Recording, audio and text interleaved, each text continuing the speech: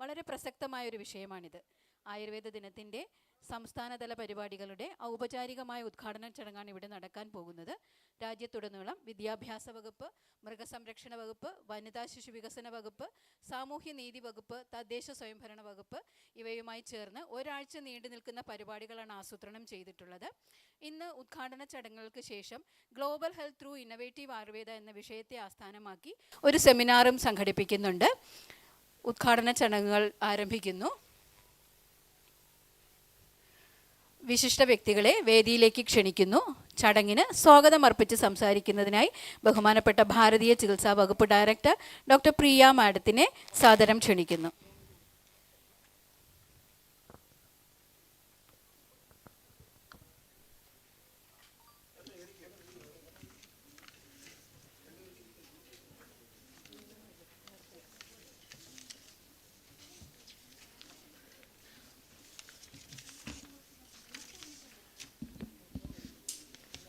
ഏവർക്കും നമസ്കാരം.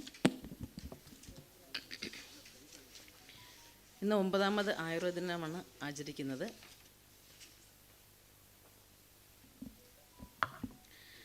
ആരോഗ്യ സംരക്ഷണത്തിന് ആയുർവേദത്തിൻ്റെ പ്രാധാന്യത്തെക്കുറിച്ച് നിങ്ങൾക്ക് ഏവർക്കും അറിയാം, പ്രത്യേകിച്ച് ഞാൻ പറയേണ്ടതില്ല. നമ്മുടെ ആയുർവേദ ദിനം ആചരിച്ച് തുടങ്ങിയിട്ട് നമുക്ക് ഇന്ന് 9ാമത് പ്രാവശ്യത്തെയാണ്. 2016 മുതലാണ് നമ്മൾ ആയുർവേദ ദിനം ആചരിച്ച് തുടങ്ങിയത്. നമ്മുടെ സമൂഹത്തിൻ്റെ വിവിധ മേഖലയിലുള്ള ആരോഗ്യ സംരക്ഷണം, രോഗപ്രതിരോധ വിഷയങ്ങളെ ബന്ധപ്പെടുത്തിയാണ് കഴിഞ്ഞ ഓരോ വർഷങ്ങളിലും ആയുർവേദ ദിനത്തിൻ്റെ കേന്ദ്ര പ്രമേയങ്ങൾ രൂപീകരിച്ചത്. അതിൽ പ്രധാനമായും പൊതുജനാരോഗ്യം, സ്ത്രീകളുടെ ആരോഗ്യം, വേദനാശമനം തുടങ്ങി പല വിഷയങ്ങളും ചർച്ച ചെയ്യപ്പെട്ട ആയുർവേദ ദിനാചരണ പരിപാടികൾ മുൻ വർഷങ്ങൾ നമ്മൾ നടപ്പിലാക്കിയിട്ടുണ്ട്. ഈ വർഷം ആഗോള ആരോഗ്യത്തിന് നൂതന ആയുർവേദം എന്നതാണ് കേന്ദ്ര പ്രമേയം. കഴിഞ്ഞ കുറേ കാലങ്ങളായി ജീവിതശൈലി രോഗങ്ങളാണ് ലോകം മുഴുവൻ ആശങ്കയോടെ ഉറ്റുനോക്കുന്നത്. ഒട്ടുമിക്ക സാംക്രമിക രോഗങ്ങളെ നിവാരണം ചെയ്യാൻ സാധിച്ചു എന്നതാണ് നമ്മുടെ ആരോഗ്യരംഗത്തെ ഏറ്റവും സവിശേഷത. ലോകത്തിൻ്റെ പല ഭാഗങ്ങളിലും സാംക്രമിക രോഗങ്ങൾ പ്രത്യക്ഷപ്പെട്ടിരുന്നുവെങ്കിലും അവ മഹാമാരിയുടെ രൂപം പൂണ്ടിരുന്നില്ല. പക്ഷേ 4 വർഷങ്ങൾക്ക് മുൻപ് നമ്മയെല്ലാം ഭീതിയിലാഴ്ത്തിക്കൊണ്ട് കോവിഡ് മഹാമാരി പൊട്ടിപ്പുറപ്പെടുകയും അക്ഷരാർത്ഥത്തിൽ നമ്മളെ വിറപ്പിച്ച് കളയുകയും ചെയ്തിരുന്നു. നമ്മുടെ എല്ലാം ശാസ്ത്ര വിജ്ഞാനങ്ങളും ഉപയോഗിച്ചുകൊണ്ട് നമ്മൾ അതിനെ പ്രതിരോധിക്കാൻ ശ്രമിച്ചു. ആയുർവേദം അതിൻ്റെ തന്നെ പങ്ക് വളരെയധികം മികച്ചത് തന്നെ വഹിക്കാൻ സാധിച്ചിട്ടുണ്ടായിരുന്നു. അതോടെയാണ് നമുക്ക് പുതിയ ചില ബോധ്യങ്ങളുണ്ടായത്. മനുഷ്യൻ്റെ ആരോഗ്യത്തെ അങ്ങനെ മാത്രം ചുരുക്കി കളയാവുന്നതല്ലെന്നും മൃഗങ്ങളുടെയും വൃക്ഷലതാദികളുടെയും എന്തിന് ചുറ്റുപാടുകളുടെയും ഒക്കെ ആരോഗ്യം നമ്മൾക്ക് ആവശ്യമുള്ളതാണെന്നും അതിൽ നിന്ന് ഉരുത്തിരിഞ്ഞാണ് ഏകാരോഗ്യം എന്ന സങ്കല്പം. ആയുർവേദത്തിൻ്റെ ചിന്താധാരയുമായി അത് ഏറെ ബന്ധപ്പെട്ട് കിടക്കുന്നു. നമ്മൾ ആൻറ്റിബയോട്ടിക്കുകളുടെ ഉപയോഗം അതിക്രമിച്ചതിന് ശേഷം ആൻറ്റിബയോട്ടിക്കുകളുടെ പ്രതിരോധശേഷി കൈവരിച്ച് തന്നെ രോഗാണുക്കൾ വന്നു തുടങ്ങിയിരിക്കുന്ന കാലഘട്ടം കൂടിയാണ്. അത് പല രോഗങ്ങളുടെയും ചികിത്സ പോലും അസാധ്യമാക്കി കളയുകയാണ്. മരണനിരക്ക്, ചികിത്സാ ചിലവ് എന്നിവ അധികരിപ്പിച്ചു. പുതിയ രോഗങ്ങൾ പലതും പ്രത്യക്ഷപ്പെടുകയും ചെയ്തു. ജീവിതശൈലി രോഗങ്ങൾ ഉള്ളവർക്ക് അത്തരം പകർച്ചവ്യാധികൾ വളരെ സങ്കീർണതകൾ സൃഷ്ടിച്ചു. അതുകൂടാതെ ജീവിതശൈലി രോഗങ്ങൾ, പകർച്ചവ്യാധികൾ, ആധുനിക കാലത്തെ മാനസിക സമ്മർദ്ദങ്ങൾ എന്നതിന് രോഗാതുരത വർദ്ധിപ്പിച്ചു. ആഗോള ആരോഗ്യരംഗം ഇന്ന് വലിയ തോതിൽ പ്രതിസന്ധി നേരിടുകയാണ്.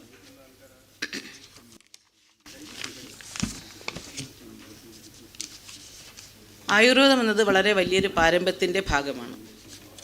നമുക്കറിയാം, ഭാരത സംസ്കാരത്തിൻ്റെ ഭാഗം കൂടിയാണ് ആയുർവേദം. ആയുർവേദ ശാസ്ത്രത്തിൽ വളരെ വർഷങ്ങൾക്ക് മുന്നേ, അല്ലെങ്കിൽ കാലാകാലങ്ങളായി തന്നെ നമ്മുടെ നേരത്തെ ഞാൻ സൂചിപ്പിച്ചതുപോലെ ഓരോ വൃക്ഷായുർവേദം, മൃഗായുർവേദം എന്ന് തുടങ്ങി എല്ലാത്തിനെയും കുറിച്ചും പ്രതിപാദിച്ചിരുന്നു. പക്ഷേ കുറച്ച് കാലങ്ങളായി നമ്മൾ അതിന് വളരെ ഊന്നൽ നൽകി പോകുന്നില്ല എന്നുള്ളതാണ് സത്യം. വയോജനങ്ങളുടെ ആരോഗ്യം, ദുർബലരും പാർശ്വവൽക്കരിക്കപ്പെട്ടവരുമായ മനുഷ്യരുടെ ആരോഗ്യം, മനുഷ്യർക്കൊപ്പം തന്നെ പരിഗണന അർഹിക്കുന്ന മൃഗങ്ങളുടെയും മത്സ്യങ്ങളുടെയും പക്ഷികളുടെയും ആരോഗ്യം എന്നിവ എല്ലാം കൂടി ചേർത്ത് പിടിച്ചുകൊണ്ട് വേണം നമ്മുടെ ആരോഗ്യ സംരക്ഷണം ഇനി നടപ്പിലാക്കേണ്ടത്. അതിന് ഏറ്റവും ഊന്നൽ നൽകുന്ന ഒരു സെമിനാറാണ് നമ്മൾ ഇന്ന് നടപ്പിലാക്കുന്നത്.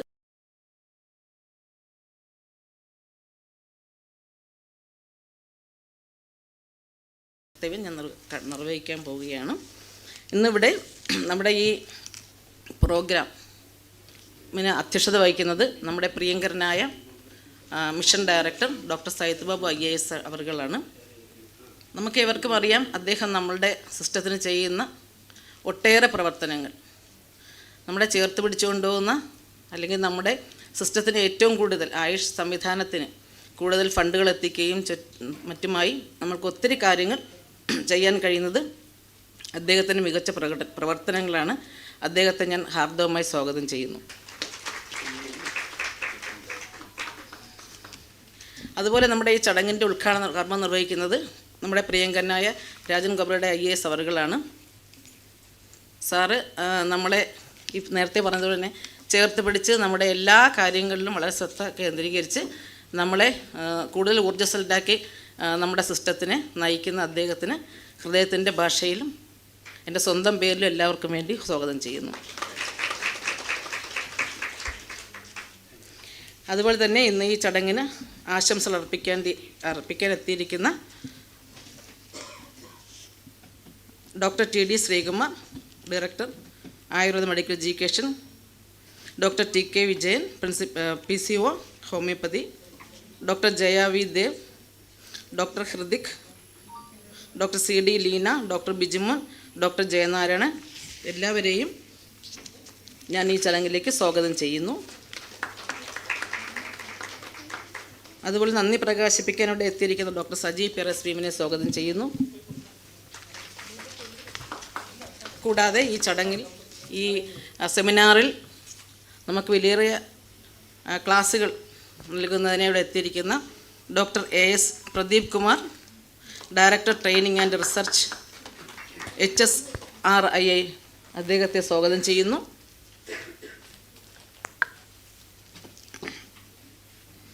അതുപോലെ doctor Jayarajan, chief Ayurveda consultant academy director, Kerala Ayurveda USA, അദ്ദേഹം ഓൺലൈനാണ് പങ്കെടുക്കുന്നത്. അദ്ദേഹത്തെ സ്വാഗതം ചെയ്യുന്നു. അതുപോലെ doctor Rajasekharan Nair, principal, global institute of public health, Kerala university, അദ്ദേഹത്തെ ഞാൻ സ്വാഗതം ചെയ്യുന്നു. Doctor Radhakrishnan KV, senior principal science, CSIR, അദ്ദേഹത്തെ ഞാൻ ആദരപൂർവ്വം സ്വാഗതം ചെയ്യുന്നു.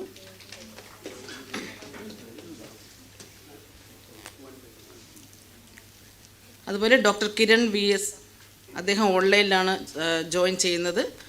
ആയുർവേദ പ്രോഗ്രാം കോർഡിനേറ്റർ, ജർമ്മനിയിൽ നിന്നാണ് അദ്ദേഹം ജോയിൻ ചെയ്യുന്നത്. അദ്ദേഹത്തെയും ഞാൻ സ്വാഗതം ചെയ്യുന്നു.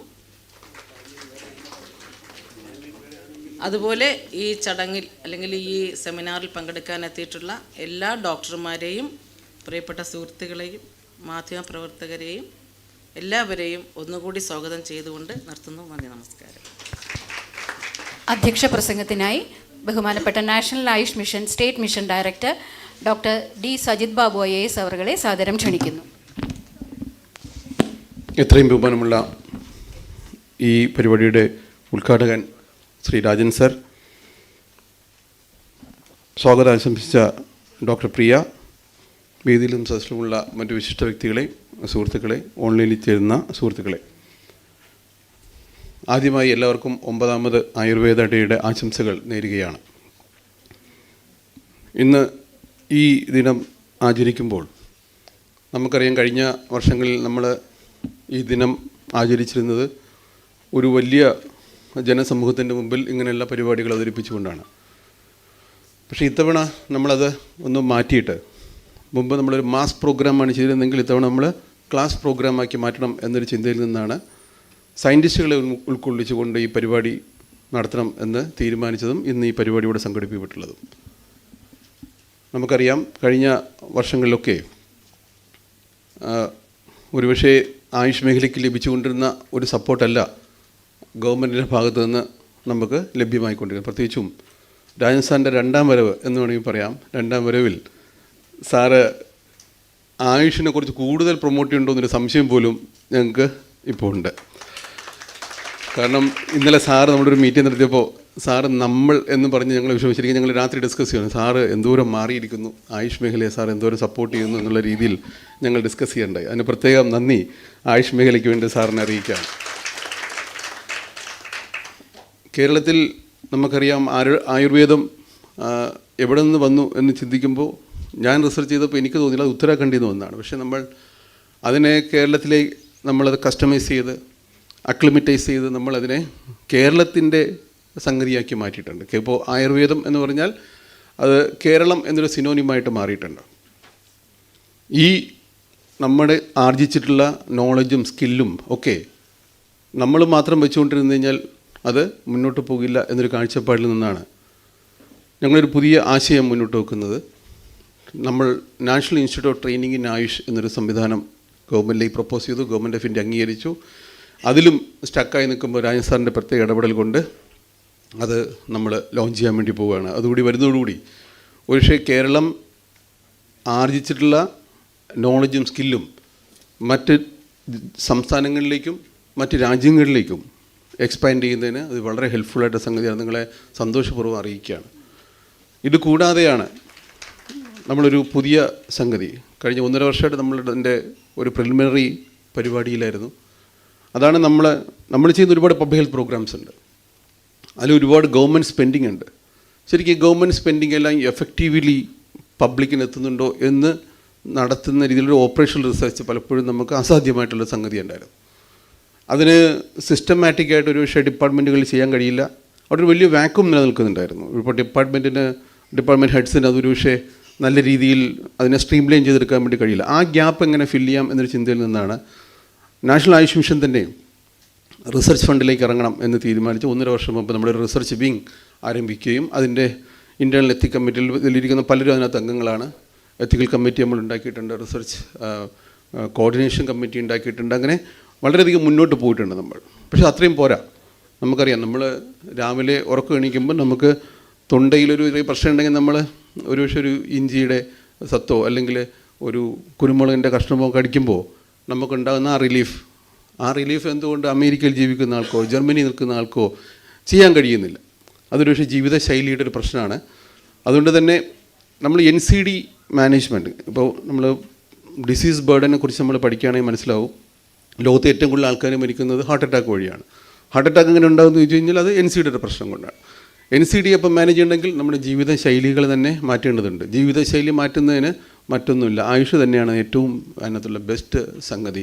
പ്രിവെൻറ്റീവ് സൈഡിൽ ഏറ്റവും നന്നായി ചെയ്യാൻ കഴിയുന്ന ആയുഷ് സിസ്റ്റംസിനെ ഒരു സയൻറ്റിഫിക് എവിഡൻസിൽ കൂടി വേൾഡിലേക്ക് അവതരിപ്പിക്കുക എന്നുള്ളതായിരിക്കണം നമ്മൾ ഓരോരുത്തരുടെ ഉള്ളിൽ. ആ ഒരു തീമും കൂടെ ഉള്ളിൽ വെച്ചുകൊണ്ടാണ് നമ്മൾ ഇത്തവണ, ഞാൻ നേരത്തെ പറഞ്ഞല്ലോ, മാസ് പ്രോഗ്രാം എന്നത് മാറിക്കൊണ്ട് ക്ലാസ് പ്രോഗ്രാമായിട്ട് സയൻറ്റിസ്റ്റുകളെ മാത്രം വെച്ചുകൊണ്ട് ഇത്തവണത്തെ ആയുർവേദ ഡേയുടെ ആശയം മുന്നോട്ട് വെക്കാൻ തീരുമാനിച്ചിട്ടുള്ളത്. ഇതാണ് ഇന്നത്തെ ഈ സെമിനാറിൻ്റെ ആശയം. നിങ്ങളെല്ലാവരും ആത്മാർത്ഥമായി, ഇപ്പോൾ ഇവിടെ നിന്ന് മാത്രമല്ല, ജർമ്മനിയിൽ നിന്നും USA നിന്നൊക്കെ ആൾക്കാർ അതിനകത്ത് പങ്കെടുക്കുന്നുണ്ട്. ഇവിടെ നിന്ന് കിട്ടുന്ന ഇൻപുട്സ് ഒരുപക്ഷെ നിങ്ങളെ ഇനിയുള്ള നിങ്ങളുടെ ഗവേഷണ പ്രയാണത്തിൽ നിങ്ങളെ സഹായിക്കണം, അല്ലെങ്കിൽ നിങ്ങൾക്ക് പുതിയ തോട്ട് പ്രോസസ്സ് ഉണ്ടാകാൻ ഇങ്ങനത്തെ പരിപാടികൾ സഹായിക്കട്ടെ എന്ന് മാത്രം ആശംസിച്ചുകൊണ്ട് ഈ പരിപാടി ഉദ്ഘാടനം ചെയ്യാൻ നിങ്ങളുടെ പ്രിയപ്പെട്ട രാജൻ സാറിനെ ക്ഷണിക്കുകയാണ്.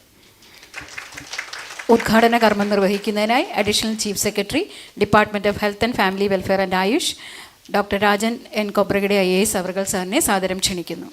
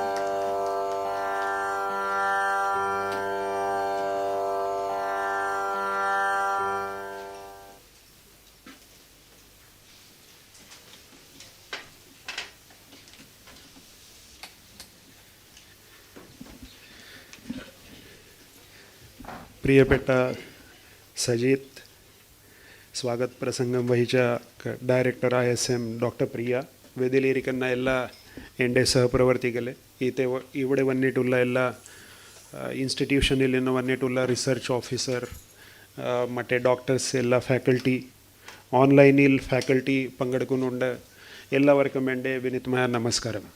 ഇന്ന് സജിത്ത് പറഞ്ഞ പോലെ ആയുർവേദ ദിനത്തിൻ്റെ എല്ലാവർക്കും ആശംസ.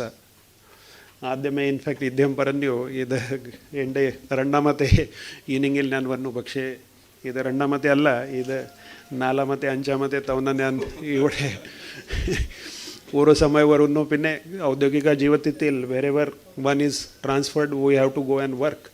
പക്ഷേ ഭാഗ്യവശാൽ ആ ഹെൽത്ത് മേഖലയിൽ എനിക്ക് ഒരു ജോലി ചെയ്യാൻ അവസരം കിട്ടിയത് തന്നെ വലിയ ഭാഗ്യമാണത് എനിക്ക് എല്ലാവർക്കും പറയാനുള്ളത്. നിങ്ങൾ ഇതിൻ്റെ സ്ഥിരം ഒരു അംഗമാണ്, അതുകൊണ്ട് നമ്മുടെ വഴി ഏതെല്ലാം കാര്യങ്ങൾ ചെയ്യാൻ പറ്റും അതാണ് നമ്മളെല്ലാവരും എപ്പോഴും ചിന്തിക്കേണ്ടത്. ഇന്നത്തെ ഈ വേദിയിൽ ഇൻഫാക്ട് ഡോക്ടർ പ്രദീപും ഇവിടെ വന്നിട്ടുണ്ട്. ഇദ്ദേഹം ആസ് എ ഫാക്കൽറ്റി ഒരു സെഷനും എടുക്കും. വളരെയേറെ സന്തോഷമുണ്ട്. ബിക്കോസ് ഇദ്ദേഹം ADHS ആയിരുന്നപ്പോൾ ആ സമയവും നമ്മൾ കുറേയേറെ കാര്യങ്ങൾ അത് ഒരു സംസാരിക്കാൻ പ്ലാനിങ് ചെയ്യാൻ സാധിച്ചിട്ടുണ്ടായിരുന്നു. ഇദ്ദേഹത്തിൻ്റെ മാർഗദർശനം തീർച്ചയായിട്ടും നമുക്ക് എല്ലാവർക്കും വളരെയേറെ ഒരു കൂടുതൽ കാര്യങ്ങൾ അറിയിക്കാൻ ചെയ്യാൻ അത് ഫലപ്രദമാവും അത് എനിക്ക് തോന്നുന്നു. ആയുർവേദത്തിൻ്റെ കാര്യം ഇൻഫാക്ട് നമ്മളെല്ലാവരും സാധാരണ മനുഷ്യരായാലും അല്ലെങ്കിൽ ഡോക്ടറായാലും അല്ലെങ്കിൽ ആയുർവേദ മേഖലയിൽ പ്രവർത്തിക്കുന്ന എല്ലാ ആൾക്കാരായാലും ആയുർവേദത്തിൻ്റെ കാര്യങ്ങൾ നമ്മൾ എല്ലാ ജനങ്ങൾക്ക് എത്തിക്കാനുള്ള ഒരു ചുമതല നമുക്ക് എല്ലാവർക്കും ഉണ്ട്. അത് നമ്മുടെ ഒരു സയൻസ് ഉണ്ട്. ആ സയൻസ് കാലാനുസരിച്ച് കുറിച്ച് മാറിയിട്ടുണ്ട്. അതുകൊണ്ടാണ് നമ്മൾ only in some of the state it is very authentically practised. മറ്റേ സ്റ്റേറ്റിൽ അതുപോലെ തന്നെ ചില രാജ്യങ്ങളിൽ അതൊന്ന് ശരിയായ രീതിയിൽ അതിൻ്റെ പ്രവർത്തനം ഇല്ലെങ്കിലും ആയുർവേദത്തിൻ്റെ മഹാത്മ്യം അത് മുഴുവൻ ലോകത്തിൽ പോയിട്ടുണ്ട്. അത് നമുക്ക് എല്ലാവർക്കും അറിയാം. ഏത് രീതിയിൽ അതിൻ്റെ പ്രവർത്തനം നടക്കുന്നു അതിൽ ചിലപ്പോൾ നമുക്ക് ക്വാളിറ്റേറ്റീവ് ഏതെങ്കിലും കൺക്ലൂഷൻ ഉണ്ടായിരിക്കാം. പക്ഷേ തീർച്ചയായിട്ടും ആയുർവേദത്തിൻ്റെ മഹാത്മ്യത്തിൻ്റെ അടിസ്ഥാനത്തിൽ മുഴുവൻ ലോകത്തിൽ ഇതിന് സംബന്ധിച്ചുള്ള ഒരു what I would say they are more interested to understand എന്നാണ് ഈ സയൻസ്. അപ്പോൾ ഈ ബാക്ക്ഗ്രൗണ്ടിൽ നമ്മുടെ സമൂഹത്തിൽ കേരളത്തിൽ പ്രത്യേകം എന്താ ചെയ്യാൻ സാധിക്കും അങ്ങനെ ഒരു കാര്യങ്ങൾ ചിന്തിക്കുമ്പോൾ എൻ്റെ മനസ്സിൽ 2-3 കാര്യങ്ങൾ വരുന്നുണ്ട്. ഒന്ന്, നമ്മുടെ ഈ ആയുർവേദത്തിൻ്റെ ചികിത്സാ രംഗത്തിൽ നമ്മൾ ചെയ്യാനുള്ള കാര്യങ്ങൾ അതിൽ ഇപ്പോൾ ആൾക്കാർക്ക് ഏതെങ്കിലും അസുഖം ഉണ്ടെങ്കിൽ രോഗങ്ങൾ ഉണ്ടെങ്കിൽ അവരെ വരണം. അത് തീർച്ചയായിട്ടും നമ്മൾ ചെയ്യാം, അത് നമ്മൾ ചെയ്യുന്നുമുണ്ട്. So that is immediate health care through our system.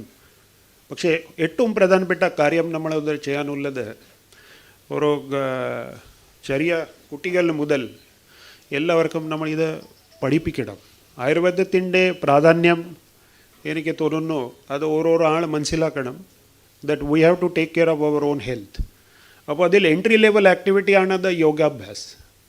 യോഗത്തിൻ്റെ പഠിത്തം ചെയ്തിട്ടുള്ള സ്റ്റുഡൻറ്റ് ഒരിക്കലും ആ ഡിസിപ്ലിൻ മറക്കത്തില്ല. അപ്പോൾ അതുകൊണ്ടാണ് നാം വഴി ഇവിടെ ISM ഡിപ്പാർട്ട്മെൻറ്റ് വലിയ ഒരു ആശയം വെച്ചിട്ട് മുഴുവൻ സ്റ്റേറ്റിൽ 10,000 യോഗ ക്ലബ് തുടങ്ങണം അങ്ങനെ ഒരു ഒബ്ജക്റ്റീവ് വെച്ചിട്ട് അവർ കാര്യങ്ങൾ ക്രമീകരിച്ചിട്ട് മുന്നോട്ട് വന്നിട്ടുണ്ട്. അപ്പോൾ എനിക്ക് ഓർമ്മയുണ്ട്, ഐ തിങ്ക് 2021 അതിൻ്റെ തുടക്കം വയ്ക്കുമ്പോൾ അതാണ് പ്ലാനിങ് നമ്മൾ ചെയ്തിട്ടുണ്ടായിരുന്നു. പക്ഷേ ഷജിത് ബാബു കഴിഞ്ഞ 1.5 വർഷം കൊണ്ട് അത് നാം വഴി കുറേയേറെ കാര്യങ്ങൾ ചെയ്യാൻ സാധിച്ചു. അതിൽ ഒന്നാമത്തെ കാര്യങ്ങളാണ് ഇത്. മുഴുവൻ സ്റ്റേറ്റിൽ 10,000 യോഗ ക്ലബ് നമുക്ക് ചെയ്യാൻ സാധിച്ചു. ഇവിടെ വന്നിട്ടുള്ള ആൾക്കാരോട് എനിക്ക് പറയാനുള്ളത്, ഈ yoga club is a entry level activity not only for the student but also young persons. അപ്പോൾ അഡോളസെൻ്റ് ആയാലും അല്ലെങ്കിൽ അഡൾട്ട് ആയാലും വയസ്സുള്ള കക്ഷിയായാലും ഇങ്ങനെ എല്ലാ സെഗ്മെൻറ്റുമായിട്ട് നമ്മൾ ഇൻറ്ററാക്ട് ചെയ്യാൻ സാധിക്കണം. ഞാൻ യോഗ ഈ എൻട്രി ലെവൽ ആക്ടിവിറ്റി വഴി നമ്മുടെ ആരോഗ്യം എങ്ങനെ നമ്മൾ പ്രൊട്ടക്റ്റ് ചെയ്യണം അതിനുള്ള സന്ദേശം നമ്മൾ എല്ലാവർക്കും കൊടുക്കാൻ സാധിക്കണം. അപ്പോൾ let us build a hypothesis in the auspicious occasion of this Ayurveda day. നിരന്തരമായി നമ്മൾ പരിശ്രമം ചെയ്തിട്ട് അടുത്ത 10-20 വർഷത്തിൽ ഇപ്പോൾ ഇന്ന് ഒരു 1ാമത്തെ ക്ലാസ്സിലുള്ള കുട്ടികൾ മുതൽ 3ാമത്തെ ക്ലാസ്സിൽ കുട്ടികൾ മുതൽ നമ്മൾ ഇത് യോഗത്തിൻ്റെ പഠിത്തം ശരിയായ രീതിയിൽ അത് ചെയ്താൽ let us assume that almost I think there are 75 lakh students in the state, more than that I think, but around 75 lakh students എല്ലാ വർഷത്തിൽ അത് +2ൻ്റെ നമ്പർ നമ്മൾ എടുക്കുമ്പോൾ അതാണ് മനസ്സിലാക്കുന്നത്. So every generation I think we will have every year that much number of student. അപ്പോൾ അടുത്ത 5-10 വർഷത്തിൽ നമ്മൾ വളരെ കോൺസെൻട്രേഷനിൽ ഈ ഒട്ടേ കാര്യങ്ങൾ എൻട്രി ലെവൽ കാര്യങ്ങൾ കറക്റ്റായിട്ട് ചെയ്താൽ നമ്മുടെ ഡിസീസ് ബർഡൻ തന്നെ നമുക്ക് താഴെ കൊണ്ടുവരാൻ സാധിക്കും. അപ്പോൾ യോഗത്തിൻ്റെ അഭ്യാസം ശേഷമേ ആ ആൾ തീർച്ചയായിട്ടും ഡിസിപ്ലിനായിട്ട് പ്രവർത്തിക്കും. അതിൻ്റെ 2ാമത്തെ കോംപ്ലിമെൻ്ററി കാര്യങ്ങൾ നടക്കാൻ പോകുന്നത് ഹെൽതി ഫുഡ്. അപ്പോൾ നമ്മൾ ഇത് യോഗത്തിൻ്റെ അഭ്യാസം നമ്മൾ മുന്നോട്ട് കൊണ്ടുപോകുമ്പോൾ ആയുർവേദത്തിൻ്റെ പ്രത്യേകം ഒരു ആ പൊട്ടൻഷ്യൽ നമ്മൾ അറിഞ്ഞുകൊണ്ട് ഏതാണ് ഹെൽതി ഫുഡ് ഇവിടെ ലോക്കലി അവൈലബിൾ അതിനുള്ള നല്ല 2ാമത്തെ സംരംഭം അവരെ ചെയ്തിട്ടുണ്ട്, ഹെൽതി പ്ലേറ്റ്. അപ്പോൾ അവിടെ ഈ ഉചിതമായ ഒരു ആഹാരം പോഷകാഹാരം എന്തായിരിക്കണം, ഒരു അസുഖം വന്നിട്ടുള്ള കക്ഷി എന്താ എടുക്കണം, അതുപോലെ തന്നെ ഹെൽതി ആൾ എന്താ കഴിക്കണം, ഇത് 2ാമത്തെ കോംപ്ലിമെൻ്ററി തിങ് നമ്മൾ ബിൽഡ് ചെയ്തിട്ട് പോകണം. So when we are dealing with a student any age we should make it very interesting. ആ യോഗ ഒരു സബ്ജക്റ്റ് ആൻഡ് പരീക്ഷ പോലെ അവർക്ക് തോന്നാൽ പാടില്ല. It has to be very interesting for kids. അപ്പോൾ അതിൽ 2ാമത്തെ ഭാഗം നമ്മൾ ഈ ഒരു what is healthy plate, healthy food, ആ ആയുർവേദത്തിൻ്റെ തത്വ വഹിച്ചിട്ട് നമ്മളതിൽ മുന്നോട്ട് കൊണ്ടുപോയാൽ എനിക്ക് തോന്നുന്നു that is a second which is very important thing which is going to happen for that individual.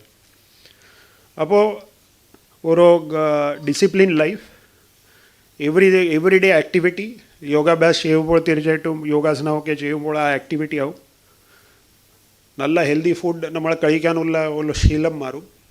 ദോഷം ചെയ്യാനുള്ള ഫുഡ് കൂടുതൽ കഴിക്കത്തില്ല, അല്ലെങ്കിൽ ഒരിക്കലും കഴിക്കത്തില്ല. ആ രീതിയിലേക്ക് നമ്മൾ പോകുമ്പോൾ I think we should build hypothesis in next 10 to 20 years. നമ്മുടെ ഈ കുട്ടികളിൽ അവരുടെ ഈ ജീവിതശൈലിയിൽ നമ്മൾ കുറച്ച് മാറ്റങ്ങൾ കൊണ്ടുവന്നാൽ ഈ ഡിസീസ് ബർഡൻ തന്നെ കുറയ്ക്കാൻ സാധിക്കും. അതാണ് ഏറ്റവും പ്രധാനപ്പെട്ട ഒരു കാര്യം. നമ്മൾ എല്ലാവരും ഇതിൽ ചിന്തിക്കണം. Longitudinal study by the researchers who are now entering into this field അവരെ ഒന്ന് മനസ്സിലാക്കണം. അപ്പോൾ നമ്മൾ ഒരു സംസ്ഥയിൽ ഉണ്ടെങ്കിൽ മാത്രമേ ഈ റിസർച്ച് ചെയ്യാം, അതല്ല. പിന്നെ അതിന് ശേഷമേ PG കഴിഞ്ഞിട്ട് ശേഷമേ നിങ്ങൾ എല്ലാവരും ചിലപ്പോൾ ഗവൺമെൻറ് ജോലിയിൽ വരും, അല്ലെങ്കിൽ പ്രൈവറ്റ് പ്രാക്ടീസ് ചെയ്യും. ആ സമയം നിങ്ങളുടെ ക്യാച്ച്മെൻറ്റ് ഏരിയയിൽ ഈ ലോങ്ങിറ്റ്യൂഡിനൽ സ്റ്റഡി ചെയ്താൽ നിങ്ങൾക്ക് ഇത് അറിയാൻ സാധിക്കണം, നിങ്ങൾക്കത് ജനങ്ങൾക്ക് പ്രേരിപ്പിക്കാൻ സാധിക്കണം that we are going towards that direction. അപ്പോൾ കേരളത്തിൽ അതാണ് ആയുർവേദ മേഖലയിൽ നിന്ന് ചെയ്യാനുള്ള ഒരു ഏറ്റവും പ്രധാനപ്പെട്ട കോൺട്രിബ്യൂഷൻ ഇതായിരിക്കും. അതിനുവേണ്ടി നമ്മൾ ഡിപ്പാർട്ട്മെൻറ്റ് വഴി NAM വഴി അത് പ്രൈവറ്റ് മേഖലയുമായിട്ടും ഒരു പാർട്ട്ണർഷിപ്പ് ഡെവലപ്പ് ചെയ്തിട്ട് മുന്നോട്ട് പോകാൻ വേണ്ടി നമ്മൾ ചിന്തിച്ചു കൊണ്ടിരിക്കുകയാണ്. We will definitely be able to build a partnership. And I would request our SMD NAM and also our director ISM, എല്ലാ ജില്ലയിലുള്ള DMO, ഞാൻ ഈ എല്ലാ യോഗ ക്ലബിൽ പ്രവർത്തിക്കുന്ന യോഗ ഇൻസ്ട്രക്ടർ, ഈ yoga club should be A nodal point through which we will engage with all the community, children, adolescent, adult, elderly people, everybody. അതാണ് നമ്മൾ ചെയ്യാൻ ഉദ്ദേശിക്കുന്നു. അതിന് നിങ്ങൾ ഒന്ന് ഇപ്പോൾ കുറച്ച് കൂടുതൽ പഠനം ചെയ്തിട്ട് എങ്ങനെ ക്വാളിറ്റേറ്റീവ് ഇമ്പ്രൂവ്മെൻറ്റ് ചെയ്യണം അത് ചിന്തിക്കുക. രണ്ടാമത്തെ, നമ്മുടെ കോർ കോമ്പറ്റൻസീസ് എങ്ങനെ ഉപയോഗിക്കണം അതായിരിക്കണം നമ്മുടെ എല്ലാവരുടെ എപ്പോഴും ഉദ്ദേശം. അപ്പോൾ ഇങ്ങനെ നമ്മൾ എൻഗേജ്മെൻറ്റ് ചെയ്യുമ്പോൾ നമ്മുടെ സമൂഹത്തിൽ ഏറ്റവും കൂടുതൽ NCD-ൻ്റെ ആണ് ഇത് ഡിസീസ് ബർഡൻ നമ്മൾ നോക്കിക്കൊണ്ടിരിക്കുകയാണ്. And because of non communicable disease, hypertension, diabetes, COPD അങ്ങനെയുള്ള ഡിസീസ് കൊണ്ടാണ് മോർബിഡിറ്റി കൊണ്ടാണ് പിന്നെ സീരിയസ് ഇൽനെസ് കൊണ്ടാണ് പിന്നെ പവർട്ടി സൈക്കിൾ. ബിക്കോസ് ഏതെങ്കിലും പാവപ്പെട്ട ആൾക്കാർക്ക് ഒരു സീരിയസ് ഇൽനെസ് പെട്ടെന്ന് വന്നാൽ നമ്മുടെ ഗവൺമെൻറ് ആശുപത്രിയിൽ ഫ്രീ ആയിട്ട് ചികിത്സ ഉണ്ടെങ്കിലും അവർക്ക് കുറേ പ്രശ്നങ്ങളുണ്ടാവും. അവരുടെ loss of wages itself is a biggest culprit. അതുകൊണ്ടാണ് അവർ വീണ്ടും പോവർട്ടിയിലേക്ക് പോകുന്നു. അതിൽ നിന്ന് പിന്നെ അവർക്ക് പോകി വരാനേ സാധിക്കുന്നില്ല. അങ്ങനെയുള്ള സാഹചര്യം ഇത് ബ്രേക്ക് ചെയ്യാനാണെങ്കിൽ നമ്മുടെ വളരെ ഇൻറ്റിഗ്രേറ്റഡ് വേ ഈ NCDയിൽ എന്താ പങ്ക് വഹിക്കാൻ പറ്റും, അതാണ് നമ്മുടെ ചിന്താഗതി. ഓരോ ചിന്താഗതി ഇത് NCD തന്നെ നമ്മളെല്ലാം പൂർണ്ണമായി അത് ട്രീറ്റ് ചെയ്യും. അത് ഏതായാലും നമ്മുടെ ട്രീറ്റ്മെൻറ്റ് പ്രോട്ടോക്കോൾ അനുസരിച്ച് നമ്മൾ ചെയ്താൽ മതി. പക്ഷേ I think complementary activities which are very very important and possible, ആ എല്ലാ കോംപ്ലിമെൻ്ററി ആക്ടിവിറ്റി നമ്മൾ ഒന്ന് ചെയ്യാൻ സാധിക്കണം. അപ്പോൾ അതുകൊണ്ടാണ് ഇത് രണ്ടാമത്തെ റിക്വസ്റ്റ് നമ്മൾ ചെയ്തു. അത് ഇൻറ്റിഗ്രേറ്റഡ് അപ്രോച്ച് താഴെ ഡിസ്പെൻസറി ലെവലിൽ നമ്മുടെ ആശുപത്രി ലെവലിൽ എന്ത് ചെയ്യാൻ പറ്റും, ആ ഇൻറ്റിഗ്രേറ്റഡ് അപ്രോച്ച് NCDൻ്റെ ആ പ്രത്യേകം ഏരിയയിൽ നമ്മൾ ഇനിയും ക്വാളിറ്റേറ്റീവ് ഇമ്പ്രൂവ്മെൻറ്റ് ചെയ്യാൻ വലിയ ഒരു മേഖലയാണ്. ആയുർവേദ വലിയ അതിൽ പങ്ക് വഹിക്കാനുള്ള സാധ്യത ഉണ്ട്, ഇപ്പോഴും ചെയ്യുന്നുണ്ട്. പക്ഷേ ഇനിയും നമ്മൾ അറ്റ് സ്കെയിൽ അത് ചെയ്യാൻ സാധിക്കണം. മൂന്നാമത്തെ പ്രയോറിറ്റി ഇൻഫാക്ട് നമ്മൾ എല്ലാവരുടെ നമ്മുടെ ഇപ്പോൾ ഡെമോഗ്രാഫിക് ട്രാൻസിഷൻ നോക്കുമ്പോൾ അറിയാം, ലൈഫ് എക്സ്പെക്റ്റൻസി കൂടിയിട്ടുണ്ട്. അതുകൊണ്ട് വയസ്സുള്ള കക്ഷി സീനിയർ സിറ്റിസണിൻ്റെ എണ്ണം കൂടി വരും. അപ്പോൾ വളരെ പെട്ടെന്ന് നമ്മുടെ മുഴുവൻ സമൂഹത്തിലുള്ള പോപ്പുലേഷനിൻ്റെ 20% and above will be elderly population.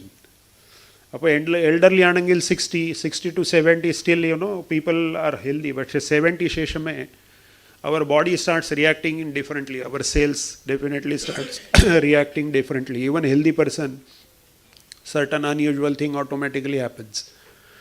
അപ്പോൾ ഈ സീനിയർ സിറ്റിസണിൻ്റെ എണ്ണം കൂടുമ്പോൾ നമ്മുടെ സിസ്റ്റം അവർക്ക് ഈ സർവീസ് പ്രൊവിഷനിങ്ങിൽ സജ്ജമാണോ ഇല്ലയോ, അത് ഒരു ലോങ് ടേം തിങ്കിങ് ഇപ്പോൾ തന്നെ വേണം. ആ ലോങ് ടേം തിങ്കിങ് ഇല്ലെങ്കിൽ നമ്മൾ ആ പ്രശ്നങ്ങൾ വരുമ്പോൾ ഒരുപാട് പ്രശ്നങ്ങൾ അടുത്ത തലമുറയ്ക്ക് അത് സഹിക്കേണ്ടി വരുന്നു. അത് therefore we have to do a long term planning how we will tackle with this senior citizens issue. അവിടെയാണ് വലിയ ഒരു പങ്ക് ആയുർവേദയ്ക്ക് വഹിക്കാൻ പറ്റും. And that is what we are already talking, that integration in pain and palliative care. And a lot of elderly people will always have many things related to bone and arthritis and other things. അത് നമ്മൾ ചെയ്യാൻ സാധിക്കും. അതുപോലെ തന്നെ COPD. അപ്പോൾ if we are working on this hypothesis of yoga and breathing exercise and all, then definitely in elderly ഏജിലും അത് നമ്മൾ വളരെ നല്ല രീതിയിൽ നമ്മുടെ ആയുഷ്യം മുന്നോട്ട് കൊണ്ടുപോകാൻ സാധിക്കും. So we should have such hypothesis. കേരളത്തിൽ ഇപ്പോൾ എത്ര 70 ആൻഡ് അബവ് എൽഡർലി പേഴ്സൺ ഉണ്ട്. മുഴുവൻ ആ ഡേറ്റ നമുക്ക് ഉണ്ടായിരിക്കണം. അത് കിട്ടാൻ ഒരു പ്രശ്നം ഇതിന് മുമ്പ് സിവിൽ സപ്ലൈസിൽ ഉണ്ടായിരുന്നു. നമുക്ക് ആ ഡേറ്റ കിട്ടും. അതിൽ നിന്ന് എത്ര ആൾക്കാർക്ക് നമ്മളിപ്പോൾ ബന്ധപ്പെട്ടിട്ടുണ്ട്, അതിൽ നിന്ന് എത്ര ആൾക്കാർക്ക് നമ്മളിപ്പോൾ ഒരു ക്യാമ്പയിൻ ചെയ്തു, എൽഡർലി പേഴ്സൺക്ക് വേണ്ടി വളരെ നല്ല ക്യാമ്പയിൻ ചെയ്തു. അപ്പോൾ അതിൽ നിന്ന് ഏതെങ്കിലും ആൾ വിട്ടുപോയിട്ടുണ്ടോ? Now we should have a second round which is a mop up round. അപ്പോൾ ഇങ്ങനെ നമ്മൾ ഒരു ഫോക്കസ്ഡ് ആയിട്ട് പ്രാക്ടീസ് ചെയ്തിട്ട് മുന്നോട്ട് പോയാൽ തീർച്ചയായിട്ടും നമുക്ക് എല്ലാ സമൂഹത്തിൽ ഒരു ആരോഗ്യത്തിൻ്റെ പ്രിൻസിപ്പൽ മുന്നോട്ട് കൊണ്ടുപോയിട്ട് ഓരോരോ ഫാമിലിയിൽ അവർക്ക് മനസ്സിലാക്കിയിട്ട് ഈ ഡിസീസ് ബർഡൻ തന്നെ കുറയ്ക്കാൻ സാധിക്കും. സോ ഇങ്ങനെയുള്ള ഈ പ്ലാനിങ് നമ്മൾ ചെയ്യുന്നു.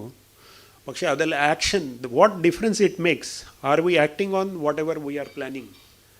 അപ്പോൾ ആ ആക്ഷനാണ് നമ്മളെല്ലാവരും നമ്മുടെ what I am playing in this initiative that we need to see. അവിടെ എനിക്കെക്കുറിച്ച് ഒരു പറയാനുള്ളത്, അത് with same intensity I don't see the action. ചില സ്ഥലത്ത് വളരെ ഇൻറ്റൻസായിട്ട് ആക്ഷൻ നടക്കുന്നു, അവിടെ കാര്യങ്ങൾ മുന്നോട്ട് പോകുന്നു. പക്ഷെ ചില സ്ഥലത്ത് നടക്കുന്നില്ല. അതുകൊണ്ട് ഞാൻ എല്ലാവർക്കും ഒരു അഭ്യർത്ഥനയാണ്, നമ്മൾ ഓരോ കാര്യങ്ങൾ ആയിപ്പിച്ചിട്ട ശേഷമേ നമുക്ക് ആ കാര്യങ്ങൾ ക്വാളിറ്റേറ്റീവ്ലി എങ്ങനെ മുന്നോട്ട് കൊണ്ടുപോകണം ആ ചിന്താഗതി എപ്പോഴും ഉണ്ടെങ്കിൽ തീർച്ചയായിട്ടും നമ്മൾ വച്ചിട്ടുള്ള ലക്ഷ്യങ്ങൾ നേടാൻ ഒരിക്കലും പ്രശ്നം വരത്തില്ല. അതാണ് നമ്മൾ എല്ലാം പഠിച്ച് മനസ്സിലാക്കിയിട്ടുള്ളത്.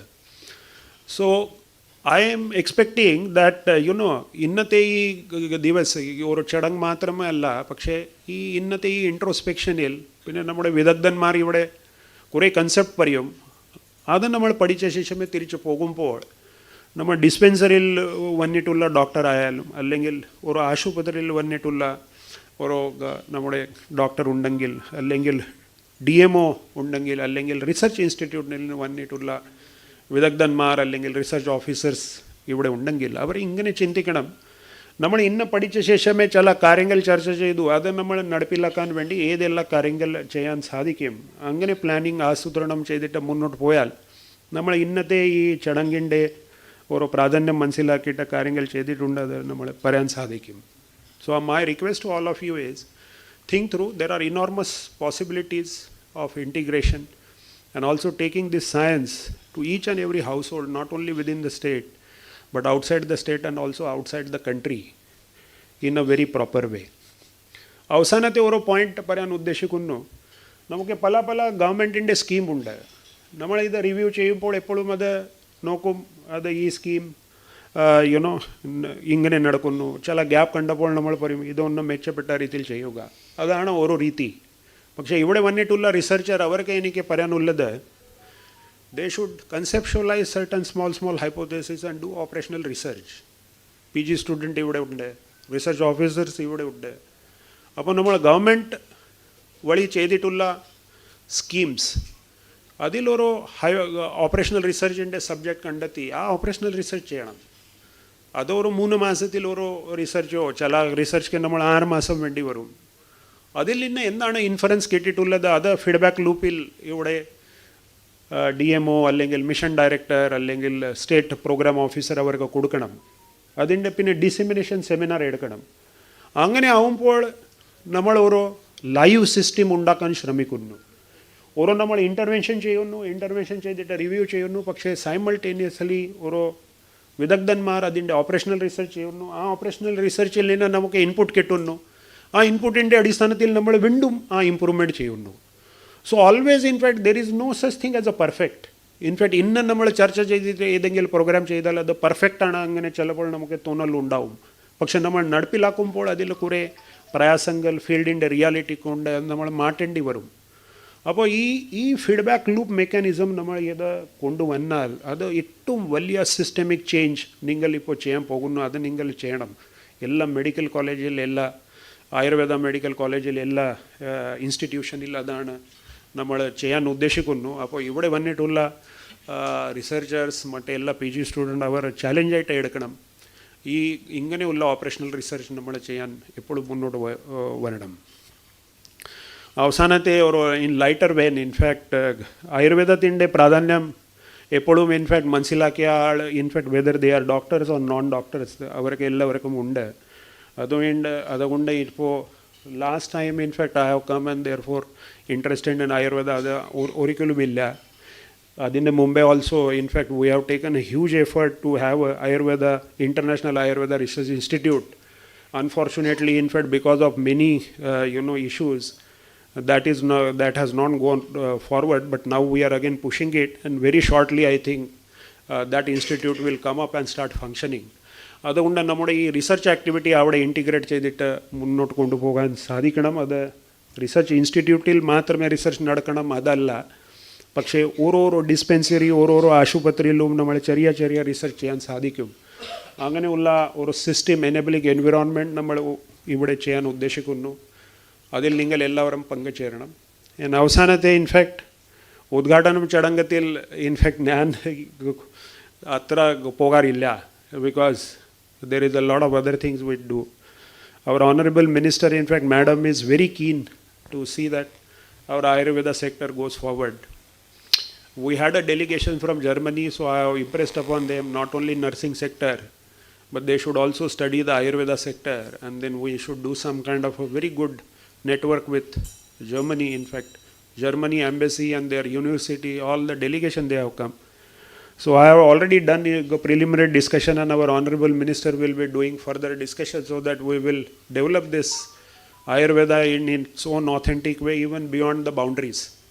അതാണ് നമ്മളിപ്പോൾ പ്രധാനപ്പെട്ട പ്രയോറിറ്റി ചെയ്യാനുള്ള 3-4 കാര്യങ്ങളിൽ ഓരോ കാര്യങ്ങൾ ഇൻ്റർനാഷണൽ ആയുർവേദ റിസർച്ച് ഇൻസ്റ്റിറ്റ്യൂട്ട് നമുക്ക് തീർച്ചയായിട്ടും അടുത്ത 18 മാസത്തിൽ പ്രാവർത്തമാക്കാൻ സാധിക്കണം. രണ്ടാമത്തെ, നമ്മുടെ ഓത്തൻറ്റിക് ആയുർവേദ അത് സ്റ്റേറ്റിൽ, within the country and outside the country ഏതെല്ലാം കോഴ്സ് വഴി ഹ്യൂമൻ റിസോഴ്സ് ൻ്റെ ക്വാളിറ്റേറ്റീവ് ഹ്യൂമൻ റിസോഴ്സ് സപ്ലൈ വഴി, അതുപോലെ തന്നെ കൊലാബറേഷൻ വഴി അത് ചെയ്യാൻ സാധിക്കും. അതാണ് രണ്ടാമത്തെ. മൂന്നാമത്തെ റിസർച്ച്. അപ്പോൾ ഈ കാര്യത്തിൽ ഒരു മാക്രോ ലെവൽ അത് ഈ ഫ്രെയിംവർക്കിൽ നമ്മളെല്ലാം പ്രവർത്തിച്ചാൽ we will definitely cover a lot of grounds and reach every nook and corner of the world and give this whole benefit of Ayurveda to each and everybody. So ഒരിക്കൽ കൂടി in fact നാം team അതുപോലെ തന്നെ ISM-ൽ പ്രവർത്തിക്കുന്ന എല്ലാ ആൾക്കാർ ഇത് ഒരു എനിക്ക് അവസരം നൽകി, അതുകൊണ്ട് നന്ദി. ആൻഡ് ഈ സെമിനാറിൻ്റെ ഈ വർക്ക്ഷോപ്പിൻ്റെ ഉദ്ഘാടനം ചെയ്ത് പ്രഖ്യാപിച്ചുകൊണ്ട് ഞാൻ അവസാനിപ്പിക്കുന്നു. Thank you sir. ആശംസകൾ അർപ്പിച്ച് സംസാരിക്കുന്നതിന് വേണ്ടി director Ayurveda medical education doctor TD Sreekumar സാറിനെ സാദരം ക്ഷണിക്കുന്നു.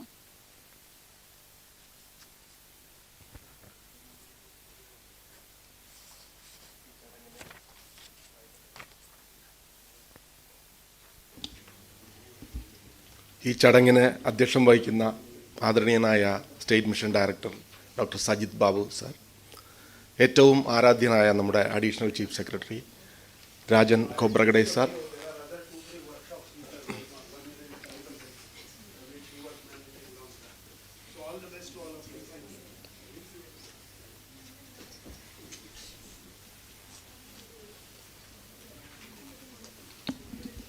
മറ്റ് വേദിയിലിരിക്കുന്ന വിശിഷ്ട വ്യക്തികളെ, സദസ്സിലിരിക്കുന്ന പ്രിയപ്പെട്ടവരെ, സുഹൃത്തുക്കളെ, ആദ്യമായി എല്ലാവർക്കും ഒരു 9ാമത് ദേശീയ ആയുർവേദ ദിനാശംസകൾ നേരുന്നു.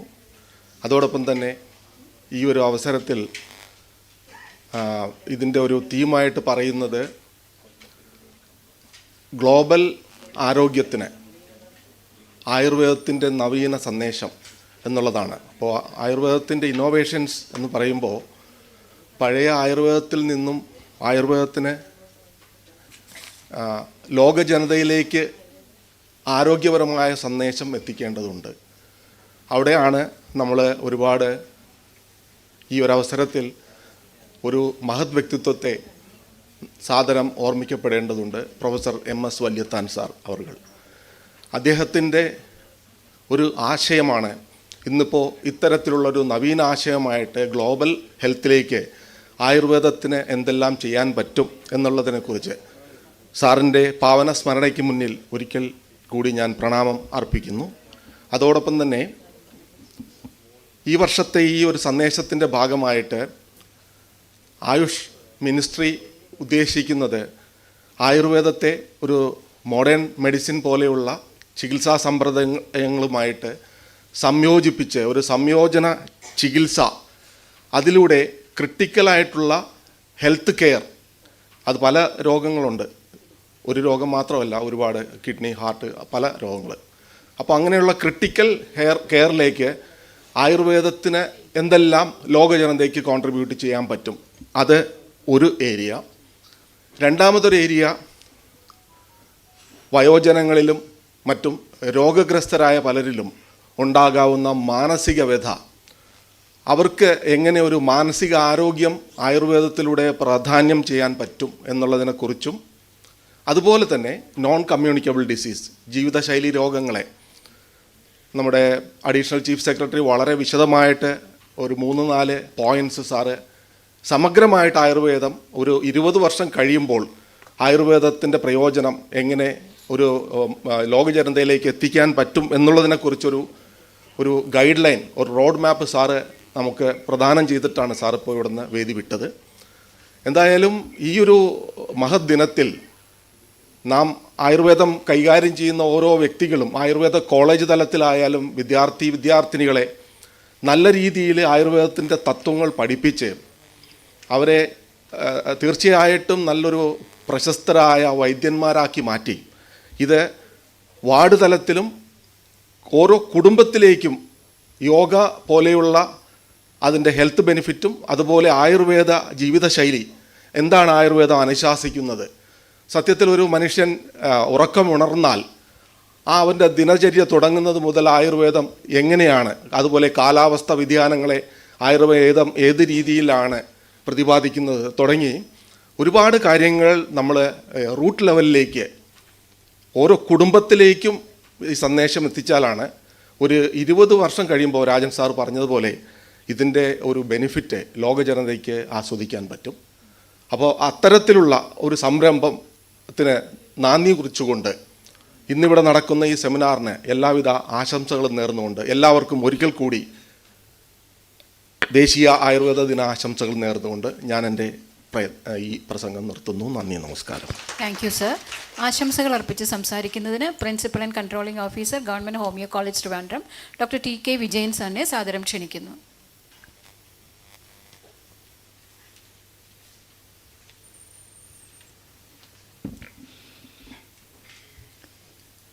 ബഹുമാനപ്പെട്ട അധ്യക്ഷൻ SMD സജിത് ബാബു സാർ, യോഗ ഉദ്ഘാടനം ചെയ്ത നമ്മുടെ അഡീഷണൽ ചീഫ് സെക്രട്ടറി രാജൻ ഗോപരുടെ sir, Ayurveda director, ISM director, വേദിയിലുള്ള മറ്റു വിശിഷ്ട വ്യക്തികളെ, പ്രിയമുള്ള രാധാകൃഷ്ണൻ സാർ, എല്ലാവർക്കും എൻ്റെ സ്നേഹവന്ദനം.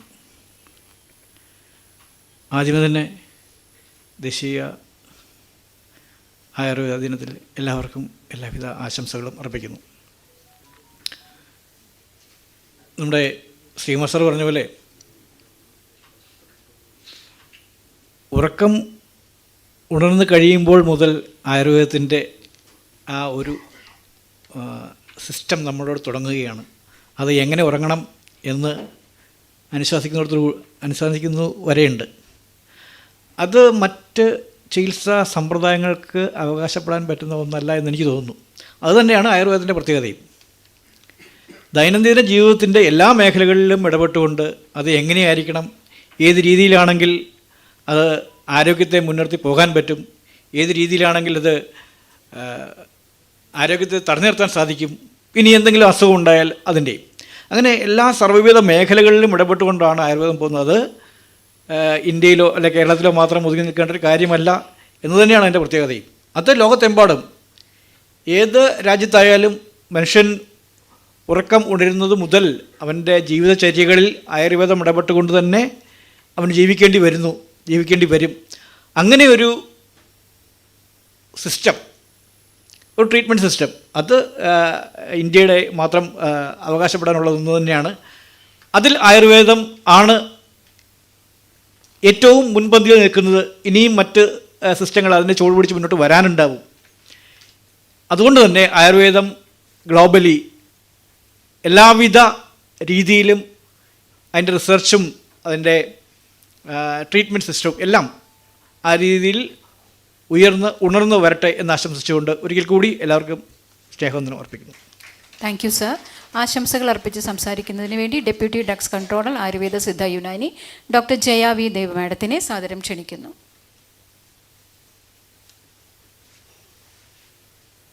എല്ലാവർക്കും നമസ്കാരം. ബഹുമാനപ്പെട്ട അധ്യക്ഷൻ സജിത് ബാബു സാർ, ഉദ്ഘാടനം നിർവഹിച്ച നമ്മുടെ പ്രിയപ്പെട്ട ഹെൽത്ത് സെക്രട്ടറി രാജൻ സാർ, പ്രിയ മാഡം, ശ്രീകുമാർ സാർ, വേദിയിലും സദസ്സിലുമായിട്ടിരിക്കുന്ന ബഹുമാന്യരെ, പ്രിയപ്പെട്ടവരെ, എല്ലാവർക്കും ആയുർവേദ ദിന ആശംസകൾ.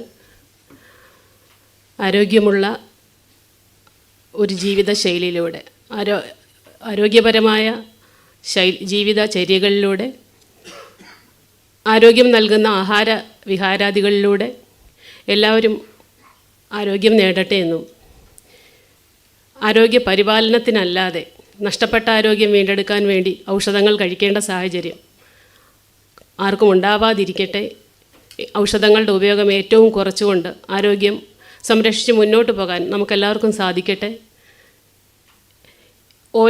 ഓരോ പരിപാടികളും ഏറ്റവും വിജയകരമായി നടത്തുന്ന നാഷണൽ ആയുഷ് മിഷൻ, നമ്മുടെ ഗവൺമെൻറ് അവിടുന്നായി കണ്ടെത്തിയ കുറേ മണിമുത്തുകളും സജിത് ബാബു സാറിൻ്റെ നേതൃത്വത്തിൽ മുന്നോട്ട് പോയിക്കൊണ്ടിരിക്കുന്ന, ഡൽഹി വരെ നമ്മുടെ കേരളത്തിൻ്റെ ആ ഒരു പ്രാതിനിധ്യം ഓരോ പ്രാവശ്യവും വിളിച്ചറിയിച്ചുകൊണ്ടിരിക്കുന്ന നാഷണൽ ആയുഷ് മിഷൻ്റെ എല്ലാ പ്രവർത്തനങ്ങളും ആശംസകൾ അറിയിക്കുന്നു. പ്രിയ മാഡത്തിൻ്റെ ശക്തമായ നേതൃത്വത്തിൽ ISM ഡയറക്ടറേറ്റും എല്ലാം ചേർന്ന് നടത്തുന്ന ഈ പ്രോഗ്രാമിനും ആയുർവേദ ദിനവുമായി ബന്ധപ്പെട്ട് ഇനി അങ്ങോട്ട് നടത്താൻ പോകുന്ന എല്ലാ പ്രോഗ്രാമുകൾക്കും എല്ലാ ആശംസകളും അറിയിക്കുന്നു. പിന്നെ കുറഞ്ഞ സമയം കൊണ്ട് വളരെ എമിനൻ്റായ കുറേ നമ്മുടെ ആയുർവേദവുമായി ചേർന്ന് നിൽക്കുന്ന സയൻറ്റിസ്റ്റുകളെ ഇവിടെ ക്ലാസ്സുകൾ അറേഞ്ച് ചെയ്തിട്ടുണ്ട്. അവരുടെ ഓരോരുത്തരുടെയും ക്ലാസ്സുകൾക്കും എല്ലാവർക്കും ആശംസകൾ അറിയിച്ചുകൊണ്ട് നിർത്തുന്നു. നമസ്കാരം. Thank you madam. ആശംസകൾ അർപ്പിച്ച് സംസാരിക്കുന്നതിന് CEO state medicinal plant board doctor T K Hridik സാറിനെ സാദരം ക്ഷണിക്കുന്നു. നമസ്കാരം. ബഹുമാനപ്പെട്ട രാജൻ ഗോബ്രയുടെ സാർ, പ്രസിഡന്റ് അഡ്രസ്സ് നടത്തിയ സജിത് ബാബു സാർ, നമ്മുടെ ISM ഡയറക്ടർ പ്രിയ മാഡം, വേദിയിലിരിക്കുന്ന വിശിഷ്ട വ്യക്തികളെ, എൻ്റെ സുഹൃത്തുക്കളെ, രണ്ട് ആൾക്കാരാണ് ഞാൻ ഇവിടെ വന്നതിന് ശേഷം പരിചയപ്പെട്ടതിൽ ഏറ്റവും പ്രധാനപ്പെട്ട ആൾക്കാരായിട്ട് എനിക്ക് തോന്നിയിട്ടുള്ളത്. അതിലൊന്ന് രാജൻ സാറാണ്. സാറ് പോയി ആയുർവേദത്തിൻ്റെ സജിത് ബാബു സാറ് പറഞ്ഞ ഒരു പുതിയ മുഖം കൊണ്ടുവന്നു എന്നുള്ള ഒരാളാണ് തീർച്ചയായിട്ടും. പിന്നെ രണ്ടാമത്തത് സജിത് ബാബു സാറാണ്. സാധാരണ മീറ്റിങ്ങിൽ പറയുന്ന പോലെ പൊക്കി പറയാമെന്നൊക്കെയുള്ള രീതിയിലേക്ക് അല്ല, തീർച്ചയായിട്ടും ആയുർവേദത്തിനൊരു പ്രൊഫഷണലിസം കൊണ്ടുവന്ന് നമ്മളെ കുറച്ച് വലിയ രീതിയിലേക്ക് ചിന്തിക്കാൻ പ്രേരിപ്പിച്ച ഒരാളാണ്. നാമിൻ്റെ ഫണ്ട് ഒരു 20 കോടി 22 കോടി നിന്നിരുന്ന സമയത്ത് നിങ്ങൾ ഇങ്ങനെയല്ല ചിന്തിക്കേണ്ടത്, 20 കോടി എന്നുള്ളിടത്ത് നിന്ന് നിങ്ങൾ 200 കോടി ചിന്തിക്കുക. ആ ഒരു രീതിയിലേക്ക് അതിന് എന്തൊക്കെ വേണം, അതിനെ പ്രൊഫഷണലായിട്ട് എങ്ങനെ നടത്തണം എന്നുള്ള രീതിയിലേക്ക് ഒരു പ്രൊഫഷണലിസം കൂടെ കൊണ്ടുവന്ന ആളാണ് സജിത് ബാബു സാറ്. പിന്നെ പ്രിയ മേഡമാണ്.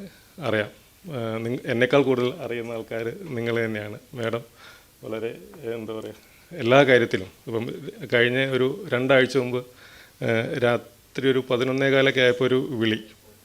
ആ വിളി എന്തിനാണെന്ന് വെച്ച് കഴിഞ്ഞാൽ, നിങ്ങളുടെ മരുന്ന് അവിടെ എത്തിയിട്ടില്ല, ഞാൻ ഔഷധിയുടെ MD ചാർജ് കൂടെ ഉണ്ട്, മരുന്ന് അവിടെ എത്തിയിട്ടില്ല, അത് എന്താണ് ഒന്ന് അന്വേഷിക്കണം, എന്നിട്ട് നാളെ തന്നെ എത്താനുള്ള ഇത് ചെയ്യണം എന്ന് പറഞ്ഞിട്ടുള്ള ഒരു കോള് രാത്രി 11:30 എനിക്ക് വരികയാണ്. അത്രയും പ്രൊഫഷണലായിട്ട് അത്രയും ചെറിയ കാര്യങ്ങളിൽ പോലും ഇടപെടുന്ന ഒരാളാണ് മാഡം.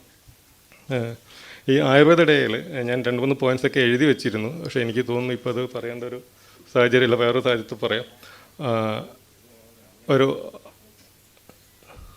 2 രീതിയിൽ നമ്മുടെ ആയുർവേദത്തിനെ കാണണം. ആയുർവേദം, മെഡിസിൻ, അതിലൊരു ട്രീറ്റ്മെൻറ്റിലേക്ക് പോകുന്ന ഡോക്ടേഴ്സ് കാണണം എന്ന് എനിക്ക് തോന്നിയിട്ടുണ്ട്. അത് ഒരു മെഡിസിൻ, നിങ്ങൾ കൊടുക്കുന്ന മെഡിസിൻ എത്രത്തോളം ഞാൻ നേരത്തെ പറഞ്ഞ പ്രൊഫഷണലിസം ത്തോടെ കൈകാര്യം ചെയ്തിട്ടുണ്ട് അതുണ്ടാക്കാൻ, അത് എത്രത്തോളം പ്രൊഫഷണലായിട്ടാണ് നിങ്ങളുടെ കൈകളിലെത്തുന്നത്, അത് എത്രത്തോളം പ്രൊഫഷണലായിട്ട് അത് കൈകാര്യം ചെയ്തിട്ടാണ് നിങ്ങളത് കൊടുക്കുന്നത്. ഈ സാധനങ്ങൾ എപ്പോഴും, ഈ 2 കാര്യങ്ങൾ നമ്മൾ എപ്പോഴും ചിന്തിക്കേണ്ടതുണ്ട്. അപ്പോൾ അതിന് വേണ്ടിയിട്ട് വളരെയധികം മാറ്റങ്ങൾ ഇപ്പം കേരളത്തിൽ വരുത്തിയിരിക്കുന്ന ഒരു ഓഫീസാണ് state medicinal plant board. State medicinal plant ബോർഡിൻ്റെ കീഴിൽ കേരളത്തിലിപ്പോൾ ഏകദേശം ഒരു 2000-ഓളം കൃഷിക്കാർ പല മെഡിസിൻസും, അതിനകത്ത് 800-ഓളം പേര് കുറുന്തോട്ടി കൃഷി ചെയ്യുകയും അത് വളരെ നല്ല രീതിയിൽ സെമി പ്രോസസ്സിങ്, വളരെ ക്വാളിറ്റി ഈസിൽ ഈ എന്താ പറയുക, നമ്മുടെ ഹെവി മെറ്റൽ കണ്ടാമിനേഷൻ അടക്കമുള്ള എല്ലാം ചെക്ക് ചെയ്തതിന് ശേഷം ഇൻഡസ്ട്രിക്ക് കൊടുക്കുകയും ഇൻഡസ്ട്രി അത് ഉപയോഗിച്ച് മെഡിസിൻ ഉണ്ടാക്കുകയും ആ ഉണ്ടാക്കുന്ന മെഡിസിൻ ഹൈലി പ്രൊഫഷണലായിട്ട്, ഇപ്പം ഔഷധീന് പറയുകയാണെങ്കിൽ ഞങ്ങൾ റിനോവേഷൻ ചെയ്തുകൊണ്ടിരിക്കുകയാണ്. ഞാനിപ്പോൾ രാവിലെ ശ്രീകുമാർ സാറിനൊക്കെ കാണിച്ചു, ജയ മേഡത്തിനെയൊക്കെ കാണിച്ചു. നല്ല ഒരു അഭിപ്രായം തന്നെയാണ് കിട്ടിയിരിക്കുന്നത്. അത്രയും നല്ല രീതിയിൽ ഒരു പ്രൊഫഷണലായിട്ട് ഒരു ഇൻഡസ്ട്രീനെ മാറ്റിയെടുക്കുന്നതിൻ്റെ ഭാഗമാണ്. തീർച്ചയായിട്ടും അതിൻ്റെ തുടക്കം രാജൻ സാറും സജിത് ബാബു സാറും പ്രിയ മേഡം തന്നെയാണ്. പിന്നെ അതേപോലെ തന്നെ ഡ്രഗ്സ് കൺട്രോളർ ഇവിടെയുണ്ട്. വലിയ ബുദ്ധിമുട്ടാണ് നമുക്ക് ഒരു ഡ്രഗ്സ് എന്താ പറയുക അപ്രൂവ് ചെയ്ത് കിട്ടാൻ. ചെക്ക് ചെയ്തു, പിന്നും ചെക്ക് ചെയ്തു, വീണ്ടും ചെക്ക് ചെയ്തു, ഒരു കാരണവശാലും അതിൻ്റെ അകത്ത് ഒരു പ്രോബ്ലം ഇല്ല എന്ന് കണ്ടെത്തി ഇതാക്കുന്ന ആ രീതിയിൽ വരെ നമുക്ക് ചെയ്യാറുണ്ട്. അതും ഹൈലി പ്രൊഫഷണലാണ്. ഇപ്പോൾ ഇന്ന് രാവിലെ മേഡത്തിനോട് പറയായിരുന്നു, ഒരു വലിയ ട്രെയിനിങ് പ്രോഗ്രാമിനുള്ള ഒരു ഫണ്ട് നമുക്ക് ഗവൺമെൻറ്റിൽ നിന്ന് കിട്ടിയിട്ടുണ്ട്. അതും നമുക്ക് യൂസ് ചെയ്യാൻ പറ്റുന്നതാണ്, ഡ്രഗ്സ് കൺട്രോളർ ഓഫീസേഴ്സിനുള്ളതാണ്. അപ്പോൾ ഈ രീതിയിൽ വളരെ പ്രൊഫഷണലായിട്ട് കാര്യങ്ങൾ ചെയ്യുന്ന ഒരു രീതിയിലേക്ക് പോവുകയാണ്. തീർച്ചയായിട്ടും രാധാകൃഷ്ണൻ സാറ് റിസർച്ചിൻ്റെയൊക്കെ കാര്യങ്ങൾ സംസാരിക്കുന്നതായിരിക്കും. ഇത്രയും പറഞ്ഞുകൊണ്ട് ഞാൻ നിർത്തുന്നു. എന്നെ ക്ഷണിച്ച എല്ലാവർക്കും നന്ദി. പ്രത്യേകിച്ച് നാഷണൽ ആയുഷ് മിഷന് സജി ഡോക്ടർക്കൊക്കെ നന്ദി. ജയനാരൻ ഇവിടെയുണ്ട്. എല്ലാവിധ ആശംസകളും ആയുർവേദ ഡേക്ക് നേടും. Thank you sir. ആശംസകൾ അർപ്പിച്ച് സംസാരിക്കുന്നതിനായി Ayurveda medical association of India general secretary doctor Ajith Kumar KC സാറിനെ സാദരം ക്ഷണിക്കുന്നു.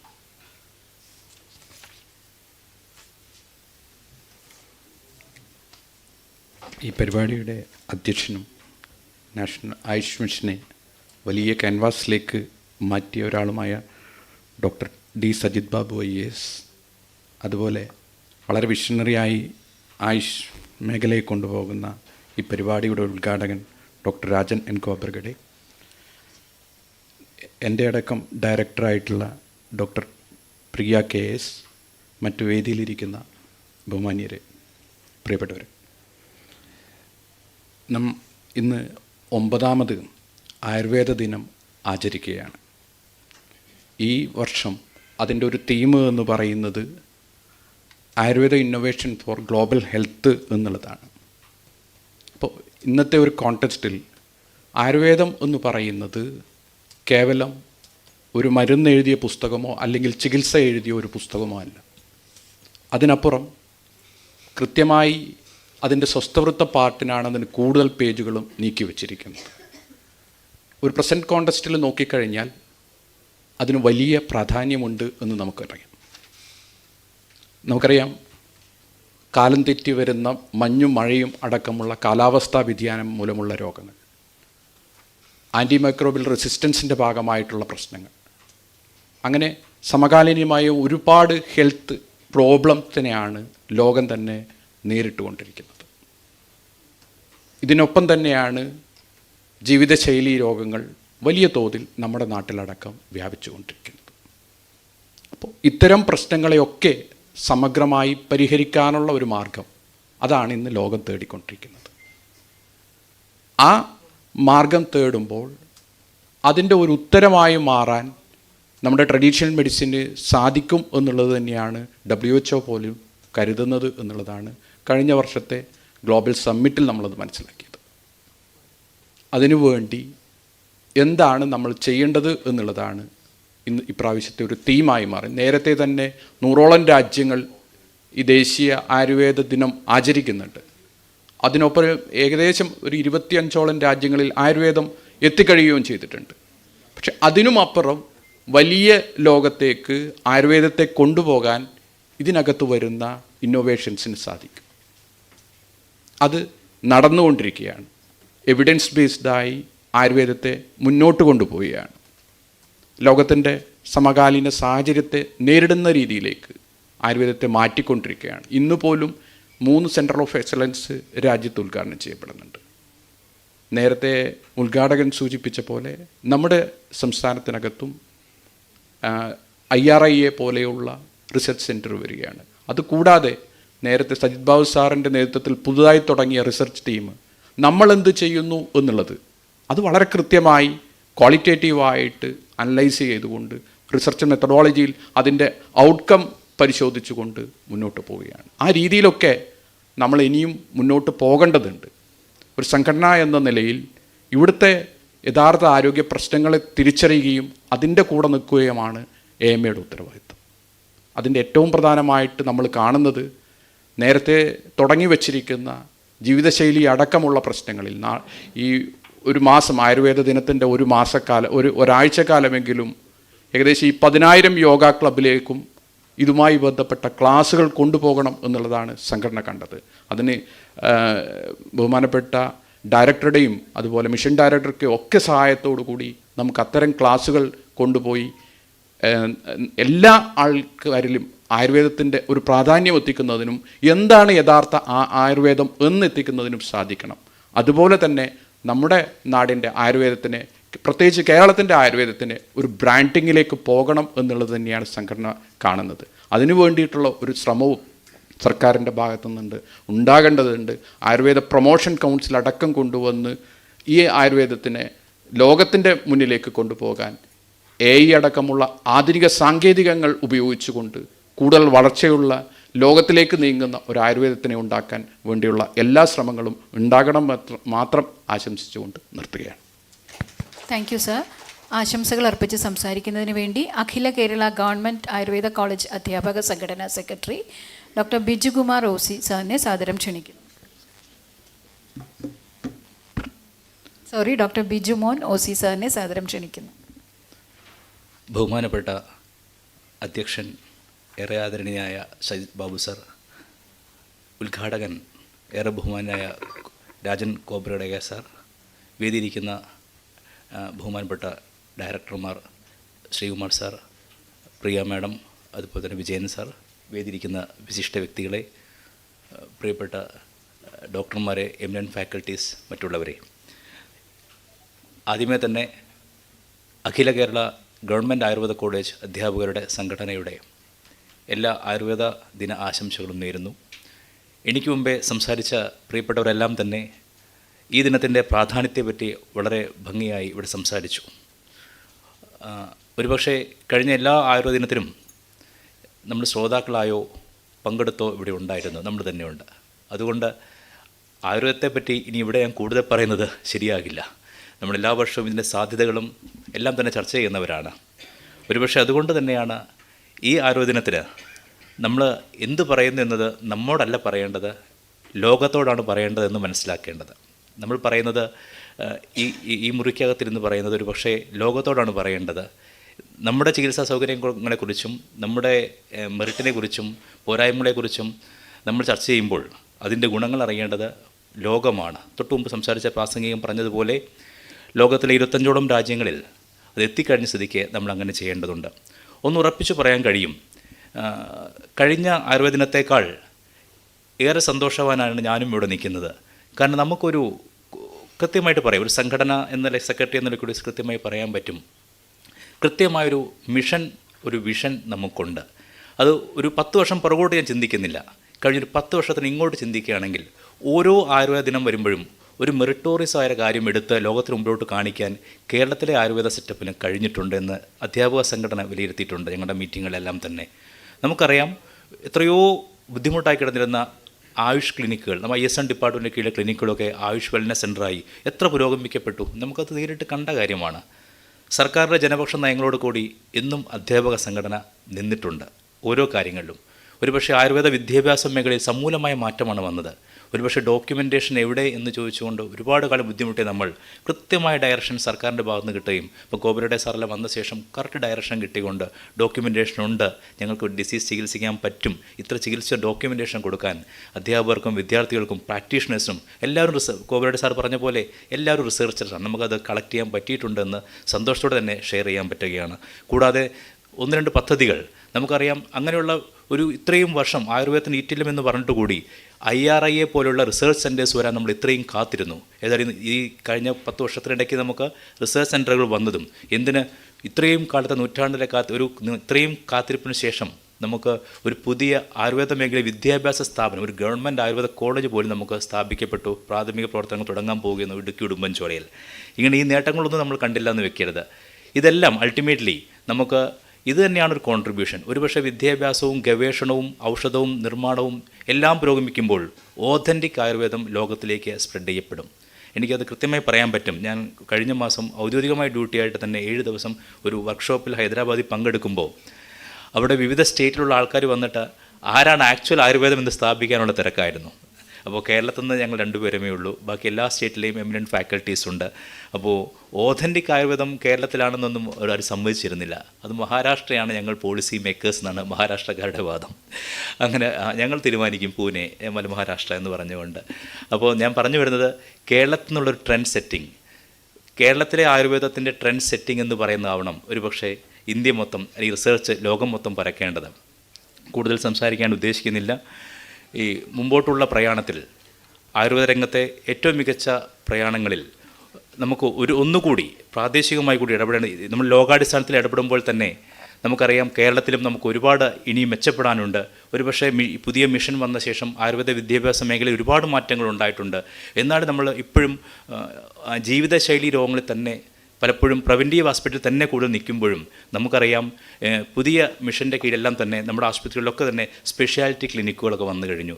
എത്രത്തോളം വിദ്യാർത്ഥികൾ പഠിച്ചിറങ്ങുന്നുണ്ട്, റിസർച്ചേഴ്സ് ഇറങ്ങുന്നുണ്ട്. റിസർച്ചിന് സ്കോപ്പുള്ള ഒരു മേഖലയാണ് സ്പെഷ്യാലിറ്റികൾ. നമുക്കറിയാം ഈ സർക്കാരിൻ്റെ ഭാഗത്ത് തന്നെ കഴിഞ്ഞ കുറച്ച് വർഷങ്ങൾക്കുള്ളിൽ കണ്ണൂർ പരിയാരം ആയുർവേദ മെഡിക്കൽ കോളേജിൽ നമുക്കൊരു മദർ ആൻഡ് ബേബി ഹോസ്പിറ്റൽ സ്ഥാപിച്ചു. നമുക്ക് വർഷങ്ങളായിട്ട് ട്രിവാൻഡ്രത്ത് മാത്രം ഉണ്ടായിരുന്ന സംഭവമായിരുന്നു മദർ ആൻഡ് ബേബി ഹോസ്പിറ്റൽ. പക്ഷേ കണ്ണൂർ പരിയാരം മെഡിക്കൽ കോളേജിൽ മദർ ആൻഡ് ബേബി ഹോസ്പിറ്റൽ തുടങ്ങുകയും അത് നല്ല രീതിയിൽ പ്രവർത്തനം ആരംഭിച്ചു തുടങ്ങിയിട്ടുമുണ്ട്. ഇതുപോലെ സ്പെഷ്യാലിറ്റി ക്ലിനിക്കുകൾ, ഒരുപക്ഷെ വൃദ്ധരായവർക്കും മാത്രമുള്ള ചികിത്സയല്ല ആയുർവേദത്തിലുള്ളത്, കുട്ടികൾക്കുള്ള ചികിത്സയുണ്ട്, അതുപോലെ തന്നെ കണ്ണിനുള്ള കുട്ടികൾക്കുള്ള ചികിത്സകളുണ്ട്, പ്രസൂതി ഗർഭിണികൾക്കുള്ള ചികിത്സയുണ്ട് എന്നെല്ലാം തന്നെ ലോകം അറിയുമ്പോൾ മാത്രമേ ഒരു സ്പെഷ്യാലിറ്റി മെഡിസിൻ എന്ന രീതിയിൽ ലോകത്തിലേക്ക് ആയുർവേദത്തെ കൊണ്ടുവരാൻ കഴിയുകയുള്ളൂ എന്ന് ഞങ്ങളുടെ അധ്യാപകരുടെ വിഭാഗവും അത് ഏറെ വിശ്വസിക്കുന്ന ഒരു കാര്യമാണ്. അതുപോലെ തന്നെ ഒരുപക്ഷെ ഒരു ഡോക്ടറെ കൊണ്ട് മാത്രം, അതായത് ചികിത്സകരെ കൊണ്ട് മാത്രം ലോകത്ത് ആയുർവേദം ഇരിക്കാൻ പറ്റില്ല. നമ്മുടെ ചതുഷ്പാദങ്ങളൊക്കെ പഠിച്ചു കഴിഞ്ഞവരാണ്. നമുക്ക് കുറച്ച് പാരാമെഡിക്കൽ സപ്പോർട്ട് വളരെ, അതിനോട് പറയാൻ ഉദ്ദേശിച്ചത് അതുകൊണ്ട് തന്നെയാണ്, നമുക്കൊരു പാരാമെഡിക്കൽ സപ്പോർട്ട് വളരെ അത്യാവശ്യമാണ് ആയുർവേദ വിഭാഗത്തിന്. നമുക്കറിയാം പാരാമെഡിക്കൽ ഇൻസ്റ്റിറ്റ്യൂട്ടൊന്നും നമുക്കില്ല. ഓരോ സ്ഥാപനങ്ങളും തോന്നും പോലെ ഓരോ വിഭാഗത്തെ ട്രെയിനിങ് കൊടുത്തു വിടുമ്പോൾ ഒരു ഓതൻറ്റിക് ആയുർവേദ തെറാപ്പി എന്നിവ ലോകത്ത് നടക്കുന്നില്ല. ഒരുപക്ഷെ ഒരു ഡോക്ടറെ സംബന്ധിച്ച് പരിമിതികളുണ്ട് ലോകത്തിലെ വിവിധ ഭാഗങ്ങളിൽ ചികിത്സ നടത്താൻ വേണ്ടിയിട്ട്. ട്രെയിൻഡായ സപ്പോർട്ടീവ് സ്റ്റാഫിനെ ഉണ്ടാക്കിയെടുക്കുക എന്നതുകൂടി നമ്മുടെ സർക്കാരിൻ്റെയും നമ്മുടെയും ബാധ്യതയാണ്. അതിനുവേണ്ടി ഒരു പാരാമെഡിക്കൽ ഇൻസ്റ്റിറ്റ്യൂട്ട് പോലെയുള്ള കാര്യങ്ങൾ കേരളത്തിൽ നടപ്പിൽ വരുത്തണമെന്ന് ഞങ്ങൾ അധ്യാപകർക്കും വളരെ ആഗ്രഹമുണ്ട്, സർക്കാരിനെ ധരിപ്പിച്ചിട്ടുണ്ട്. ബഹുമാനപ്പെട്ട ഉദ്ഘാടകൻ പറഞ്ഞപ്പോൾ തന്നെ സ്കൂൾ വിദ്യാഭ്യാസം മുതൽ ആയുർവേദത്തെ ഇന്നത്തെ ജനത മനസ്സിലാക്കണം എന്നതുകൊണ്ട് തന്നെ ബഹുമാനപ്പെട്ട വിദ്യാഭ്യാസ മന്ത്രിയുമായി ചർച്ച ചെയ്തുകൊണ്ട് തന്നെ സ്കൂൾ വിദ്യാഭ്യാസത്തിൽ ഉൾപ്പെടെ തന്നെ ആയുർവേദത്തിൻ്റെ പ്രാഥമിക പാഠം കൊണ്ടുവരാനുള്ള ശ്രമങ്ങൾ നടത്തുകയും അത് വളരെ നല്ല മനസ്സോടെ ഡയറക്ടറുടെ കീഴിലാണ് നടത്തുന്നത്. വളരെ നല്ല മനസ്സോടെ സർക്കാർ അത് കേൾക്കുകയും ചെയ്യുന്നത് വളരെ ആശ്വാസകരമാണ്. ഏതായാലും മുന്നോട്ടുള്ള പ്രയാണത്തിൽ ആയുർവേദ രംഗത്ത് അടുത്ത ആയുർവേദനെ നമ്മൾ ആചരിക്കുമ്പോൾ ഇനിയും കൂടുതൽ മെച്ചങ്ങൾ പറയാനുണ്ടാവട്ടെ. കൂടുതൽ ലോകത്തിൽ നിന്നും ഓൺലൈനായിട്ട് കൂടുതൽ രാജ്യങ്ങളിൽ നമ്മളോട് ചേരാൻ ആൾക്കാരുണ്ടാവട്ടെ. എല്ലാ മുന്നോട്ടുള്ള പ്രയാണത്തിലും ആയുർവേദ കോളേജ് അധ്യാപക സംഘടനയുടെയും അധ്യാപകരുടെയും ആയുർവേദ അക്കാദമിയുടെയും മുഴുവൻ ആശംസകൾ അർപ്പിച്ചുകൊണ്ട് നിർത്തുന്നു. നന്ദി, നമസ്കാരം. Thank you sir. ആശംസകൾ അർപ്പിച്ച് സംസാരിക്കുന്നതിന് വേണ്ടി national Ayush mission state programme manager homoeopathy doctor ജയനാരായണനെ സാദരം ക്ഷണിക്കുന്നു.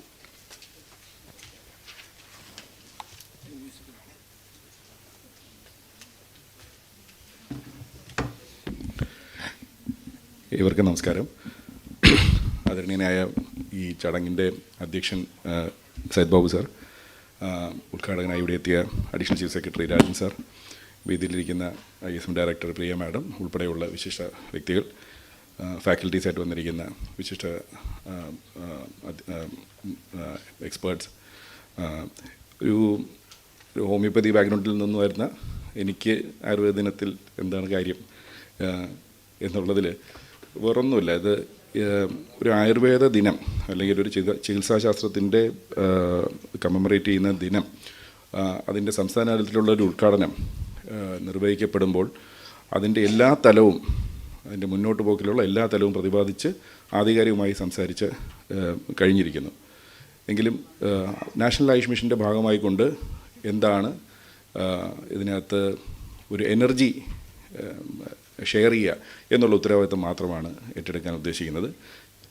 ഇത് നമ്മൾ രാജൻ സാറ് പറഞ്ഞതുപോലെ, രാജൻ സാറ് നേരത്തെ ആയുഷിൽ ഉണ്ടായിരുന്ന സമയത്ത്, ഹെൽത്തിലുണ്ടായിരുന്ന സമയത്ത് വലിയ രീതിയിലുള്ള എഫേർട്ടും സമയവും അദ്ദേഹം ആയുഷ് മേഖലയിൽ, പ്രത്യേകിച്ച് ആയുർവേദ ISM ഡിപ്പാർട്ട്മെൻറ്റിലുമൊക്കെ ശ്രദ്ധ ചെലുത്തിയിരുന്നു. ഒരുപാട് പദ്ധതികൾ പ്ലാൻ ചെയ്യുകയും ഒരുപാട് സ്റ്റാൻഡർഡൈസേഷനുകൾ പ്ലാൻ ചെയ്യുകയും ഒക്കെ ചെയ്തിരുന്നു. അതിൻ്റെ ഒരു ഭാഗം ആയിട്ടുള്ള യോഗ ക്ലബ്ബുകൾ, ആ ഒരു പദ്ധതിയെപ്പറ്റി മാത്രം നമുക്ക് സൂചിപ്പിച്ചുകൊണ്ട് നമുക്ക് ആ എനർജി നമ്മളിലേക്ക് ആവാഹിക്കാനായിട്ട് ശ്രമിക്കാം.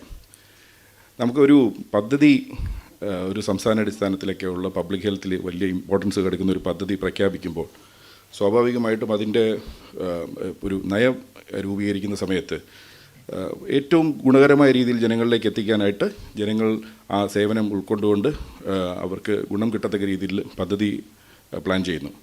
പക്ഷേ ആ ഇട്ട പദ്ധതി സമ്പൂർണ്ണ യോഗ സംസ്ഥാനം എന്നുള്ള രൂപത്തിൽ മുഖ്യമന്ത്രി, കേരളത്തിൻ്റെ ബഹുമാന്യായ മുഖ്യമന്ത്രി പിണറായി വിജയൻ തന്നെ യോഗാ ദിനത്തിൽ പ്രഖ്യാപിച്ച ആ പദ്ധതി, അതിൻ്റെ ഘട്ടം ഘട്ടമായിട്ടുള്ള വേഗം കൈവരിച്ചത് കഴിഞ്ഞ ഒരു വർഷം കൊണ്ടാണ് എന്ന് നമ്മൾ മനസ്സിലാക്കണം.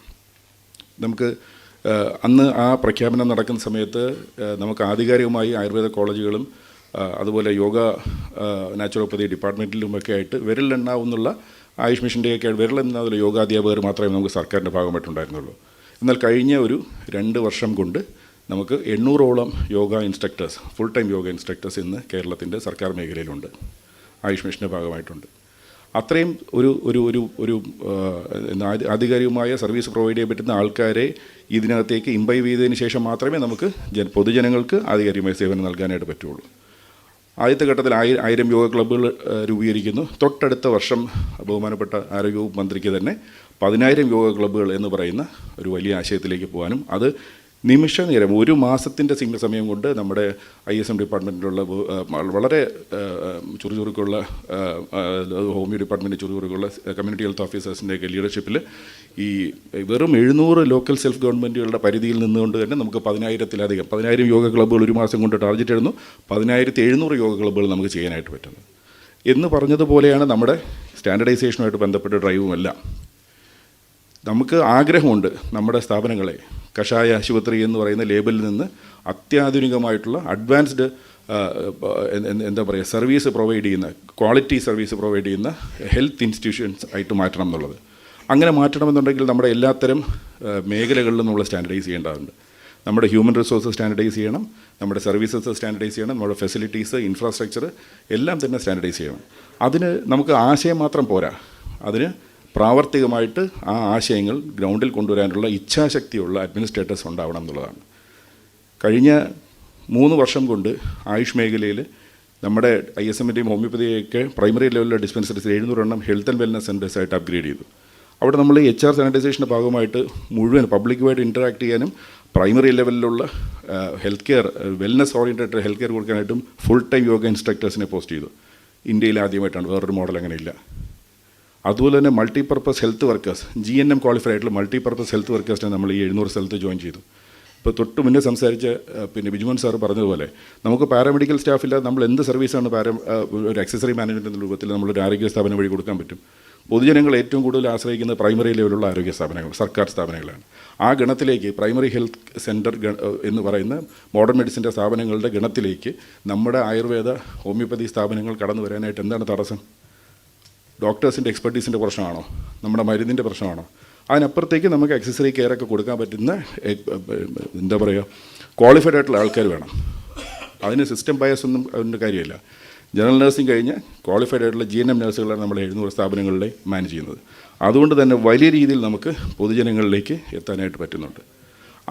അതുപോലെ തന്നെ നമ്മുടെ ISM ഡിപ്പാർട്ട്മെൻറ്റിന് കീഴിലുള്ള 130 കിടത്തി ചികിത്സാ ആശുപത്രികളിൽ ഓരോ സ്ഥാപനങ്ങളുടെയും ആവശ്യം കൃത്യമായി പരിഗണിച്ചുകൊണ്ട് വലിയ രീതിയിൽ തെറാപ്പിസ്റ്റുകളുടെ ഷോർട്ടേജ് ഉണ്ടായിരുന്നു. ആ തെറാപ്പിസ്റ്റിൻ്റെ ആധികാരികമായ തെറാപ്പിസ്റ്റിൻ്റെ ഷോർട്ടേജ് ഫില്ല് ചെയ്യാതെ നമ്മൾ പഞ്ചകർമ്മ ചെയ്യുമെന്ന് പറഞ്ഞിട്ട് കാര്യമില്ലല്ലോ. അപ്പോൾ നമുക്ക് ആ ഹ്യൂമൻ റിസോഴ്സ് ഉൾപ്പെടെയുള്ള കാര്യങ്ങൾ എല്ലാ റിസോഴ്സും ഉപയോഗിച്ചുകൊണ്ട് കേരള സർക്കാർ 116 പോസ്റ്റ് ക്രിയേറ്റ് ചെയ്യുന്നു മെഡിക്കൽ ഓഫീസർമാരുടെയും മറ്റ് സ്റ്റാഫുകളുടെയൊക്കെ ആയിട്ട്. അതിനുകൂടെ 100 കണക്കിന് പോസ്റ്റുകൾ കോൺട്രാക്ട് അടിസ്ഥാനത്തിലാണെങ്കിലും നാഷണൽ ലൈഫ് മിഷൻ വഴി ഫില്ല് ചെയ്യുന്നു. അങ്ങനെ നമ്മൾ HR മാനേജ്മെൻറ്റ് നമ്മുടെ എല്ലാ റിസോഴ്സിൽ ലിമിറ്റഡായിട്ട് നമുക്ക് അവൈലബിൾ ആയിട്ട് റിസോഴ്സിൽ നിന്നുകൊണ്ട് HR സ്റ്റാൻഡർഡൈസ് ചെയ്തിട്ട് നോക്കുന്നു. ഇൻഫ്രാസ്ട്രക്ചർ സ്റ്റാൻഡർഡൈസേഷൻ നമ്മുടെ 700 ഹെൽത്ത് ആൻഡ് വെൽനസ് സെൻറ്റേഴ്സിൽ 150 സ്ഥാപനങ്ങളിൽ അറ്റ സ്ട്രെച്ച് നമുക്ക് NABH അക്രഡിറ്റേഷനിലേക്ക് പോയി. ഇന്ത്യയിൽ അങ്ങനെ ഒരു സമാനമായിട്ട് ഒരു ക്വാളിറ്റി അക്രഡിറ്റേഷൻ ഡ്രൈവ് ഇല്ല.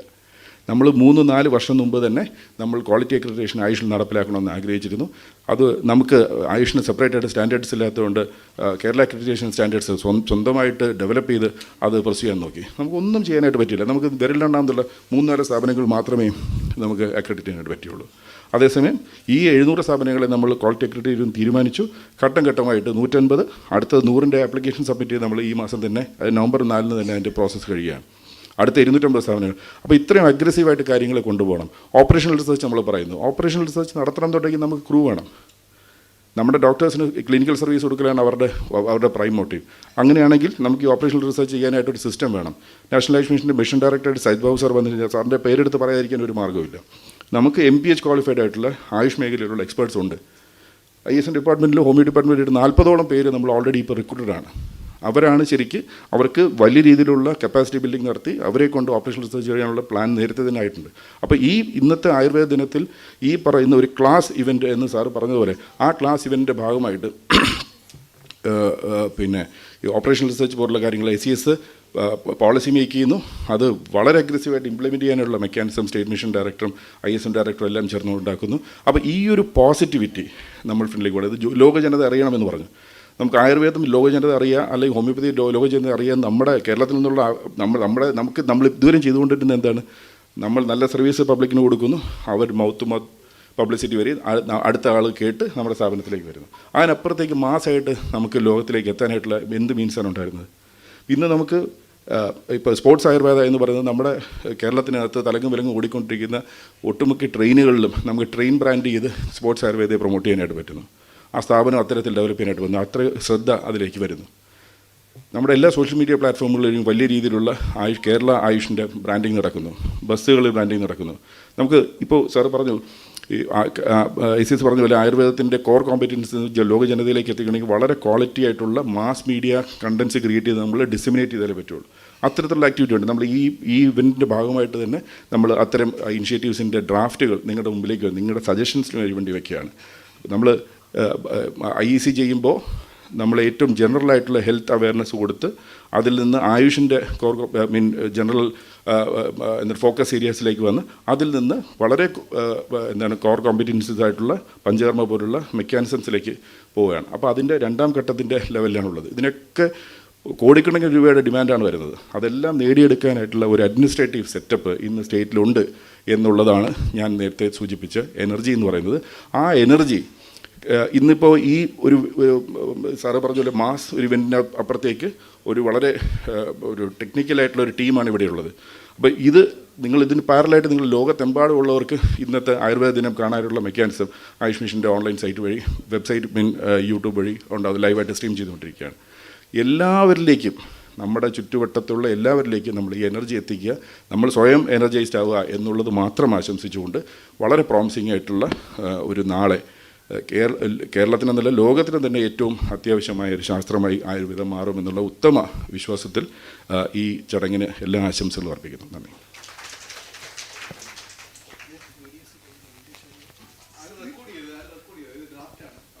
വീഡിയോസ് മഹിമ നമ്പ്യാറാണ് നമ്മുടെ സെലിബ്രിറ്റി എൻഡോസ് ചെയ്യുന്നത്. വാർദ്ധക്യം അല്ലലില്ലാതെ നേടാം ആയുഷിലൂടെ.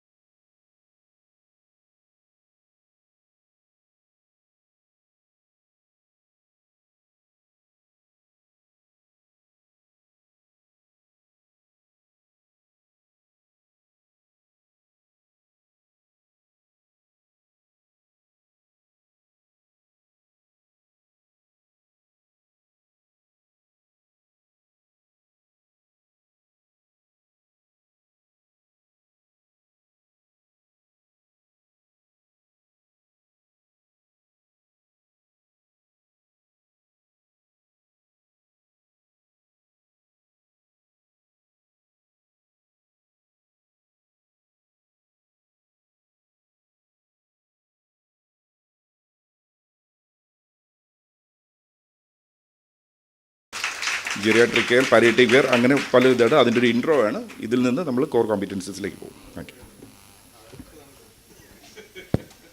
Thank you sir. ചടങ്ങിന് കൃതജ്ഞത പറയുന്നതിനായി state programme manager Ayurveda national Ayush mission doctor Saji PR-നെ സാദരം ക്ഷണിക്കുന്നു. ഇന്നത്തെ ഈ യോഗത്തിൻ്റെ അധ്യക്ഷൻ ബഹുമാനപ്പെട്ട സജിത് സാർ, യോഗം ഉദ്ഘാടനം ചെയ്ത രാജൻ ഗോപ്രയുടെ അഡീഷണൽ ചീഫ് സെക്രട്ടറി, ഇന്നത്തെ ഈ സ്വാഗതം ആശംസിച്ച പ്രിയ മാഡം, ഇന്ന് ഡിപ്പാർട്ട്മെൻറ്റിൽ നിന്നും പങ്കെടുത്തുകൊണ്ടിരിക്കുന്ന TD Sreekumar sir, Vijayan sir, doctor Jayavidev, doctor TK Hridik, doctor Ajith, doctor Bijumon, doctor Jayanarayanan, ഇന്ന് യോഗത്തിനെത്തിയ എല്ലാ മാന്യ വ്യക്തികളെ. നമ്മളിപ്പോൾ സമയം ഏകദേശം ഒരു 45 മിനിറ്റോളം ലാഗ് ചെയ്താണ് പോയിക്കൊണ്ടിരിക്കുന്നത്. നമ്മുടെ ഫാക്കൽറ്റീസ് ഇവിടെ വെയിറ്റ് ചെയ്യാണ്. ഞാൻ കൂടുതൽ കാര്യങ്ങളിലേക്ക് ആയുർവേദനുമായിട്ട് ബന്ധപ്പെട്ട കാര്യങ്ങൾ കിടക്കുന്നില്ല. ഇന്നത്തെ ഈ മീറ്റിങ്ങിൻ്റെ ഒരു പ്രാധാന്യത്തിലേക്കും ഇന്ന് സെലക്ട് ചെയ്തിരിക്കുന്ന നമ്മുടെ ഡോക്ടേഴ്സിൻ്റെ ഫർദർ ഒരു ആക്ഷൻ എന്തായിരിക്കണം എന്നുള്ളതിനെ പറ്റി ഒരു ചെറിയൊരു ബ്രീഫ് പറഞ്ഞ ശേഷം എൻ്റെ കർത്തവ്യത്തിലേക്ക് കടക്കാൻ ഉദ്ദേശിക്കുന്നു. നമ്മളിന്ന് ഈ മീറ്റിങ്ങിനായിട്ട് സെലക്ട് ചെയ്തിരിക്കുന്നത് ISM ഡിപ്പാർട്ട്മെൻറ്റ്, അതുപോലെ തന്നെ അക്കാഡമിയിൽ നിന്നുള്ള ഡോക്ടേഴ്സ്, CCRS എന്നുള്ള ഡോക്ടേഴ്സുണ്ട്, അതുപോലെ തന്നെ ഡ്രഗ് കൺട്രോൾ എന്നുള്ള നമ്മുടെ സ്റ്റാഫുണ്ട്, ഡോക്ടേഴ്സുണ്ട്. ഇങ്ങനെ ഒരു ഗ്രൂപ്പിനെയാണ് അപ്പോൾ നമ്മൾ ഉദ്ദേശിക്കുന്നത്. ഇപ്പോൾ രാജൻ സാറ് പറഞ്ഞ പോലെ തന്നെ നമ്മൾ സയൻസ് സാറ് പറഞ്ഞു നിർത്തിയെടുത്തു നിന്നും നമ്മളെങ്ങനെയാണ് നമ്മുടെ സെക്ടറിനെ മുന്നോട്ട് കൊണ്ടുപോകേണ്ടത് എന്നുള്ളതിനെ സംബന്ധിച്ച് ഈ വന്നിരിക്കുന്ന അല്ലെങ്കിൽ ഈ ഇതിൽ പാർട്ടിസിപ്പേറ്റ് ചെയ്തിരിക്കുന്ന ഓരോരുത്തരും കൃത്യമായിട്ടുള്ള റോൾ എടുക്കണം. അപ്പോൾ ഇന്നത്തെ സെഷൻസ് ഇന്ന് നമ്മുടെ ബഹുമാനപ്പെട്ട ഫാക്കൽറ്റീസ് പ്രദീപ് സാറായി കഴിഞ്ഞാലും, രാജശേഖരൻ നായർ സാറായി കഴിഞ്ഞാലും, രാധാകൃഷ്ണൻ സാറായി കഴിഞ്ഞാലും, വിദേശത്ത് നിന്ന് പങ്കെടുക്കുന്നവരായി കഴിഞ്ഞാലും എല്ലാവരും ഒരു ഗ്ലോബൽ പെർസ്പെക്റ്റീവും മറ്റു കാര്യങ്ങളിലേക്ക് എങ്ങനെ നമ്മുടെ ശാസ്ത്രത്തെ കൊണ്ടുപോകാം എന്നുള്ളതിനെ പറ്റിയുള്ള വളരെ വിശദമായിട്ടുള്ള കുറേ ഇൻസൈറ്റ് നമുക്ക് തരും. ആ തരുന്നതിനൂന്നിക്കൊണ്ട് നമ്മുടെ പ്രവർത്തനങ്ങൾ കുറച്ചുകൂടി മുന്നോട്ട് കൊണ്ടുപോകാം. നമ്മുടെ പ്രൈമറി ഹെൽത്ത് കെയർ എന്ന രീതിയിലേക്ക് പ്രവർത്തിക്കേണ്ട നമ്മുടെ സ്ഥാപനങ്ങളെ അതിലേക്ക് മാത്രം സ്റ്റിക്ക് ഓൺ ചെയ്തുകൊണ്ടും റെഫറൽ സെൻറ്റേഴ്സ് പോലെയുള്ള കാര്യങ്ങളിലേക്ക് മറ്റ് ഇൻസ്റ്റിറ്റ്യൂഷനെ മാറ്റിക്കൊണ്ടും നല്ല രീതിയിൽ ഈ നമ്മുടെ മേഖല ഒന്ന് ചിട്ടപ്പെടുത്തി കൊണ്ടുപോവുക എന്നുള്ളതാണ് ഇന്നത്തെ ഒരു യോഗത്തിൻ്റെയും ഇന്നത്തെ ഒരു നമ്മുടെ ഈ സെമിനാറിൻ്റെയൊക്കെ ഒരു ഉദ്ദേശം. അപ്പോൾ ഒപ്പം തന്നെ ഗ്ലോബൽ ഹെൽത്തിലേക്ക് നമ്മുടെ പ്രാക്ടീസസ് എങ്ങനെ കൊണ്ടുവരാമെന്നുള്ളതിൻ്റെ ഒരു ചിന്തയും. അപ്പോൾ അതുകൊണ്ട് തന്നെ വളരെ കീനായിട്ട് വാച്ച് ചെയ്യുക, വളരെ കീനായിട്ട് നിങ്ങൾ നോട്ട് ചെയ്യുക.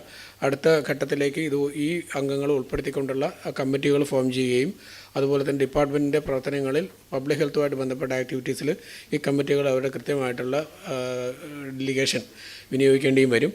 അതുകൊണ്ട് വളരെ ശ്രദ്ധിച്ച് കേൾക്കുക എന്നുള്ളത് മാത്രം ഒന്നുകൂടി പറഞ്ഞുകൊണ്ട് എൻ്റെ കർത്തവ്യത്തിലേക്ക് കടക്കുകയാണ്. ഇന്നത്തെ ഈ യോഗത്തിൻ്റെ അധ്യക്ഷം വഹിച്ച സജിത് സാറിന് പ്രത്യേകിച്ച് നമ്മുടെ രാജൻ സാറായാലും ജയനായാലും വളരെ കൃത്യമായിട്ട് പറഞ്ഞു. സാറിൻ്റെ ഒരു ഇൻപുട്ട് ഇപ്പോൾ കാണിച്ച ഈ പരസ്യത്തിൽ വരെ സാറിൻ്റെ സൗഹൃദം ഉപയോഗിച്ചുകൊണ്ട് അധികം മുതൽ മുടക്കില്ലാതെ ഏറ്റവും എളുപ്പത്തിൽ സാധിച്ച ഒരു കാര്യമാണ്. ഏത് തരമായി കഴിഞ്ഞാലും സാമദാന ഭേദദണ്ഡങ്ങൾ വഴി തന്നെ ആയുഷിന് വേണ്ടി എല്ലാ കാര്യങ്ങളും വളരെ ഫലപ്രദമായി ചെയ്തുകൊണ്ടിരിക്കുന്ന സാറിന് നമ്മുടെ എല്ലാവരുടെയും പേരിലുള്ള നന്ദി അറിയിച്ചുകൊള്ളുന്നു. അതുപോലെ ഇന്നത്തെ ഈ യോഗത്തിന് ഉദ്ഘാടനം ചെയ്ത Rajan sir sir MD in modern സയൻസിലെ MD ഹോൾഡറാണ്.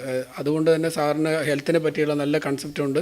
സാറിന് പബ്ലിക് ഹെൽത്തിൻ്റെ വളരെ കൃത്യമായിട്ടുള്ള എങ്ങനെ അത് മുന്നോട്ട് കൊണ്ടുപോകണം, നമ്മുടെ റോൾ എന്തായിരിക്കണം പബ്ലിക് ഹെൽത്തിൽ നിന്ന് സാർ വളരെ കൃത്യമായിട്ട് വാച്ച് ചെയ്തിട്ടുണ്ട്.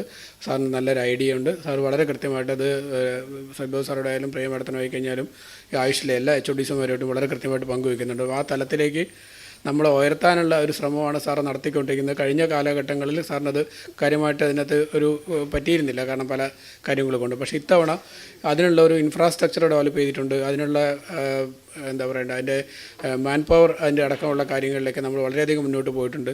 അത് സാറിന് നല്ലൊരു പ്രതീക്ഷയുണ്ട്. നമ്മുടെ ഒരു മേഖല കേരളത്തിൻ്റെ ആരോഗ്യ മേഖലയ്ക്ക് മുതൽക്കൂട്ടാവുന്ന രീതിയിലേക്ക് മാറാൻ കഴിയുമെന്നുള്ള നല്ലൊരു ബോധ്യമുണ്ട്. അപ്പോൾ ആ തരത്തിൽ നമ്മളെ നയിച്ചുകൊണ്ടിരിക്കുന്ന നമ്മുടെ രാജൻ സാറിന് നമ്മുടെ എല്ലാവരുടെയും പേരിലുള്ള നന്ദി അറിയിക്കുന്നു.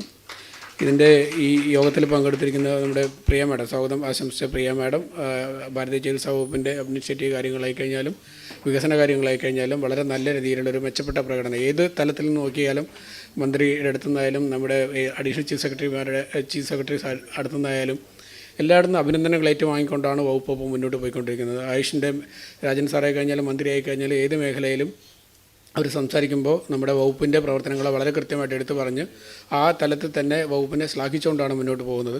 അതിന് നേതൃത്വം നൽകുന്ന പ്രിയ മാഡത്തിന് നമ്മുടെ എല്ലാവരുടെയും പേരിലുള്ള നന്ദി അറിയിച്ചുകൊള്ളുന്നു. നമ്മുടെ TD ശ്രീകുമാർ സാർ നമുക്കറിയാം, ആയുർവേദ അക്കാഡമി മേഖലയിൽ ഏകദേശം 18ഓളം സ്ഥാപനങ്ങളെ നയിച്ചുകൊണ്ടിരിക്കുന്നു.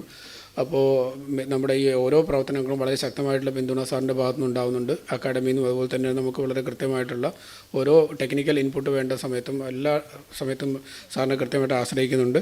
സാറിന് ഈ യോഗത്തിലെത്തിയതിന് വളരെ നന്ദിപൂർവ്വം സ്മരിക്കുന്നു. അതുപോലെ നമ്മുടെ PCO TK വിജയൻ സാറ് എല്ലാ പ്രവർത്തനങ്ങളും മുന്നിട്ടിറങ്ങി സാറിൻ്റെ അക്കാഡമിയിലാണ് നമ്മുടെ ഇപ്പോൾ നാഷണൽ ഇൻസ്റ്റിറ്റ്യൂട്ട് ട്രെയിനിങ് എന്ന ഇപ്പോൾ ഉടനെ ഗവൺമെൻറ് പ്രഖ്യാപിക്കും. നമ്മളൊരു പ്ലാനും മറ്റു കാര്യങ്ങളൊക്കെ പ്രപ്പോസൽ കൊടുത്തിട്ടുണ്ട്. ഹോമിയോപ്പതി ഇൻസ്റ്റിറ്റ്യൂട്ടിലാണ്. അതിന് എല്ലാവിധ സൗകര്യങ്ങളും സാറിൻ്റെ നേതൃത്വത്തിൽ നമുക്ക് ചെയ്തു തരുന്നുണ്ട്. ആയുഷ് മേഖലയിലെ ദേശീയതലത്തിൽ തന്നെ ആദ്യത്തെ ട്രെയിനിങ് ഇൻസ്റ്റിറ്റ്യൂട്ട് നമ്മുടെ സംസ്ഥാനത്ത് ഒരെണ്ണം സ്ഥാപിക്കാൻ പോവുകയാണ്. സെൻട്രൽ ഗവൺമെൻറ് ഓൾറെഡി അതിനുള്ള പെർമിഷൻ തന്നു കഴിഞ്ഞു. ബാക്കി അതിൻ്റെ എങ്ങനെ കാണിക്കണം, അതിൻ്റെ ഗവേണിംഗ് ബോഡിയും അതിൻ്റെ എക്സിക്യൂട്ടീവ് കമ്മിറ്റിയും മറ്റു കാര്യങ്ങളെല്ലാം വളരെ വിശദമായിട്ടുള്ള പ്രപ്പോസൽ ഗവൺമെൻറ് സമർപ്പിച്ചു. നമുക്ക് എക്സ്ക്ലൂസീവായിട്ടുള്ള ഒരു SHSRC പോലെ ഹെൽത്ത് മേഖലയിലുള്ള പോലെ ആയുഷിൻ്റെ മേഖലയിൽ ഒരു പ്രത്യേക ട്രെയിനിങ് ഇൻസ്റ്റിറ്റ്യൂട്ട് നമുക്ക് സമീപഭാവിയിൽ തന്നെ നമുക്ക് പ്രതീക്ഷിക്കാം. ആ തരത്തിലുള്ള നേതൃത്വത്തിനും എല്ലാവിധ സപ്പോർട്ടും നൽകുന്ന TK വിജയൻ സാറിന് നമ്മുടെ എല്ലാവരുടെയും പേരിലുള്ള നന്ദി അറിയിച്ചുകൊള്ളുന്നു. അതുപോലെ തന്നെ ഡെപ്യൂട്ടി കൺട്രോളർ ജയാബി ദേവ് നമ്മുടെ ഈ മേഖലയെ കുറച്ച് നാളുകളായിട്ട് നല്ല രീതിയിലേക്ക് അതിൻ്റെ സ്റ്റാൻഡർഡൈസേഷൻ പ്രോഗ്രാം രാധാകൃഷ്ണൻ സാറിൻ്റെയൊക്കെ നേതൃത്വത്തിലുള്ള വളരെ കൃത്യമായിട്ട് എങ്ങനെ ഇത് മുന്നോട്ട് പോകണം, ആയുർവേദ ഡ്രഗിൻ്റെ അടുത്ത ഇൻഡസ്ട്രി ലെവലിൽ എങ്ങനെ ഇത് സ്റ്റാൻഡർഡൈസ് കൊണ്ടുപോകാമെന്നൊക്കെ ആലോചിച്ച് വളരെ കൃത്യമായിട്ടുള്ള പ്രവർത്തനങ്ങളാണ് നടത്തി വരുന്നത്. മാഡത്തിനും ഈ യോഗത്തിലെത്തിയതിന് നമ്മൾ എല്ലാവരുടെയും പേരിലുള്ള നന്ദി അറിയിച്ചുകൊള്ളുന്നു. ടി കെ ഹൃദിക് സാറ് നമ്മുടെ ഔഷധിയുടെ MD ആണ്, അതുപോലെ തന്നെ സ്റ്റേറ്റ് മെഡിസിൻ പ്ലാനിൻ്റെ CEO ആണ്. ഔഷധി മുമ്പൊന്നും ഇല്ലാത്ത വിധത്തിൽ ഏകദേശം ഒരു 170-200 കോടിയുടെ മേലെ ഇത്തവണ അവരുടെ ടേൺ ഓവർ കടക്കുമെന്നുള്ളതാണ് പ്രതീക്ഷിക്കുന്നത്. വിദേശ രാജ്യങ്ങളിലെ അടക്കം മരുന്നുകൾ കയറ്റി അയച്ചുകൊണ്ട് നല്ല രീതിയിൽ മുന്നോട്ട് പോകാനുള്ള ശ്രമമാണ്. കേരളത്തിൻ്റെ പേര് എല്ലായിടത്തും എത്തിക്കുന്നു. അതുപോലെ തന്നെ ഔഷധിയുടെ NIBH ഒരു ഹോസ്പിറ്റലുണ്ട്, പഞ്ചകർമ്മ ഹോസ്പിറ്റലാണ്. അവിടെ ഏകദേശം 2 കോടി 3 കോടി രൂപയിൽ താഴെയായിരുന്നു ടേൺ ഓവർ ഉണ്ടായിരുന്നത് ഹൃദിക് സാർ വരുന്നതിന് മുന്നേ. സാർ വന്ന ശേഷം കൂടുതൽ സ്പെഷ്യാലിറ്റി തുടങ്ങുകയും എല്ലാ സമയത്തും ബുക്കിംഗ് ചെയ്താൽ തന്നെ നമ്മൾ വിളിച്ച് പറഞ്ഞാൽ പോലും റൂം ബുക്ക് കിട്ടാൻ ബുദ്ധിമുട്ടാണ്. ആ തരത്തിൽ നല്ല ഒരു പ്രൊഫഷണൽ മാനേജ്മെൻറ്റ് രീതിയിലേക്ക് ഔഷധി നയിക്കുന്നുണ്ട്. അതുപോലെ തന്നെ പഞ്ചകർമ്മ ഹോസ്പിറ്റലിൽ നയിക്കുന്നു. അപ്പോൾ എല്ലാ മേഖലകളിലും ആയുർവേദത്തെ പൂർണ്ണമായും സപ്പോർട്ട് ചെയ്യുന്ന മരുന്ന് ഉൽപ്പാദനമായി കഴിഞ്ഞാലും ഇപ്പോൾ 24 കോടി രൂപ മുടക്കി ഔഷധി നവീകരണത്തിൻ്റെ പാതയിലാണ്. ഏകദേശം 500-600 കോടി രൂപയുടെ മരുന്ന് ഒരു വർഷം ഉൽപ്പാദിപ്പിക്കാൻ പറ്റുന്ന രീതിയിലേക്ക് മാറ്റിയെടുക്കാനുള്ളൊരു ശ്രമം നടന്നുകൊണ്ടിരിക്കുന്നു. അത്തരം പ്രവർത്തനങ്ങളിൽ ആയുർവേദ മേഖലയ്ക്ക് വേണ്ടി നേതൃത്വം കൊടുക്കുന്ന ഡോക്ടർ ടി കെ ഹൃദിക്കിനും നന്ദി പറഞ്ഞുകൊള്ളുന്നു. നമ്മുടെ ഈ മേഖലയിലെ അധ്യാപക സംഘടനയുടെ പ്രതിനിധി ഡോക്ടർ ബിജുമോൻ ഓസി, ഡോക്ടർ നമ്മുടെ അധ്യാപക മേഖലയിൽ നിന്നും നമുക്ക് വളരെ കാര്യമായിട്ട് ഈ ഒരു സിസ്റ്റം മുന്നോട്ട് കൊണ്ടുപോകുന്നതിനുള്ള എല്ലാ തരത്തിലുള്ള ഇൻപുട്ട് തരുന്നത് അധ്യാപകരാണ്. നമ്മുടെ തിരുവനന്തപുരത്ത് പ്രത്യേകിച്ചും നമ്മുടെ ഏത് സമയത്തും ഡിപ്പെൻഡ് ചെയ്യുന്ന ഒരു വിഭാഗം, ഒരു പ്രധാനപ്പെട്ട വിഭാഗം ആൾക്കാരാണ് അധ്യാപകരെന്ന് പറയുന്നത്. നമുക്ക് 3 ഗവൺമെൻറ് കോളേജാണുള്ളത്. അതിൽ നിന്നും ഏറ്റവും പഴക്കമുള്ള കോളേജ് എന്ന് പറയുന്നത് 135ഓളം വർഷം പഴക്കമുള്ള ആയുർവേദ കോളേജിൻ്റെ പ്രതിനിധിയായിട്ട് എത്തിയിരിക്കുന്ന ഡോക്ടർ അധ്യാപക സംഘടന പ്രതിനിധിയായിട്ട് എത്തിയിരിക്കുന്ന ഡോക്ടർ ബിജുമോൻ ഓസിക്ക് നമ്മുടെ എല്ലാവരുടെയും പേരിലുള്ള നന്ദി അറിയിച്ചുകൊള്ളുന്നു. അതുപോലെ doctor Ajith Kumar KC Ayurveda medical association ഏകദേശം 10,000-ലധികം അംഗങ്ങളുള്ള സംഘടനയുടെ പ്രതിനിധിയാണ്. നമ്മുടെ ആയുർവേദ ദിനത്തിൻ്റെ എല്ലാ മേഖലയിലും ഇപ്പോൾ 1174 സ്ഥാപനങ്ങൾ വഴിയും ആയുർവേദ ദിനത്തിൻ്റെ സന്ദേശം കേരളത്തിൽ പോയിക്കൊണ്ടിരിക്കുകയാണ്. ഈ ദിവസവും അടുത്ത ദിവസങ്ങളിലായിട്ടും എല്ലാ സ്ഥലത്തും NCD സ്ക്രീനിങ്ങും അതുപോലെ തന്നെ ജീവിതശൈലി സ്കൂൾ ആരോഗ്യ പരിപാടികളും ജനങ്ങളിലേക്ക് ഇറങ്ങാനുള്ള കുടുംബശ്രീ ICDS ഇങ്ങനെ എല്ലാ മേഖലകളിലും നമ്മുടെ പരിപാടി നടത്തുന്ന ആയുർവേദ മെഡിക്കൽ അസോസിയേഷൻ്റെ വക്താക്കൾ അല്ലെങ്കിൽ പ്രതിനിധികൾ വഴിയാണ്. വളരെ നല്ല രീതിയിലുള്ള ഒരു സഹകരണമാണ് ആയുർവേദ മെഡിക്കൽ അസോസിയേഷൻ കാലങ്ങളായിട്ട് നമ്മുടെ വകുപ്പിനും ആയുഷ് വകുപ്പിനും ഒന്നാകെ തന്നെ കൊടുത്തുകൊണ്ടിരിക്കുന്നത്. ഡോക്ടർ അജിത് കുമാറിന് നമ്മുടെ എല്ലാവരുടെയും പേരിൽ നന്ദി അറിയിച്ചുകൊള്ളുന്നു. ഡോക്ടർ ജയനാരായണൻ ഓഫ് കോഴ്സ് അല്ലാതെ പ്രത്യേകിച്ച് പറയേണ്ട കാര്യമില്ല, നമ്മുടെ കൊളീഗാണ്. ഈ മേഖലയിൽ മുന്നോട്ട് പോക്കിന് നല്ല വിഷണറി ആയിട്ട് കഴിഞ്ഞ 6 വർഷമായിട്ട് നാമിൽ പ്രവർത്തിച്ചുകൊണ്ടിരിക്കുന്നു. എല്ലാ കാര്യങ്ങളിലും ഒരു പ്രോഗ്രാം മാനേജർ, ഇവൻറ്റ് മാനേജർ അല്ലെങ്കിൽ എന്താ പറയേണ്ടത്, ഒരു all time 24 hours available for any activities എന്നുള്ളതാണ് പുള്ളിയുടെ ഒരു രീതി. അതുകൊണ്ട് പ്രത്യേകിച്ച് ഒരു ഔപചാരികതയുടെ പേരിൽ ഡോക്ടർ ജയനാരായണന് നന്ദി പറഞ്ഞുകൊള്ളുന്നു. ഇന്ന് ഈ യോഗത്തെ ഇവിടെ നമ്മുടെ ക്ലാസ് എടുക്കാൻ എത്തിയ രാധാകൃഷ്ണൻ സാർ CSIRലെ സയൻറ്റിസ്റ്റാണ്. സാറ് ആയുർവേദ ഡോക്ടർ അല്ലെങ്കിൽ കൂടി ആയുർവേദ ഡോക്ടർ എന്ന രീതിയിലായി കഴിഞ്ഞു. ഇപ്പോൾ ഏകദേശം എല്ലാ തരത്തിലും നല്ല നോളജ് സാറിന് ഈ മേഖലയിൽ വന്നിട്ടുണ്ട്. അതുപോലെ തന്നെ പ്രദീപ് സാറായി കഴിഞ്ഞാലും രാജശേഖരൻ സാറായി കഴിഞ്ഞാലും ആയുഷിൻ്റെ പ്രസക്തി എന്താണെന്ന് മനസ്സിലാക്കിക്കൊണ്ട് അതിനെ സിസ്റ്റത്തിൽ ഇൻറ്റഗ്രേറ്റ് ചെയ്യാൻ നമ്മൾ ഐഡൻറ്റിഫൈ ചെയ്ത 2 പേരാണ്. 2 പേർക്കും ഈ യോഗത്തിന് എത്തിയതിന് നന്ദി പറഞ്ഞുകൊള്ളുന്നു. അതുപോലെ തന്നെ ഇവിടെ എത്തിക്കിയ ആയുർവേദ മെഡിക്കൽ അസോസിയേഷൻ്റെ പ്രതിനിധികൾ, ISM ഡോക്ടേഴ്സ്, CCRS എന്നുള്ള പ്രതിനിധികൾ, ഡ്രഗ് ഡിപ്പാർട്ട്മെൻറ്റ് എന്നുള്ള പ്രതിനിധികൾ, അക്കാഡമിയിൽ നിന്നുള്ള പ്രതിനിധികൾ, എല്ലാവർക്കും അതുപോലെ തന്നെ ISMൻ്റെ 2 ജോയിൻറ്റ് ഡയറക്ടർമാർ ഇവിടെ ഉണ്ട്, സിന്ധു മാഡം, സലജ മാഡം. ഇവരുടെ 2 പേരുടെ ഒരു സപ്പോർട്ട് കൂടിയാണ് നമ്മുടെ ഇന്നത്തെ ആക്ടിവിറ്റീസും മറ്റു കാര്യങ്ങളെല്ലാം വളരെ കൃത്യമായിട്ട് നടന്നു പോകുന്നത്. അവർക്കും പ്രത്യേകിച്ച് നന്ദി പറയുന്നു. എല്ലാവർക്കും ഒരിക്കൽ കൂടി നന്ദി. ഓഫ് കോഴ്സ് നമ്മുടെ ടീം നാഷണൽ ആയുഷ് ഇന്നത്തെ പ്രോഗ്രാം മുഴുവൻ ഓർഗനൈസ് ചെയ്തിരിക്കുന്നത് നമ്മുടെ ISMലെ പ്രോജക്റ്റ് കോർഡിനേറ്റേഴ്സാണ്. Doctor Tripti, doctor Arya, doctor Deepu, doctor Jessy, doctor Jincy, Archana, അങ്ങനെ നീതു, ഇങ്ങനെ എല്ലാവരുമാണ്. ഇവരുടെ നേതൃത്വത്തിലാണ് ഇന്നത്തെ എല്ലാ ഓർഗനൈസിങ്ങും നടന്നിട്ടുള്ളത്. നല്ലൊരു ടീമിനെ നമുക്ക് ഡെവലപ്പ് ചെയ്യാൻ പറ്റിയിട്ടുണ്ട്. എല്ലാവർക്കും ഒരിക്കൽ കൂടി നന്ദി പറഞ്ഞുകൊണ്ട് നിർത്തുന്നു. നന്ദി, നമസ്കാരം. ഉദ്ഘാടന ചടങ്ങുകൾ അവസാനിക്കുന്നു. Ayurveda innovations for global health എന്ന വിഷയത്തെ ആസ്പദമാക്കിയിട്ടുള്ള സെമിനാർ ഉടൻ തന്നെ ആരംഭിക്കുന്നു.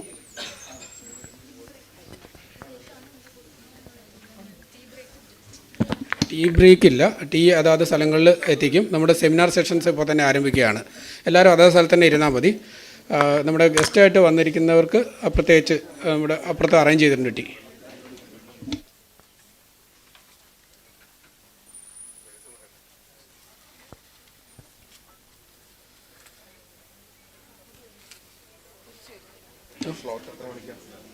We are proceeding with the seminar on Ayurveda Innovations for Global Health.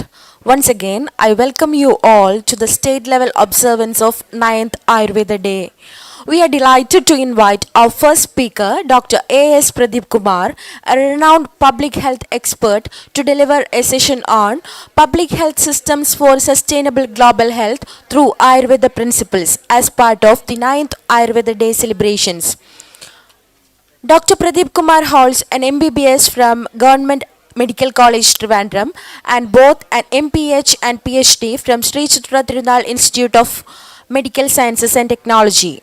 Currently serving as the Director of Training and Research at the Health Systems Research India Initiative, he brings a wealth of experience from various key roles, including Senior Research Officer and State Program Manager for NCD projects at the Achyuta Menon Center, State Epidemiologist for the National TB Elimination Program, and State Tobacco Control Officer. With his expertise in lifestyle disease prevention, public health research, and integrative healthcare, Dr. Pradeep Kumar's session promises to offer valuable insights into leveraging Ayurveda principles to build sustainable public health systems. We look forward to his thought-provoking address at this special occasion. Over to you, sir. I kindly request you to be seated in your seats to continue with the seminar. Please. Once again, I kindly request you all to be seated in your seats. We are proceeding with the seminar session. Once again, I welcome Dr. A.S. Pradeep Kumar to deliver the session.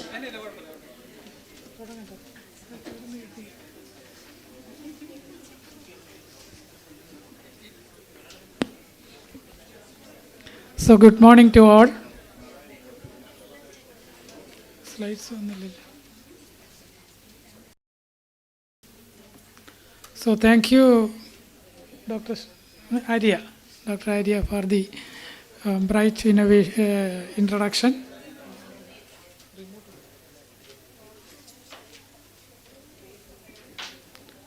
എല്ലാവരും കഴിഞ്ഞ ഉദ്ഘാടന സെഷനിൽ പറഞ്ഞതുപോലെ ഞാനും നിങ്ങൾക്കെല്ലാവർക്കും 9ാമത് ആയുർവേദ ദിനത്തിൻ്റെ ദേശീയ ആയുർവേദ ദിനത്തിൻ്റെ ആശംസകൾ പറഞ്ഞുകൊണ്ട് തുടങ്ങുന്നു. ഞാൻ കഴിഞ്ഞ ഒന്നര മണിക്കൂറായിട്ട് ഇവിടുത്തെ ഇനോഗ്രൽ സെഷൻ്റെ കാര്യങ്ങൾ കേട്ട് കഴിഞ്ഞപ്പോൾ ഇനി ഇതിനേക്കാൾ കൂടുതലായിട്ട് എനിക്ക് എന്താണ് പറയാനുള്ളത് എന്ന് ആലോചിച്ചു പോവുകയാണ്. അപ്പോൾ നിങ്ങൾ ഉദ്ദേശിക്കുന്ന തരത്തിലോട്ട് എനിക്ക് എത്രത്തോളം എത്താനൊക്കും എന്നുള്ളത് എനിക്കിപ്പോൾ ഒരു സംശയം തോന്നുന്നുണ്ട്. പക്ഷേ I shall try. So, first of all, let me express my thanks and sincere gratitude to the organizers for inviting me to this seminar and to deliver the address on this special occasion of the National Ayurveda Day in front of the august audience. Thank you for the participants for listening also. So I will be talking about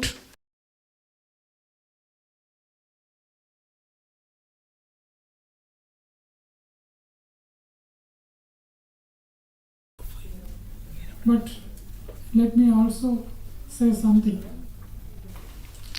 So the public health systems, you know, it is an organized framework of policies, organizations, people and resources. At the national level and the state level, the policies will be formed and this will be implemented through the various departments. The departments will develop action plans, projects, strategies, and it will be implemented at the community level with the participation of the people. And of course, resources are also needed for proper implementation. So this public health system is meant to provide preventive health, health promotion, disease control, equity, prompt response to health crisis. Nowadays, many disasters are also happening, so we should be ready to respond to the health during this health crisis also. Then the key components of the public health systems are government departments and ministries, healthcare institutions and providers, academic and research institutions.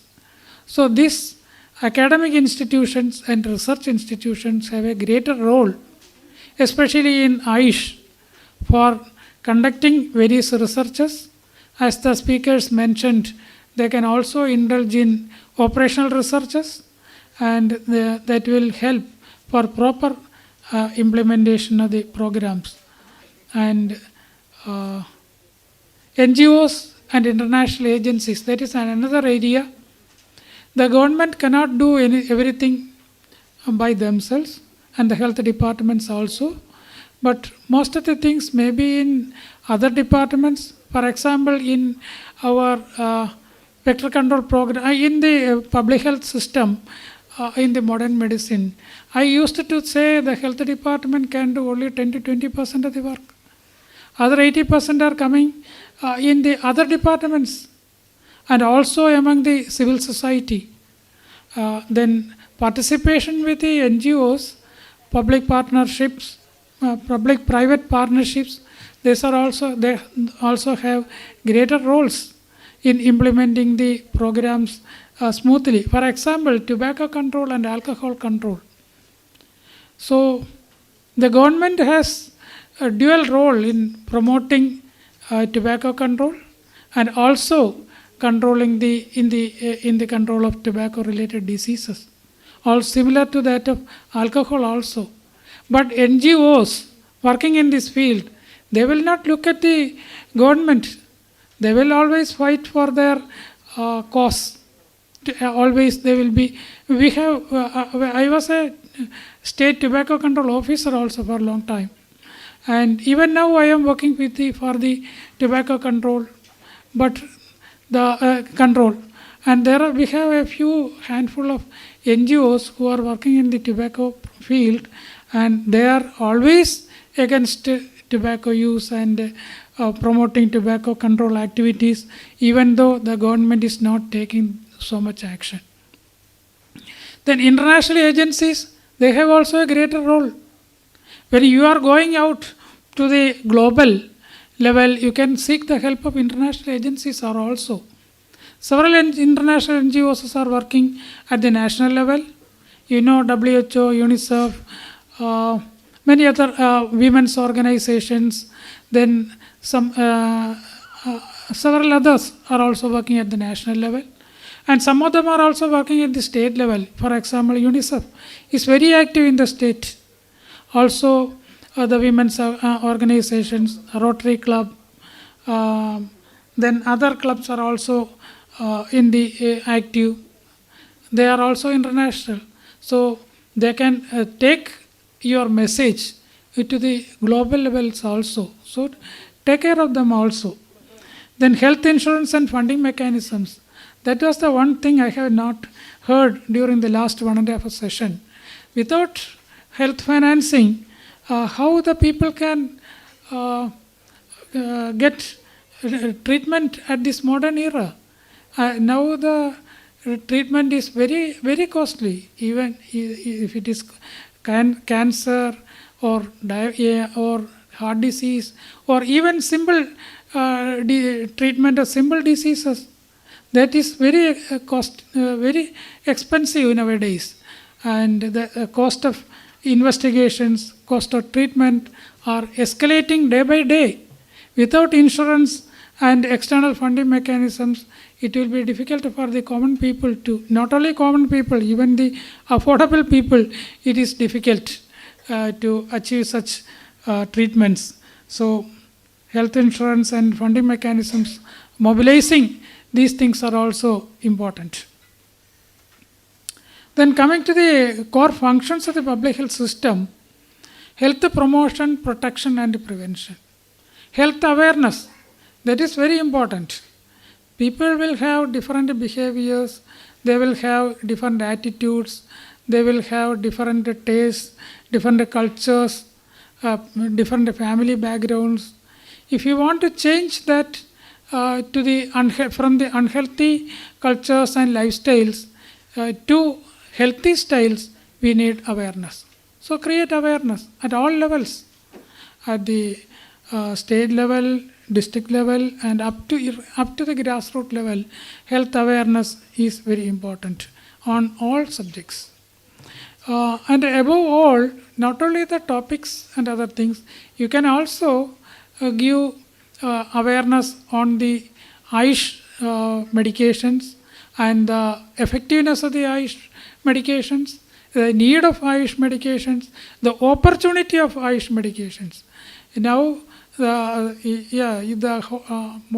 people seek modern medicine always, especially for the immediate care. But you can say the role of modern medicine, where to stop and where you can take care of it. For example, stroke. Physiotherapy has a very important role in rejuvenating the people. So physiotherapy is a time-old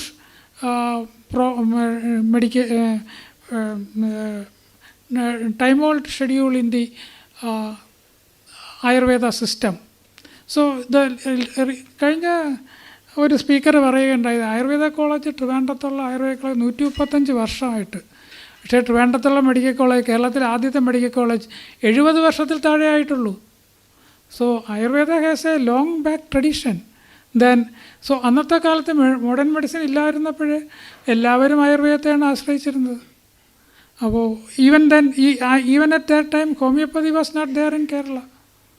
So Ayurveda has a long tradition, and you can also propagate the messages of Ayurveda principles and effectiveness and its opportunities. Then vaccination.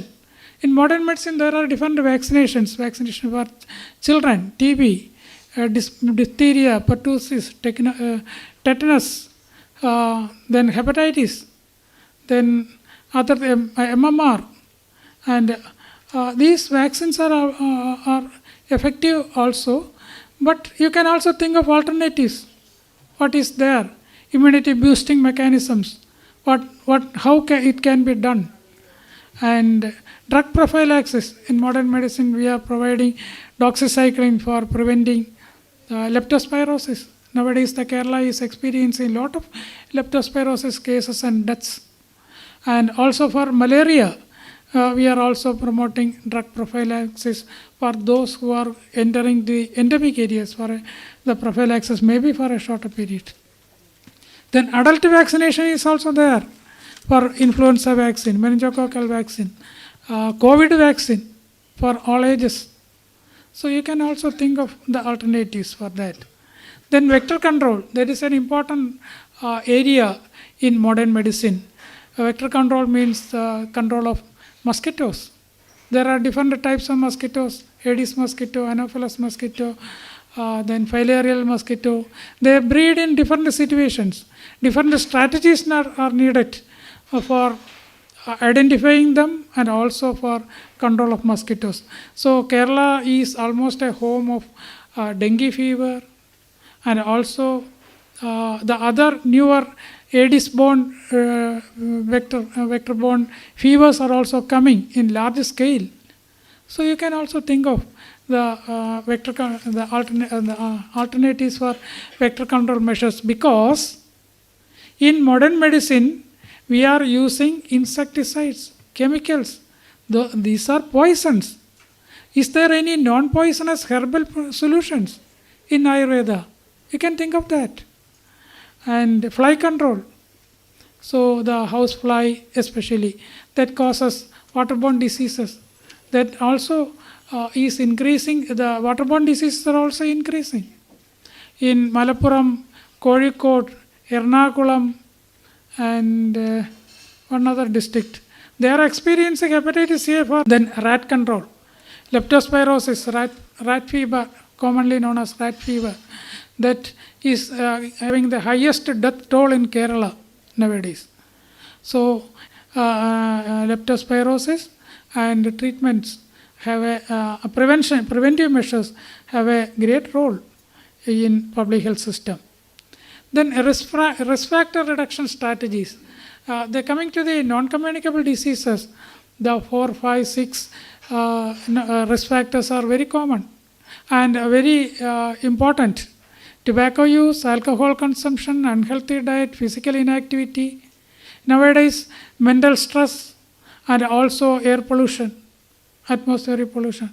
These are the major risk factors. How this can be prevented, that also we can think of. Then legal measures are also there, especially for tobacco control, Cigarette and Other Tobacco Products Act.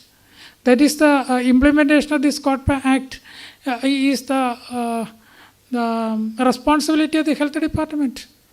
There are other legal measures are also possible for imposing higher tax for tobacco, sugar, high sugar food, high fat food, etc., etc. Then coming to the other things, clinical care. Of course, modern medicine have many modalities of clinical care, investigation, etc. And you also have your own clinical management mechanisms. So then prevention of complications, that is also very important.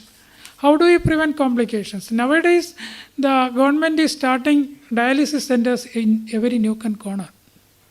So even in the PHCs, they have started dialysis centers, but even now even that is not sufficient. That may be needed. So we may need mobile dialysis centers, home-based dialysis centers, etc. Why this dialysis is so much needed?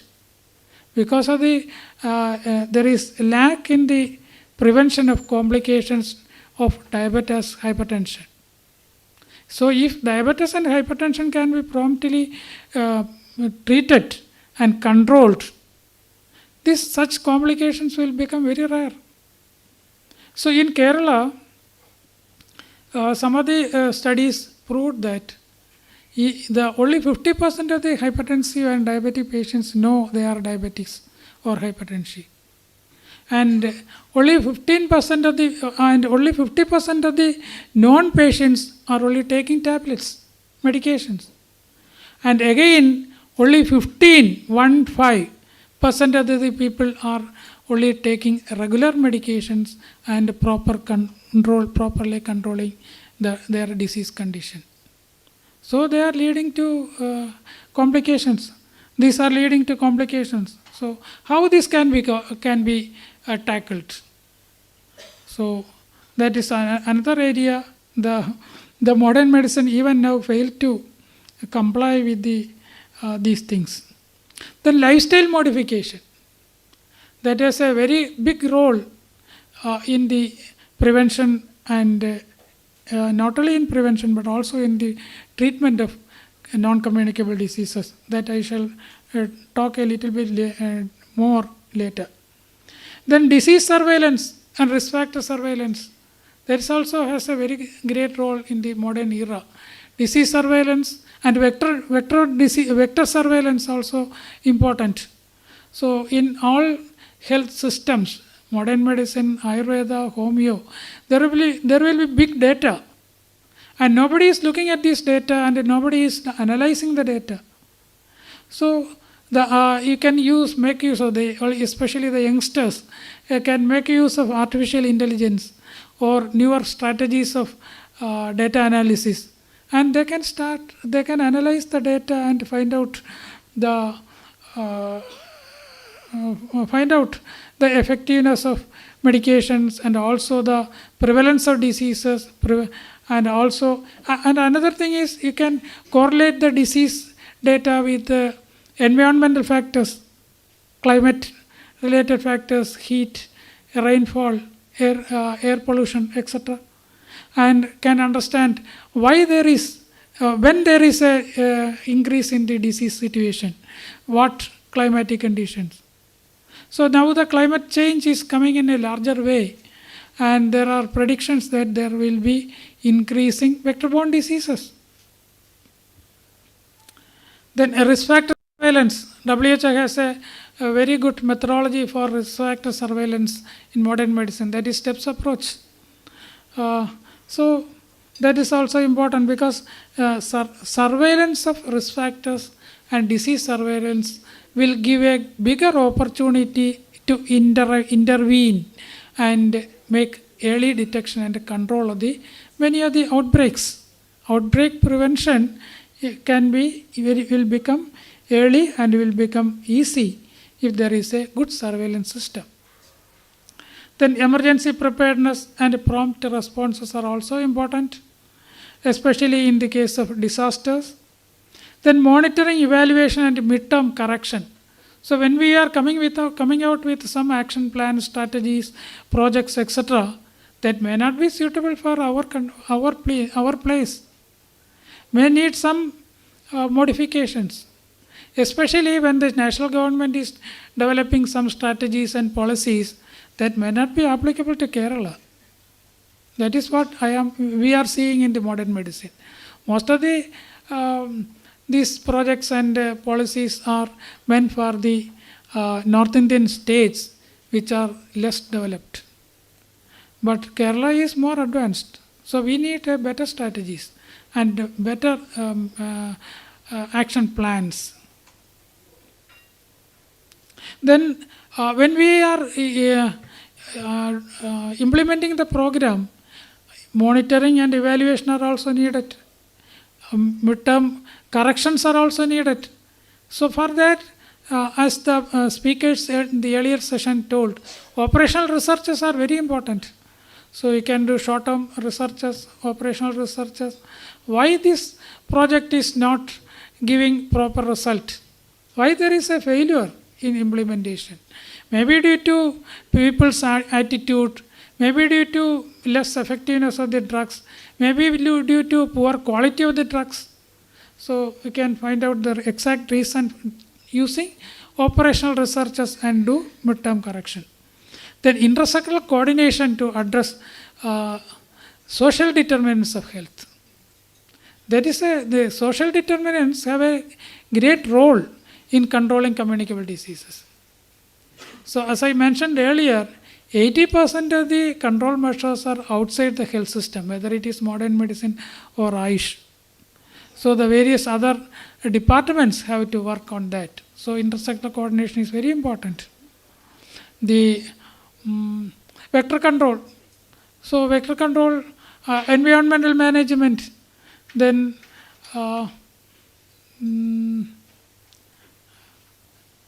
those things, housing, proper housing, poor economic status, these agricultural practices. These things are also, these departments also have to work in synonymous with the modern medicine and also Ayush. Then only the real results will occur. For example, when I was in the health department, there was higher mosquito prevalence in some area.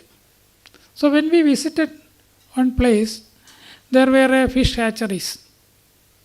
Actually, the fishes will eat the larvae, and there should be decrease in the mosquito densities. But the fish hatcheries, in the fish hatcheries, actually there were fishes, but there were mosquito breeding also. So those ponds were serving as the bigger breeding sites for the mosquitoes. So the WHO used to say there should be a public health sense in all projects and programs. Not only the health, whenever you start a project, not only in health but in other departments also, there should be a thinking of public health. Then policy development and action plans, that the department has to do some liaison work, then with the bureaucrats and ministers to develop proper action plan, to proper policies. Then researches, innovations, that I have already mentioned about those things. Then there are some emerging trends in public health system. Digital technologies. Digital technologies are nowadays becoming more and more popular. telemedicine. Now the people do not have time to come and wait in the OP. They will be sitting their workplace or in their home, and the telemedicine may be useful because the people have smartphones. Most of the people have smartphones, and most of the health system have telemedicine facilities also. So it can be made use of. Electronic medical records. Now, variety of softwares are available for keeping EMR, and the hospitals are using the EMR. So when there is EMR, it is easy to analyze the data also. Then mobile apps are there to inform the people about health concerns, and also the health system can track the medication failure, whether he has taken the medicine for TB, medicine for diabetes, hypertension, etc. And the tobacco cessation is also taking place in mobile apps. Then artificial intelligence, I am not a good person to talk more about artificial intelligence. Then One Health and planetary health. These are the newer concepts which arose from COVID era. So One Health means, somebody mentioned in the inaugural session also, that deals with not only with the humans but also with animals and the environment to prevent the communicable diseases, and also that will be helpful for the prevention and control of non-communicable diseases also. Then community mental health program is coming in a long way. So earlier, among the NCDs, mental health was not considered as a big problem. But for the last 5 years, mental health is also included in the non-communicable diseases. So the mental health disease prevalence is increasing, because in the modern era, stress is increasing. That leads to mental health problems, and there is a shift in the management of mental health programs from the hospitals to the community and the homes. So that can also be thought of. Then tobacco control, tobacco and alcohol tax. Higher tax will definitely decrease the consumption. The people will opt for low-priced alternatives. So tobacco and alcohol have very high taxes. The tobacco has 28% in GST and plus some cess also there. And so that has also contributed in reduction in the tobacco use prevalence. Alcohol, even now there is 400 or 500% tax for alcohol, but the prevalence is not coming down. Maybe due to other causes, maybe due to addiction. But tobacco is more addictive than alcohol. Then physical activity promotion. Now most of the LSTDs are taking up this thing, physical activity promotion, urban designing, then establishing sports grounds, the swimming pools, and even the schools. Some of the schools are also promoting these measures to increase the physical activity, though the period for physical activity during the school time is decreasing. Then yoga and meditation. So the people have already taken up these two things, yoga and meditation. Even the Prime Minister is a yoga promoter, and he promotes yoga all over the world. So in India also a lot of people are taking, even the modern medicine people are used to yoga, and they are also promoting yoga for as an alternative to physical activity. Meditation, I think meditation also needs pranayama and what other meditation. So that also needs more awareness creation and popularity. Then food and nutrition. So what is the biggest toxin in the current era? I will say it is the food. If you consider tobacco, only 19% of the male population, less than 10% of the total population is using tobacco. Coming to the alcohol, maybe 30-35% of the male population is taking alcohol. But food, 100%. And what type of food nowadays available? Food with high fat, high sugar, high salt, which is the main cause for non-communicable disease, higher prevalence of non-communicable disease in Kerala. So in Kerala, I think more than tobacco and alcohol, food is the major toxin causing large numbers of NCD patients. And higher tax for, so in some states, fat tax is introduced, sugar tax is introduced, salt tax is introduced. In Kerala also we had fat tax during 1 year, then it was withdrawn. So it is very high time to introduce higher tax for these type of foods, because food industry is coming out in a large way to popularize tasty food. Tasty food means high fat, high sugar, high salt. That will lead to NCD. So without controlling and it is very difficult, even the governments struggle to control food industry. So that is why this taxation and higher taxation is not coming in many states and at national level. Then care of aging population. Even now 15% of our Kerala population is above 65 years of age. And in the next 20 years, it may be reached up to more than 30%. And they will be living longer and with some diseases. So 40%, 20% of the Kerala population is having diabetes, and 30% of Kerala population is in the pre-diabetic state. So more than half of the population is diabetic. Hypertension, 30% of the Kerala population is hypertensive, and maybe equal amount in pre-hypertensive state also. So,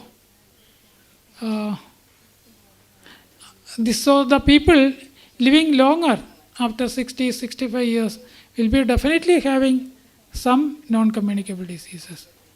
One of our study proved that almost 50% of the people, 60% of the people have at least one NCD, 40% of the people have at least 2 NCD, and even 10 to 20% are having 3 NCDs. You see how magnanimous it, how much it is. So care of the aging population is going to be a big problem. And palliative care, pain care, palliative care, lot of people are in the beds in homes. I am also doing some clinical work in one hospital where there is a home care activity also. So the people from various parts within that locality call our hospital, at least 3-4 people will call. And almost 6-7 people are having daily dressing in the home. They have to go daily dressing. So the palliative care under the health department is not sufficient and inadequate. So that also requires alternative measures. Manage climate-related conditions. The light is still there. Why there is? Why I have mentioned that one? There is one major source of indoor air pollution. Maybe very little effect, but that is also one. Then, so climate change is coming in a larger way, and climate change will lead increasing vector-borne diseases and also increase the atmospheric pollution, air pollution, and that will lead to further increase in the non-communicable diseases. So till 5-6 years back, the 4 major risk factors for NCD were tobacco, alcohol, unhealthy diet, and physical inactivity. But during the last 3-4 years' time, the WHO mentioned that air pollution is the biggest risk factor. 26% of the NCD deaths were attributed to air pollution. But tobacco and other risk factors are less than that. Then another thing is about the lung cancer and also the cancerous effect of tobacco. WHO mentioned some 5 years back that tobacco is the only carcinogen which releases nitrogenous amines in the atmosphere, leading to lung cancer and other cancers. But now WHO says air pollution, this automobile exhaust is also a major contributor of carcinogen.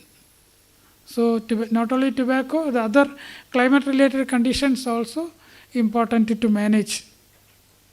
Then manage social determinants of health. I have already discussed. Equity care, that is also coming in a larger way. Equity means different dimensions equity have. Gender equity, social equity, then age-wise equity, socio-economic equity. So that also should be taken care of.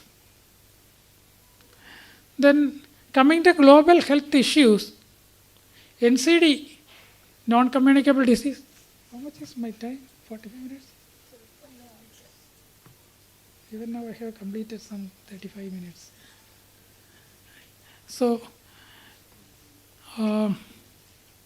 NCD is the biggest killer, as mentioned others. There are 48 million deaths every year in the world.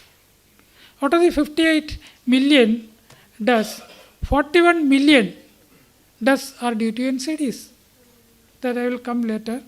Then communicable diseases, nutrition, food safety, climate change, environmental impact.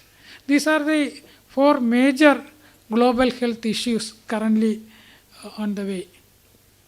So NCD means, even though there are only 5 major NCDs, there are other NCDs also: musculoskeletal diseases, neurodegenerative diseases, cognitive disorders, osteoporosis, injuries, dyslipidemias, metabolic syndromes, and many more.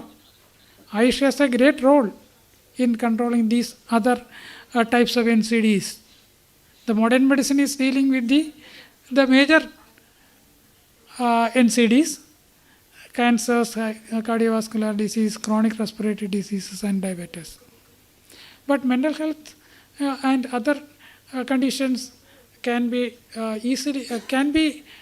taken care of the Ayush medications. So this is about the NCD. Out of 58 million deaths, 41 million are due to NCDs, 71% of the deaths. And the reproductive health related deaths and the communicable disease related deaths, only 29%. Then 17.9 million deaths are due to cardiovascular disease, 9.3 million by cancers, 4.1 million by CRD, and 2 million by diabetes. So I think these are the risk factors of NCD. There are non-modifiable, modifiable risk factors, physiological factors like overweight, obesity, raised blood pressure, raised blood glucose, total cholesterol, and behavioral factors like stress, tobacco, alcohol, unhealthy diet, and environmental factors like air pollution, food adulteration, artificial colors, indoor smoke, those are also there. So in the public health, tobacco, reducing the use of tobacco, there are many measures. WHO has also mentioned best buys by increasing the tax, and also tobacco cessation. That is another area you can think of. Tobacco cessation, we are having some medications like bupropion, nicotine derivatives, and varenicline for tobacco cessation. But you can also think of the Ayush medications for reducing tobacco use, because the need of tobacco cessation is very high. Out of all tobacco users, 80% of tobacco users like to quit, but they cannot quit because of the high addiction. That 60% of them tried to quit, but only 2 to 4% could do that. Other 60% are roaming around seeking for some help. So there is it is a big avenue. Then about the harmful use of alcohol. Alcohol de-addiction. There are some centers, integrated centers for alcohol de-addiction, but it is not sufficient. You can also think of Ayush measures for alcohol de-addiction. And even in modern medicine, I don't think the alcohol de-addiction centers are that much effective also. Many of the people after de-addiction, we again restarting the alcohol use. Then reduce unhealthy diet. Unhealthy diet means, as you know, it is not only high fat, high sugar, high salt, and also about the carbohydrate intake, food, protein intake, and fiber intake. Those things are also important. Actually, these things, food habits and healthy food habits, modern medicine has taken from you people.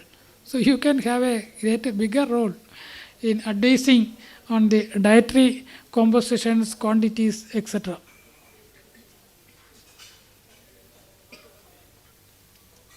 Why it is not moving? This is not moving.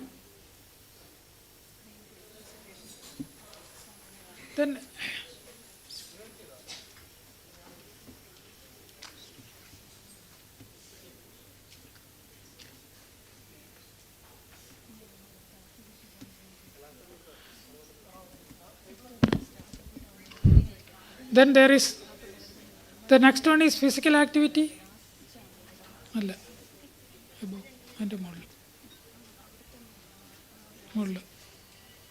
Yes.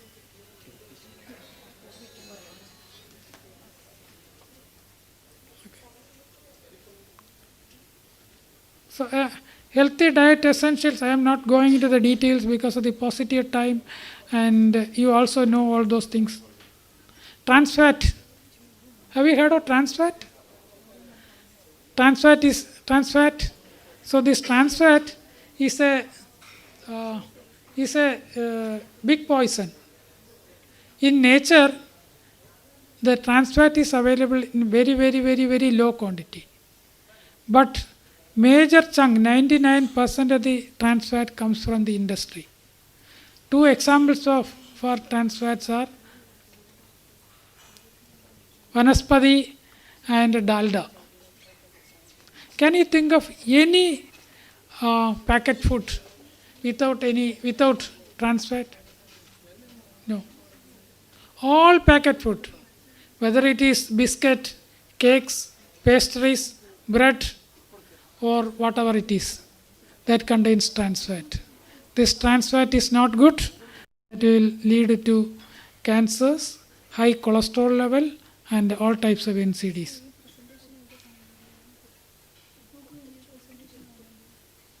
So, healthy plate that you may be knowing, I am not going to the details. Physical activity.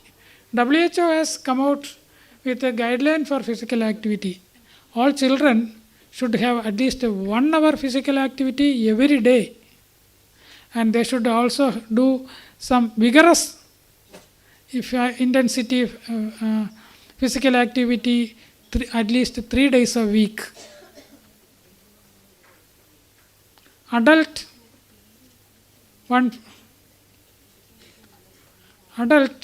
there should be 150 to 300 minutes of moderate intensity physical activity for the adults. And also 75 to 150 minutes of vigor, or 75 to 150 minutes of vigorous activity. So if you can do some muscle strengthening exercise at least 2 days a week, that will be good.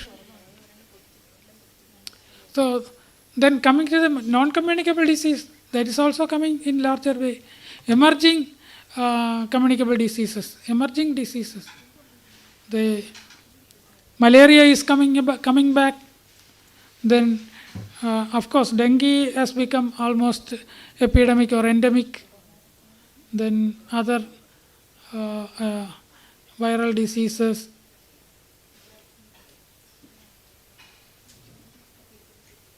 So environment, protection of environment is also important. Tobacco is a major environmental hazard.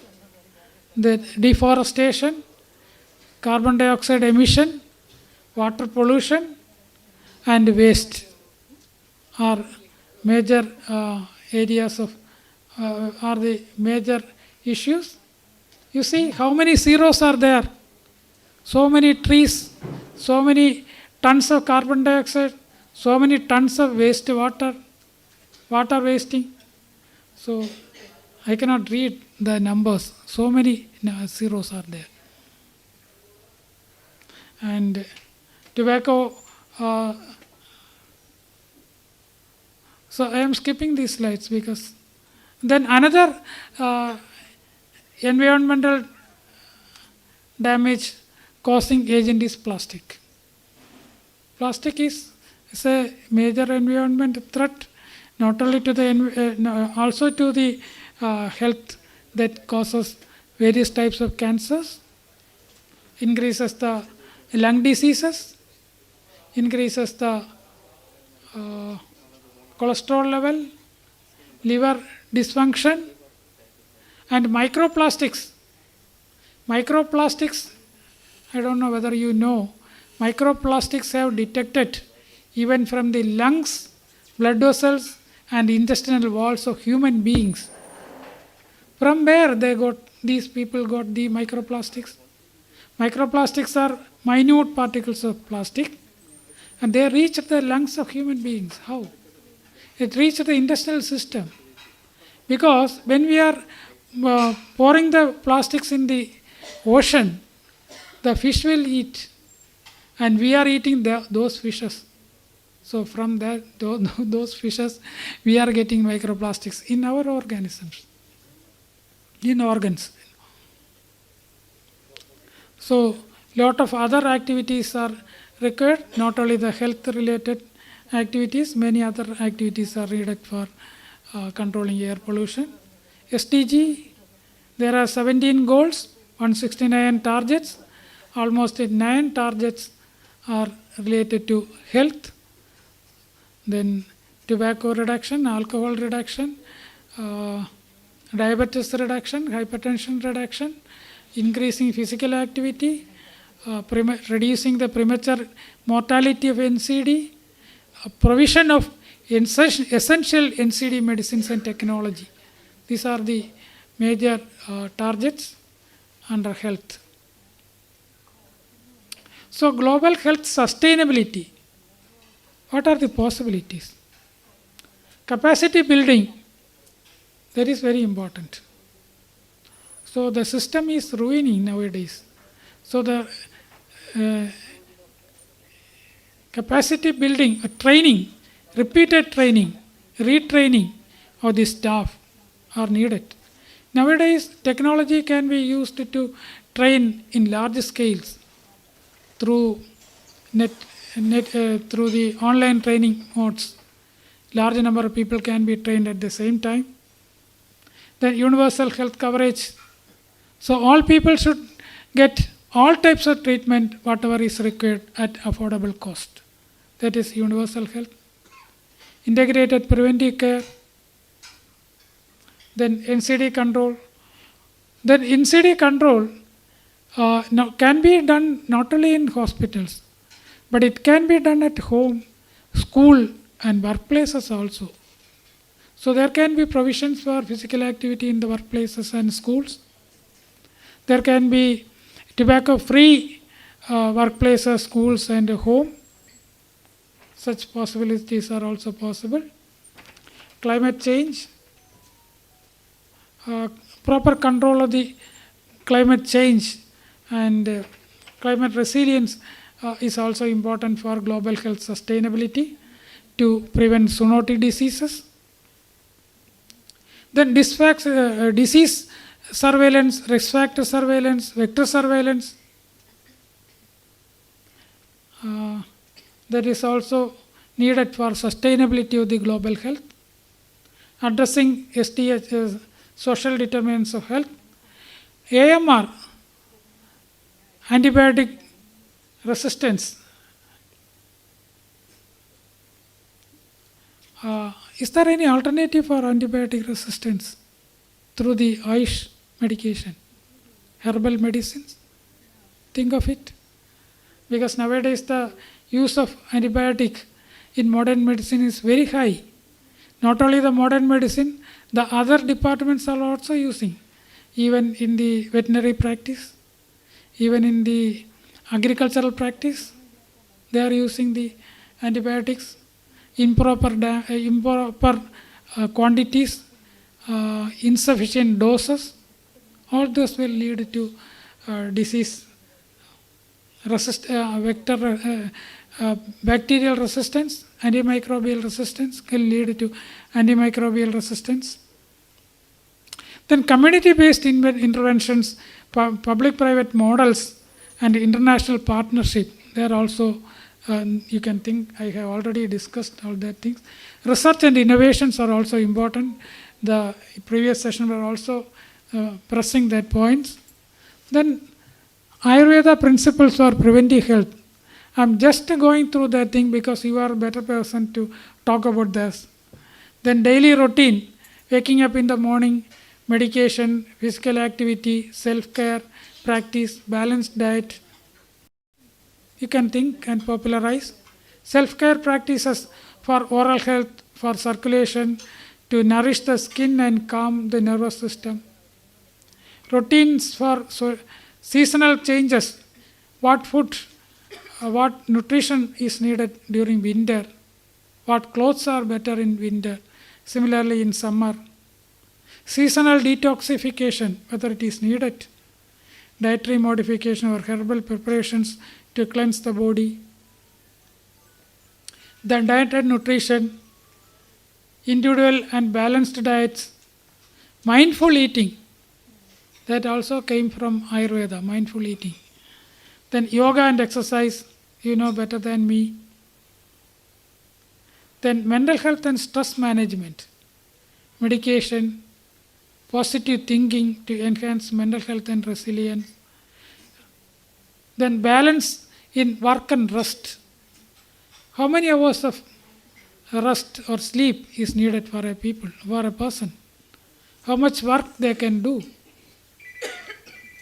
Then balancing activity with rest, encouraging regular sleep patterns. Then herbal supplementation for rejuvenation, support immunity, immunity boosting medications, herbals, vitality, detoxification, age specific health care, diet and exercise appropriate for children, adults, elderly, specific guidelines for preventive health in women, focusing on menstrual health, prenatal, postnatal care, and menopausal, postmenopausal management. Dietary, lifestyle, and herbal support. What herbals can be used, etc. So in modern medicine, the one major issue in the mother and child health is increasing caesarean sections. 60 to 70% of the deliveries are happening through caesarean section. But WHO recommended only 15%. How this can be changed? Using your Ayush medications. Think of it. And then immunity building herbs and practices.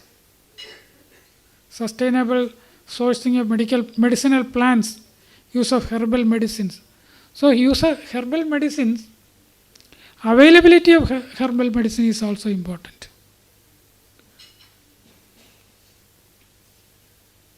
then nature-centered medicine, person-centered medicine. So integration of lifestyle, diet and medicine, mind, body medicine.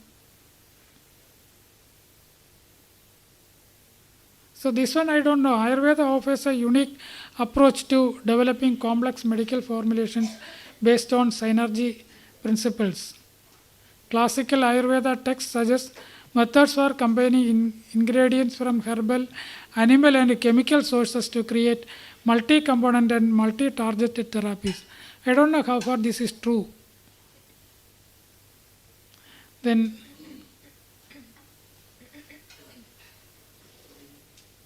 awareness education I have mentioned earlier.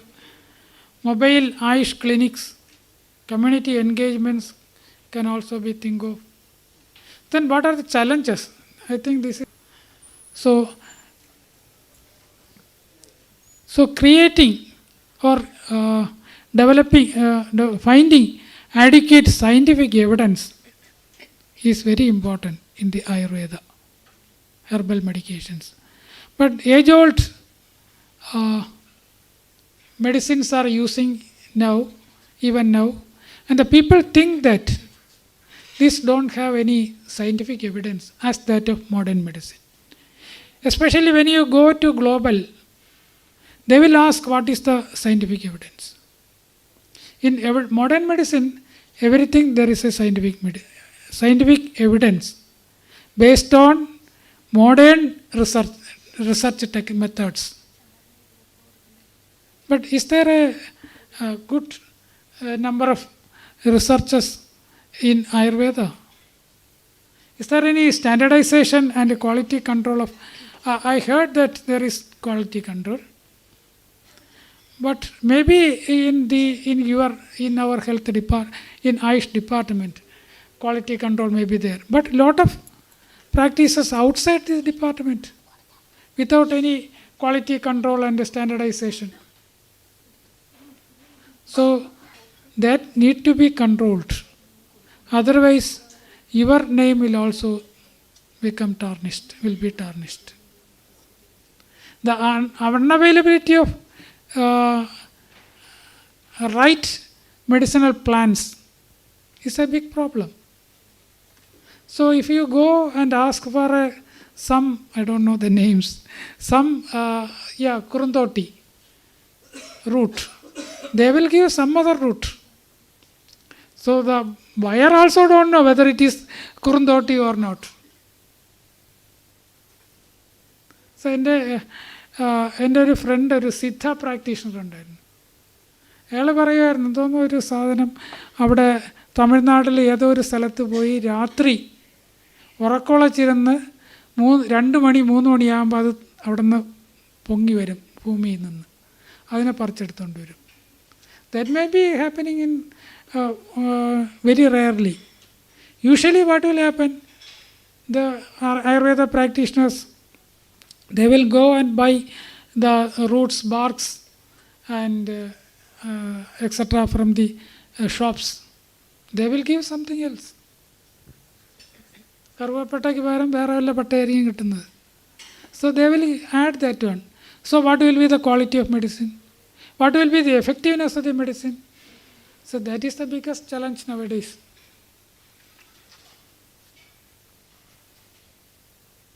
So adequate scientific evidence should be generated through randomized controlled trials. RCT is important. Some Radhakrishnan sir, is he here? Was he? He was mentioned. Yeah, he may be knowing better. Randomized controlled trials are needed to prove to get the scientific evidence, to prove the effectiveness of herbal medications. If RCT is difficult, but if not possible, maybe some case control studies or longitudinal studies like cohort studies, that again may be difficult. These are needed to generate. When a number of such evidences are generated, a systematic review and meta-analysis are needed. And these should be published in scientific journals, peer-reviewed journals. Then only the Western people will know about it and will approve this. So think of that. Then medicinal plants. Cultivation of medicinal plants is very important. So my brother is an agricultural scientist. He's retired from the agricultural college. He did some work on medicinal plant, and he mentioned that Dashapushpa, Triphala, Trikkadu, then Astra forest. Have you heard of Astra forest? So these are the things that can be done in the home itself. You can popularize these things. So in modern medicine, there is no pharmacy in the home. People are not keeping pharmacy in the home. There is no need of it also. But in the case of Ayurveda, you can bring up a domiciliary culture of keeping Ayurveda pharmacy in the home by cultivating these plants. So in my family home, he has planted some 10 or more variety of such plants. Muroti, Adalodagan Cheradu Validu,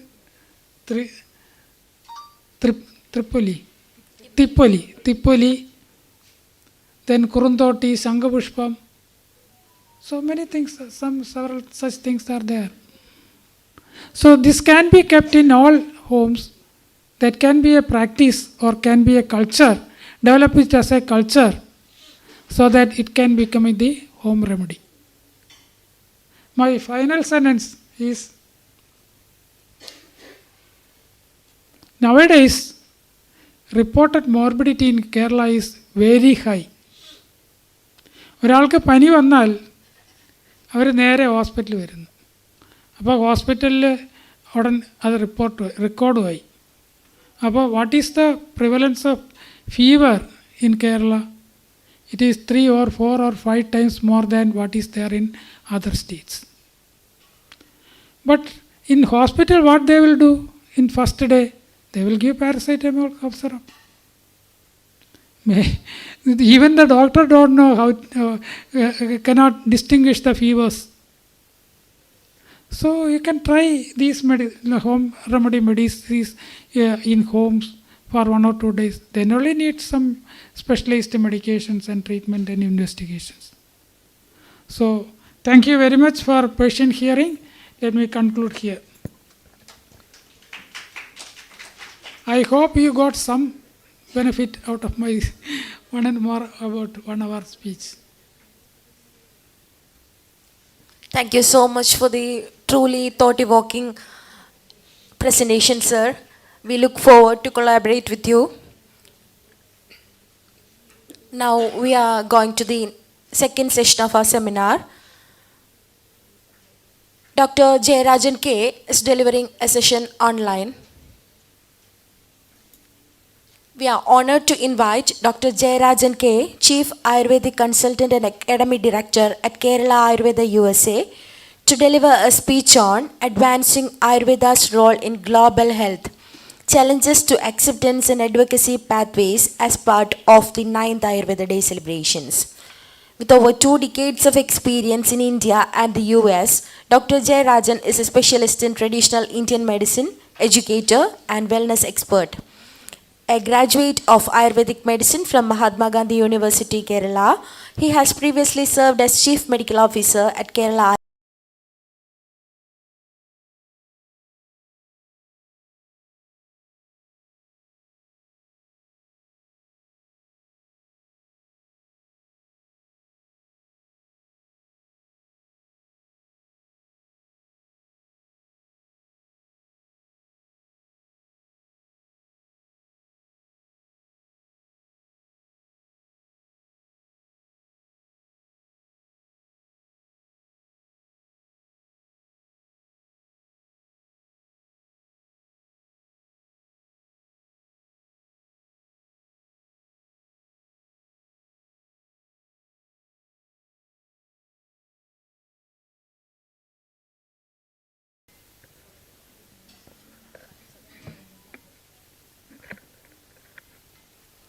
Sir, if you're audible, you can take over the session, please.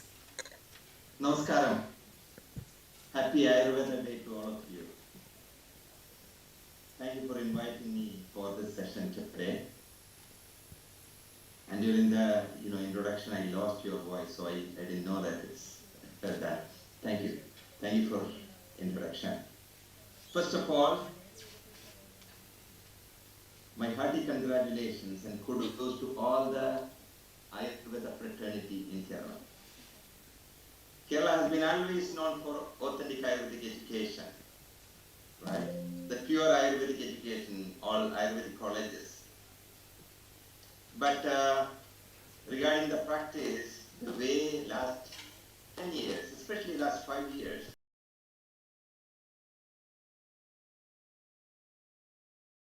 and doing a lot of public health interventions, that is mother and child care or sports medicine, lot of great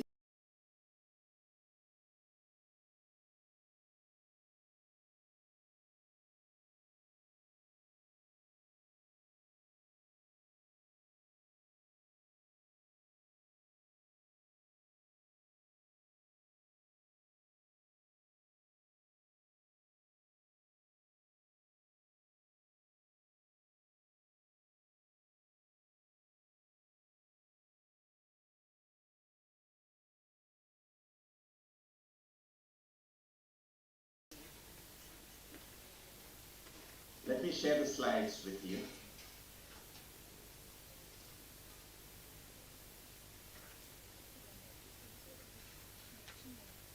As Dr. A.S. Pradeep Kumar just detailed about the global health sustainability, I think that Ayurveda can play a great role.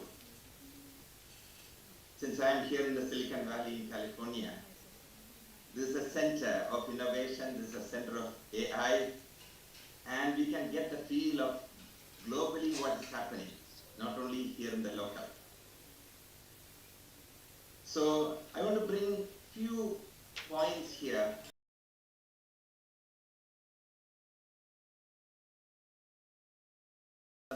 Steps for Ayurveda from Kerala, that would be great. Challenges to acceptance of advocacy pathways. There are few challenges at home, that means in Kerala, India. I want to bring that up. Then of course there are many challenges on this side of the world. I've been here for almost 15 years. It was not easy in a country where there is no idea about Ayurveda. If I say Ayurveda to somebody, they will say same to you, because they think that I'm teaching them in some other language. But if you really look at last 2 decades, or almost 3 decades, lot of transformation happened. So now I'm bringing what is globally happening and what are the changes I expect that can really help Kerala state. Kerala as the source of authentic Ayurvedic education and practice to really thrive across. On this slide, this may not be a great news for you. The World Health Organization's inclusion of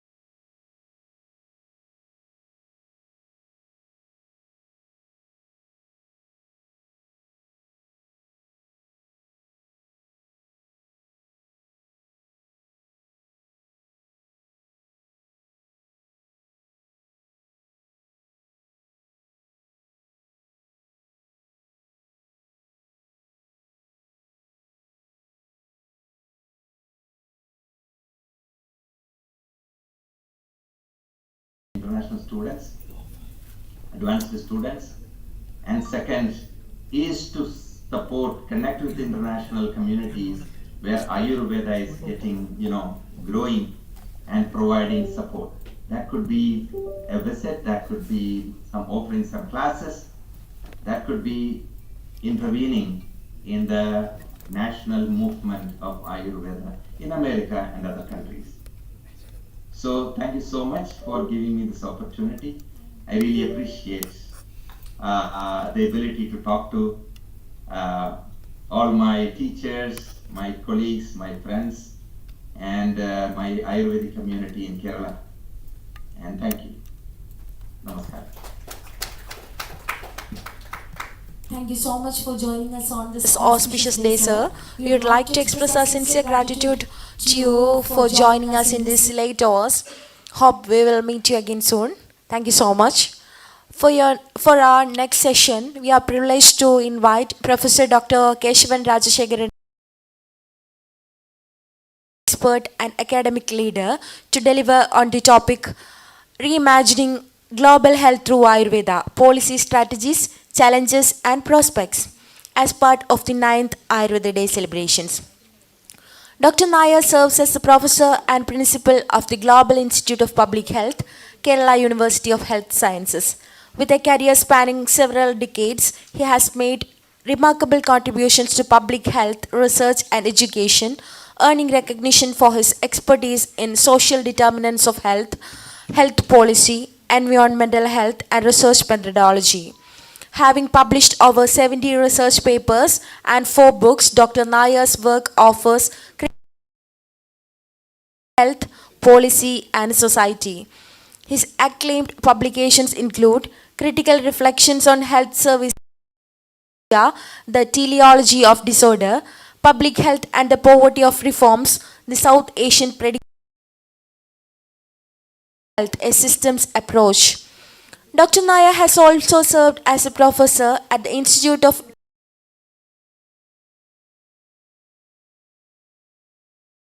He spent many years at Jawaharlal Nehru University, New Delhi, mentoring over 25 PhD scholars. Earlier in his career, he held research positions at the Indian Council of Medical Research.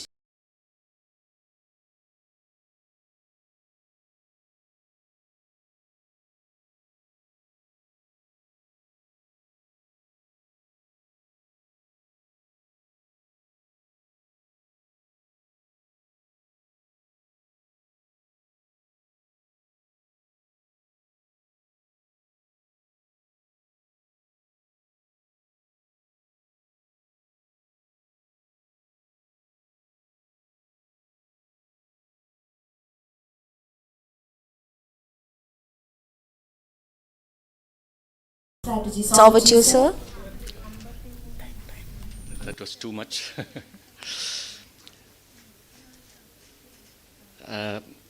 This topic, Ayurveda Innovation for Global, to present a lecture on this area. I said it's a very difficult task. And they gave me only 2 days. So I think it was very difficult to organize a lecture within that 2 days. Encounter with Ayurveda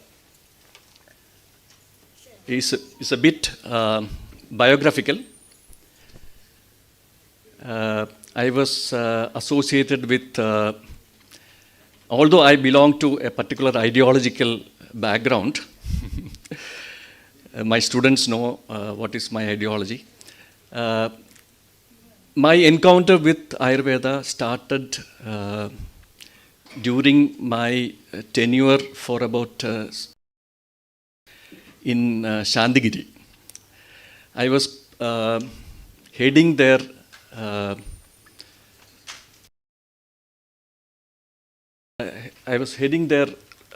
research and was instrumental in starting some research programs, especially on indigenous medicine and their effectiveness, as well as I did some studies on mass gathering and public health. I mean, that was one of the studies on mass gathering in India. I mean, apart from there were some studies of the Kumbh Mela in Kashi, as well as some other studies in the north. But this was the first study of Shabarimala mass gathering. And that was a good experience. And I could interact with the people, interact with the problems they go through. And we submitted the report to the government of Kerala and played some role in policy changes. Apart from that, my living in Shantigiri, I had some intention. I was doing anthropological studies on the way, although I was not a Vishwasi, I was not part of their group, but I could experience the way the people go through the spirituality there. My close encounter with Ayurveda and of course Siddha also. So that because Shantigiri had a Siddha college there and their Ayurveda college was in Palghat. So this is a very difficult area to discuss. Let me be very frank with you. I mean, I don't want to do some kind of prescriptions that the Ayurveda should do this or that. I will try to explain the challenges, the problems, and the actual reality. Now,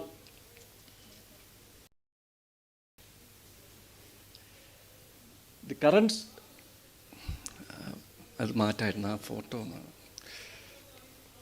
the current scenario, as far as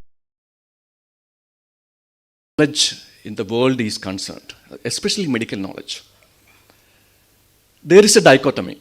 Let me be frank with this. There is a dichotomy wherever you go. Even in some of my students have faced this problem in the institute where I teach. There is a dichotomy. It's like modern versus traditional. And always there is a bias towards modern medicine. Even when state governments or central governments promote Ayurveda or any other traditional medicine, there is a bias. I think this is experienced by everybody. I think it's not something which is very rare. Now, there is also a dichotomy between formal and informal. There is a formal medical system, and to which Ayurveda has entered in recent years by modern methods of training, lab-oriented science and all that. And it's hundreds of years of Ayurveda reflected in the texts, the actual texts that people have produced. And it has been converted into some kind of a modern approach. And I don't want to discuss the negativities and positivities of this kind of a shift, but this is the truth. This is the reality. And at the same time, there is also an informal approach where traditional medicine is being practiced. I was involved in a study of the folk medical practitioners in Kerala. And, we interviewed about 200 folk medical practitioners in Kerala, different districts, and this is being now analyzed. The data is being analyzed, but I can say that this was done in collaboration with a professor from Australia. It was a good experience, and these informal systems also play a very big role in this knowledge system. And this is another aspect of this dichotomy. And scientific versus unscientific dichotomy. Some people, of course, even now, even after state support, to Ayurveda and indigenous systems. Ayush has been, it's a new name coined by the government. This unscientific kind of a, that kind of a background still is being kind of felt by many people. So these are the dichotomous approach to health. And there are also problems in medical ethics, medical systems. The issue of ethics, whether modern, I think Dr. Pradeep Kumar and the earlier presenters, I don't want to repeat many things which they have already mentioned. And the issue of ethics is extremely important, and modern medicine always has this problem. It's a very serious problem as far as modern medicine is concerned. And you can see, I mean, the recent COVID, I will come to that, the COVID epidemic and the COVID vaccine produced by Pfizer and going on, whether they practiced, I mean, ethically it was developed, and those issues. And also the rights of individuals. People have a right to seek the care, they like. And instead of kind of thrusting on some medical system on people. I think this is another issue which is important. Then fairness, justice and responsiveness. How modern medical systems respond to the problems that people face. There are a lot of work done on this issue, and especially by the Western scholars. There is an increasing medicalization. Dr. Pradeep Kumar has already mentioned briefly about this. Modern medicine has always been thrust on people. I mean, the medicalization of problems. They seek care unnecessary. They go to medical practitioners and also self-prescriptions of modern allopathic medicines. So these are some of the issues I want to keep before you as a background. Now let me come to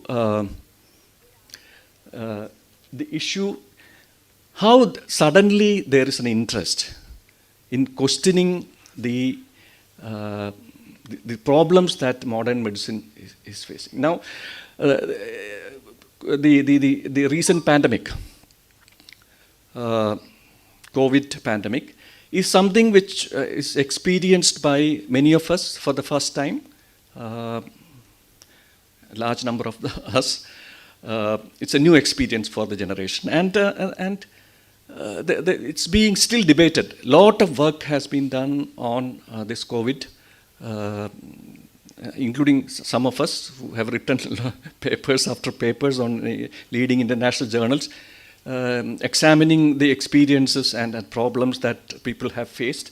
And we are still debating on the confidence intervals of many of the problems, whether it was 99% confidence, including the vaccine.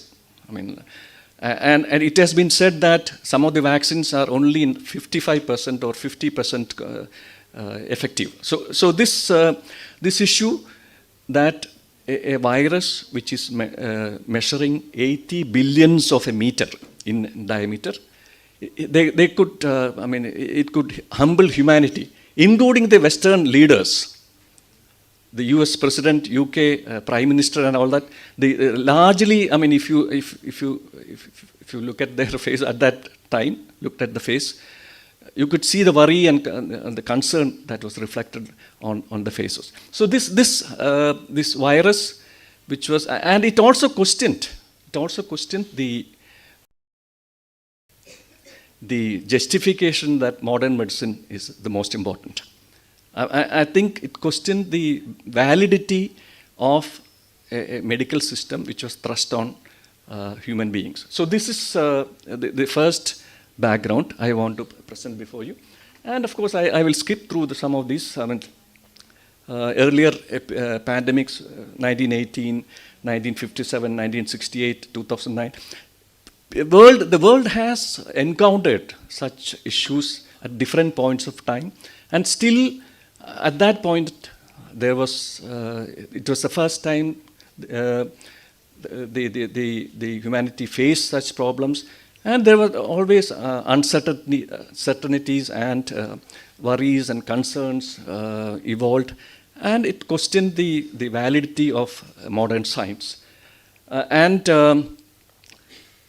Even now, 2020 to 2023, when humanity encountered this virus, COVID virus, some preventive strategies which were evolved in the 19th century, it's known as Hagart's principles, they were brought back. I mean, washing hands, keeping distance and all that. These were all old strategies. So this is another issue. And of course, the uncertainties continued. It was always, it's not just the origin of the virus. I don't want to go into whether Chinese thrust this virus on people deliberately or not. Still, there are debates on this. Politically, this is still going on. And it, of course, it differential impacts between the West and other countries, especially Asia. Still, there are work being done, and I am also involved in these kinds of works. Now, the current scenario, this is a repetition. Many people have already mentioned this. The health problems in the world at the moment. We always look for the outcome orientation, whether the effectiveness of a system is measured on the basis of how fast the relief comes. Many of the problems, the effectiveness of many of the indigenous systems of medicine or other systems are measured on the basis of this outcome orientation. And this is a wrong approach. We should debate on this. And also there is a new approach which is evolving at the moment in the world. This is the holism, and the earlier speaker had already mentioned this, the holistic approach. And also there is a syncretic philosophical foundation.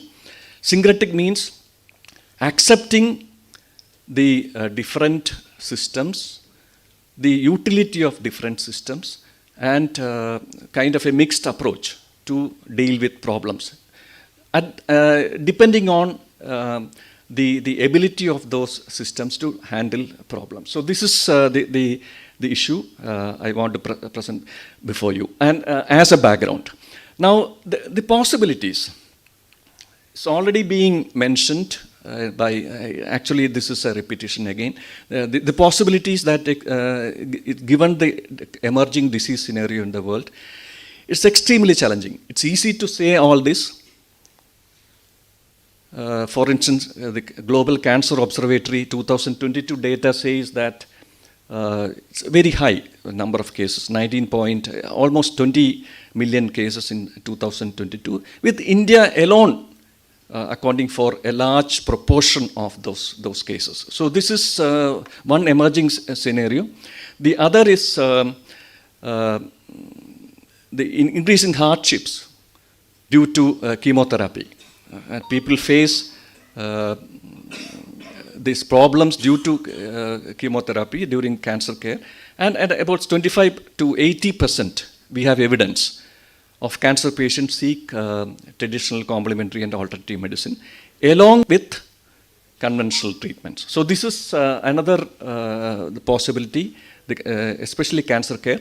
And of course, this is also mentioned earlier, Kerala is the diabetic capital in India, and 24% of the population in Kerala has diabetes. We did a study of this, of course. So the first question the waiter asks you, even if it is a tattugada or even a top level restaurant, with or without. This is the first question they ask if you order tea. So this, we called it the without syndrome, and we interviewed people. What are the problems that they go through? Why do you order? Large number of people are aware of diabetes, and they also seek traditional indigenous systems of 20.8%. Now, research is already available. I don't want to, well, you are probably aware of those researches. It can effectively complement conventional treatments, enhancing symptom management and improving quality of life. I want to take this slightly forward. I have already mentioned that the pandemic exposed the limitations of the so-called knowledge societies and also the modern medicine. It questioned the role of modern medicine in handling many of these problems that the world is going to face in future, especially problem with respect to non-communicable diseases, cancer care especially, and of course problems of the elderly. Now, therefore, the challenges that we are facing at the moment is this whole dichotomy. We have to face this dichotomous attitude of the world, and especially the official machinery, the official system, and of course the people, the scholars like me, and of course then there is no interest in evidence generation. It is already mentioned by the earlier speakers. The future positivity that I see as a person in public health and closely interacting with Ayurveda scholars, and of course, I told you about my experience in Shantigiri, and it's this knowledge has to depend on social bonding and channels of interpersonal and inter-household communication for exchanging disease conditions. This will continue. In Kerala, this is a very strong phenomena, socially accepted phenomena, that people exchange information when they face any health problem. And this has to be sort of utilized and kind of actually used in officially. Then health philosophy. A new health orientation among the people may evolve. Genuine acceptance of plurality of medical systems. We are already witnessing this. Although Ayush Ministry has come very strongly and it has been established by the central government and even Ayush Mission, National Ayush Mission in Kerala, still there are weaknesses, limitations. There are problems, constraints that the system faces in kind of taking the program forward. This has to be accepted. I have experienced this. In my own studies, I have found this out in our studies on cancer care, as well as use of alternative systems, even by tribal people. So this kind of a constraint is very strong, even in Kerala. Although people can say Kerala has the right place and all that, but still there are constraints and weaknesses. And what I see the future positivity of, given this background, given my earlier, my listening to the earlier presentations, is that a new health philosophy can emerge, which is people-centered and people-oriented. Board Committee in 1943 said health services should be made available to the people at the doorstep of the people, irrespective of their paying capacity. And that was the philosophy that was evolved by Board Committee in 1943. And that paved the foundation of health services in the country. Although the later years, they totally gave kind of priority to allopathic systems of medicine. But still, that even at that point of time, 1943, this kind of an approach was quite evident. And of course, you know Nehru. The Nehruvian kind of approach was sort of biased towards the modern systems, modern science and modern medical systems. So unfortunately, this kind of a suggestion, policy suggestion, did not orient or it did not support indigenous systems at that point of time. The future, but I feel that the future health culture, being an optimistic person, although I always given my ideology, I follow the critical approach, but a more positive, popular perspective than a physician-centered, medicalized orientation. Because allopathy is always, it's a highly medicalized approach, prescription-centered, and it's a kind of binds people to a kind of an orientation, which actually that philosophy should change. Otherwise, there is no possibility of moving this system forward.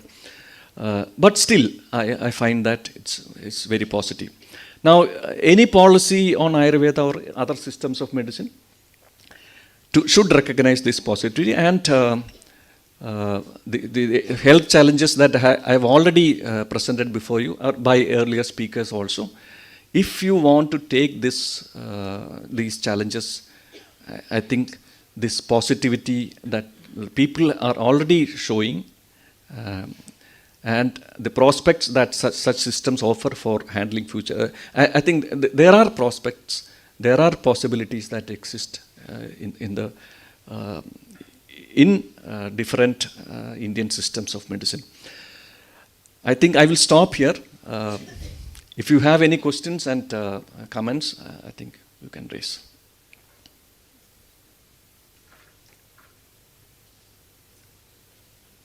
Thank you so much.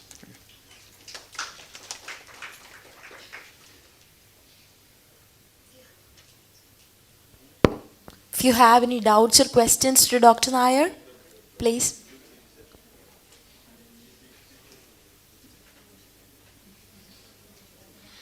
Thank you so much, sir. I would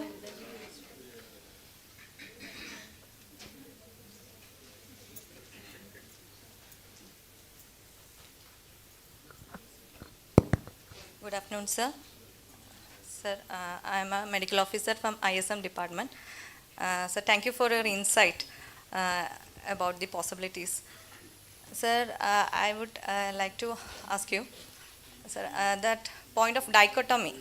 So being a base level practitioner, I am also being experienced the dichotomy mainly in the non-communicable disease cases when we are attending.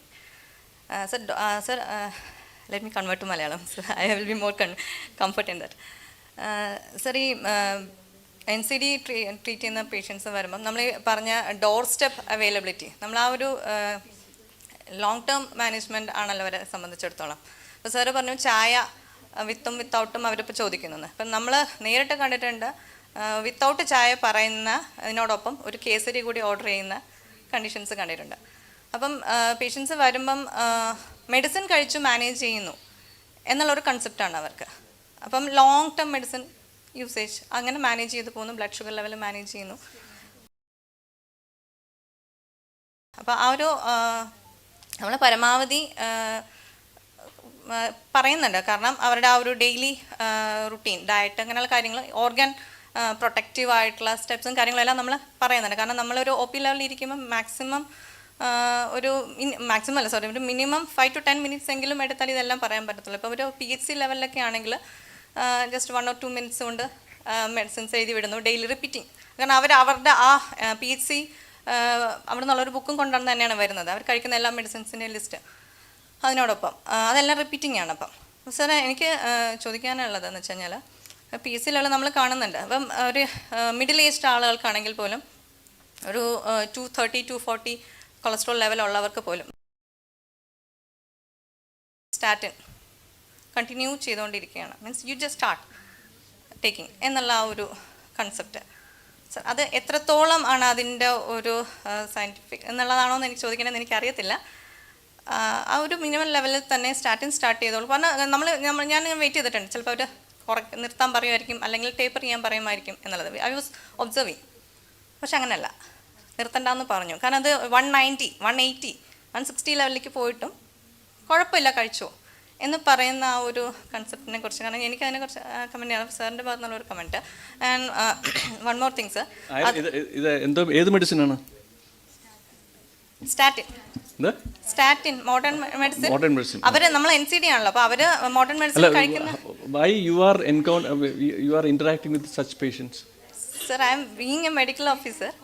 Of Ayurveda. Ayurveda, sir, ISM ഡിപ്പാർട്ട്മെന്റിൽ ഒരു medical ഓഫീസറാണ്, base level medical officer. അപ്പോൾ നമ്മൾ പേഷ്യൻസിനെ NCD treat ചെയ്യുമ്പോൾ നമ്മൾ face ചെയ്യുന്ന കുറച്ച് experience ആണ് ഞാനൊന്ന് ഷെയർ ചെയ്യുന്നത് sir. No, I think this is a valid point. Now, this is one point I forgot to mention. I think I wanted to undertake a study of the experiences that the Ayurveda medical officers are going through while practicing in their respective areas. I think we need a documentation of such experiences if we want to take Ayurveda to a global level. The earlier speaker from the US mentioned everything is positive. Probably there the condition is different. You cannot sort of compare the condition there with our situation. But at least as a medical officer, you can intervene. You have the right to intervene. To not just as a kind of complementary kind of approach, but as a therapeutic kind of approach. You can suggest whether changes are needed. You have because you have gone through the training. So that is your right as a physician. Your right as a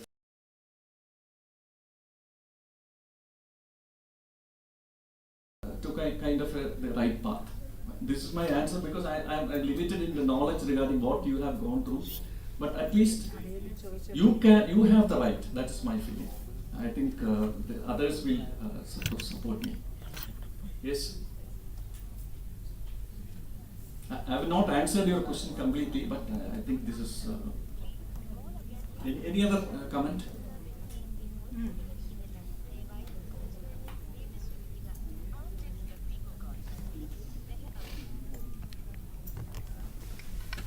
You want to comment on her question? Somebody?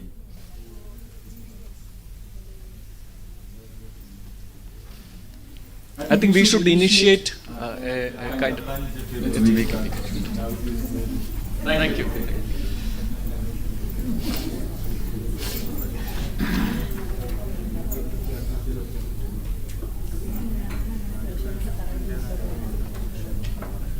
Any questions or comments, if any?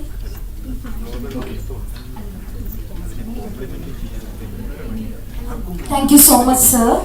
I would like to invite our State Program Manager, Indian Systems of Medicine, Dr. Sajid PR, to present a token of gratitude to Dr. Nair and Dr. Nair to receive the same.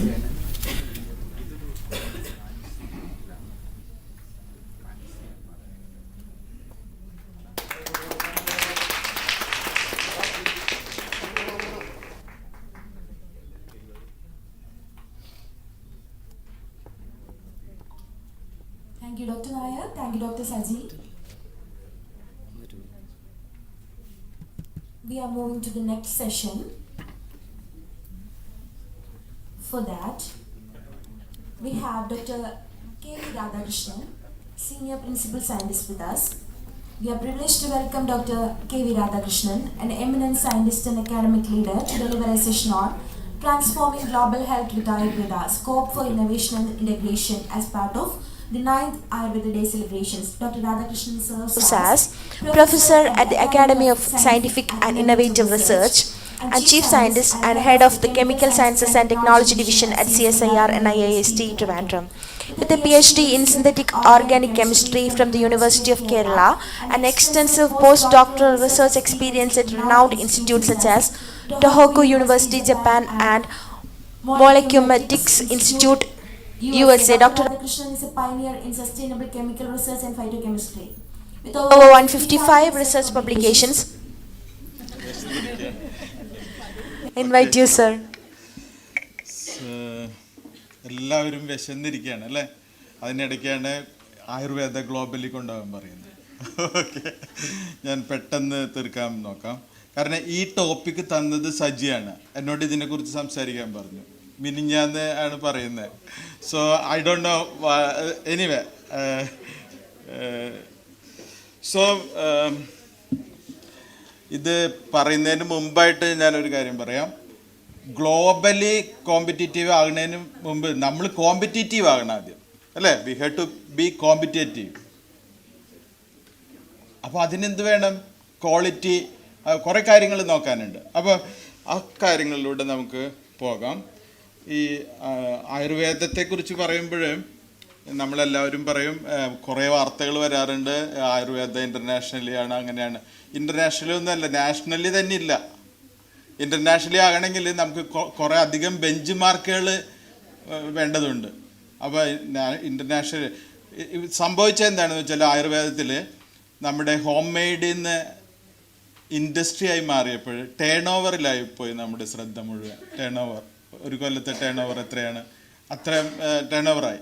ആ turn ഓവറിലേക്ക് പോയി കഴിഞ്ഞപ്പോൾ ഈ ക്വാളിറ്റിയിൽ ഉണ്ടാകുന്ന പ്രശ്നങ്ങൾ, പിന്നെ നമ്മുടെ മൊത്തത്തിൽ നമ്മുടെ പരിസരത്തുണ്ടായിട്ടുള്ള, ഭൂമിയിലുണ്ടായിട്ടുള്ള ചേഞ്ചസ് എല്ലാം ചെടികൾക്കും നമുക്കെല്ലാം വന്നിട്ടുണ്ട്.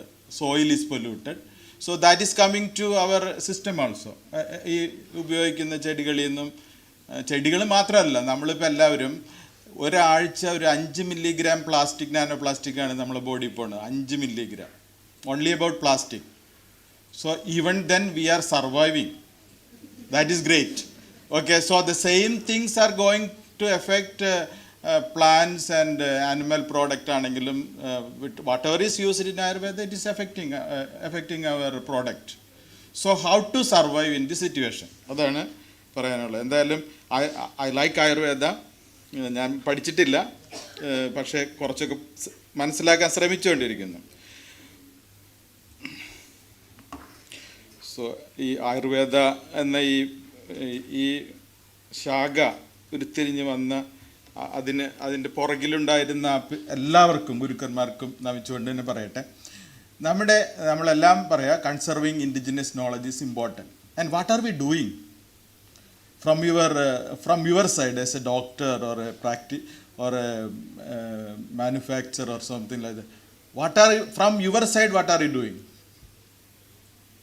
Are you teaching your students or your kids about the herbs around you? No. Sir was talking about the folklore knowledge. I was spending time with tribal healers, folklore healers and all those things. It is very sad to see that many of the even Ayurvedic doctors cannot identify most of the plants used in Ayurveda. I'm generally talking. So this loss of knowledge base has already happened. So that is also affecting industry everywhere. Everywhere it is happening. So let us see how it is. So I think around 5 years ago, these are all news around 5 years ago. Ayurveda for diabetes and so many things, boost immunity with probiotics and all things are said. So are we global? Can we take Ayurveda to a global level? Right now, are we exporting it to US? No. So for that, we need to understand this, why classical Ayurvedic products, herbal products are not able to penetrate global regulatory market. So that has to start with the botanical raw material, which is collected. Now we are cultivating some of it as an intercrop. And then there is lack of transparency in chain of custody of these raw drugs, നമ്മുടെ പച്ചമരുന്നുകൾ. And there are around 8,000 Indian ISM industries. And how many of them are having quality control and standardization facilities? How many of them are having? So with that, ground reality, can we take Ayurveda to the global? It's not impossible, it is possible. But we need concerted efforts in validating the claims of traditional drugs using modern scientific tools. I'm not saying that we should go after the Western medicine parameters. We have to have our own parameters. That I always say, this is different. You cannot compare manga with chakka. Both are different. Parameters are different. So you have to have our own system of parameters. We are already having, Ayurveda is already having. So what we need is the evidence. So how Chinese medicines can penetrate the global market, whereas Ayurveda couldn't. Chinese started this much later. And so you have to think about it. Why? How Chinese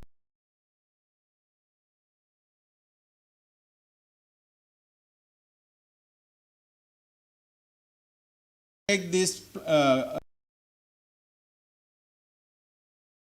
all plants which is used in ISM preparations to global pharmacopoeia.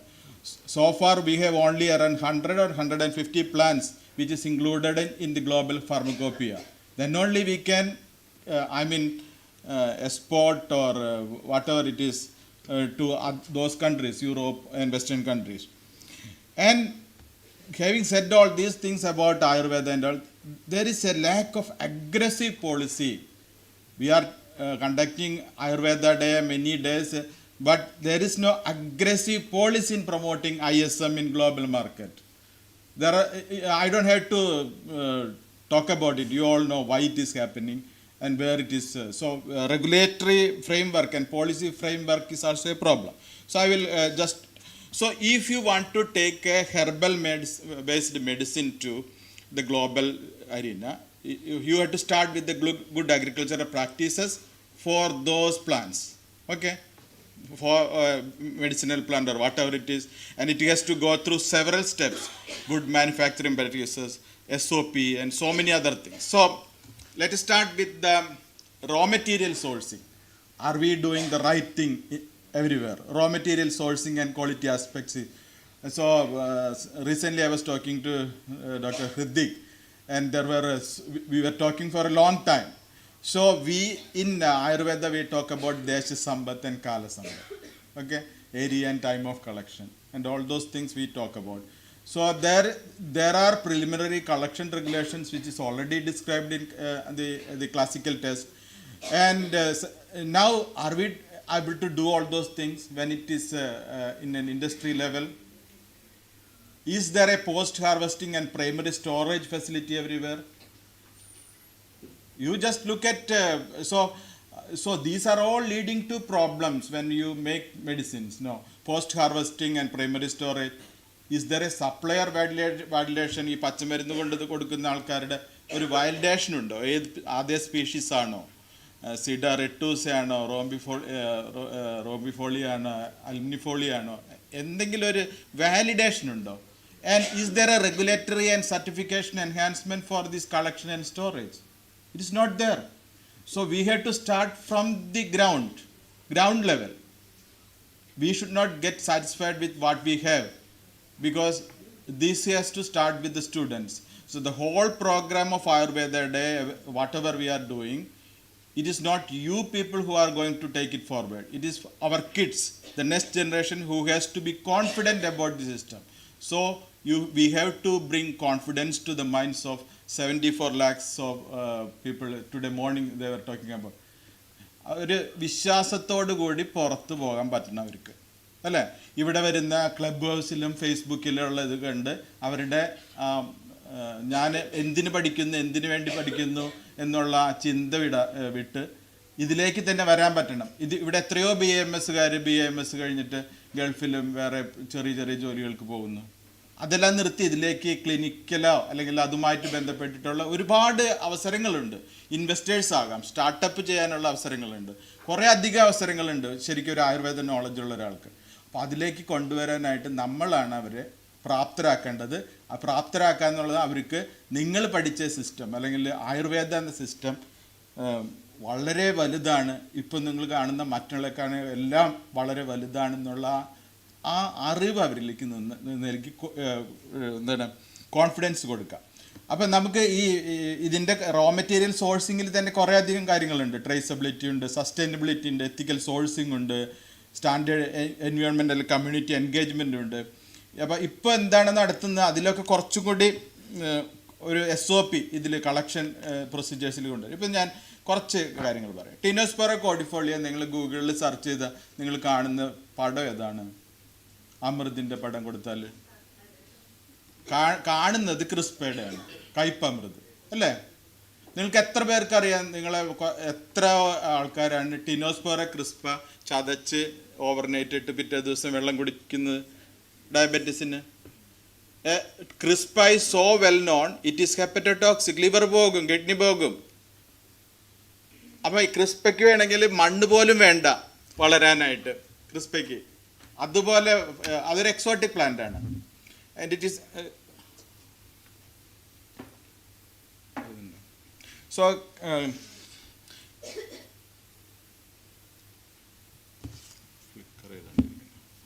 Okay, ഇപ്പോൾ പോയി. Okay, ക്രിസ്പയുടെ case എടുക്കുകയാണെങ്കിൽ so problem starts there. Raw material quality and ഓതൻറ്റിക്കേഷൻ്റെ കാര്യം പറഞ്ഞതാണ്. So who knows what is coming to this പച്ചമരുന്ന് കളക്ഷനിൽ എന്താണ് വരുന്നത് ഉണങ്ങിക്കഴിഞ്ഞാൽ? Who is doing that? I know that several people are doing it, but this is a reality. Tinospora crispa, then Cocinium fenestratum, that എന്താണ് മരമഞ്ഞൾ, അതിപ്പോൾ ഇവിടെ കിട്ടാനില്ല, കുറച്ചുണ്ട്, ഇപ്പോൾ കൂടുതൽ വരുന്നുണ്ട്. പക്ഷേ അനാമർട്ടാക്കോക്കുലസ് എന്നുള്ള മഞ്ഞളിലിട്ട് മുക്കി വിൽക്കാൻ വെച്ചിരിക്കുന്നത് വരെ ഞാൻ കണ്ടിരുന്നു. അത് നമ്മൾ മീനെ പിടിക്കാൻ അരച്ച് കലക്കണതാണ് അല്ലേ? അപ്പോൾ അതേപോലെ കുറേ അധികം കേസസ് ഉണ്ട്. അപ്പോൾ raw material quality is a big issue. So raw material quality കണ്ടുപിടിക്കാൻ പറ്റണം. So I'm not going to these structures and all. Okay, I will. So coscinium fenestratum is not there. അപ്പോൾ നമ്മളിവിടെ എന്താ ഉപയോഗിക്കുന്നത് സബ്സ്റ്റിറ്റ്യൂട്ടായിട്ട്? ഏതാണ് ഉപയോഗിക്കുന്നതിന് വേണ്ടി? ബെർബറിസ് ആണ് അല്ലേ? ബെർബറിസ് ആണ് നമ്മൾ ഉപയോഗിക്കുന്നത്. ബെർബറിസ് അരിസ്റ്റാറ്റയാണ് നമ്മൾ ഉപയോഗിക്കുന്നത്. ബെർബറിസ് അരിസ്റ്റാറ്റ, അത് it is A shrub from ഈ നോർത്ത് ഇന്ത്യ എന്ന് വരുന്നതാണ്, ഛത്തീസ്ഗഡ് അവിടെ നിന്നൊക്കെ വരുന്ന അതാണ് ഉപയോഗിക്കുന്നത്. ഇനി ഞാൻ ഈ I am just taking you to why the authentication is very important എന്ന് പറയാനായിട്ടാണ് ഈ സ്ലൈഡ് ഉപയോഗിക്കുന്നത്. ഇപ്പോൾ നമുക്ക് നോക്കാം. ഈ ആദ്യം കാണുന്നത് ഒരു കുരുവുള്ള ചക്കയാണ്, ബ്രെഡ് നട്ട് ഫ്രൂട്ട് എന്ന് പറയും. രണ്ടാമത്തേത് വടക്കുന്നുള്ള ആൾക്കാർ കണ്ടിട്ടുണ്ടാവും, ഒണ്ടംപുളി എന്നൊക്കെ പറയുന്നത് അല്ലേ? നല്ലൊരു സാധനമാണ്. ഈ നമ്മുടെ ശീമച്ചക്ക, കടച്ചക്ക എന്ന് പറയുന്നത്, പിന്നെ ആഞ്ഞിലിച്ചക്ക. അപ്പോൾ ഈ ഓരോന്നും വ്യത്യാസമുണ്ട് അല്ലേ? ചക്ക ഫാമിലിയാണെന്നുള്ളൂ. പക്ഷെ നമുക്കിപ്പോൾ പറ്റുന്നതെന്ന് വെച്ചാൽ ഏതെങ്കിലും ഒരു ചെടിയില്ല അതിനെ പോലെ ഇരിക്കുന്നത്, അല്ലെങ്കിൽ അതിലെ വേറെ ഏതൊരു സ്പീഷീസ് എടുക്കുന്നു, ചെയ്യുന്നു. അതും കിട്ടിയില്ലെങ്കിൽ പൂവിന് ആ കളർ ഉണ്ടെങ്കിൽ ചെയ്യുന്നു. സഹജരാതിയിൽ എന്താ സംഭവിക്കുന്നത്? സഹജര കരിങ്കുറിഞ്ഞാണ് നമ്മൾ ഉപയോഗിക്കുന്നത് അല്ലേ? ബാർലേറിയ നോർത്ത് ഇന്ത്യൻസ് ഉപയോഗിക്കുന്നു. So when these changes are happening, are we validating it? This is a question which you have to ask and educate your kids. So ഇത് ഞാൻ ജസ്റ്റ് അറിയാൻ വേണ്ടിയാണ്. ഇപ്പോൾ ഈ ചക്കയിലുള്ള ആ വെറൈറ്റീസിനുള്ള വ്യത്യാസം ഞാൻ ഈ റൈറ്റ് സൈഡിൽ കൊടുത്തിട്ടുണ്ട്. സോ ഓരോ സ്പീഷീസിനും അതിൻ്റെ എന്താണ് ആ സ്പീഷീസ് സ്പെസിഫിക് മാർക്കേഴ്സ് ഉണ്ട്, കോമ്പൗണ്ട്സ് ഉണ്ട് എന്ന് കരുതി മാർക്കർ വെച്ചിട്ട് നമുക്ക് എല്ലാ ഹെർബൽ പ്രോഡക്ട്സും ആയുർവേദ പ്രോഡക്റ്റും വാലിഡേറ്റ് ചെയ്യാൻ പറ്റില്ല. We have to have a some other route. I will come to that. So okay, ഇനി നട്ട്മെഗ് എടുക്കുന്നു. നട്ട്മെഗ്, മഞ്ഞ നട്ട്മെഗ് ഉണ്ട്. നട്ട്മെഗ് എന്ന് പറഞ്ഞാൽ ആദ്യത്തെയാണ് മെരിസ്റ്റിക്ക ഫ്രാഗ്രൻസ്. നിങ്ങൾക്കറിയാം, ഫേസ്ബുക്കിലും വാട്സപ്പിലും ഒക്കെ ഒരുപാട് പോസ്റ്റ് വരുന്നുണ്ട്, വലിയ കാട്ടുജാതിക്ക എന്നൊക്കെ പറഞ്ഞുള്ള സാധനങ്ങൾ. ഇതിൽ അഡൾട്രേഷൻ വന്നാൽ എന്ത് പറ്റുമെന്ന് അറിയാമോ? സാധാരണ ജാതിക്ക ഒരു പ്രശ്നമില്ല, നമുക്ക് ഒരു പ്രശ്നമില്ല എന്ന് പറഞ്ഞാൽ അധികം കഴിക്കാൻ പറ്റില്ല. It's storehouse of so many compounds, ആൻറ്റിവൈറലാണ്, ഒരുപാട് എഫക്റ്റ് ഉള്ളത്. പക്ഷേ മറ്റ് കാട്ടുജാതിക്ക, വലിയ മരങ്ങളായിട്ട് കാണുന്ന കാട്ടുജാതിക്ക എല്ലാം ഹൈലി പോയ്സണസ് ആണ്, ഹൈലി പോയ്സണസ്. അല്ല, ഞാൻ ഇതിൽ വർക്ക് ചെയ്തിരുന്നപ്പോഴേ എൻ്റെ സ്റ്റുഡൻറ്റ് ഒരു മാസമാണ് ഹോസ്പിറ്റലൈസ്ഡ് ആയത്. അതിൻ്റെ അത്രയധികമാണ്, മേൽ മുഴുവൻ റേഷൊക്കെ വരും. അപ്പോൾ സോ അണ്ടർസ്റ്റാൻഡ് ഈ ഓതൻറ്റിക്കേഷൻ റോ മെറ്റീരിയൽ ക്വാളിറ്റി ആയിട്ട് ബന്ധപ്പെട്ടാണ് ഞാൻ പറയുന്നത്. വി ഹാവ് ടു ഹാവ് ഈ സബ്സ്റ്റിറ്റ്യൂട്ട് ഉപയോഗിക്കുമ്പോഴും ആ സബ്സ്റ്റിറ്റ്യൂട്ട് എങ്ങനെ, substitute is mentioned in classical test. Are we taking the same substitute or are we going just by the color or a morphological thing? It is not, that is not. So we have to start here. So now നമുക്ക് വേണ്ടത് എന്താണ്? we need to have a standardized protocol for substitution practices. Substitute ചെയ്യുന്നുണ്ടെങ്കിൽ എല്ലാവർക്കും ഈ produce ചെയ്യുന്ന എല്ലാവർക്കും there should be a SOP. There should be cross-talk between these industries or practitioners or clinicians. That cross-talk between Ayurveda, or whether it is Ayurveda or homeopathy, that cross-talk between the community, within the community is lacking. Am I right? Are you talking to your colleague about the clinical cases and all those things? That cross-talk has stopped. It is not there. It is not there much. So, and we have to have a review on the useful parts proposed in the textual references versus availability, because some of them are not available, and in some of them we need to have a sustainable utilization. That is what is happening in the case of the Ayurveda, this Marimanjal. It is not available nowadays, though KFRA has planted so many in the forest. Now coming to the Kalkarata story. This is Rasna according to Kerala Ayurveda. Okay, it is not much available, so we can substitute it with Aratha, Galanga. We can substitute it with Galanga. So what is used? Can we go for using Galanga or Kalkarata for this mass production of Rasna, Irandadi and all those things? Do we have that much availability in Kerala? From where it is coming? Rasna, Kalkarata, from where Kalkarata is coming, Galanga is coming? We don't have, so we go for Pulchia Lansliota. That is the one which is used as Rasna, which is used in North India, it is the Rasna. Pulchia Lansliota is the Rasna. Now, but here in industry, most of the people, because they don't have that much quantity available. Because if you want to have Kalkarata, Chittarata, harvest ചെയ്യണമെങ്കിൽ 2 കൊല്ലം വേണം. പിന്നെ അതിൻ്റെ rhizome വളരെ ചെറുതുമാണ്. അരത്ത ഈ ഗാലങ്കയാണെങ്കിൽ കുറച്ച് വലുതാണ്. Okay, so right now with some societies it is happening, it is good to see. But and then in the same genus, Alpinia, genus you can see several others, Alpinia mutica, Alpinia cerum, but so many others. So how do you distinguish the rhizomes when you are getting it? So you need to have so much of raw material sourcing and authentication.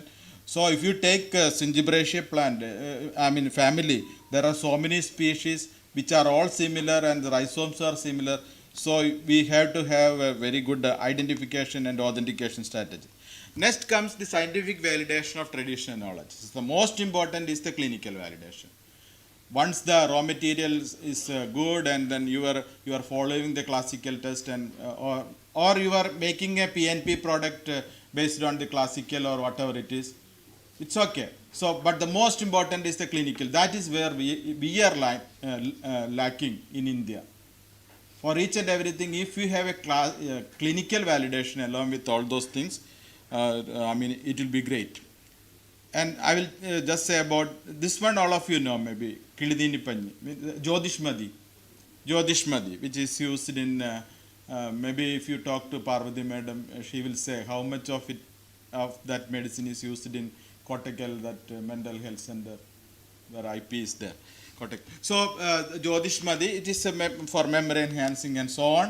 So I will tell you, so geography, Desha Sambat, Kala Sambat, I was telling, this is a fruit, which edible fruit, which is there in Kerala and also in Northeast.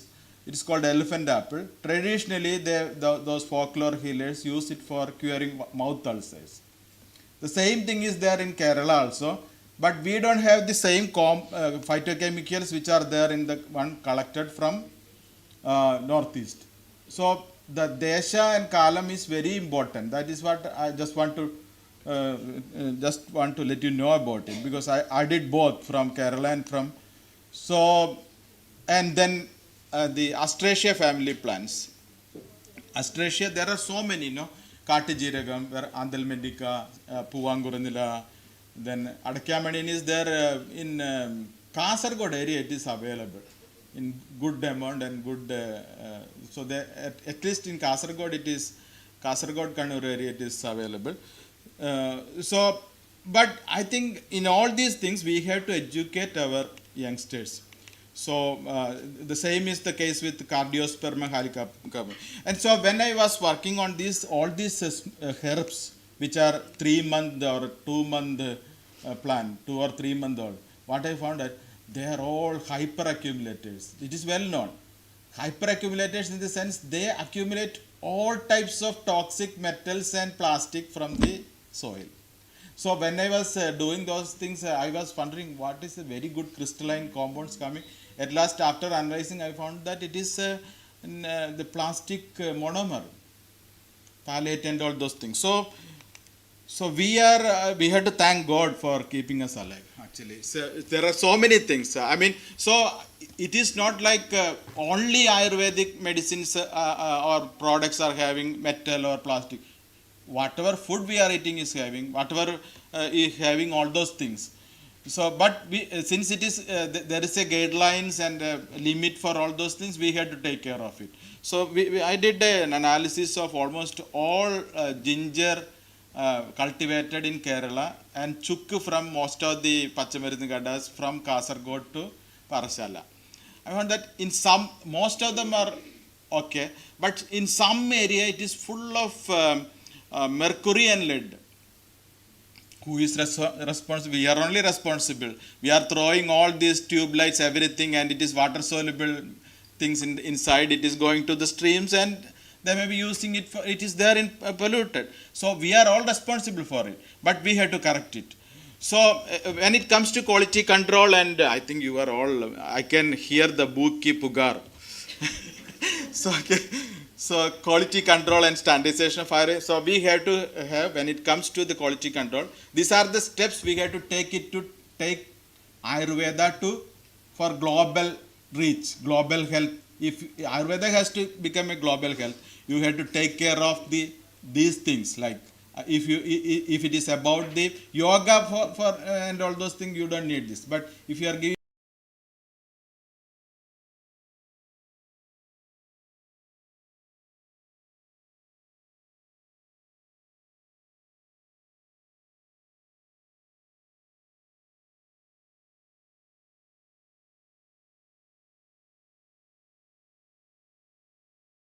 preservation, maybe natural preservative, maybe you can, we need a more R&D to find out, even from Ayurvedic herbs or plants itself, we have to develop some natural preservatives.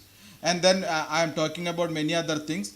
And one most important thing is periodical training for quality assurance and quality control technicians who are there in the industry.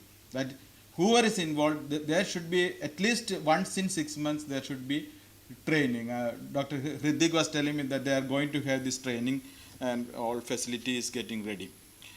So because we all of us has to go to mandatory analysis for safety for all those things, even toxicology and so many things. So how do we develop a protocol for a polyherbal formulation? Some people say you have to put what are the phytochemicals in it and all those things. It is impossible for an industry to do. We need faster methods, because when you heat a plant or a plant extract or oil extract or water extract, it is undergoing changes. You may have studied in your +2 and all, oxidation reactions, and so many things will happen. So we for developing a protocol for polyherbal formulation using the normal R&D method is not so easy. For industry to use it, for anybody to use it, because when a ton of, when one truckload of raw drug is coming, can they wait for 1 week to unload it? It's impossible. So we need faster methods. So that is what we are trying to develop in NIST, because we are trying to use artificial intelligence also along with the normal methods. To maybe we can develop a chip and put it into the computer. I mean easy methods. So for example, I will tell the normal way, Amrudotram Kashayam. So where we do Kaduka, Amrudu, Inji, Kujukumatra, Moonu. For that, in laboratory level you can develop, because we have all these molecules isolated, we have all markers with us. which are isolated. So we can do an HPTLC and we can have an HPTLC profile and all. But how many of the persons will be able to use it is a faster method. It is not so easy. It will take time. So we had to have, so usual method of R&D is like that. So you go for HPLC, HPTLC and all those things. That will not serve the purpose of, for example, and when it comes to Nayabayam Kashayam, these are all done by 2 MD students with me from Rashi Shastra and Vaishajya Kalpana department. So Sida cordifolia, Sida retusa, for all these studies we collected from the source. Sida cordifolia we cultivated, both cultivated. Jeeragam we collected from Andhra, directly from the field, because I found that it is totally different. Whatever Jeeragam we get is already extracted, I think. It is a brownish yellow color, usual. It is so we can go through this type of mechanism, route.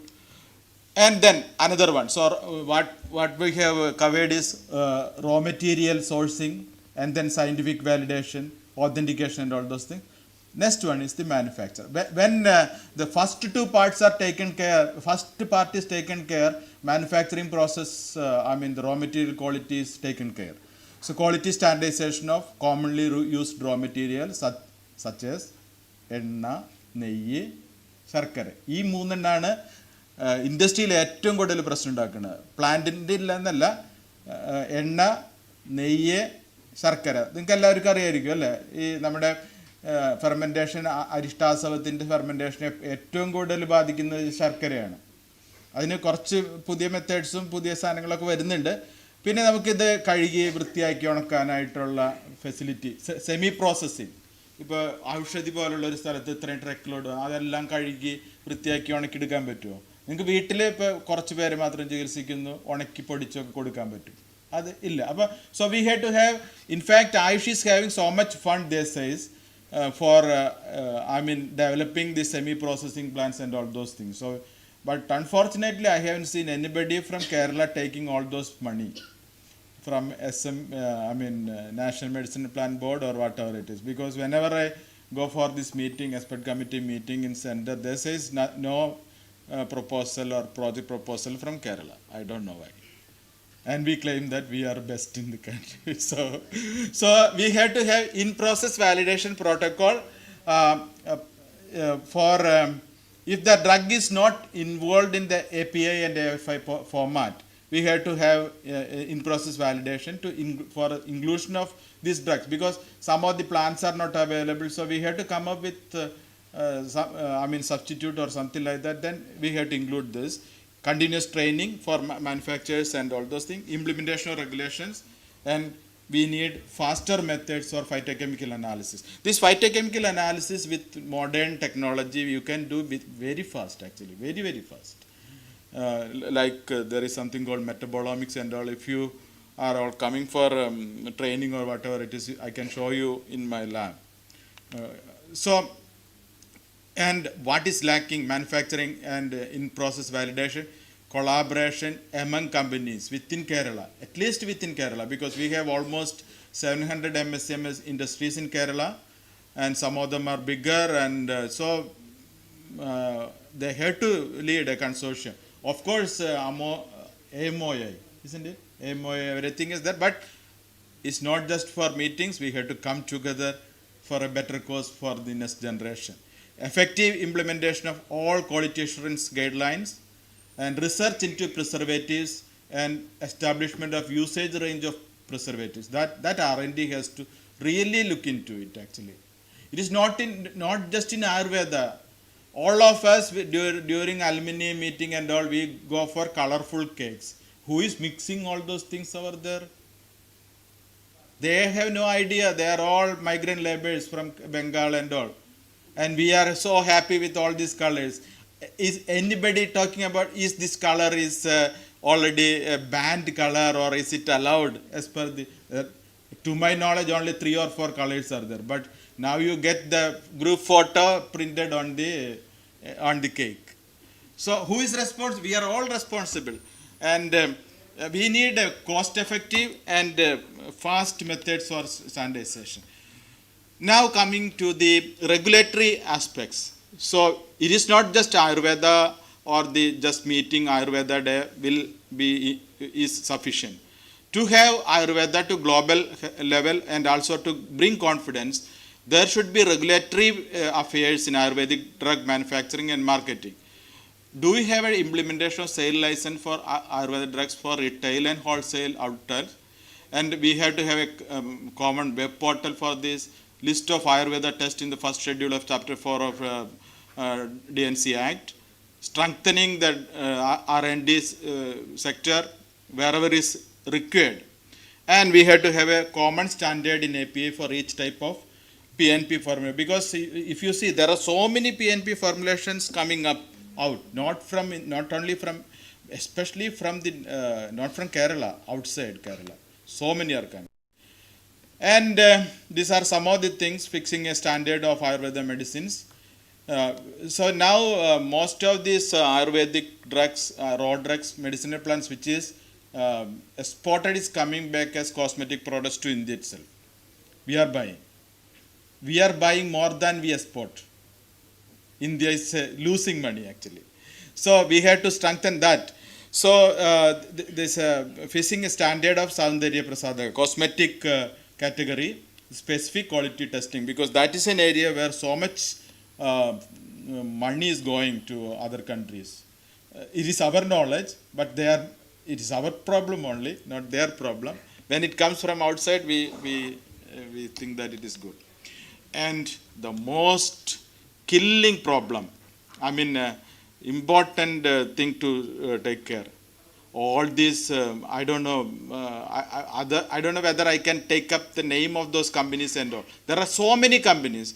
And I know there are many Ayurvedic doctors himself prescribe this Rajasthan Aushadashala and all those medicines which is having allopathic drugs mixed. There is a tablet which I have seen recently. It says you take along with metformin or whatever it is, it will come. I think it is glimepiride or something like that. And there is another one, sildenafil citrate, something like that. There is one. So, and most of this, so when they go for pirichil, not in Ayurvedic thing, but there are some Ayurvedic doctors, clinicians also doing it.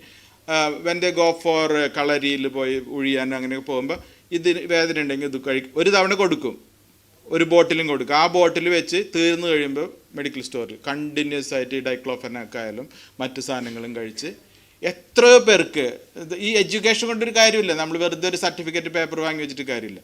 ചെയ്യാൻ പാടില്ല എന്ന് വളരെ educated ആയിട്ടുള്ള ആൾക്കാർ ചെയ്തിട്ട് kidney പോയവരെയും liver പോയും ഇവിടേക്ക് മുഖമൊക്കെ ഒന്ന് പോയി വീർത്ത് വന്ന ആൾക്കാർ എനിക്കറിയാം, അത്രയധികം പേര്. So what is happening? So ഇതിനൊരു എന്തുകൊണ്ട് ഈ റെഗുലേറ്ററി ഫ്രെയിംവർക്ക് നമ്മൾ സ്ട്രോങ് ആക്കുന്നില്ല? ഏത് ഫോർത്തിലാണെന്ന് നിങ്ങൾക്ക് പറയാൻ പറ്റും. That has to come. It's not me to do.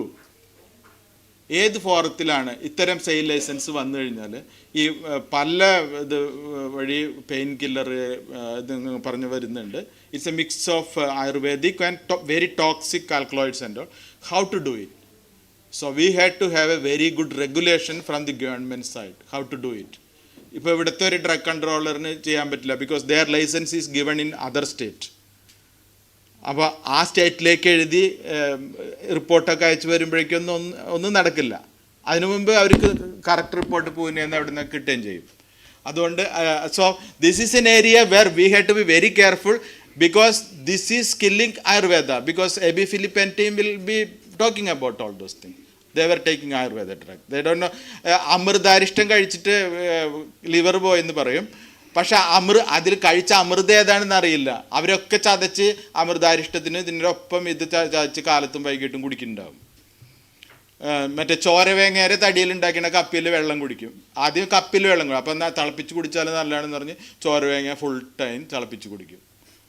ഈ മറ്റേ നമ്മുടെ ഇതുണ്ടല്ലോ ഒരു കളർ വരുന്ന സാധനം, പതിമുഖം എല്ലാവർക്കും അങ്ങനെ കുടിക്കണമെന്നുണ്ടോ? അത്രയധികം കളറാക്കണ്ട, പച്ചവെള്ളം തിളപ്പിച്ച് കുടിച്ചാൽ പോരെ, പച്ചവെള്ളം കുടിച്ചാൽ പോരെ. പതിമുഖം സ്ഥിരമായിട്ട് കുടിച്ചു കഴിഞ്ഞാൽ നമ്മുടെ ഇതൊക്കെ എങ്ങനെയാണ് എഫക്റ്റ്, അതിലുള്ള കോമ്പൗണ്ടിനെ കുറിച്ച് ഞാൻ പറയുന്നില്ല. അത്തരം സാധനങ്ങളാകുമ്പോൾ നമ്മുടെ സിസ്റ്റം ഉണ്ടല്ലോ, ഈ ചെറിയ നമ്മുടെ കുഴലുകളൊക്കെ റഫായി തീരുന്നിടത്ത് എന്തായാലും എന്തെങ്കിലുമൊക്കെ വന്ന് അടിഞ്ഞോടും. അപ്പോൾ അങ്ങനെയൊക്കെ കുറേ അധികം കാര്യം എനിക്കറിയാം. ചില ആൾക്കാർ സ്ഥിരമായിട്ട് നടക്കാൻ പോകുമ്പോൾ 100 ഗ്രാം നടന്നു പോയി വന്നിട്ട് 100 ഗ്രാം വേപ്പില അരച്ച് തൈരിൽ അരച്ച് കുടിക്കും. എത്ര ടോക്സിക്കാണ് അത്രയും ചെയ്യണതെന്ന് വയറ് കടിക്കാണ് ഞാൻ കേട്ടിട്ടുള്ളത് 3 ദിവസം കൊണ്ട് കൊടുക്കുന്നത്. പക്ഷേ ഇത്തരം കാര്യങ്ങൾ നിന്നാലും മാത്രമേ നമുക്ക് എന്തെങ്കിലും. അപ്പം ഞാനിത് കുറച്ച് നേരത്തെ പറഞ്ഞൊരു എക്സിം ബാങ്ക് റിപ്പോർട്ട് നോക്കിക്കഴിഞ്ഞാൽ അറിയാം, നമ്മൾ എക്സ്പോർട്ട് ചെയ്യണ മെഡിസിനൽ പ്ലാന്റ് ഹെർബിനേക്കാളും കൂടുതൽ നമ്മൾ ഇമ്പോർട്ട് ചെയ്യുന്നുണ്ട്. അപ്പോൾ ആ ഗ്യാപ്പ് മാറണമെങ്കിൽ നമ്മളുടെ കഴിവിനെക്കുറിച്ച് നമ്മൾക്ക് വിശ്വാസം വരണം. ആ വിശ്വാസം നമ്മുടെ കുഞ്ഞുങ്ങളിൽ കൊടുക്കാൻ പറ്റണം. ഒരുപാട് MSME ഇൻഡസ്ട്രീസ് പ്രത്യേകിച്ച് നോർത്ത് ഇന്ത്യയിലൊക്കെ മറ്റു സ്റ്റേറ്റിൽ വരുന്നുണ്ട്. അതെല്ലാം ന്യൂട്രാസ്യൂട്ടിക്കൽ ഫങ്ഷണൽ ഫുഡ് എന്നൊക്കെ പറയുന്നത് എല്ലാത്തിൻ്റെയും origin knowledge is from the traditional knowledge. It can be folklore knowledge but mostly from Siddha and all those things. And now you see how many, all of you may be aware of all those things. We have in Kerala around 24,000 registered practitioners. So 50 പേഷ്യൻറ്റിന് ഒരു doctor വെച്ചുണ്ട്. നമുക്ക് health tourism ഉണ്ട്, wellness industry ഉണ്ട്, manufacturing industry ഉണ്ട്, എല്ലാം ഉണ്ട്, സൂപ്പറാണ്. പക്ഷെ നമ്മൾ ഇനി ഗ്ലോബലി ആക്കണം എന്നുണ്ടെങ്കിൽ ഇവിടെ ഈ നിലയ്ക്ക് പോകാൻ പറ്റില്ല. നമുക്ക് സ്റ്റെപ്പ് ബൈ സ്റ്റെപ്പായിട്ട് ഇത് കാര്യങ്ങൾ ചെയ്താലും മാത്രമേ പറ്റുള്ളൂ. അപ്പം ഞങ്ങളിപ്പോൾ ഓൾറെഡി നമ്മളിത് പറഞ്ഞു കഴിഞ്ഞു. സെമി പ്രോസസ്സിങ്, കണ്ടിന്യൂസ് ട്രെയിനിങ്, ഇൻ്റർ ഡിസിപ്ലിനറി റിസർച്ച്, യൂണിഫോമിറ്റി. അപ്പോൾ ആയുർവേദിക് ഇൻഡസ്ട്രീസിന് സപ്പോർട്ട് കൊടുക്കണം നമ്മൾ. MSME ഇപ്പോൾ കോട്ടയ്ക്കൽ അതുപോലെ ഔഷധി പോലെ അല്ലല്ലോ, കുറേ അധികം കൊച്ചു യൂണിറ്റുകളുണ്ടല്ലോ, അവർക്കുള്ള സപ്പോർട്ടും കൂടി കൊടുക്കണം. സോ ഇത് ഞാൻ പറയാൻ കാരണം സജി ഇതിനെക്കുറിച്ച് പറയാൻ പറഞ്ഞു. ഞങ്ങളവിടെ we have inaugurated a center of excellence in Ayurveda to support the industries. Technical know-how കൊടുക്കുക, പറ്റാവുന്നിടത്തോളം മാനുഫാക്ചറിങ്ങിനുള്ള അതിൻ്റെ പൈലറ്റ് ഫെസിലിറ്റി കൊടുക്കുക, stability test, clinical studies outsourcing, and up to the drug application if it is a PNP or a modified classical. So this is it. So ഞാൻ പറഞ്ഞു വന്നത്, ഒറ്റയ്ക്ക് പോകണോ ഒന്നിച്ച് പോകണോ എന്ന് നമ്മൾ തീരുമാനിക്കണം. ആയുർവേദക്കാർ മാത്രമായിരിക്കണം, ഹോമിയോക്കാർ മാത്രമായിരിക്കണം, അലോപ്പതി ആയിട്ട് പോകണോ, ഇൻ്റഗ്രേറ്റഡ് ആയിട്ട് പോകണോ? അങ്ങനെയാണെങ്കിൽ നമുക്ക് സുഖമായിട്ട് പോകാം. ഇതിനെ ഗ്ലോബലി കൊണ്ടുവരാൻ കഴിയും. നമുക്ക് എല്ലാവരും ഒന്നിച്ചു പോയാലും മാത്രമേ. ഒരു കെമിസ്ട്രി കോർ പഠിച്ച് ബോട്ടണിയും ബയോളജിക്കാരെ PhD എടുപ്പിക്കുന്ന ആളാണ് ഞാനിപ്പോൾ. കാരണം അതിനെല്ലാം കാരണമായത് ഈ ഫൈറ്റോ കെമിസ്ട്രി ആയുർവേദയിലേക്ക് വന്നുകൊണ്ടാണ്. So what I am telling you is, so we have to come together. എന്നാലും മാത്രമേ ഇതിനൊരു പരിഹാരമുള്ളൂ. എല്ലാ ലെവലിലുള്ള government had a committee to come up with new guidelines. അതിപ്പോൾ സമർപ്പിച്ചിട്ടുണ്ട്, റിപ്പോർട്ട് കൊടുത്തു കഴിഞ്ഞു. I hope something will come out, especially this regulatory framework. I was chairman of that committee for drug standardisation Ayurveda. So we have to have a healthy young generation. Thank you. ഇനിയിപ്പോൾ ചോദ്യം ഉണ്ടാവില്ലല്ലേ?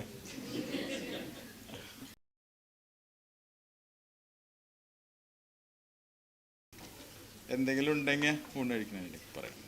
Thank you so much, sir. I would like to invite our former state M. Subhash to present a token of gratitude to Dr. Radhakrishnan, and Dr. Radhakrishnan to receive the same.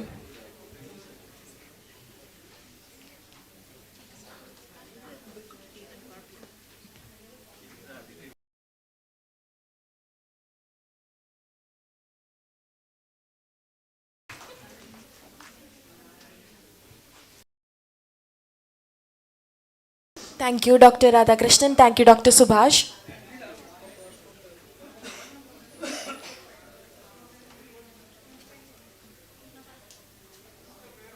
Now we are taking a break for lunch, and we can restart the session by 3.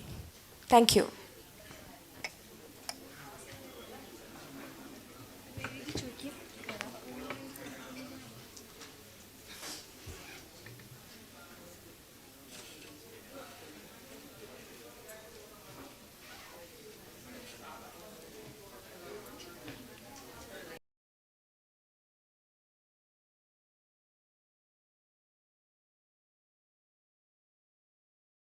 approaches as part of the 9th Ayurveda Day celebrations. A graduate of Government Ayurveda College Trivandrum, Dr. Kiran Lal holds a Bachelor of Ayurvedic Medicine and Surgery from the University of Kerala. With extensive experience as a practitioner across India, Malaysia, Singapore, USA, Germany, Spain, and the Netherlands, he has also served as a regulatory consultant for herbal products and as an advisor on government projects related to traditional medicine and medicinal plant farming. Dr. Kiran Lal has organized numerous events and training programs on Ayurveda and wellness worldwide. Currently, he works as the Ayurveda program coordinator at an orthopedic center in Bad Kreuznach, Germany, while focusing on expanding the Ayurveda market and franchisee networks across the European Union, Southeast Asia, and SAARC countries. His expertise lies in navigating product compliance within regulatory frameworks, market demand, and brand development, working closely with government bodies, NGOs, and export organizations. Over to you, sir. Yes, sir.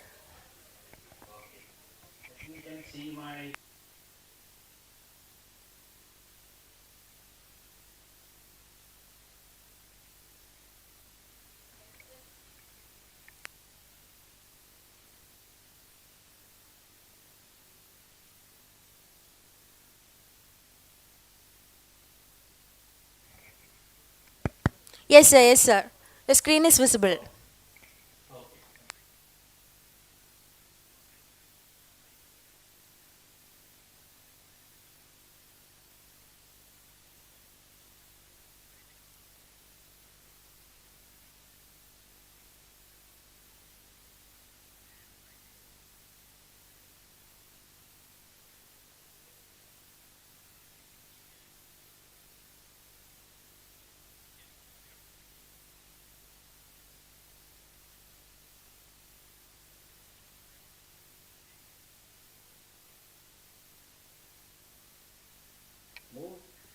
So we all know that Kerala Ayurveda is a brand, and then within a very short span of time, something like 3 decades, we have almost outgrown our potential as a brand. And we attract thousands of patients and guests, clients in our Ayurveda services every year.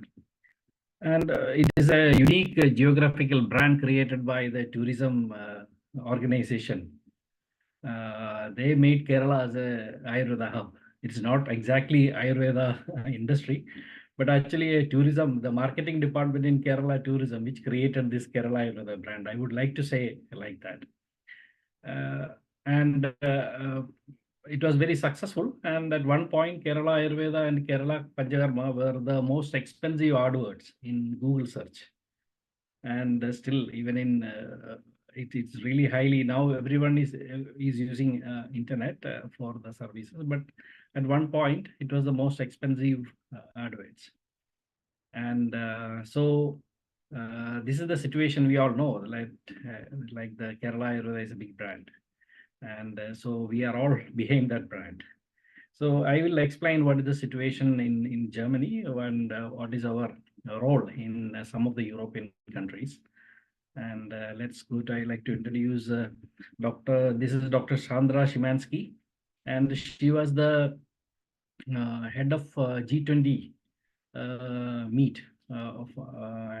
She was head of the delegation of Ayush when the G20 meet was happening, and that was in Trivandrum.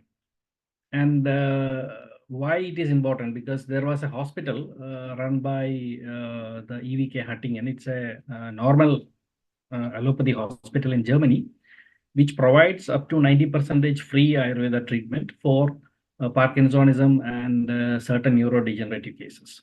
90% of their cost of treatment is covered by the insurance. And not only that, this institute was working on some studies, and they published some nice papers. And then recently the Ayush team also visited there, and a few of the doctors from Trivandrum Ayurveda College is also there. And with this, basically it happened with the help of you all know Dr. Geeta Krishnan, he was also there. And so they have a work on this hospital on Parkinsonism and Ayurveda for more than 12 years. So as a result, we have a paper published in Cells, and I will consider this as one of the most important papers published in any of the journal in the world, if you consider the clinical aspects.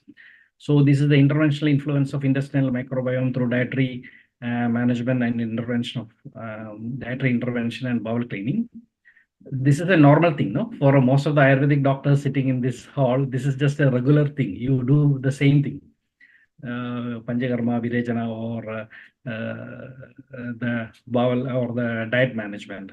And so why this has been cited as one of the best papers is because it's published in Cells and the impact factor is very high. And the parties involved, we can see that there is a clinical microbiomics from the Copenhagen University. They were the one who is mostly behind it. And interesting fact is, this is 100% Ayurveda work, but not even a single name of Ayurveda is mentioned in this paper. That you have to notice. There is no name of Ayurveda you can never find in this thing. But this is a 100% Ayurveda work, which these people, Dr. Sunil Kumar VG and Dr. Sandeep Nair is working for last 10 years. And this is the outcome. And then let's go. This is one of the places I am also working. And so this is a place, it's a normal orthopedic practice. And we provide insurance coverage for the patients. This is basically like a Shalyatantra OP in Trivandrum Ayurveda College. Like that, we are giving bandages, we are giving small massages, traction, and except the refracturing, everything we will do. And we get, it's interesting fact is we get 30 euros for 3 months. This is very, very, very negligible. 30 euros is how much? It is maybe 2,400 rupees for one patient. And so, but this is a public practice. We get about 80 people. So we are running a study for 3 different cases on cervical spondylitis, non-specific low back pain, sciatica, and arthritic and knee inflammations. So we are trying with the different oils, how it can be used. So we were trying to see that how an Ayurveda intervention can work in a normal outpatient facility in Germany. And we could do that just because the doctors who I am working with, they have a special certification. They are orthopedic surgeons, but they have a special certification called a natural Heilkunde. For that, they have to go for a 3 years training program so that insurance can accept. So any patient who was with an orthopedic, any patient who is with a specialist for more than 6 months and doesn't have any change in the symptoms, they could receive a alternative and complementary medicine therapy, and insurance will pay for this. Is it is nothing. 30 euros in Germany for is really nothing. But we are trying to do some activities and clinical works where we can create a protocol and some kind of history of treatments. So our patients are very happy. We are using Murivenna, Mahanarayana, Thaila, and Pentadaka, only 3 oils, because this is a study. And it's really interesting. And in their experience, they were sending people to India, but they are not really getting good results. So they have started an Ayurvedic center in Chalakudi, called Nisarga Ayurvedics. They are only for integrated treatments. So it's a new project. So it will be very interesting. So this is in public health practice, okay? And then we have training facilities, that is with the Department of Internal and Integrative Medicine and with the University of Duisburg and Essen. And there is also an Ayurvedic doctor, Dr. Shah, and they provide, this center provides Ayurveda training programs and internships. And then this is a new project coming now. This is also, I am only mentioning about by directly the university. We have hundreds of Ayurvedic facilities in Germany, and they are doing whatever they want. It is so this is actually just an advertisement for a Panchakarma therapist, but this is in Chemnitz, in the eastern part of Germany. This is a psychology hospital, psychosomatic therapy and psychotherapy hospital, purely supported by insurance, 100% insurance. So there is a selection criteria.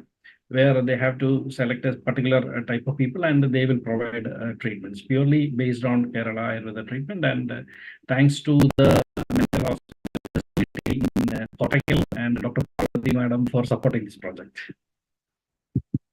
And this is a insurance company called the Technical Krangan System.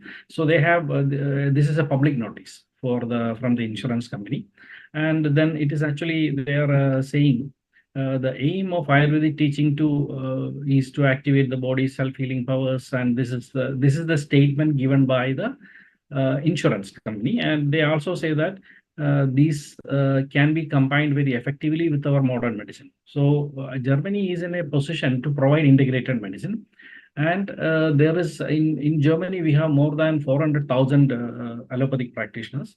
Out of these 400,000 allopathic practitioners, 75,000 of them are doing one or other way of traditional or complementary medicine, and about 45,000 is doing naturopathy.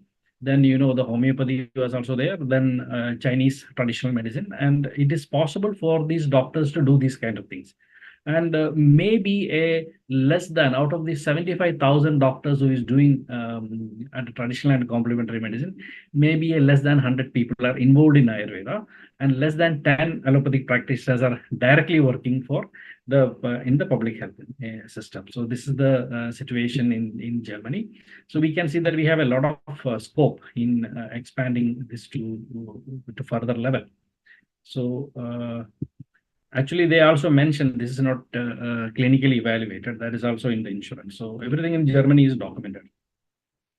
This is another global story from Switzerland. Then more than 50 Ayurvedic herbs are approved in Germany in Switzerland for the sales. Switzerland is out of EU, and so it's really interesting. And then more than 50 herbs are in the pipeline.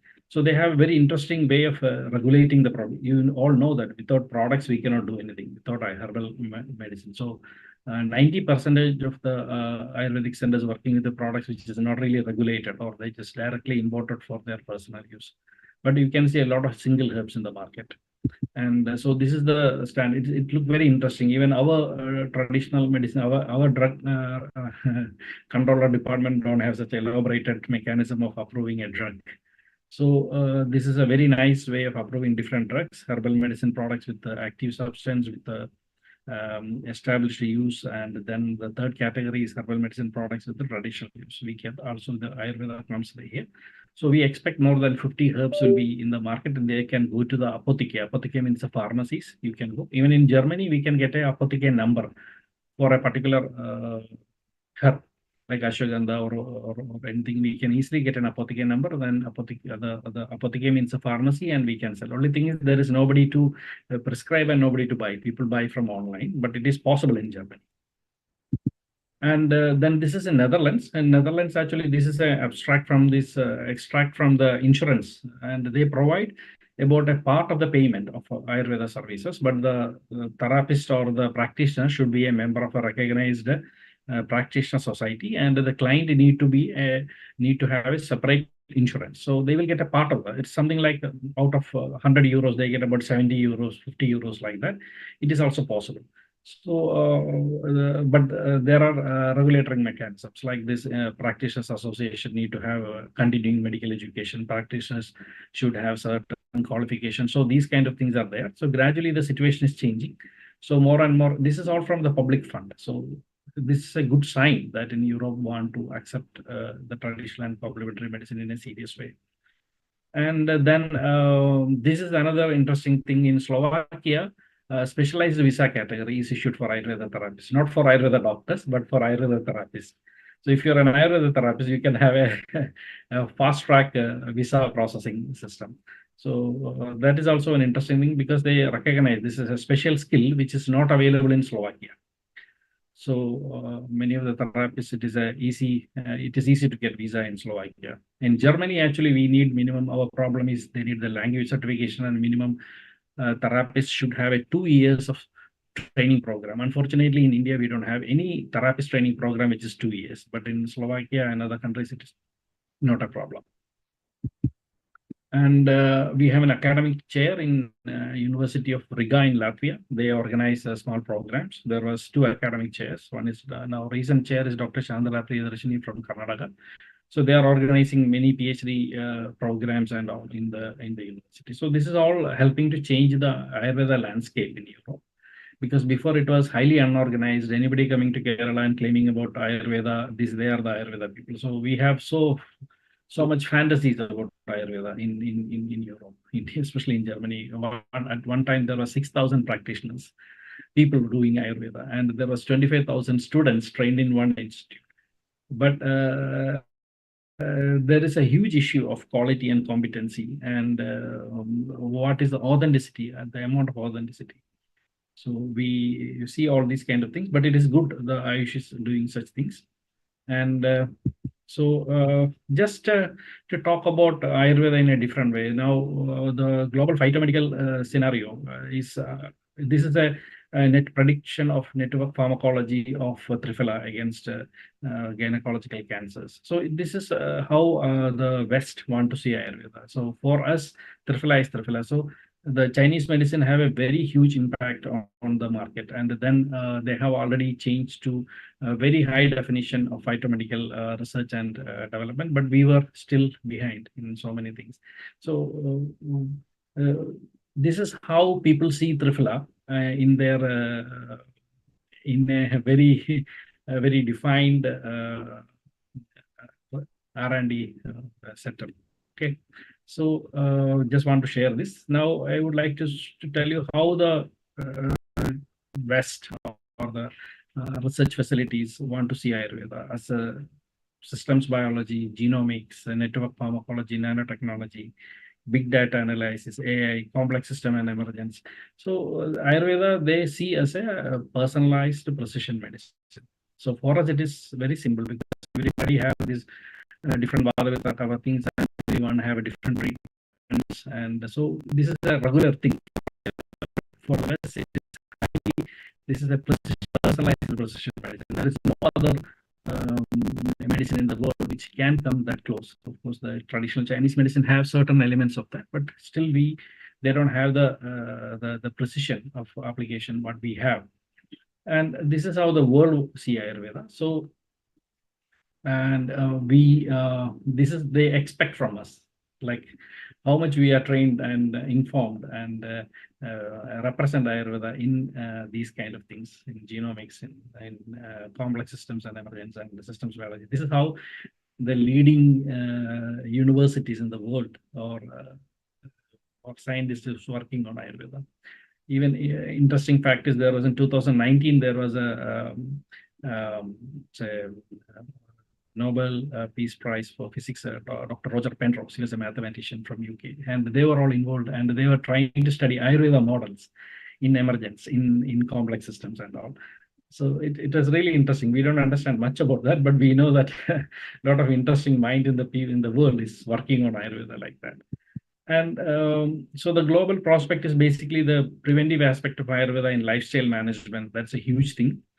And the new inorganic antibiotic development with Ayurveda pharmacology. There is a lot of studies. If you really look into this area, so they are really trying to see how the reserve preparations can be used as an antibiotics in inorganic. So there is a lot of things happening. And then also another thing what we found with the integrated medicine area is that minimal drug usage with the herbal supplements. So I have mentioned about the hospital, EVK Hattingen, and they are purely working on Parkinsonism. And in Parkinsonism, if they can reduce the dopamine supplements, and then with the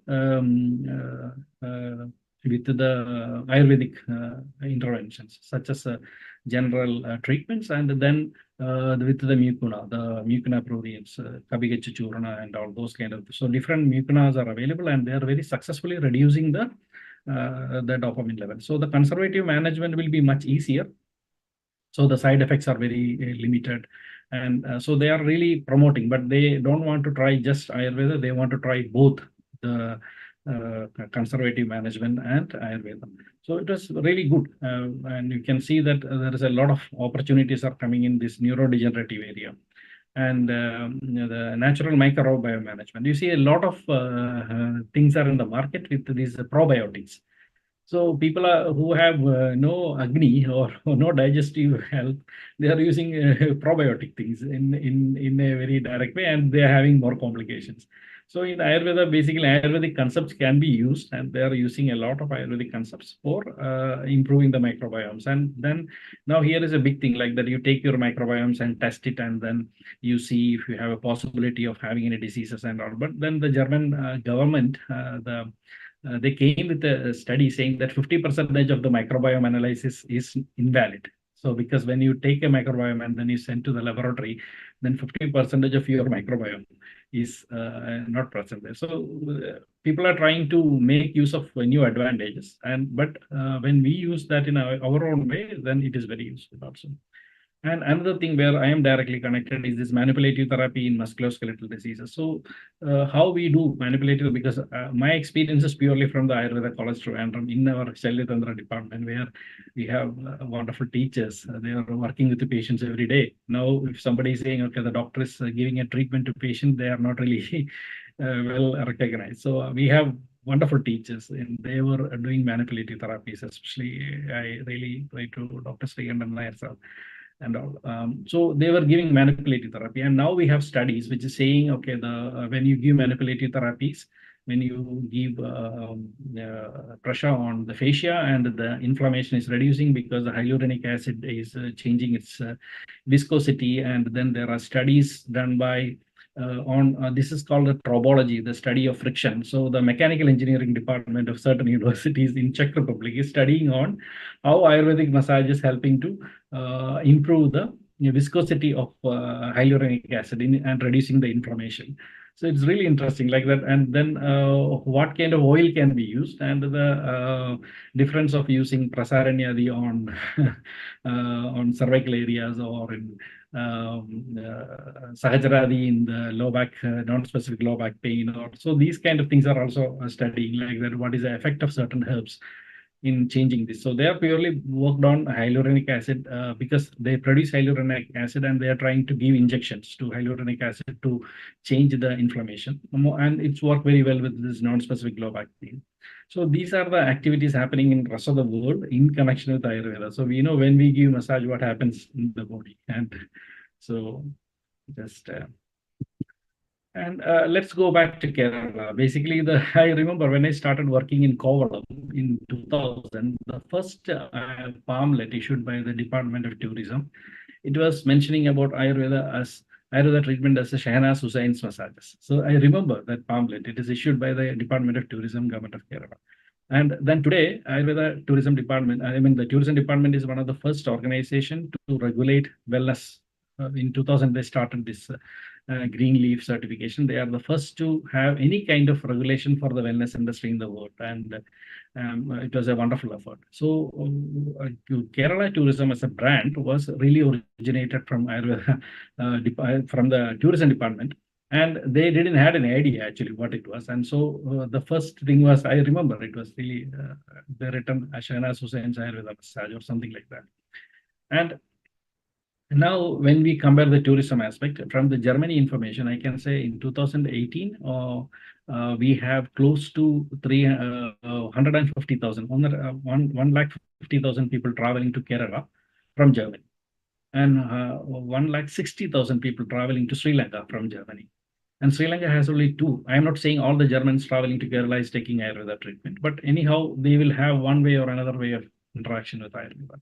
In Sri Lanka has only 2 Ayurveda colleges, and Kerala at that point of time at least 10 Ayurveda colleges. And then we are saying we are the hub of Ayurveda and all. And in Sri Lankan Ayurveda industry, I will say it is less than the total sale of Aushadhi. That's all I can definitely tell you, because I was actively involved with this Ayurveda projects in Sri Lanka. So just they are not as big as the entire Sri Lankan Ayurveda industry is less than the total sale of Aushadhi. So this is the situation happening outside the premises of Kerala. But we have wonderful things which we could do in Kerala. We have excellent mechanism of public health system. Like Medical Association has issued a warning saying complementary medicine should not be given to treatment to kids.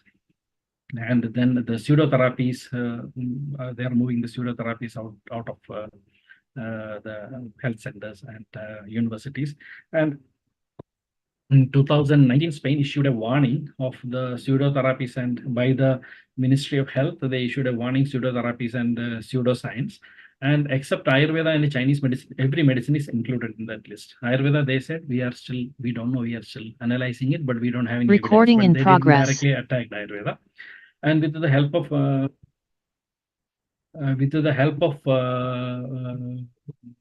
of Embassy of Madrid, Indian Embassy in Madrid, we were trying to file the documents, and then International Ayurveda Medical Association was involved with that, with Dr. Vijay Caroline and the team in Spain.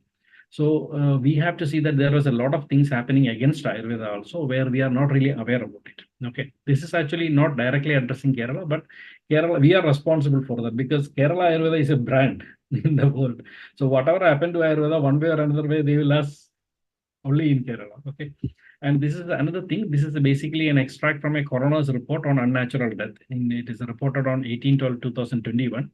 And then I just didn't put the name. And it was basically, they say that the medical cause of death is sepsis, recurrent intestinal ischemia, idiosyncratic Ayurvedic drug-induced liver injury.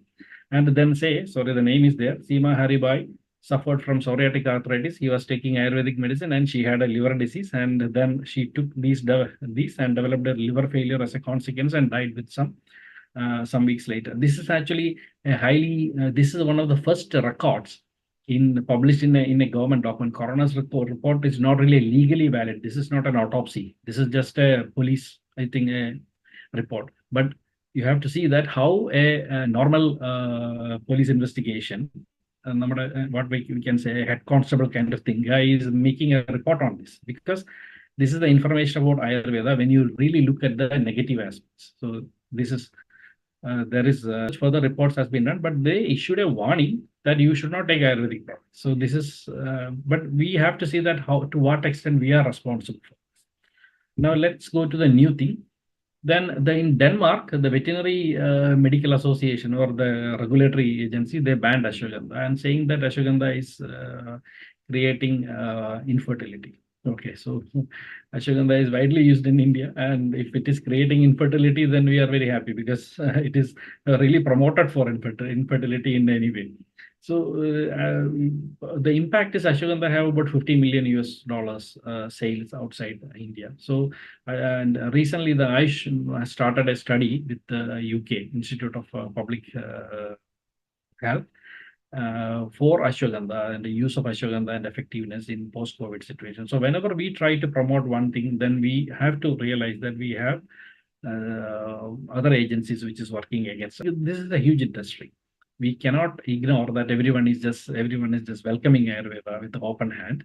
There is nutraceuticals, there is Western herbal medical industry, and there is traditional TCM. Also, one way I would like to share that also.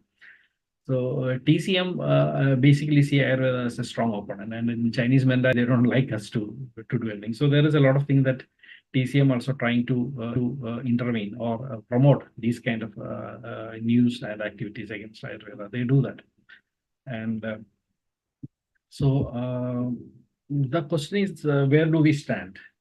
So it's like, are we ready for a global scenario? And then I will say that we are almost lost in transition. So our problem, I will tell you, I am a member of the Indian Ayurveda Doctors Association in Germany. We have close to 100 members. Most of them are jobless. The problem, they came as a dependent of their husband or wife, something like that. I also came like that. So, but the main problem is BAMS is not a recognized education system in the West. Why? Because we have a problem in transliteration.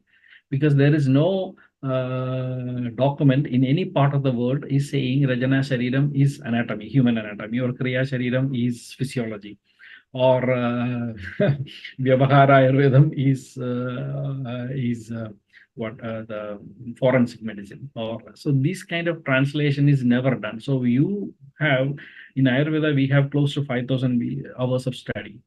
and in 5,000 hours, and then most of the 3,000 hours our Ayurvedic textbooks are over, and then the rest of the 2,000 hours is purely modern medicine. If you look at the syllabus, you can see like that. But unfortunately, it is not written in our transcript. So when you go to a university, when you go for a higher education possibilities, you have no opportunity to go to a higher education facility which is connected to your previous studies. So this is a standstill. So this is a big problem people face. So I request, we are trying to work with this Kerala Health University to have a transliteration based on how many hours of anatomy you study and what are the textbooks you used. Those kind of things will help. At the same time, we have this problem with this the therapist program. So because there is no, in Germany, we cannot recognize any program which is less than 2 years for any skilled work. And Ayurveda therapist maximum is 1 year training program. So this is also one issue. And I was mentioning about the hospital in Chemnitz, which is recently coming. We have an interesting thing to share. They called me and asked if we can have to provide a TÜV certification, like a technical products. All the technical product, we have an ISI in India, ISI certification. So like that in Germany, we have a TÜV certification. Do we have TÜV certification for the Svedana box, like the steam chamber? Because in Germany, if you want to use something in a hospital, you need to have certification for everything. So they were asking what kind of paint you will put in the Panchakarma theatre, because we say it's a Panchakarma theatre, no? Because in Trivandrum Ayurveda College also we are writing Panchakarma theatre. So what kind of paint you will put in the Panchakarma? What is the flooring? We don't have any information. We said, okay, you put, it's just a normal standard therapy room. And then to use a electrical device or any device in German hospital or most of the Western world, you need a certification. So there was no Svedana box available in the world with a TÜV certificate. Nobody ever think about such a thing.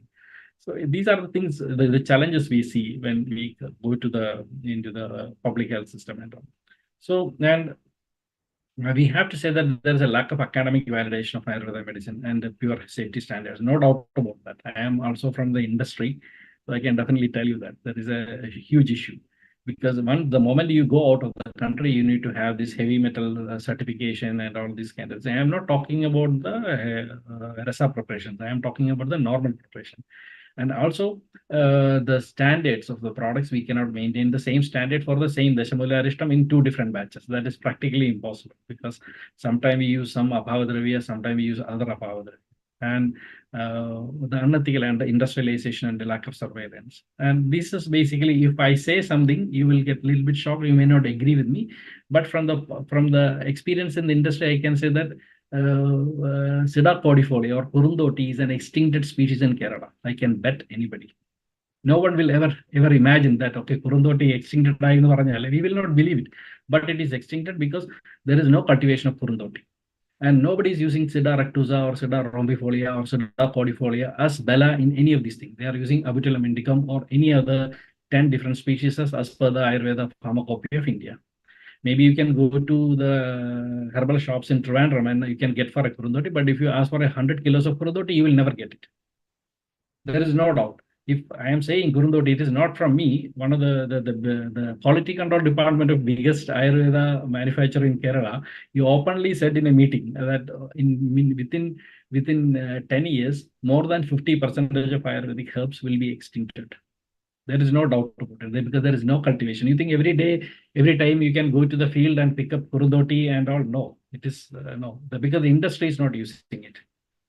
Definitely not using. Ashoka Arishta. Ashoka is already an extincted species for more than 20 years by the International Union of Conservation, IUCN. But Ashoka Arishta is one of the 5 most selling items in India. So we have this problem, which we are not really trying to address it. And one day, because if Kurundoti is normally in Malayalam, there is a saying, Kandagari illengil Kandaveri jerkam parayunna oru samvidhanam. So we have this problem. We are just continuously using this. And at one point, we will not have this Kandaveri also. So please check with the industry. I am not saying that please check with the industry what they use for Bella. And then we also have problem with the labels. If you go and buy 2 rupees or 5 rupees Britannia biscuit, it is clearly written what kind of preservative is used or what kind of stabilizer is used. And when you buying a small tablet for your little kid, or something like that, do you have the guarantee that this particular product is safe? You don't have any guarantee. You cannot. because we have in Australia recently a product is tested for a 2000 years more for lead poisoning for more than 2000 times than the tested values.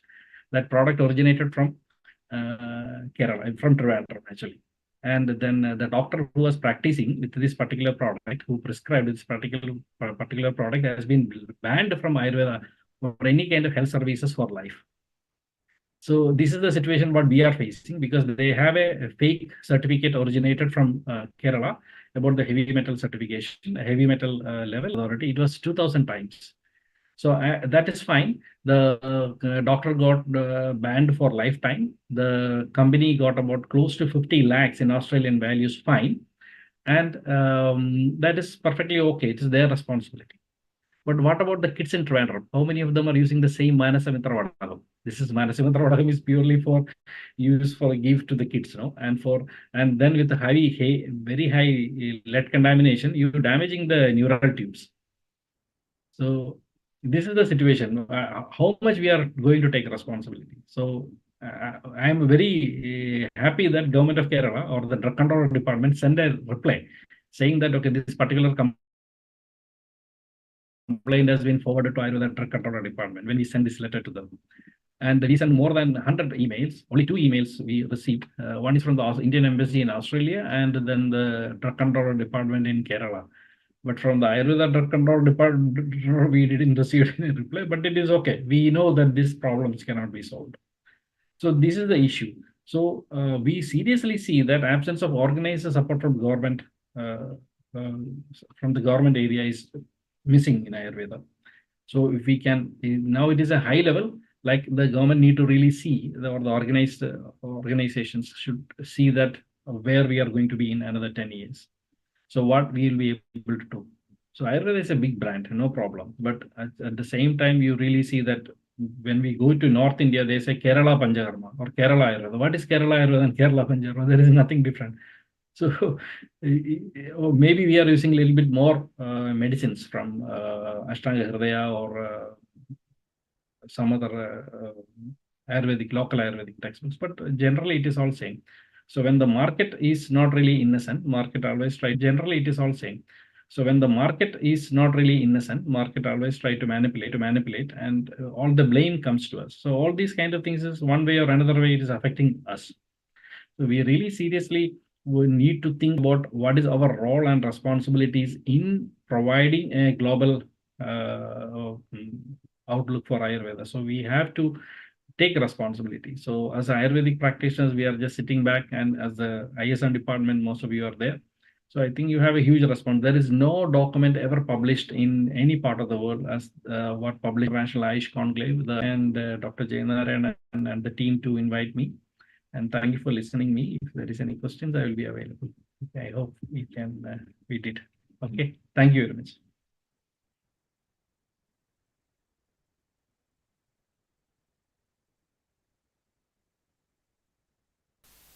Thank you so much for joining us on this auspicious day, sir.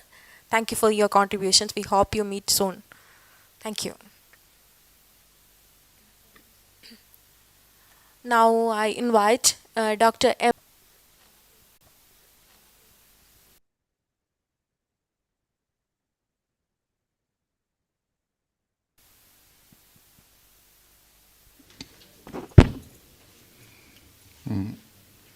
എല്ലാവർക്കും നമസ്കാരം.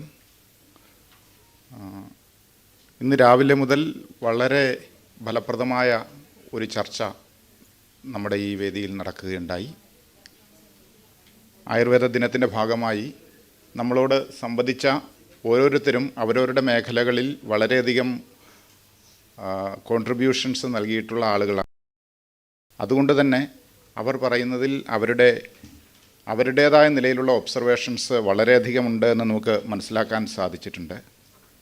എന്നിരുന്നാലും പൊതുവെ ഇന്ന് നടന്ന സെഷൻസിൻ്റെയൊക്കെ ഒരു പ്രധാനപ്പെട്ട ഒരു കാര്യം, പ്രത്യേകിച്ച് ആയുർവേദ ഇതര മേഖലകളിൽ നിന്ന് ഇവിടെ എത്തിച്ചേർന്ന ആളുകൾ നിരവധി ചോദ്യങ്ങളാണ്. അവർ ഒരു പ്രശ്നപരിഹാരവും നമ്മുടെ മുന്നിലേക്ക് ഉന്നയിച്ചിട്ടില്ല. നിരവധി ചോദ്യങ്ങളാണ് നമ്മുടെ മുന്നിലേക്ക് കൊണ്ടുവന്നിട്ടുള്ളത്. യഥാർത്ഥത്തിൽ ആ ചോദ്യങ്ങൾ തന്നെ ആയിരിക്കണം തുടർന്നുള്ള ഒരു ചർച്ചയുടെ ഗൈഡിങ് പ്രിൻസിപ്പിൾസായിട്ട് വേണ്ടത് എന്ന് എനിക്ക് തോന്നുന്നു. ഇന്ന് രാവിലെ ആദ്യത്തെ പേപ്പർ പ്രസൻറ്റ് ചെയ്ത ബഹുമാനപ്പെട്ട doctor AS Pradeep Kumar sir, അദ്ദേഹം public health systems of sustainable global health through Ayurvedic principles എന്ന ടോപ്പിക്ക് പ്രസൻറ്റ് ചെയ്ത സമയത്ത് he has presented many things and he told how to integrate the other agencies, not only the agencies, other systems along with Ayurveda എന്നൊരു വലിയൊരു ചോദ്യമാണ് ഉന്നയിച്ചത്. അതോടൊപ്പം തന്നെ modern medicines ഉപയോഗിച്ചുകൊണ്ടിരിക്കുന്ന ആളുകളെ രോഗികളായി വരുമ്പോൾ എവിടെ വെച്ചാണ് മരുന്നുകൾ നിർത്തേണ്ടത്? അത് അദ്ദേഹം മോഡേൺ മെഡിസിൻ എന്നാണ് പറഞ്ഞത് എങ്കിൽ പോലും എല്ലാ മെഡിസിൻസും എവിടെ വെച്ചാണ് നിർത്തേണ്ടത് എന്നുള്ളതിനെപ്പറ്റി നമ്മുടെ ഇടയിൽ ഒരു കൺസെൻസസ് യഥാർത്ഥത്തിൽ ആവശ്യമാണ് എന്ന് തോന്നുന്നു. നമ്മൾക്ക് മരുന്ന് കുറിക്കാൻ മാത്രമേ പലപ്പോഴും അറിയുകയുള്ളൂ എന്നും മരുന്ന് നിർത്താൻ എവിടെയാണ് നമ്മൾക്ക് ഏത് പോയിന്റിൽ വെച്ചാണ് മരുന്നുകൾ നിർത്തേണ്ടത് എന്നുള്ളതിനെപ്പറ്റി ഒരു കൃത്യമായ ഒരു കാഴ്ചപ്പാട് നമ്മൾ രൂപീകരിക്കേണ്ടതുണ്ട്. അദ്ദേഹം മോഡേൺ മെഡിസിൻ്റെ പോയിന്റിൽ നിന്നാണ് പറഞ്ഞതെങ്കിലും നമ്മൾ അതിൻ്റെ കൂടെ ഇതും കൂടി ചേർത്ത് ഇവിടെ ചിന്തിക്കേണ്ടുന്ന ഒരു വിഷയമാണ് എന്നാണ് എനിക്ക് തോന്നുന്നത്. അതുപോലെ തന്നെ വളരെ കണ്ടംപററി ആയിട്ടുള്ള പല വിഷയങ്ങളും അദ്ദേഹം ഉന്നയിക്കുകയുണ്ടായി. Vector control, fly control, rat control, there are few areas he suggested and whether there is any Ayurvedic alternatives for that. തീർച്ചയായിട്ടും അത്തരമൊരു ആയുർവേദിക് ആൾട്ടർനേറ്റീവിനെ പറ്റി നമുക്ക് ചിന്തിക്കേണ്ട കാലം യഥാർത്ഥത്തിൽ കോവിഡിന് മുമ്പ് തന്നെ നമുക്ക് ചിന്തിക്കേണ്ടിയിരുന്ന ഒരു മേഖലയായിരുന്നു അത്. നമ്മൾ അപരാജിത ധൂപത്തിൽ മാത്രം ഒതുങ്ങി നിൽക്കുകയാണ് ചെയ്തത്. അപരാജിത ധൂപം അത്ര കോസ്റ്റ് എഫക്റ്റീവ് അല്ലാത്ത ഒരു പ്രിപ്പറേഷനാണ്. അപരാജിത ധൂപത്തിൻ്റെ ഇൻഡിക്കേഷൻ എല്ലാം അവിടെ നിൽക്കട്ടെ, പക്ഷേ ഇന്ന് മാർക്കറ്റിൽ അപരാജിത ധൂപം അറിയപ്പെടുന്നത് കൊതുകുപൊടി എന്നുള്ള നിലയിൽ മാത്രമാണ്. ഈ അപരാജിത ധൂപം പോലും എങ്ങനെ ഒരു പബ്ലിക് പ്ലേസിൽ നമുക്ക് ഉപയോഗിക്കാൻ സാധിക്കും എന്നുള്ളതിനെപ്പറ്റി അന്വേഷിച്ചപ്പോൾ എങ്ങും തന്നെ വിശദമായ ഒരു സ്റ്റഡി രീതിയിൽ നടത്താമായിരുന്ന, നമ്മുടെ അക്കാഡമിക് ഇൻസ്റ്റിറ്റ്യൂഷൻസിൽ നടത്താമായിരുന്ന ഒരു പഠനമായിരുന്നു അത്. ദ്രവ്യഗുണ ഡിപ്പാർട്ട്മെൻറ്റും അതേപോലെ തന്നെ ഭൈഷജ്യകൽപ്പന ഡിപ്പാർട്ട്മെൻറ്റിലുമൊക്കെ നടത്താൻ പറ്റുമായിരുന്ന പഠനങ്ങളാണ്. അപരാജിത ധൂപചൂർണം ഒരു പബ്ലിക് പ്ലേസിൽ യൂസ് ചെയ്യുമ്പോൾ അത് എത്ര ദൂരത്തേക്ക്, എത്ര സമയത്തേക്ക് അതിൻ്റെ എഫക്റ്റ് ഉണ്ടാകുന്നുണ്ട്. അതേപോലെ തന്നെ മറ്റൊരു കാര്യം, ഇത് പുറത്തേക്ക് വിടുന്ന പുകയിൽ എന്തൊക്കെ ഒഫൻസീവായിട്ടുള്ള എലമെൻറ്റ്സ് ഉണ്ട് എന്നുള്ളതിനെപ്പറ്റി നമുക്കൊരു പഠനം നടത്താനായിട്ട് സാധിക്കുമായിരുന്നു. തീർച്ചയായിട്ടും ഭാവിയിലും നടത്താൻ പറ്റുന്നതാണ്. നേരത്തെ സൂചിപ്പിച്ചതുപോലെ വെക്ടർ കൺട്രോളിന് കുറച്ചും കൂടി കോസ്റ്റ് എഫക്റ്റീവായിട്ടുള്ള ഫോർമുലേഷൻസ് ഡെവലപ്പ് ചെയ്യേണ്ടത് ഉണ്ട്. ഇപ്പോൾ ഉപയോഗിച്ചുകൊണ്ടിരിക്കുന്ന പോയിസണസ് ആയിട്ടുള്ള സബ്സ്റ്റൻസസിനെ നമുക്ക് റീപ്ലേസ് ചെയ്യണം. വാട്ടർ പ്യൂരിഫിക്കേഷൻ, അവിടെയും നമ്മളുടെ ഒരു സ്ട്രെങ്ത് ഉള്ള ഒരു ഏരിയയാണ്. അവിടെയും ആൾട്ടർനേറ്റീവ് റെമഡീസ്, അതും അദ്ദേഹം സൂചിപ്പിക്കുകയുണ്ടായി. അതേപോലെ മറ്റൊരു കാര്യം, ഇപ്പോഴത്തെ ഒരു തീർച്ചയായിട്ടും നമ്മളുടെ ഈ ഉദ്ഘാടന സെഷൻ മുതൽ ഇവിടെ നടന്ന ചർച്ചകൾ വളരെ പ്രധാനപ്പെട്ട ഒരു പോയിൻ്റ്, ഏകാരോഗ്യത്തിൽ ഊന്നി നിന്നുകൊണ്ടുള്ള, പലരും ഏകാരോഗ്യം എന്നുള്ള വാക്ക് പറഞ്ഞിട്ടില്ലെങ്കിൽ പോലും ഏകാരോഗ്യം തന്നെ ആയിരുന്നു ഈ ഒരു ചർച്ചയുടെ ഈ ഒരു ഇന്നത്തെ ദിവസത്തെ എല്ലാ പ്രഭാഷണങ്ങളുടെയും ഒരു പ്രധാനപ്പെട്ട പോയിൻ്റ് എന്ന് നമുക്ക് മനസ്സിലാക്കാൻ സാധിക്കും. ഏകാരോഗ്യത്തിനെ പറ്റിയുള്ള ചർച്ചകൾ, അവിടെ ആയുർവേദത്തിന് പ്രായോഗികമായി ഏതൊക്കെ നിലയിൽ ഇടപെടാൻ സാധിക്കും, സൈദ്ധാന്തികമായി നമുക്ക് പറയാൻ വളരെയധികം സാധിക്കും, പ്രായോഗികമായി നമുക്ക് എങ്ങനെ ഇടപെടാൻ സാധിക്കും എന്നുള്ളതിനെ പറ്റിയുള്ള ചർച്ചകൾ കൂടി ഉണ്ടാവേണ്ടതുണ്ട് എന്ന് ഡോക്ടർ പ്രദീപ് കുമാർ സാറിൻ്റെ പ്രഭാഷണത്തിൽ നിന്ന് ഞാൻ അനുമാനിക്കുന്നത്. അതേപോലെ തന്നെ സബ്സ്റ്റൻസ് അബ്യൂസുമായി ബന്ധപ്പെട്ട്, ആൽക്കഹോൾ ഡിപ്പെൻഡൻസിയുമായി ബന്ധപ്പെട്ടൊക്കെ നമ്മുടെ ഏരിയകൾ നമുക്ക് കുറേ കൂടി വിശാലമാക്കിയെടുക്കാൻ സാധിക്കേണ്ടതുണ്ട് എന്നുകൂടി അദ്ദേഹം പറയുകയുണ്ടായി. അപ്പോൾ ഇത്രയും കാര്യങ്ങളൊക്കെയാണ് അദ്ദേഹത്തിൻ്റെ പ്രഭാഷണത്തിൽ സൂചിപ്പിച്ചത്. എന്നിരിക്കലും വളരെ ശുഭകരമായ രീതിയിൽ എല്ലാ വൈദ്യശാസ്ത്രങ്ങളും ഇൻ്റഗ്രേറ്റ് ചെയ്യേണ്ട പോയിൻ്റ് ഏതാണ്, അതിനെപ്പറ്റിയുള്ള ഒരു അന്വേഷണം നടത്തണം എന്നുള്ള നിലയിലാണ് അദ്ദേഹത്തിൻ്റെ പ്രഭാഷണത്തെ, അദ്ദേഹത്തിൻ്റെ അവതരണത്തെ കൺക്ലൂഡ് ചെയ്തത്. അതേപോലെ തന്നെ യഥാർത്ഥത്തിൽ മറ്റൊരു കാര്യം കൂടി പറയുകയുണ്ടായി. അത് ശരിക്കും നമുക്ക് പ്രായോഗികമായിട്ട് ആലോചിക്കുമ്പോൾ ഉണ്ടാകാവുന്ന ചില സംശയങ്ങൾ കൂടിയുണ്ട്. എല്ലാ പനിയും പനിയല്ല എന്ന് പ്രചരിപ്പിക്കുകയും പനി വന്നാൽ ഉടനെ തന്നെ ആശുപത്രിയിൽ എത്തണം എന്ന് പറയുകയും ചെയ്യുന്ന അതേ സമയത്ത് തന്നെ 2 ദിവസം കഴിഞ്ഞ് പനിക്ക് നമ്മുടെ ഹോം റെമഡീസ് ഉപയോഗിച്ചതിന് ശേഷം 2 ദിവസം കഴിഞ്ഞ് പനിക്ക് ചികിത്സിച്ചാൽ പോരെ എന്ന മറ്റൊരു ചിന്ത കൂടി അദ്ദേഹം അവതരിപ്പിക്കുകയുണ്ടായി. അതൊരു വൈരുദ്ധ്യം പോലെയാണ് യഥാർത്ഥത്തിൽ എനിക്ക് തോന്നിയത്. പക്ഷേ അത് നമ്മളുടെ ഒരു പോയിന്റിൽ നിന്നുകൊണ്ട് അദ്ദേഹം ഇവിടെ വെച്ച് സംസാരിച്ചത് എന്ന് അതിനെ കരുതാൻ നിർവാഹമില്ല. എന്നിരിക്കലും നമ്മൾ വിശദമായിട്ട് അത്തരം ഒരു ചിന്ത കൂടി വേണ്ടതുണ്ട്. കാരണം ആളുകളുടെ ചികിത്സാ ചിലവുകൾ എന്ന് പറയുന്നത് വളരെയധികം അധികരിച്ചുകൊണ്ടിരിക്കുന്ന ഒരു കാലമാണ്. വളരെയധികമാണ് ചികിത്സാ ചിലവുകൾ. ഒരു പനിയുമായി ആശുപത്രിയിൽ പോയാൽ വളരെ വലിയ ഒരു തുക കൊടുത്തിട്ട് മാത്രമേ ആശുപത്രിയിൽ നിന്ന് ഇറങ്ങി വരാൻ സാധിക്കുകയുള്ളൂ. അല്ലെങ്കിൽ ഏതെങ്കിലും നല്ല ഫലപ്രദമായ ഇൻഷുറൻസ് ഉണ്ടാവണം എന്നുള്ളൊരവസ്ഥയിലാണ് ഓരോ ആളുകളും. നിത്യദാരിദ്ര്യത്തിലേക്ക് മനുഷ്യനെ തള്ളിവിടുന്ന ഒന്നാണ് രോഗാതുരത എന്നുള്ളതിനെപ്പറ്റി നമ്മുടെ ബഹുമാനപ്പെട്ട അഡീഷണൽ ചീഫ് സെക്രട്ടറി പറയുകയുണ്ടായി. അപ്പോൾ തീർച്ചയായിട്ടും ഇതെല്ലാം ചേർത്ത് വെച്ചുകൊണ്ട് വേണം നമ്മളൊരു ചർച്ച ഇതിൻ്റെ ഭാഗമായിട്ട് സംഘടിപ്പിക്കാനെന്നാണ് എനിക്ക് തോന്നുന്നത്. മറ്റൊന്ന് ഡോക്ടർ ജയരാജ് സാറിൻ്റെ ഓൺലൈൻ പ്രസൻറ്റേഷൻ, അദ്ദേഹം വളരെ പ്രധാനപ്പെട്ട ഒരു പോയിൻ്റ് അവതരിപ്പിച്ചത് ICD-11 വന്നതിന് ശേഷം ആയുർവേദത്തിൻ്റെ ഗ്ലോബലി ഉള്ള അക്സെപ്റ്റൻസിന് യഥാർത്ഥത്തിൽ ഒരു വലിയ ഒരു മുന്നേറ്റമാണ് യഥാർത്ഥത്തിൽ ഉണ്ടായിട്ടുള്ളത്. അതേപോലെ ക്യാൻസർ ചികിത്സയിലാണെങ്കിലും ആയുർവേദത്തെ ഹോളിസ്റ്റിക്കായി നമ്മൾ കാണുന്നതിനേക്കാൾ എത്രയോ വിശാലമായിട്ടാണ് പാശ്ചാത്യ ലോകം കാണുന്നത് എന്നുകൂടി അദ്ദേഹം പറയുകയുണ്ടായി.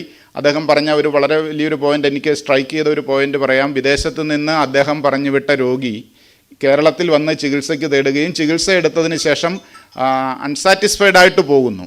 തീർച്ചയായിട്ടും നമ്മളെല്ലാവരും ആലോചിക്കേണ്ട ഒരു കാര്യം, നമ്മുടെ മുന്നിൽ വന്നിരിക്കുന്ന രോഗി എത്രമാത്രം സാറ്റിസ്ഫൈഡ് ആയിട്ടാണ് പോകുന്നത് എന്നുള്ളതിനെപ്പറ്റി ആലോചിക്കേണ്ടതാണ്. നമ്മൾ വലിയ ആയുർവേദത്തിൻ്റെ ദർശനങ്ങളെപ്പറ്റി പറയുകയും അതേസമയം ഒരു ദർശനവുമില്ലാതെ രോഗികളെ പരിശോധിക്കുകയും ചെയ്യുന്ന ആളുകളായി നമ്മളും മാറിക്കൊണ്ടിരിക്കുന്നു. ആധുനിക വൈദ്യം അങ്ങനെയാണ് എന്ന് പറയുമ്പോഴാണ് അതിനൊരു ആൾട്ടർനേറ്റീവായിട്ട് നമ്മൾ ആയുർവേദത്തെ അവതരിപ്പിക്കുന്നത്.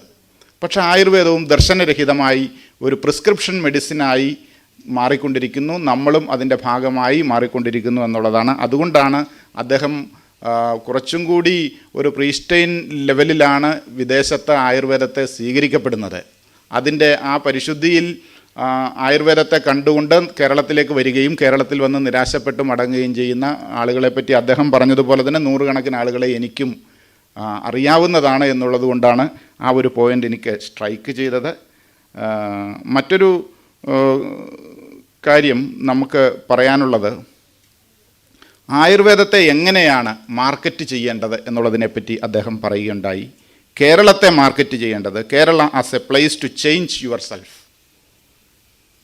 ഓരോ വ്യക്തിയും മാറണം എന്ന് ആഗ്രഹിക്കുകയും അങ്ങനെ മാറാൻ വേണ്ടി മറ്റൊരു നാട്ടിലേക്ക് അല്ലെങ്കിൽ ആയുർവേദത്തെ സ്വീകരിച്ചുകൊണ്ട് വരികയും ചെയ്യുമ്പോൾ മാറാൻ പറ്റുന്ന, നിങ്ങൾക്ക് നിങ്ങളുടെ ബിഹേവിയറിലുള്ള അൺവാണ്ടഡ് ആയിട്ടുള്ള ആസ്പെക്ട്സിനെ ചേഞ്ച് ചെയ്യാൻ പറ്റുന്നത്, നിങ്ങളുടെ ഹാബിറ്റ്സ് ചേഞ്ച് ചെയ്യാൻ പറ്റുന്നത്, ലൈഫ് സ്റ്റൈലിനെ മോഡിഫൈ ചെയ്യാൻ പറ്റുന്നത്, അങ്ങനെ ഒരു പുതിയ മനുഷ്യനായി മാറാൻ പറ്റുന്ന, ആരോഗ്യകരമായി മാറാൻ പറ്റുന്ന ഒരു സ്ഥലമായി കേരളത്തെ മാർക്കറ്റ് ചെയ്യണം എന്നാണ് അദ്ദേഹം പറഞ്ഞത്. അത് വളരെ പ്രധാനപ്പെട്ട ഒരു പോയിൻ്റാണ്. അതേപോലെ തന്നെ ഡോക്ടർ രാജശേഖരൻ നായർ സാർ അദ്ദേഹം പറഞ്ഞ ഒരു വളരെ പ്രധാനപ്പെട്ട കാര്യം ബൈനറികളെ പറ്റിയാണ്.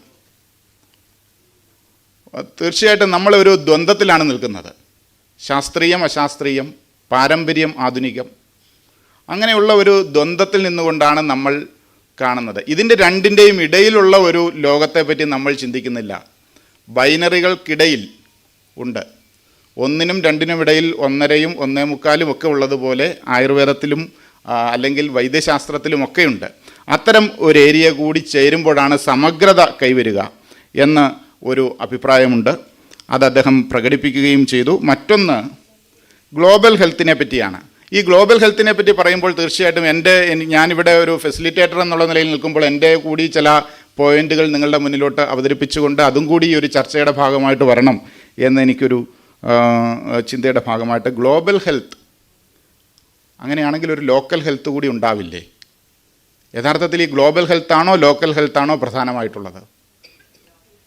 അപ്പം നമ്മൾ ലോക്കൽ ഹെൽത്തിനെ പറ്റി ചിന്തിക്കാതെ ഗ്ലോബൽ ഹെൽത്തിനെ പറ്റി ചിന്തിച്ചാൽ അത് അർത്ഥപൂർണ്ണമാവുമോ? അതോ ഈ ഗ്ലോബൽ ഹെൽത്ത് ഒരു ഫാൻസി ടേമാണോ?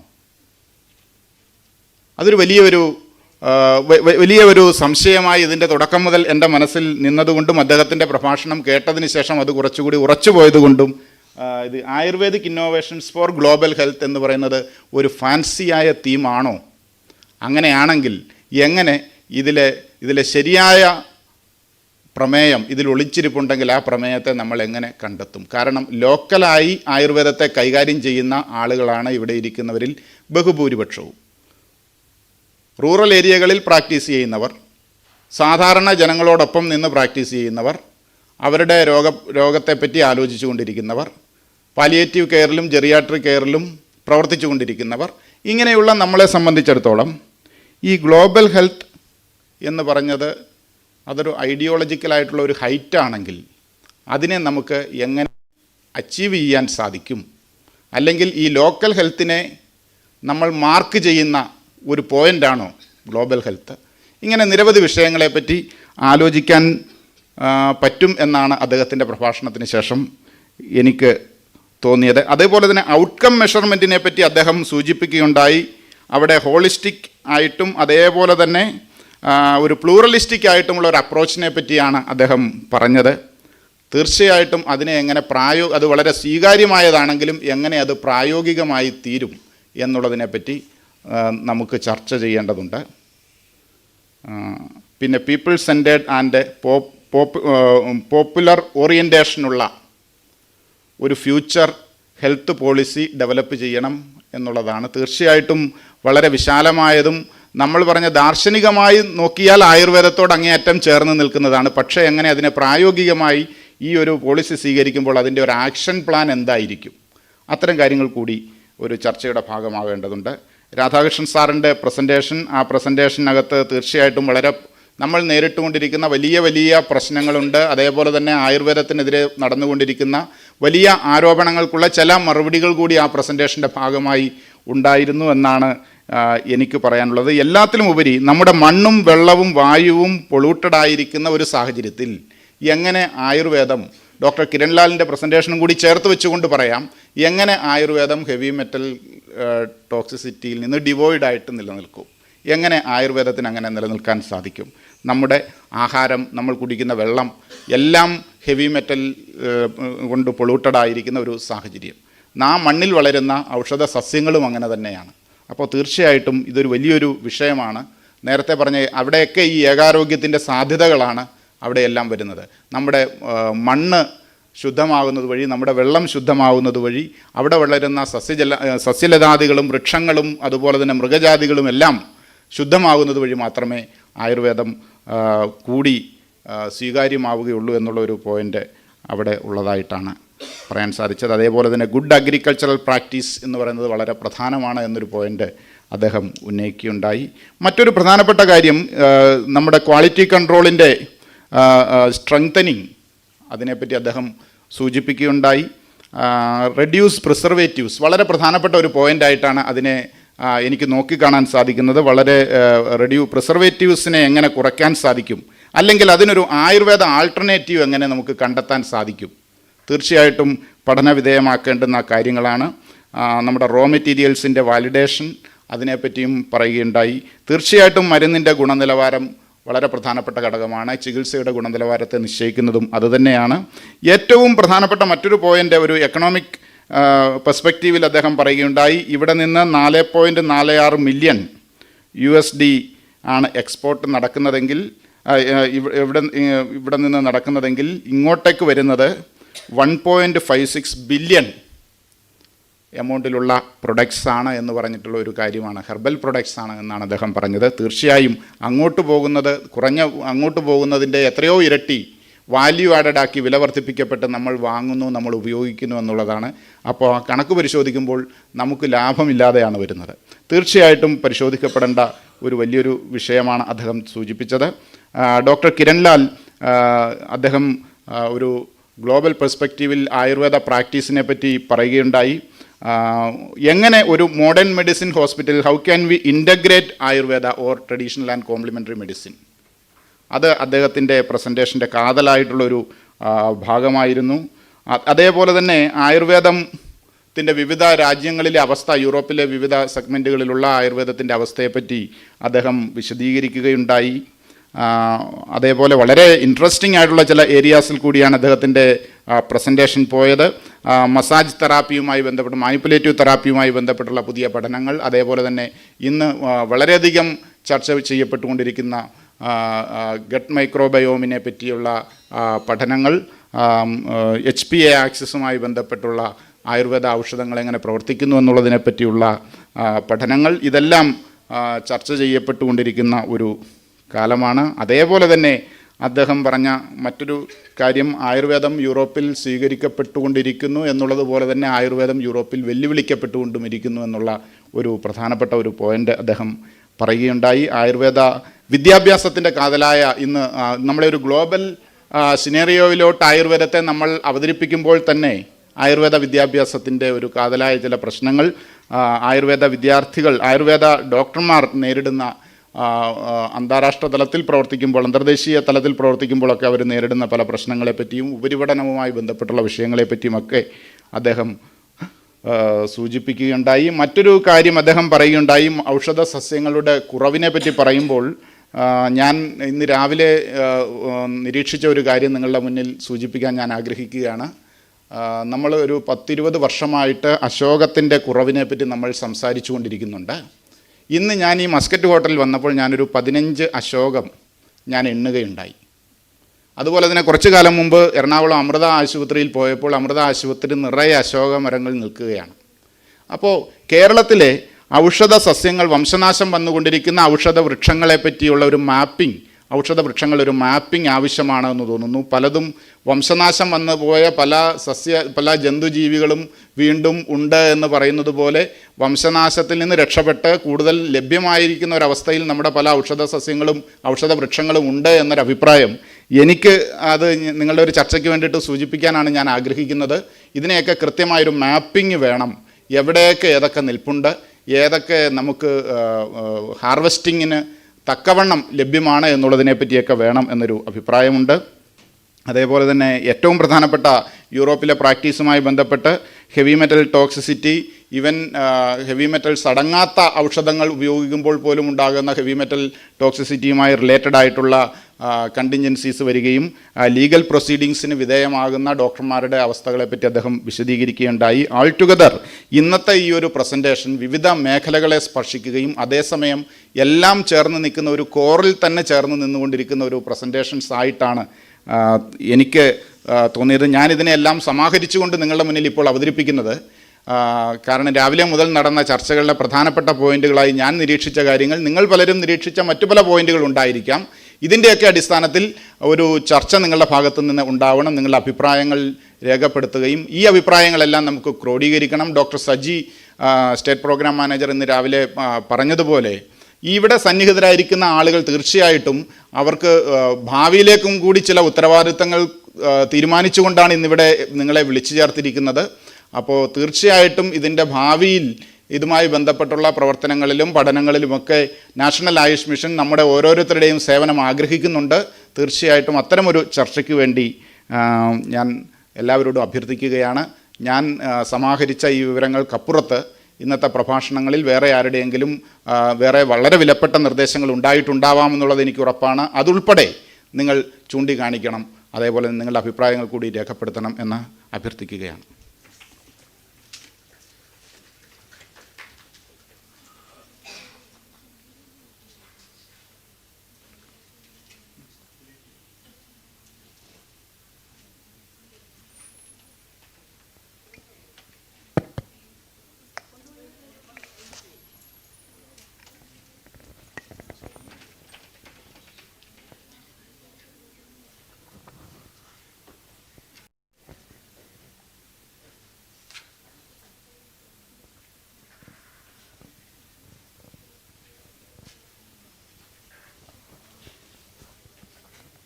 ഞാൻ ഡോക്ടർ ശ്രീല,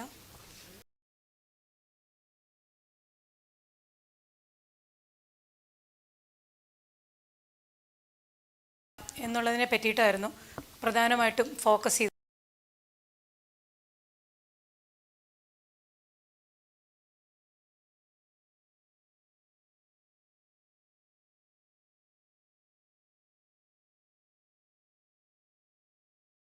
ഉണ്ട്. കാരണം നമ്മൾക്ക് ഈ പറഞ്ഞ ഈ പോയിന്റ്സ് എല്ലാം തന്നെ കവർ ചെയ്തപ്പെട്ടിട്ടുള്ളതാണ്. കാരണം നല്ല ഡ്രഗ് കിട്ടുന്നില്ല.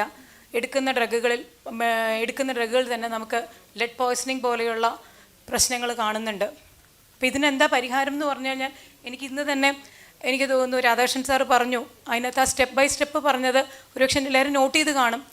ഗുഡ് അഗ്രികൾച്ചർ പ്രാക്ടീസസ്, അതിനുശേഷം നല്ല അഗ്രികൾച്ചർ പ്രാക്ടീസിന് നല്ല ഡ്രഗ് നമ്മൾ ഉൽപ്പാദിപ്പിക്കുക, അതിന് നല്ല സ്ഥലം കണ്ടെത്തുക, അവിടെ കൂടുതൽ പൊല്യൂഷൻ ഇല്ലാത്ത ഏരിയ നോക്കിയെടുക്കുക, അവിടെയും അതിനുശേഷം ഡ്രഗ് വന്നു കഴിഞ്ഞാൽ പിന്നെ അതിനെ നല്ലവണ്ണം എങ്ങനെയാണ് ഉണക്കി സൂക്ഷിച്ച് വെക്കേണ്ടത്, അവിടെ ക്വാറൻറ്റൈൻ ചെയ്യുന്ന നിങ്ങളെല്ലാവരും GMP പഠിച്ചിട്ടുണ്ടാവും, കൃത്യമായിട്ട് ക്വാറൻറ്റൈൻ ഏരിയാസ് വെച്ചിട്ടുണ്ട്, അതിലത് കൃത്യമായിട്ട് സൂക്ഷിക്കുകയും അതിനകത്ത് ഓരോ ബാച്ച് എടുക്കുമ്പോഴും മൈക്രോബിയൽ അനാലിസിസ് മുതലുള്ള സാധനങ്ങൾ കൃത്യമായി ചെയ്യുകയും അതിന് ഓരോ പ്രൊഡക്ഷന് മുമ്പും അത് കൃത്യമായിട്ട് ക്വാളിറ്റി അനാലിസിസിന് ശേഷം മാത്രം ഡ്രഗിൻ്റെ പ്രൊഡക്ഷന് വേണ്ടി മാറ്റുകയും ചെയ്യുക.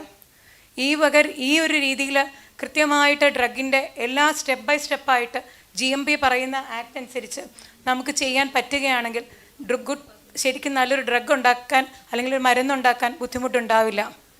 പക്ഷേ എനിക്ക് തോന്നുന്നു 2015, 2011, 16 കാലഘട്ടത്തിലാണ് ഞാൻ ഡ്രഗ്സ് ആൻഡ് അഡിക്ഷൻ യൂണിറ്റിൽ വർക്ക് ചെയ്തിരുന്നത്. ആ കാലഘട്ടത്തിൽ കണ്ട അന്നത്തെ എനിക്കൊന്നും ദ്രവ്യഗുണമല്ല രസശാസ്ത്ര ഭക്ഷ്യകൽപ്പന സ്റ്റുഡൻസ് ഒരു വിസിറ്റിന് പോയപ്പം അവർ പറഞ്ഞിരുന്നു അവിടെ ഇവർ യൂസ് ചെയ്യുന്നത് വുഡ് ഫോഡിയ അല്ല, പകരം താതിരിപ്പൂവല്ല, പകരം ഫെർമെൻറ്റേഷന് യൂസ് ചെയ്യുന്നത് നമ്മുടെ ഈസ്റ്റാണെന്ന്. അപ്പോൾ അങ്ങനെ വെച്ചിട്ടൊരു സ്റ്റഡി ജീരകാരിഷ്ടത്തിൽ അന്ന് ഒരു എന്താ പറയുക എനിക്കൊരു ഫോക്കസ് ഓഫ് ഇൻട്രസ്റ്റിൽ ഞാൻ ചെയ്തതാണത്. ആക്ച്വലി അങ്ങനെ ഈ രണ്ട് മിക്സ് ചെയ്തിട്ടാണ് മിക്കവാറും എല്ലാ ഇൻഡസ്ട്രീസിലും അവർ ആഡ് ചെയ്ത് ഇൻഡസ്ട്രിയലൈസേഷന് വേണ്ടി കൂടുതൽ പെട്ടെന്ന് പ്രോഡക്റ്റ് കിട്ടാൻ വേണ്ടി ചെയ്യുന്നതെന്നാണ് അറിയാൻ കഴിഞ്ഞത്. അങ്ങനെ ആവുമ്പം അതിനകത്ത് ഒരുപാട് ആൻറ്റി ഓക്സിഡൻസ് നമുക്ക് മിസ് ചെയ്യുന്നതായിട്ട് ഈ പറഞ്ഞ TLC വെച്ച് നോക്കിയിട്ട് തന്നെ കണ്ടുപിടിക്കാൻ പറ്റി. TLC എന്ന് പറഞ്ഞാൽ വളരെ സിമ്പിളായിട്ടൊരു ടെക്നിക്കാണ്. നമുക്ക് ഇതിൻ്റെ സ്റ്റഡി ചെയ്യുമ്പം എന്നുവെച്ചാൽ നമുക്ക് ആൻറ്റി ഓക്സിഡൻറ്റ് കണ്ടുപിടിക്കണമെങ്കിൽ വളരെ സിമ്പിളായിട്ട് റൺ ചെയ്തെടുക്കാവുന്ന ശരിക്കും ഒരു സിസ്റ്റം ഉണ്ടാക്കി റൺ ചെയ്തെടുക്കാൻ പറ്റുന്ന ഏറ്റവും സിമ്പിളായിട്ടുള്ളൊരു ടെക്നിക്കാണ്. അതിനകത്ത് പോലും നമുക്ക് വൈഡായിട്ടുള്ള ഡിഫറൻസ് ഈ ഈസ്റ്റ് മാത്രം എടുത്ത് ഫെർമെൻറ്റ് ചെയ്യിച്ചതും വുഡ് ഇട്ട് ഫെർമെൻറ്റ് ചെയ്യിച്ചതും അതിനുശേഷം ഇതൊരു 10 days വെച്ചിട്ട് ഇപ്പം നിങ്ങൾക്കറിയാം ജീരകാരിഷ്ടത്തിൻ്റെ സ്റ്റഡിയിൽ 30 days ആണ് ഫെർമെൻറ്റേഷന് പറഞ്ഞിരിക്കുന്നത്. അപ്പോൾ ഓരോ 10th ഡേയും ഞാനതെടുത്ത് സ്റ്റഡി ചെയ്തിട്ടുണ്ടായിരുന്നു. അതായത് മൊത്തമായിട്ടൊരു 9 സാമ്പിൾ ഈസ്റ്റ് മാത്രം ഇട്ടിട്ടും വുഡ് ഫോഡിയ ഇട്ടിട്ടും വുഡ് ഫോഡിയും ഈസ്റ്റും കൂടി ഇട്ടിട്ടുള്ള ഒരു സ്റ്റഡിയായിരുന്നു. അതിനകത്ത് ശരിക്കും പറഞ്ഞാൽ 2 കഫേക്ക് ആസിഡും നമ്മുടെ അസ്കോബിക് ആസിഡുമാണ് എടുത്തത് സ്റ്റഡിക്ക് വേണ്ടിയിട്ട്. ഭയങ്കര ഡിഫറൻസാണ് നമുക്ക് ആ TLCയുടെ ആ ഒരു പിക്ചറിൽ കിട്ടുക. അപ്പം ഇത് നമുക്ക് മിസ്സാവുകയാണ്. കാരണം ഓരോ 10th ഡേയിലും ഇതിനകത്ത് വരുന്ന ഓരോ കെമിക്കൽ കോൺസ്റ്റുവൻസും നമുക്ക് ഈ പ്രത്യേക pH വന്നിട്ട് അതാണ് ഈ നമ്മുടെ ഡ്രഗിനകത്തുനിന്ന് ഇതിലേക്ക് പെർക്കൊലേറ്റ് ചെയ്ത് വരുന്നത്. അപ്പോൾ ഇത്രയും ഫാസ്റ്റായിട്ട് നമ്മുടെ pH പോകുമ്പം ഈ പെർക്കൊലേഷൻ വളരെയധികം മിസ്സാവുന്നുണ്ട്, കുറേ സാധനങ്ങൾ വരുന്നില്ല. അപ്പോൾ ഇങ്ങനെയുള്ള പല പല കാര്യങ്ങളും നമുക്ക് ഇൻഡസ്ട്രിയലൈസേഷൻ്റെ ഭാഗത്ത് നോക്കുമ്പം നമുക്ക് ശ്രദ്ധിക്കേണ്ടതായിട്ടുണ്ട്. എന്തായാലും ഇന്നത്തെ വളരെ സജീവമായിട്ടുള്ള നല്ലൊരു സെഷനായിരുന്നു ഇന്നത്തെ. Thank you Saji doctor. Jual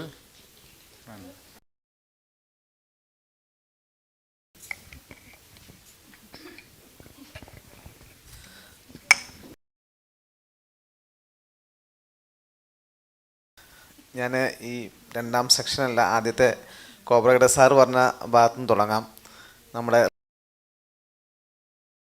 2018 തൊട്ട് തന്നെ ആർട്ടുമായിട്ട് ബന്ധപ്പെട്ട് ഉള്ള ആളാണ്. ഈ പറഞ്ഞ പോലെ പലപ്പോഴും മീറ്റിങ്ങുകൾ ഒരു പ്രാവശ്യം മാത്രം കൂടി സാർ പറഞ്ഞതുപോലെ ഒരു 3 മാസം കൂടുമ്പോൾ നമ്മൾ റെഗുലറായിട്ട് ഫോളോ അപ്പ് ചെയ്ത് കഴിഞ്ഞാൽ മാത്രമേ ഏത് റിസർച്ച് വർക്ക് മുന്നോട്ട് പോകത്തുള്ളൂ. നമ്മുടെ ഏറ്റവും വലിയ കുഴപ്പം എന്താണെന്ന് വെച്ചാൽ എപ്പോഴും ആ ഫിനാൻഷ്യൽ ഇയർ തുടങ്ങുമ്പോൾ ഒരു ആർട്ട് മീറ്റിംഗ് നടക്കും. അപ്പോൾ കുറേ നമ്മുടെ പ്ലാൻ പ്രോജക്റ്റുമായിട്ട് കുറേ കാര്യങ്ങൾ ചെയ്യാൻ വേണ്ടി നമ്മൾ പ്ലാൻ ചെയ്യും. അത് കഴിഞ്ഞ് കഴിഞ്ഞാൽ പിന്നെ അടുത്ത വർഷത്തെ പ്ലാൻ പ്രോജക്റ്റ് അപ്രൂവ് ആയി കഴിയുമ്പോൾ മാത്രമാണ് നമ്മൾ അതുമായിട്ട് ബന്ധപ്പെട്ട ബാക്കി കാര്യങ്ങൾ ചെയ്യുക.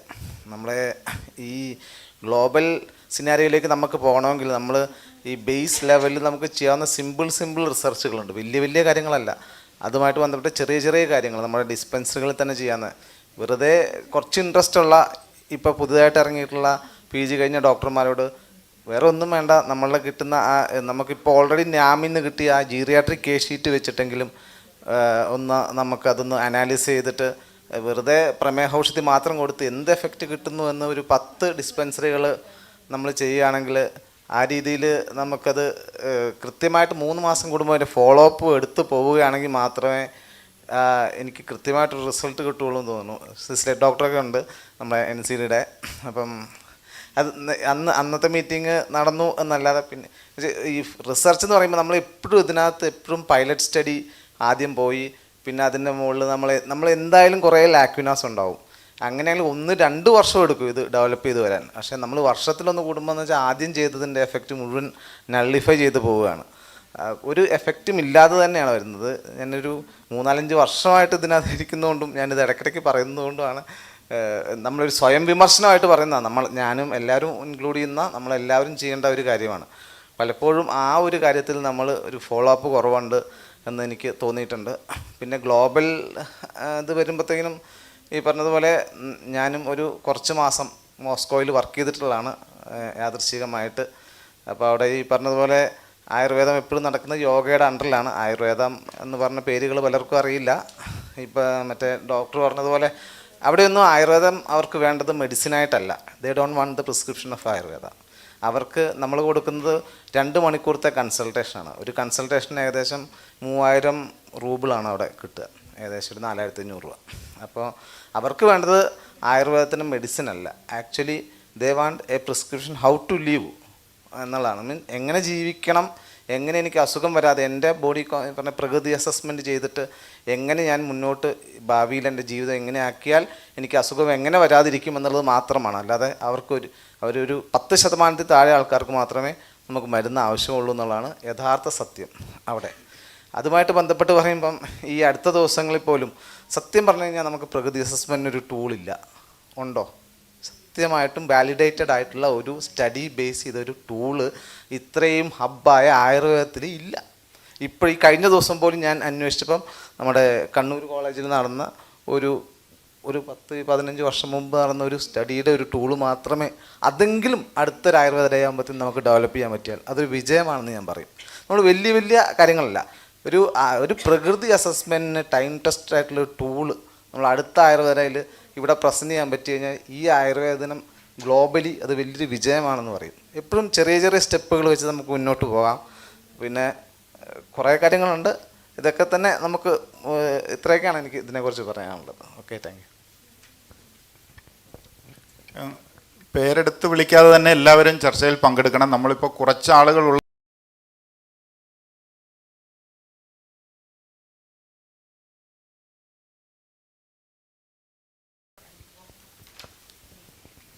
എൻ്റെ പേര് സിസ്ലറ്റ്, വെറ്റിനറി മെഡിക്കൽ ഓഫീസറാണ്, തിരുവനന്തപുരം. ഇന്നത്തെ ക്ലാസ് എല്ലാം നല്ലതായിരുന്നു. പിന്നെ ഗ്ലോബൽ ഹെൽത്തിനെ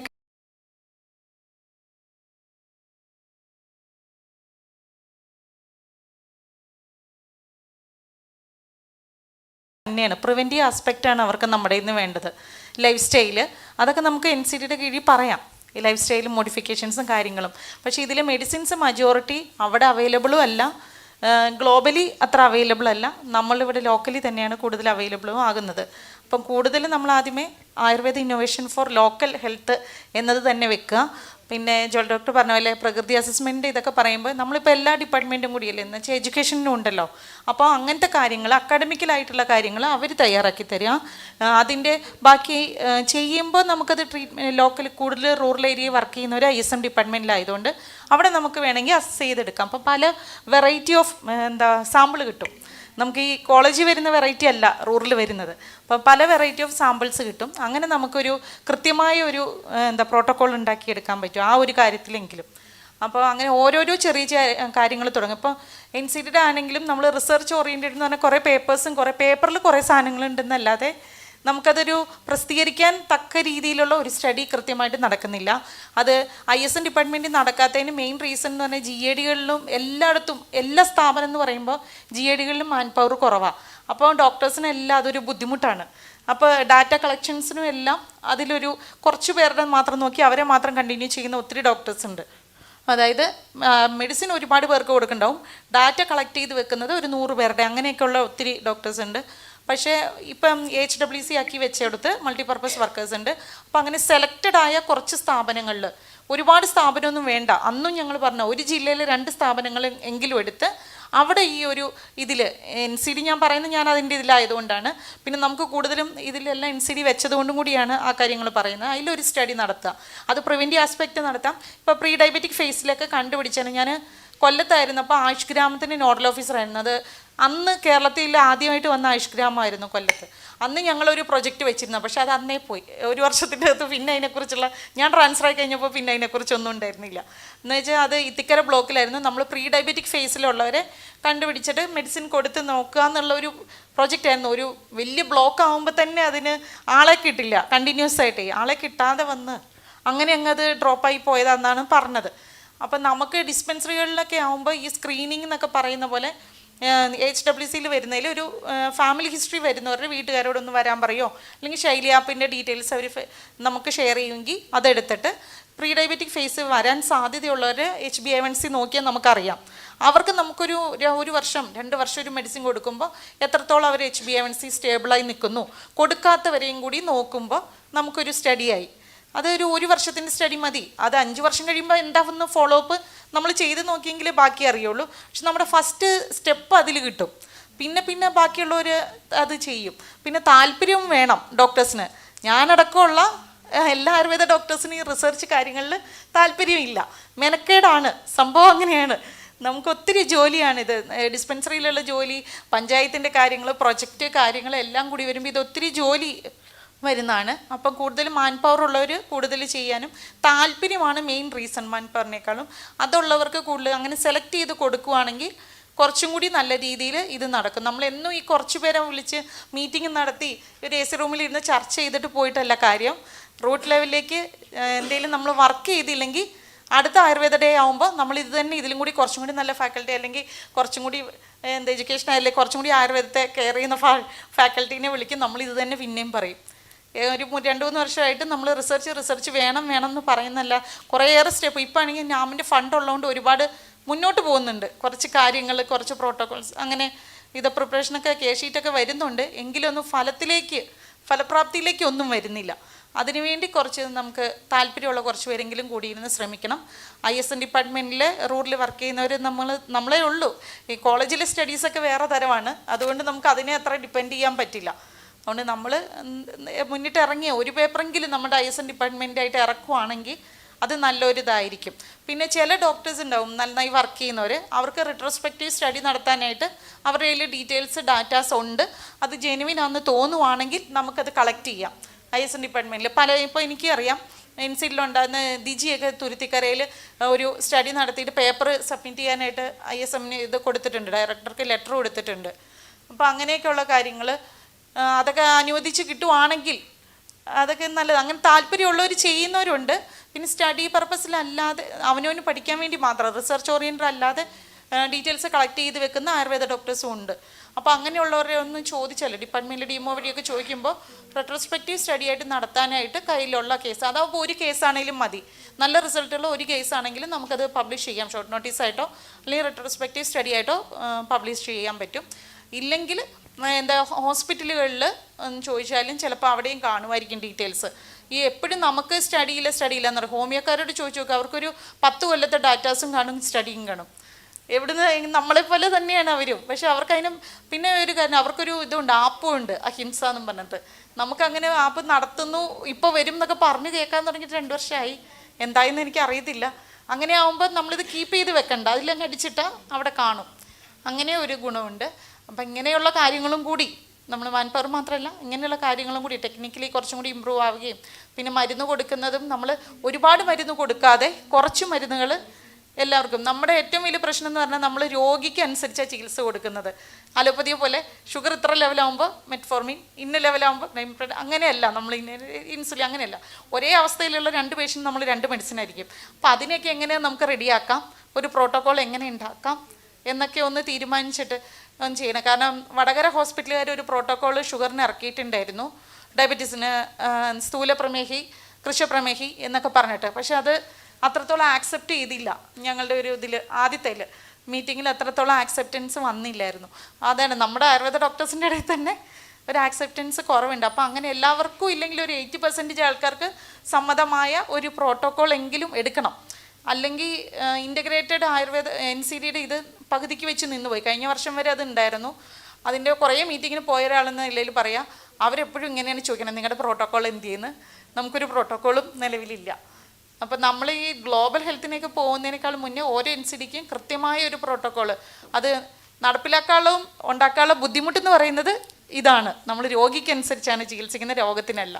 അപ്പോൾ അതെങ്ങനെ തയ്യാറാക്കുന്നത് കൂടുതൽ എക്സ്പീരിയൻസ് ഉള്ളവരും എന്താ പറയുക അറിവുള്ളവരും കൂടി എല്ലാവരും കൂടി ഇരുന്നതെന്ന് തീരുമാനിച്ചാൽ നടപ്പിലാക്കാൻ നമ്മളെല്ലാം ശ്രമിക്കുന്നതാണ്.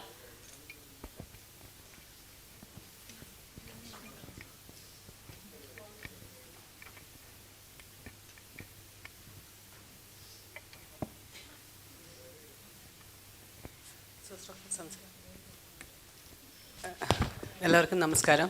ഇന്ന് സുഭാഷ് ഡോക്ടർ സൂചിപ്പിച്ചതുപോലെ ഞാൻ doctor Reshmi S Raj, medical officer, government Ayurveda dispensary, Ochira. Global health എന്നുള്ളൊരു വലിയ കൺസെപ്റ്റ് നമ്മൾ 2 ടൈപ്പ് അപ്രോച്ച്, എനിക്ക് തോന്നുന്നത് സുഭാഷ് ഡോക്ടർ തന്നെയാണ് നമ്മൾ LSTD മീറ്റ് ആയുഷ് കോൺക്ലേവിനോടനുബന്ധിച്ച് നടത്തിയപ്പോൾ പറഞ്ഞത്, നമ്മൾ മേളിക്കൂടെയും താഴെക്കൂടെയും അപ്രോച്ച് ചെയ്യും എന്നുള്ളത്. ഗ്രാസ് റൂട്ട് ലെവലിൽ നിന്ന് നമ്മൾ പോകുന്നു എന്നുള്ള അപ്രോച്ചിന് വേണ്ടിയാണ് നമ്മൾ LSTD മീറ്റ് ആയുഷ് കോൺക്ലേവിനോടനുബന്ധിച്ച് നടത്തിയത്. അതേപോലെ തന്നെ നമ്മൾ മേളിൽ നിന്നായിരുന്നു എല്ലാ കാര്യങ്ങളും ചെയ്തുകൊണ്ടിരുന്നത്. എനിക്ക് തോന്നി ആ ഒരു അപ്രോച്ച് തന്നെയാണ് നമ്മൾ ഈ ഗ്ലോബൽ ഹെൽത്തിനും പറ്റുന്നതെന്നുള്ളത്. കാര്യം ഗ്ലോബൽ ഹെൽത്ത് ഈ ഡിജിറ്റലൈസേഷൻ്റെ യുഗത്തിൽ നമ്മുടെ ഓരോ വീട്ടിലോട്ടും എത്തുന്നതാണ്. തിരിച്ച് ആയുർവേദം ഓരോ വീട്ടിൽ നിന്നും നമ്മുടെ കേരളത്തിലെ ഓരോ സ്ഥലത്തു നിന്നും പുറത്തോട്ടും ഗ്ലോബലി എത്തുന്നതാണ്. ഞാൻ ഉദ്ദേശിച്ചതെന്ന് വെച്ചാൽ നമ്മുടെ ISM ഡിപ്പാർട്ട്മെൻറ്റിൽ ഓരോ ഡിസ്പെൻസറിയിൽ നിന്നും നമുക്ക് അതിന് ഡേറ്റ കളക്ട് ചെയ്യുകയോ നമുക്ക് അതിൻ്റെ ഇൻവെസ്റ്റ്മെൻറ്റ്സ് കൊണ്ടോ പുറത്തോട്ട് നമുക്ക് ഡേറ്റ ജനറേറ്റ് ചെയ്യാൻ പറ്റും. അത് ഗ്ലോബൽ ഹെൽത്തിനായിട്ട് തന്നെ യൂസ് ചെയ്യാൻ പറ്റും. എനിക്ക് തോന്നുന്നു നമ്മളന്ന് പ്രസൻറ്റ് ചെയ്തപ്പോൾ ഫസ്റ്റ് ടൈം ഫ്ലഡിന് ശേഷം ഉണ്ടായിരുന്ന ISM ഡിപ്പാർട്ട്മെൻറ്റിൻ്റെ പ്രവർത്തനങ്ങൾ, കോവിഡിനുണ്ടായിരുന്ന പ്രവർത്തനങ്ങൾ, എനിക്ക് തോന്നുന്നു ഒരു ട്രഡീഷണൽ മെഡിസിൻ്റെ WHOയുടെയൊക്കെ ഒരു ട്രഡീഷണൽ മെഡിസിൻ ഇത്രയും ഒരു വൈഡ് സ്പ്രെഡായിട്ട് ഒരു വലിയൊരു ഡിസാസ്റ്റർ മാനേജ് ചെയ്തിട്ടുള്ള ഒരു ടൈമായിരുന്നു. അപ്പം നമ്മൾ കൊടുത്തൊരു ഡേറ്റ എന്ന് പറഞ്ഞാൽ ഒരു യുണീക്ക് ഡേറ്റ ആയിരുന്നു. അപ്പോൾ ഒരു ഗ്ലോബൽ ഹെൽത്തിൽ നമ്മൾ എന്ത് പറഞ്ഞാലും എനിക്ക് തോന്നുന്നു ISM ഡിപ്പാർട്ട്മെൻറ്റ് ശരിക്കും വലിയൊരു ആനയാണ്. കാര്യം ഏറ്റവും വലിയ ക്ലിനിക്കൽ ഡേറ്റ ജനറേറ്റ് ചെയ്യാൻ പറഞ്ഞ ആയുർവേദത്തിൻ്റെ ഈറ്റില്ലം എവിടെയാണെന്ന് പറഞ്ഞാലും കേരളത്തിലെ ISM ഡിപ്പാർട്ട്മെൻറ്റാണ് ഏറ്റവും വലിയ ക്ലിനിക്കൽ ഡേറ്റ ജനറേറ്റ് ചെയ്യാൻ റിസോഴ്സ് ഉള്ളത്. അതുകൊണ്ട് തന്നെ ഗ്ലോബൽ ഹെൽത്തിന് നമുക്ക് എന്തൊരു അപ്രോച്ചും എന്ന് വെച്ചാൽ ഏതൊരു ഇന്നോവേറ്റീവ് ഐഡിയാസ് ഏതൊരു കാര്യമാണെങ്കിൽ പോലും അതിനകത്തുള്ള ഒരു അപ്പർ ഹാൻഡ് നമുക്ക് നമ്മുടെ ക്ലിനിക്കൽ ഡേറ്റാസ് വെച്ചിട്ട് തന്നെ പറ്റും. അതോടൊപ്പം തന്നെ നമ്മുടെ ഡോക്ടേഴ്സും അത്രയും കേപ്പബിൾ ആയിട്ടുള്ളവരാണ് ഉള്ളത്. അതുകൊണ്ട് തന്നെ ഈ ഒരു സെമിനാറിന് എനിക്ക് തോന്നുന്നു നമ്മുടെ ഒരു വലിയ വിഷനിലോട്ട്, കാര്യം നമ്മുടെ ചെറിയ ചെറിയ സ്വപ്നങ്ങളിൽ നിന്ന് നമുക്ക് വലിയ സ്വപ്നങ്ങളിലോട്ട് പോകുന്നുണ്ട്. അതോടൊപ്പം ഇന്ന് ക്ലാസ് എടുത്ത ഡോക്ടേഴ്സിൻ്റെ കുറേ ഇൻസൈറ്റ്സുകൾ നമുക്ക് വളരെയധികം യൂസ്ഫുൾ ആയിരുന്നു. പ്രത്യേകിച്ച് എയർ പൊല്യൂഷൻ, അതെനിക്കൊരു പുതിയ അറിവായിരുന്നു. എയർ പൊല്യൂഷൻ NCDയിൽ ഇത്രത്തോളം ഡെത്ത് ഉണ്ടാക്കുന്നു എന്നുള്ളത്. അതുപോലെ തന്നെ ട്രാൻസ് ഫാറ്റ് ഇത്രയും നമ്മൾ മേടിക്കുന്ന ബ്രെഡ് ഉൾപ്പെടെയുള്ള സാധനങ്ങൾക്ക് അത് ഇത്രയും ഉണ്ടെന്നുള്ളത് നമ്മൾ തന്നെ അവെയർ അല്ലായിരുന്നു. മൂന്നാമത് ഇന്നും മീൻ എടുത്തപ്പോൾ പോലും നമ്മൾ ആ മൈക്രോ പ്ലാസ്റ്റിക്കിനെ പറ്റി ചിന്തിച്ചിരുന്നു. കാര്യം ഇനി നാളെ പുറത്തിറങ്ങുമ്പോൾ ഇനി കുറച്ചുകൂടെ വിശ്വാസത്തോടെ പറയാൻ പറ്റും. കാര്യം ഇത്രയും പൊള്യൂട്ടഡ് ആയിട്ടുള്ളൊരു അറ്റ്മോസ്ഫിയറിൽ നമ്മുടെ മെഡിസിൻസ് എങ്ങനെ പൊള്യൂട്ടഡ് ആവാതിരിക്കും? നമ്മുടെ ഹെവി മെറ്റൽ ടോക്സിറ്റിയുടെ പ്രധാന ഒരു കാരണം നമ്മൾ ഏറ്റവും കൂടുതൽ ഗ്ലോബലൈസേഷനിൽ നമ്മൾ പിന്നോട്ടടിക്കുന്നത് ഹെവി മെറ്റൽ ടോക്സിറ്റി പറഞ്ഞിട്ടാണ്. അപ്പോൾ ഇത്രയും പൊള്യൂട്ടഡ് ആയിട്ടുള്ളൊരു അറ്റ്മോസ്ഫിയറിൽ നിന്ന് എൻവയോൺമെൻറ്റിൽ നമ്മുടെ ചെടികളും നമ്മളും എല്ലാം പൊള്യൂട്ടഡ് ആണെന്നുള്ളതാണ് എൻ്റെ സത്യം. അതോടൊപ്പം തന്നെ എനിക്ക് തോന്നുന്നു WHO കുറേ കാര്യങ്ങൾ നമുക്ക് വേണ്ടി നടക്കുന്നുണ്ട്.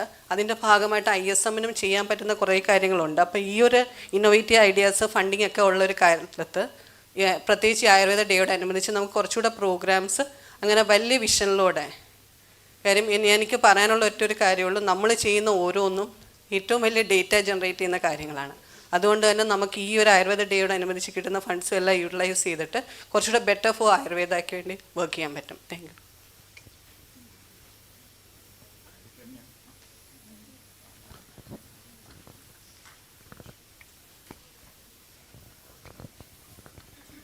നമസ്കാരം സാർ, ഞാൻ പ്രോജക്റ്റ് കോർഡിനേറ്ററാണ് ISM ഡിപ്പാർട്ട്മെൻറ്റിൽ.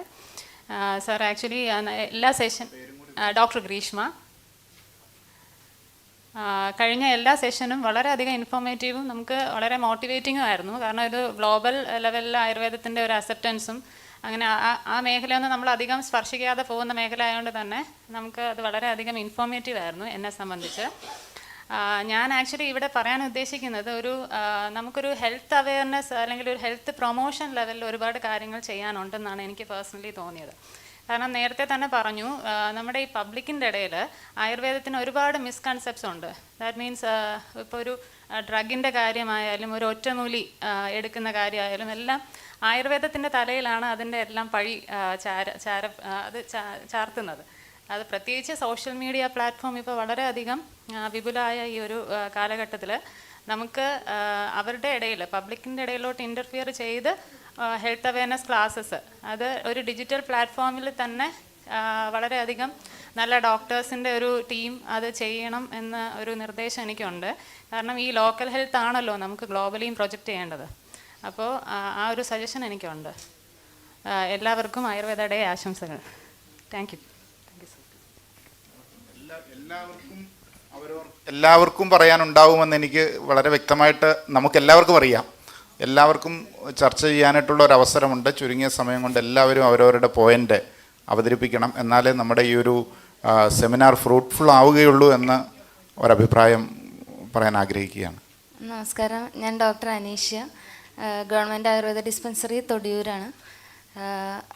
എനിക്ക് സാറ് പറഞ്ഞതിൽ ഈ പോയിസണസ് ഇഫക്റ്റ് മണ്ണിനെ അഫക്റ്റ് ചെയ്തിട്ട് എങ്ങനെ ഒത്തിരി മെഡിസിനൽ പ്ലാന്റ്സിന് ആ ടോക്സിസിറ്റി വരുമ്പം ചില സ്റ്റഡികളായിട്ട് കണ്ടിട്ടുണ്ട്. അതായത് ഈ അരളി അങ്ങനെ കുറച്ച് പാലുള്ള കുറച്ച് സസ്യങ്ങൾ അവർക്ക് ഈ സോയിലിനെ പ്യൂരിഫൈ ചെയ്യാനുള്ള കഴിവുള്ളതായിട്ട് കണ്ടിട്ടുണ്ട്. അപ്പം നമുക്ക് നമ്മുടെ ആയുർവേദിക് ഫീൽഡിൽ നമ്മൾ കുറച്ചും കൂടി ആ ഒരു ആസ്പെക്റ്റ് കുറച്ച് ഡീറ്റെയിലായിട്ട് ഇവാലുവേറ്റ് ചെയ്യുകയും അത് ഇഫക്റ്റീവ് ആണെങ്കിൽ ആ ഒരു രീതിയിലുള്ള ഒരു ഇംപ്ലിമെൻറ്റേഷൻ കൂടി നമ്മുടെ ഈ മെഡിസിനൽ പ്ലാന്റ് കൾട്ടിവേഷൻ്റെ ഇടയിൽ അത് ലാർജ് സ്കെയിലിൽ കൾട്ടിവേറ്റ് ചെയ്യുന്നവരാണെങ്കിലും അല്ലെങ്കിൽ സ്മോൾ സ്കെയിലിൽ നമ്മൾ കളക്ഷൻ ചെയ്യുന്ന യൂണിറ്റുകളിലാണെങ്കിലും നമ്മൾ അത്തരത്തിലുള്ളൊരു കാര്യം കൂടി നോക്കി ഇംപ്ലിമെൻ്റ് ചെയ്ത് കഴിഞ്ഞാൽ കുറച്ചും കൂടി നല്ലതായിരിക്കും തോന്നി. പിന്നെ ഒരു കാര്യം എനിക്ക് തോന്നിയത്, ഈ മെഡിസിൻസിൻ്റെ ഷോർട്ടേജ് പറയുമ്പം പ്ലാന്റ്സ് ഇങ്ങനെ സാറ് പറഞ്ഞ മാതിരി ഇപ്പോൾ അശോകം റെയറായിട്ട് വരുന്നെന്ന് പറഞ്ഞ പോലെ അങ്ങനെ റെയറായിട്ട് വരുന്ന പ്ലാന്റ്സിനെ നമുക്ക് കുറച്ചും കൂടി പ്രൊമോട്ട് ചെയ്യാനായിട്ട് ഫോറസ്റ്റ് ഡിപ്പാർട്ട്മെൻറ്റുമായിട്ടൊക്കെ സഹകരിച്ച് അത്തരത്തിലുള്ള ട്രീസിൻ്റെ സീഡ് നമ്മൾ കളക്ട് ചെയ്തിട്ട് ആ സീഡ് യൂസ് ചെയ്തുകൊണ്ട് സീഡ് ബോൾസ് പ്രിപ്പയർ ചെയ്യുക. ഇപ്പം ഫോർ എക്സാമ്പിൾ നമ്മുടെ അമൃത യൂണിവേഴ്സിറ്റി കുറച്ച് നാൾ മുമ്പ് ഈ G20 സമ്മിറ്റിൻ്റെ ഭാഗമായിട്ട് സീഡ് ബോൾസ് പ്രിപ്പയർ ചെയ്തിട്ട് വനവൽക്കരണത്തിൻ്റെ ഭാഗമായിട്ട് പല സ്ഥലത്തും വനങ്ങളിൽ ഒത്തിരി കോളേജുകളും സ്കൂളുകളൊക്കെ ആയിട്ട് ചേർന്ന് ഈ സീഡ് ബോൾ എറിഞ്ഞ് അവിടെ ഫോറസ്റ്റ് ക്രിയേറ്റ് ചെയ്യുന്ന ഒരു ഇനീഷ്യേറ്റീവ് എടുത്തിരുന്നു. അപ്പം അത്തരത്തിൽ നമ്മളൊരു സീഡ് ബോൾ എന്നുള്ളൊരു കൺസെപ്റ്റ് ഈ എൻഡേഞ്ചേർഡായിട്ട് വരുന്ന സ്പീഷീസിന് ഇംപ്ലിമെൻറ്റ് ചെയ്ത് കഴിഞ്ഞാൽ അത് കുറച്ചും കൂടി നല്ലതായിരിക്കും തോന്നുന്നു. അത് നമുക്ക് പല രീതിയിൽ ആക്കാം. ചിലപ്പോൾ അതൊരു ഈ ആമസോണിലെല്ലാം ഇപ്പം സീഡ് ബോൾ നമുക്ക് വാങ്ങിക്കാൻ കിട്ടുന്നൊരു ഇതുണ്ട്. അപ്പോൾ അതുപോലെ ഒരു ഗിഫ്റ്റിംഗ് ഐഡിയ ആയിട്ട് നമുക്ക് വേണമെങ്കിൽ പ്രോഗ്രാംസിനൊക്കെ കൊടുക്കാം. അല്ലെങ്കിൽ അത് നമുക്ക് ഒരു എന്താ പറയുക, നമുക്ക് വാങ്ങിക്കാൻ കിട്ടുന്ന ഒരു കണ്ടീഷനിലേക്ക് വേണമെങ്കിൽ കൊണ്ടുവരാം.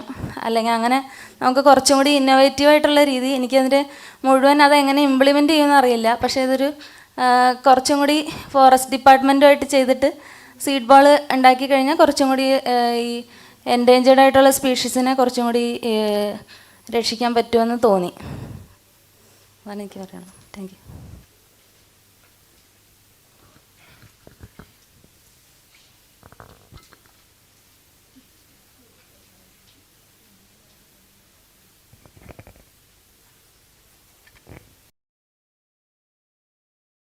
നമസ്കാരം, എൻ്റെ പേര് ഡോക്ടർ ധന്യ.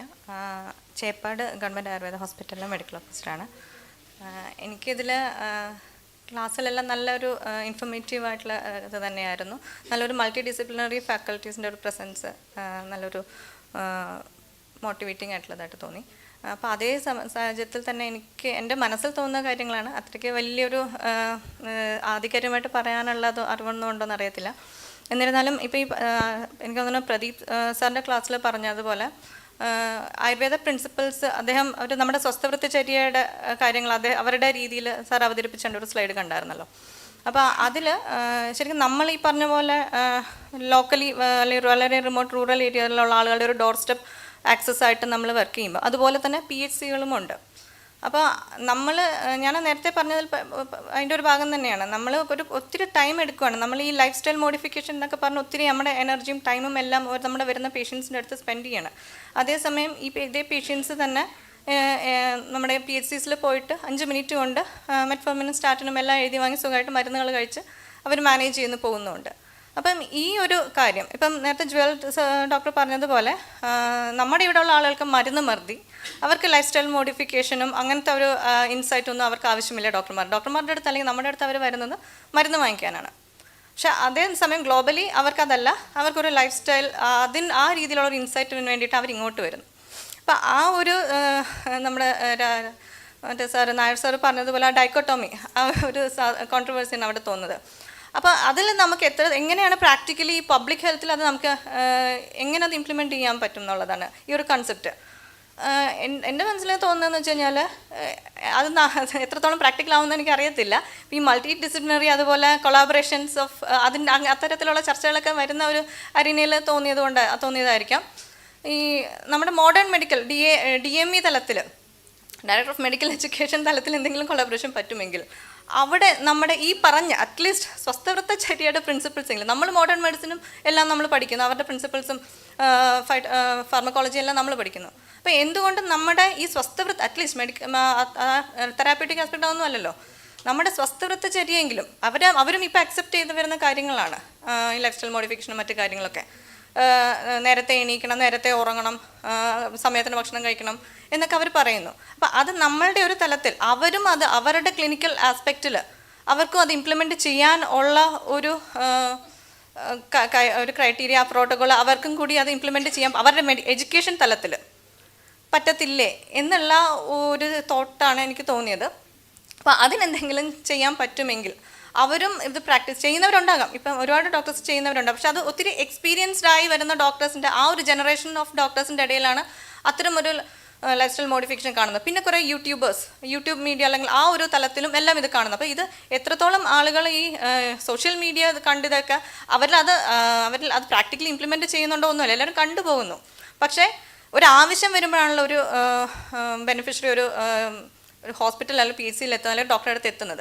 അപ്പോൾ ആ ആവശ്യമാണ് അവരുടെ ആ നീഡ് ഉണ്ടെങ്കിലേ അവരത് ചേഞ്ച് വരത്തുള്ളൂ. ആ ഒരു ആവശ്യമായിട്ട് ചെല്ലുമ്പോൾ ഒരു ഡോക്ടർ അല്ലെങ്കിൽ അത് ഏതൊരു ഡോക്ടറാണെങ്കിലും നമ്മളാണെങ്കിലും മോഡേൺ മെഡിസിൻ ഡോക്ടേഴ്സ് ആണെങ്കിലും ഈ ഒരു type of life style modification അവർക്ക് അഡ്വൈസ് ചെയ്യുകയാണെങ്കിൽ അതിലാണ് ഒരു ഇമ്പാക്റ്റ് ഉണ്ടാകുക എന്നുള്ളൊരു തോട്ടിൽ നിന്നാണ് അങ്ങനെ ഒരു സജഷൻ പറഞ്ഞത്.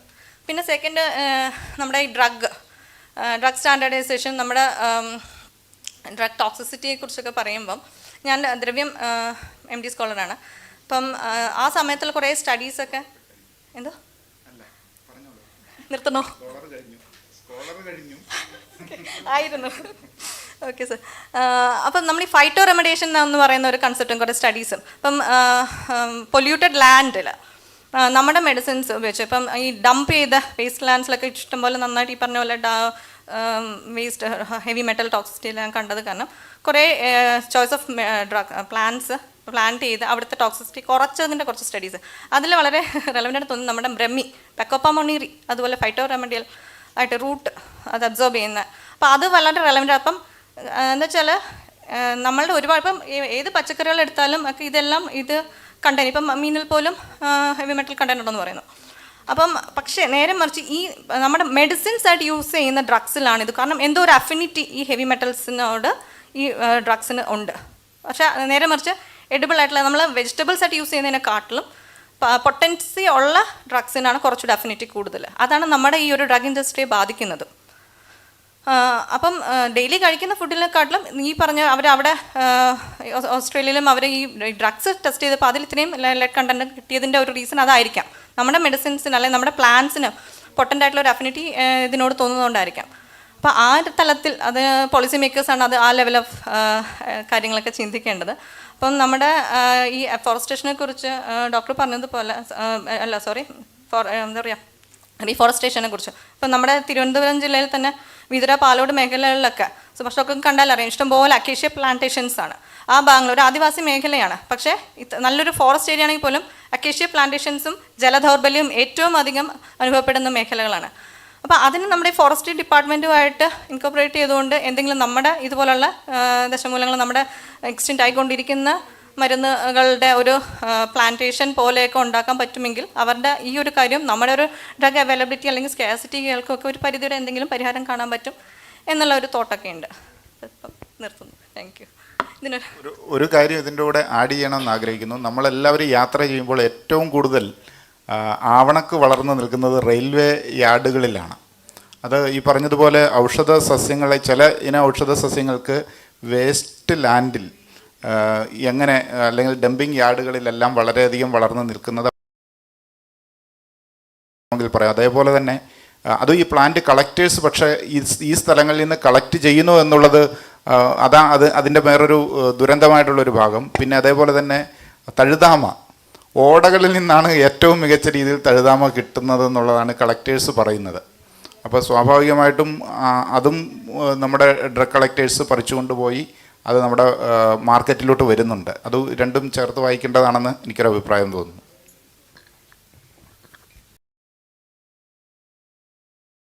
ഞാൻ ഡോക്ടർ ഗായത്രി.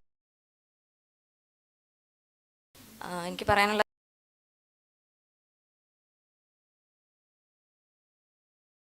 നമുക്ക് തോട്ട് പ്രൊവോക്കിംഗ് ആയിരുന്നു. പിന്നില്ല നമുക്ക് നേരത്തെ സൂചിപ്പിച്ച പോലെ സിസിലെ ഡോക്ടറൊക്കെ പറഞ്ഞു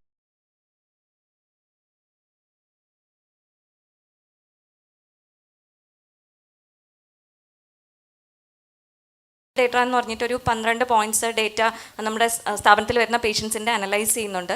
പിന്നെ ഒരു വർഷം കഴിഞ്ഞപ്പോൾ നമുക്ക് NCDയുടെ ഡേറ്റാസൊക്കെ ചോദിക്കുന്നുണ്ട്. അപ്പോൾ നേരത്തെ ഡോക്ടേഴ്സ് പറഞ്ഞ പോലെ തന്നെ ആർട്ടിൻ്റെയൊക്കെ മീറ്റിംഗ് ആദ്യം കൂടുന്നുണ്ട്, പിന്നെ അതിൻ്റെ ഒരു അപ്ഡേറ്റ്സ് ഫോളോ അപ്പ് ഒന്നും വരുന്നില്ല എന്ന് പറഞ്ഞു. അപ്പോൾ നമ്മൾ ഈ ഡിസ്പെൻസറി ലെവലിൽ കളക്ട് ചെയ്യുന്ന ഈ ഡേറ്റയ്ക്ക് എന്തെങ്കിലും ഒരു സ്റ്റാറ്റിസ്റ്റിക്കൽ അനാലിസിസോ അല്ലെങ്കിൽ എന്താണ് അതിൻ്റെ ഔട്ട്പുട്ട് എന്നുള്ളത്, ഔട്ട്കം എന്താണെന്നുള്ളത് വന്നു കഴിഞ്ഞാൽ, കാരണം പലപ്പോഴും DMO മീറ്റിങ്ങുകളിലൊക്കെ എല്ലാവരും ക്വസ്റ്റ്യൻ ചെയ്യുന്നതൊക്കെ കണ്ടിട്ടുണ്ട്. ഇതെന്തിനാണ് നമ്മൾ എന്തിന് ഈ ഡേറ്റ കളക്ട് ചെയ്യുന്നു, ഇതിന് റിലവൻസ് ഇല്ല എന്നൊക്കെ ഒത്തിരി പേര് പറയുന്നത് കേട്ടിട്ടുണ്ട്. അപ്പോൾ അതിന് എന്തെങ്കിലും ഒരു റിലവൻസ് ഉണ്ടെന്നുള്ളത് മെഡിക്കൽ ഓഫീസർമാർക്ക് തോന്നിക്കഴിഞ്ഞാൽ അത് കുറച്ചുകൂടെ നല്ലതായിരിക്കും.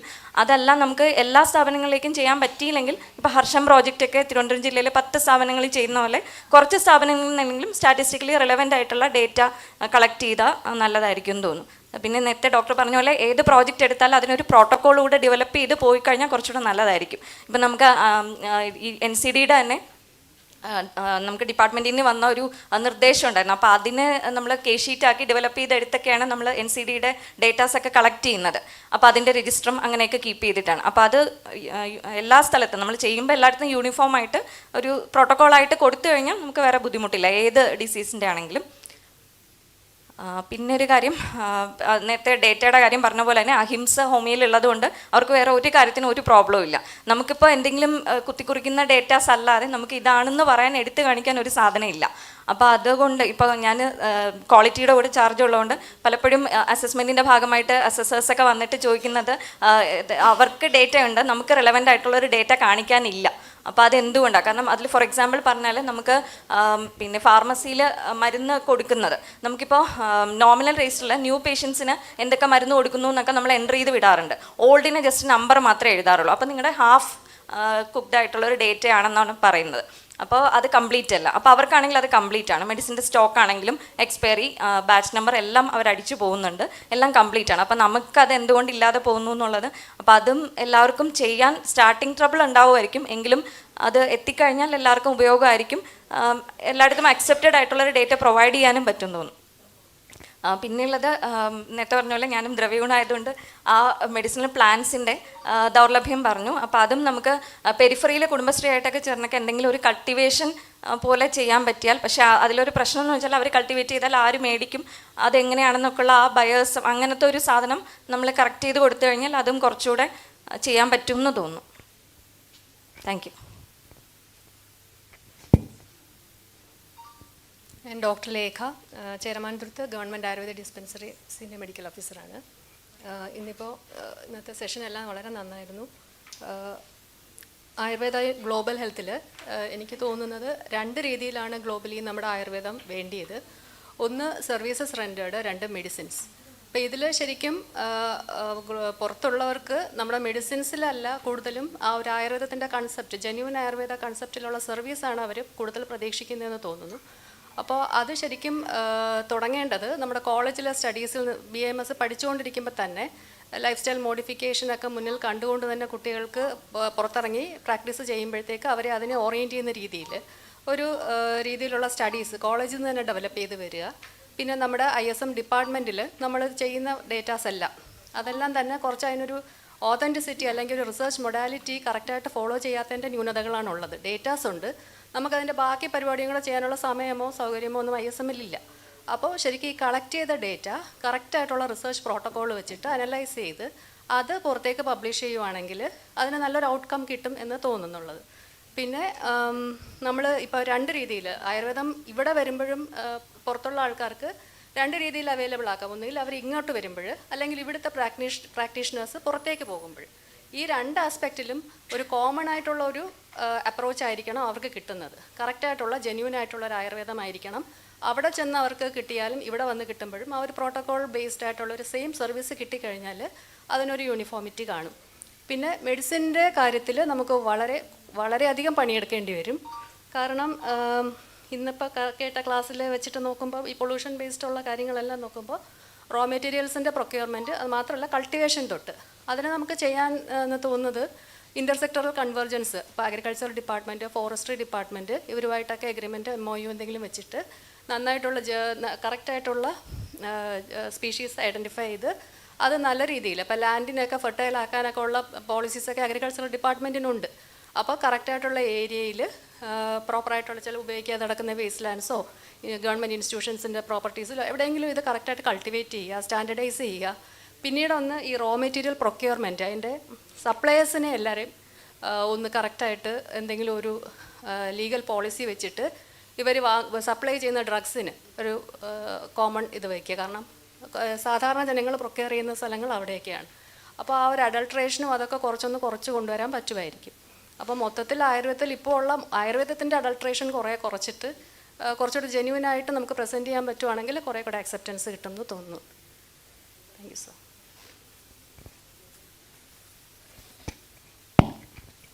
നമസ്കാരം, doctor Sreejith, government Ayurveda dispensary, government Ayurveda hospital Aivarkala. ചിന്തിക്കാവുന്ന കുറച്ച് പോയിൻറ്റ്സ് ഇപ്പോൾ ഒന്ന് ഡാറ്റയുടെ പറഞ്ഞു. നമ്മൾ ഡാറ്റ കളക്ട് ചെയ്യുന്നുണ്ട്. ആ ഡാറ്റ എത്രത്തോളം കൃത്യമാണ്, എത്രത്തോളം സൂക്ഷ്മമാണ് എന്നുള്ള കാര്യത്തിൽ നല്ല സംശയമുണ്ട്.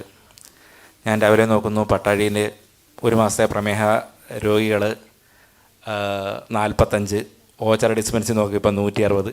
ശരി, 45ൻ്റെ കൂടെ ഒരു 50 കൂടെ കൂട്ടി 95 ഇടും, ഒരു ബാലൻസ് ചെയ്യാൻ വേണ്ടിയിട്ട്. അപ്പോൾ ഇതൊരു കറക്റ്റായിട്ടുള്ള ഡേറ്റയാണോ? ഈ ഡേറ്റയാണോ നമ്മൾ പ്രോസസ്സ് ചെയ്യാൻ പോകുന്നത്?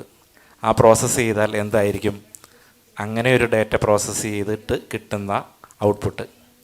അത് വളരെ കൃത്യമായിരിക്കണം, വളരെ സൂക്ഷ്മമായിരിക്കണം. എണ്ണത്തിലല്ല ഗുണത്തിലാണ് കാര്യം എന്നുള്ള ആ ഒരു ഡയറക്ഷൻ അതിൻ്റെ മുകളിൽ നിന്ന് താഴെത്തട്ട് വരെ അരിച്ചിറങ്ങത്തക്ക രീതിയിൽ അത് കൃത്യമായിട്ട് നൽകണം. എന്നാൽ മാത്രമേ ആ ഒരു ഡാറ്റ പ്രൊക്യൂർമെൻറ്റ് പ്രോസസ്സ് കറക്റ്റായുള്ളൂ. അതാണ് ഒന്നാമത്തെ ഒരു പോയിൻ്റ് പറയാൻ ഉദ്ദേശിച്ചത്. ഇത് എല്ലാ NCDയിലെ എല്ലാ ഡിസീസുകളിലും ഇത് ബാധകമാണ്. രണ്ടാമത്തെ ഒരു പറയാൻ പോകുന്ന ഒരു പോയിൻ്റ് മൈക്രോബയോം. എത്രത്തോളം ഡിസ്കസ് ചെയ്തിട്ടുണ്ട് എന്നറിയില്ല. മനുഷ്യ ശരീരത്തിൽ 300 ട്രില്യൺ മൈക്രോബ്സുകളുണ്ട്. ഓരോ ആൻറ്റിബയോട്ടിക് കഴിക്കുമ്പോഴും അല്ലെങ്കിൽ ഓരോ പാരസെറ്റമോൾ കഴിക്കുമ്പോഴും അതിലെത്രത്തോളം മൈക്രോബയോംസ് ശരീരത്തിൽ നിന്ന് നഷ്ടപ്പെട്ടു പോകുന്നുണ്ട്. ഇത് മോഡേൺ മെഡിസിൻ നേരിടുന്ന ഒരു വലിയ വെല്ലുവിളിയാണ്. ആ ഒരു വെല്ലുവിളി അഡ്രസ്സ് ചെയ്യാൻ നമ്മളുടെ മെഡിസിന് വളരെ കൃത്യമായ സാധ്യതകളുണ്ട്.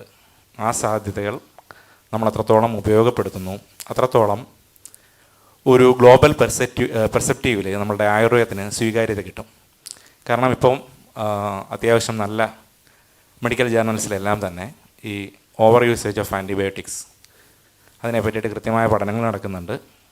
എത്രത്തോളം അവോയ്ഡ് ചെയ്യാമോ അത്രത്തോളം അവോയ്ഡ് ചെയ്യുന്നതാണ് നല്ലത് എന്നുള്ളൊരു ചിന്ത ഗ്ലോബലി ഡെവലപ്പ് ചെയ്യുന്നുണ്ട്.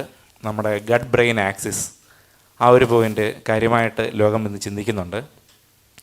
കഴിഞ്ഞ ദിവസം നമ്മുടെ ദിനേശ് സാറിൻ്റെ ഒരു ക്ലാസ് ശ്രദ്ധിച്ചപ്പോൾ നമ്മൾ കൊടുക്കുന്ന രജന്യാദി ചൂർണത്തിലെല്ലാം മൈക്രോബിയൽ കണ്ടൻറ്റ് കൂടുതലാണ് എന്ന് പറഞ്ഞൊരു പഠനം കണ്ടിട്ടുള്ളതായിട്ട് പറഞ്ഞു.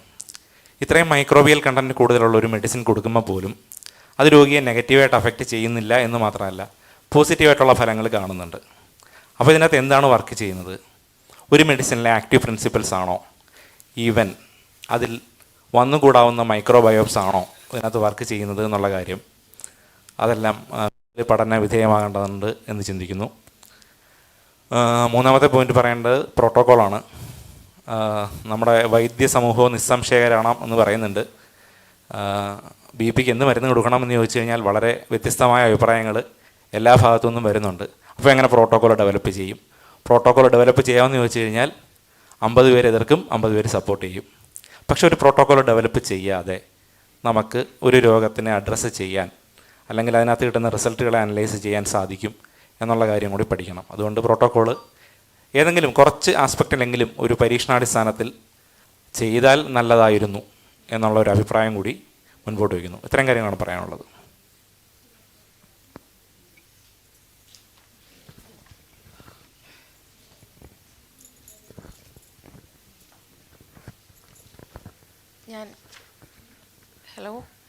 ഞാൻ ഡോക്ടർ ശ്രീദേവി GAD കടകംപള്ളിയിൽ വർക്ക് ചെയ്യുന്നു. പറയാൻ ഉദ്ദേശിച്ച കാര്യങ്ങൾ പലരും തന്നെ പറഞ്ഞു. നമുക്കറിയാം, നമ്മൾ ISN ഡിപ്പാർട്ട്മെൻറ്റിൽ 1000-ന് മേലെ സ്ഥാപനങ്ങളിൽ മെഡിക്കൽ ഓഫീസേഴ്സ് വർക്ക് ചെയ്യുന്നുണ്ട്. അപ്പോൾ ഇത്രയും ഡോക്ടേഴ്സ് ഡെയിലി പേഷ്യൻസിനെ നോക്കുമ്പോൾ നമുക്കിപ്പോൾ ഈ NCD ആസ്പെക്റ്റിലായാലും മറ്റേത് ഡിസീസിൻ്റെ ആസ്പെക്റ്റിലായാലും നമ്മൾക്ക് ഡാറ്റ കിട്ടാൻ വളരെ എളുപ്പമാണ്. പക്ഷെ നമ്മൾക്ക് കൃത്യമായിട്ടുള്ളൊരു ഡോക്യുമെൻറ്റേഷൻ ടൂൾ ഇല്ല എന്നുള്ളതാണ് ഇപ്പം നമ്മളിപ്പോൾ ചർച്ച ചെയ്തതിൽ നിന്ന് പ്രധാനമായിട്ട് മനസ്സിലാകുന്നത്. ആ ഒരു അത്തരത്തിലൊരു ടൂൾ വളരെ ഒരു എക്സ്പേർട്ട് കമ്മിറ്റി ഇരുന്നുകൊണ്ടൊന്ന് തയ്യാറാക്കി അത് എല്ലാവർക്കും ഒന്ന് കൊടുത്തു കഴിഞ്ഞാൽ നമുക്ക് വളരെ കൃത്യമായിട്ടും സൂക്ഷ്മമായിട്ടുള്ള ഒരു ഡാറ്റ കളക്ട് ചെയ്യാൻ സാധിക്കും. എല്ലാ മെഡിക്കൽ ഓഫീസേഴ്സിനും അത് ഷെയർ ചെയ്ത് കഴിഞ്ഞാൽ. അപ്പോൾ ആ ഒരു കാര്യം ചെയ്തുകൊണ്ട് നമുക്ക് ആ ഒരു ഭാഗത്തുള്ള നമ്മുടെ ഒരു പോരായ്മ പരിഹരിക്കാൻ സാധിക്കും. അതുപോലെ തന്നെ പ്രോട്ടോക്കോളിനെ കുറിച്ച് പറഞ്ഞു. നമ്മൾ അപ്പം ഞാൻ പ്രധാനപ്പെട്ട ഒരു ഡിസീസ് ഔട്ട് ബ്രേക്സ് ഒക്കെ ഉണ്ടാകുമ്പോൾ ഞാൻ കണ്ടിട്ടുള്ളത് നമ്മുടെ മോഡേൺ മെഡിസിൻ്റെ സൈറ്റിലൊക്കെ ഒരു ഡിസീസ് ഔട്ട് ബ്രേക്ക് ഒക്കെ വന്നാൽ അപ്പോൾ തന്നെ അവരുടെ സൈറ്റിൽ അതിൻ്റെ പ്രോട്ടോക്കോളും പ്രധാനപ്പെട്ട മെഡിസിൻസ് അങ്ങനെയൊക്കെ ഈസിലി അവൈലബിൾ ആണ്. ഞാൻ പലതിനും അങ്ങനെ നോക്കിയിട്ടുണ്ട്. പക്ഷെ നമ്മളുടെ സൈറ്റിൽ ഒന്നും ഉണ്ടാവില്ല. അപ്പോൾ അത്തരത്തിലുള്ള ഒരു ഔട്ട് ബ്രേക്കൊക്കെ വരുമ്പോൾ കൃത്യമായിട്ട് നമുക്കൊരു സ്റ്റേറ്റ് ലെവലിൽ ഇത്തരത്തിലൊരു കമ്മിറ്റി ഫോം ചെയ്തുകൊണ്ട് ഇത്തരത്തിലുള്ള അസുഖങ്ങളിൽ നമുക്ക് എന്തെല്ലാം കൊടുക്കാൻ സാധിക്കും, മേജറായിട്ട് ഏതെല്ലാം മെഡിസിൻസ് കൊടുക്കാം എന്നുള്ളതിനെക്കുറിച്ചൊരു ഗൈഡൻസ് എങ്കിലും കിട്ടുകയാണെങ്കിൽ അത് വളരെ യൂസ്ഫുൾ ആയിരിക്കും. അതുപോലെ തന്നെ പിന്നെ പറയാനുള്ളത്, നമ്മൾ വിരുദ്ധാഹാരങ്ങളെക്കുറിച്ച് ആയുർവേദത്തിൽ മാത്രമാണത് പറയുന്നത്. പക്ഷേ അതിനെ നമ്മൾ ആ തരത്തിൽ വേണ്ട വിധത്തിലൊരു പ്രചാരണം നമ്മൾ കൊടുക്കുന്നില്ല. അപ്പോൾ വിരുദ്ധാഹാരങ്ങൾ നമ്മൾ ഇപ്പം നിലവിൽ കഴിക്കുന്ന ബഹുഭൂരിപക്ഷം ഭക്ഷണങ്ങളിലും വിരുദ്ധമായിട്ടുള്ള ചേരുവകൾ തന്നെയാണ് ചേരുന്നത്. അതുകൊണ്ട് തന്നെ ഉണ്ടാകുന്ന പിന്നെ NCD ആണെങ്കിലും ക്യാൻസർ പോലുള്ള അസുഖങ്ങളിലേക്കൊക്കെ വരാനുള്ളൊരു ചാൻസ് ഉണ്ട്. അപ്പോൾ ആ ഒരു വിരുദ്ധ ആഹാരങ്ങൾ ഏതൊക്കെയാണെന്നും അതിലുള്ള ശാസ്ത്രീയത എന്താണെന്നും ഒക്കെ ഒന്ന് കൃത്യമായിട്ട് ഒന്ന് പൊതുജനങ്ങളിലേക്ക് എത്തിക്കാൻ സാധിച്ചാൽ അത് വളരെ നല്ലതായിരിക്കും. അതുപോലെ തന്നെ രാവിലെ പ്രദീപ് ഡോക്ടർ പറഞ്ഞു നമുക്ക് AMRൽ ആയുർവേദത്തിന് എന്ത് ചെയ്യാൻ സാധിക്കും എന്ന് ചോദിച്ചു. നമുക്ക് വളരെ നല്ല മെഡിസിൻസ് ഉണ്ട്, നമുക്കെല്ലാവർക്കും അറിയാം, പക്ഷേ മറ്റ് വൈദ്യ സമൂഹത്തിന് അറിയുന്നില്ല. അപ്പോൾ അതും നമുക്ക് മറ്റുള്ളവരിലേക്ക് എത്തിക്കാൻ സാധിക്കുന്ന രീതിയിലുള്ള ഒരു പഠനങ്ങൾ വർക്കുകൾ അതിനെ സംബന്ധിച്ചുണ്ടെങ്കിൽ നല്ലതായിരിക്കും. അതുപോലെ തന്നെ ജെറിയാട്രിക് കെയർ നമ്മുടെ കാലഘട്ടത്തിൻ്റെ ആവശ്യമാണ്. ജെറിയാട്രിക് കെയറിൽ നമ്മൾക്ക് നമ്മുടെ മരുന്നുകളെല്ലാം രസായനം വശീകരണ മെഡിസിൻസ്, രസായനങ്ങളെല്ലാം മധുരഗുണ പ്രധാനമാണ്.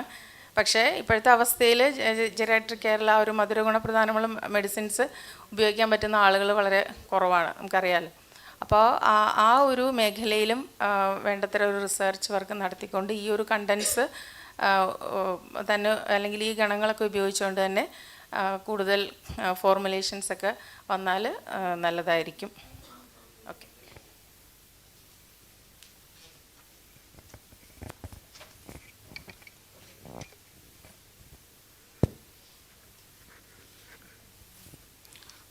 എല്ലാവർക്കും നമസ്കാരം.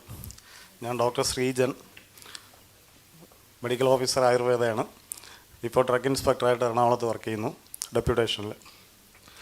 അപ്പോൾ 3 വർഷമായിട്ട് ഡ്രഗ് ഇൻസ്പെക്ടർ പോസ്റ്റിൽ ഇരുന്നപ്പോൾ കാണാൻ പറ്റിയ കാര്യം ഔഷധങ്ങളുടെ ക്വാളിറ്റിയാണല്ലോ നമ്മുടെ സബ്ജക്റ്റ്. അപ്പോൾ ഔഷധങ്ങളുടെ ക്വാളിറ്റിയാണ് ഇന്ന് ഞാൻ സംസാരിക്കാൻ പോകുന്നത്. അപ്പോൾ ഈ പറയുന്ന കാര്യങ്ങളൊക്കെ പ്രാക്ടിക്കൽ ആവണമെന്നൊന്നുമില്ല. അതെങ്ങനെ പ്രാക്ടിക്കലാക്കാമെന്ന് നമ്മൾ കൂട്ടായിട്ട് ചർച്ച ചെയ്ത് തീരുമാനിക്കേണ്ട കാര്യങ്ങളും കൂടെ ഉണ്ടാവും.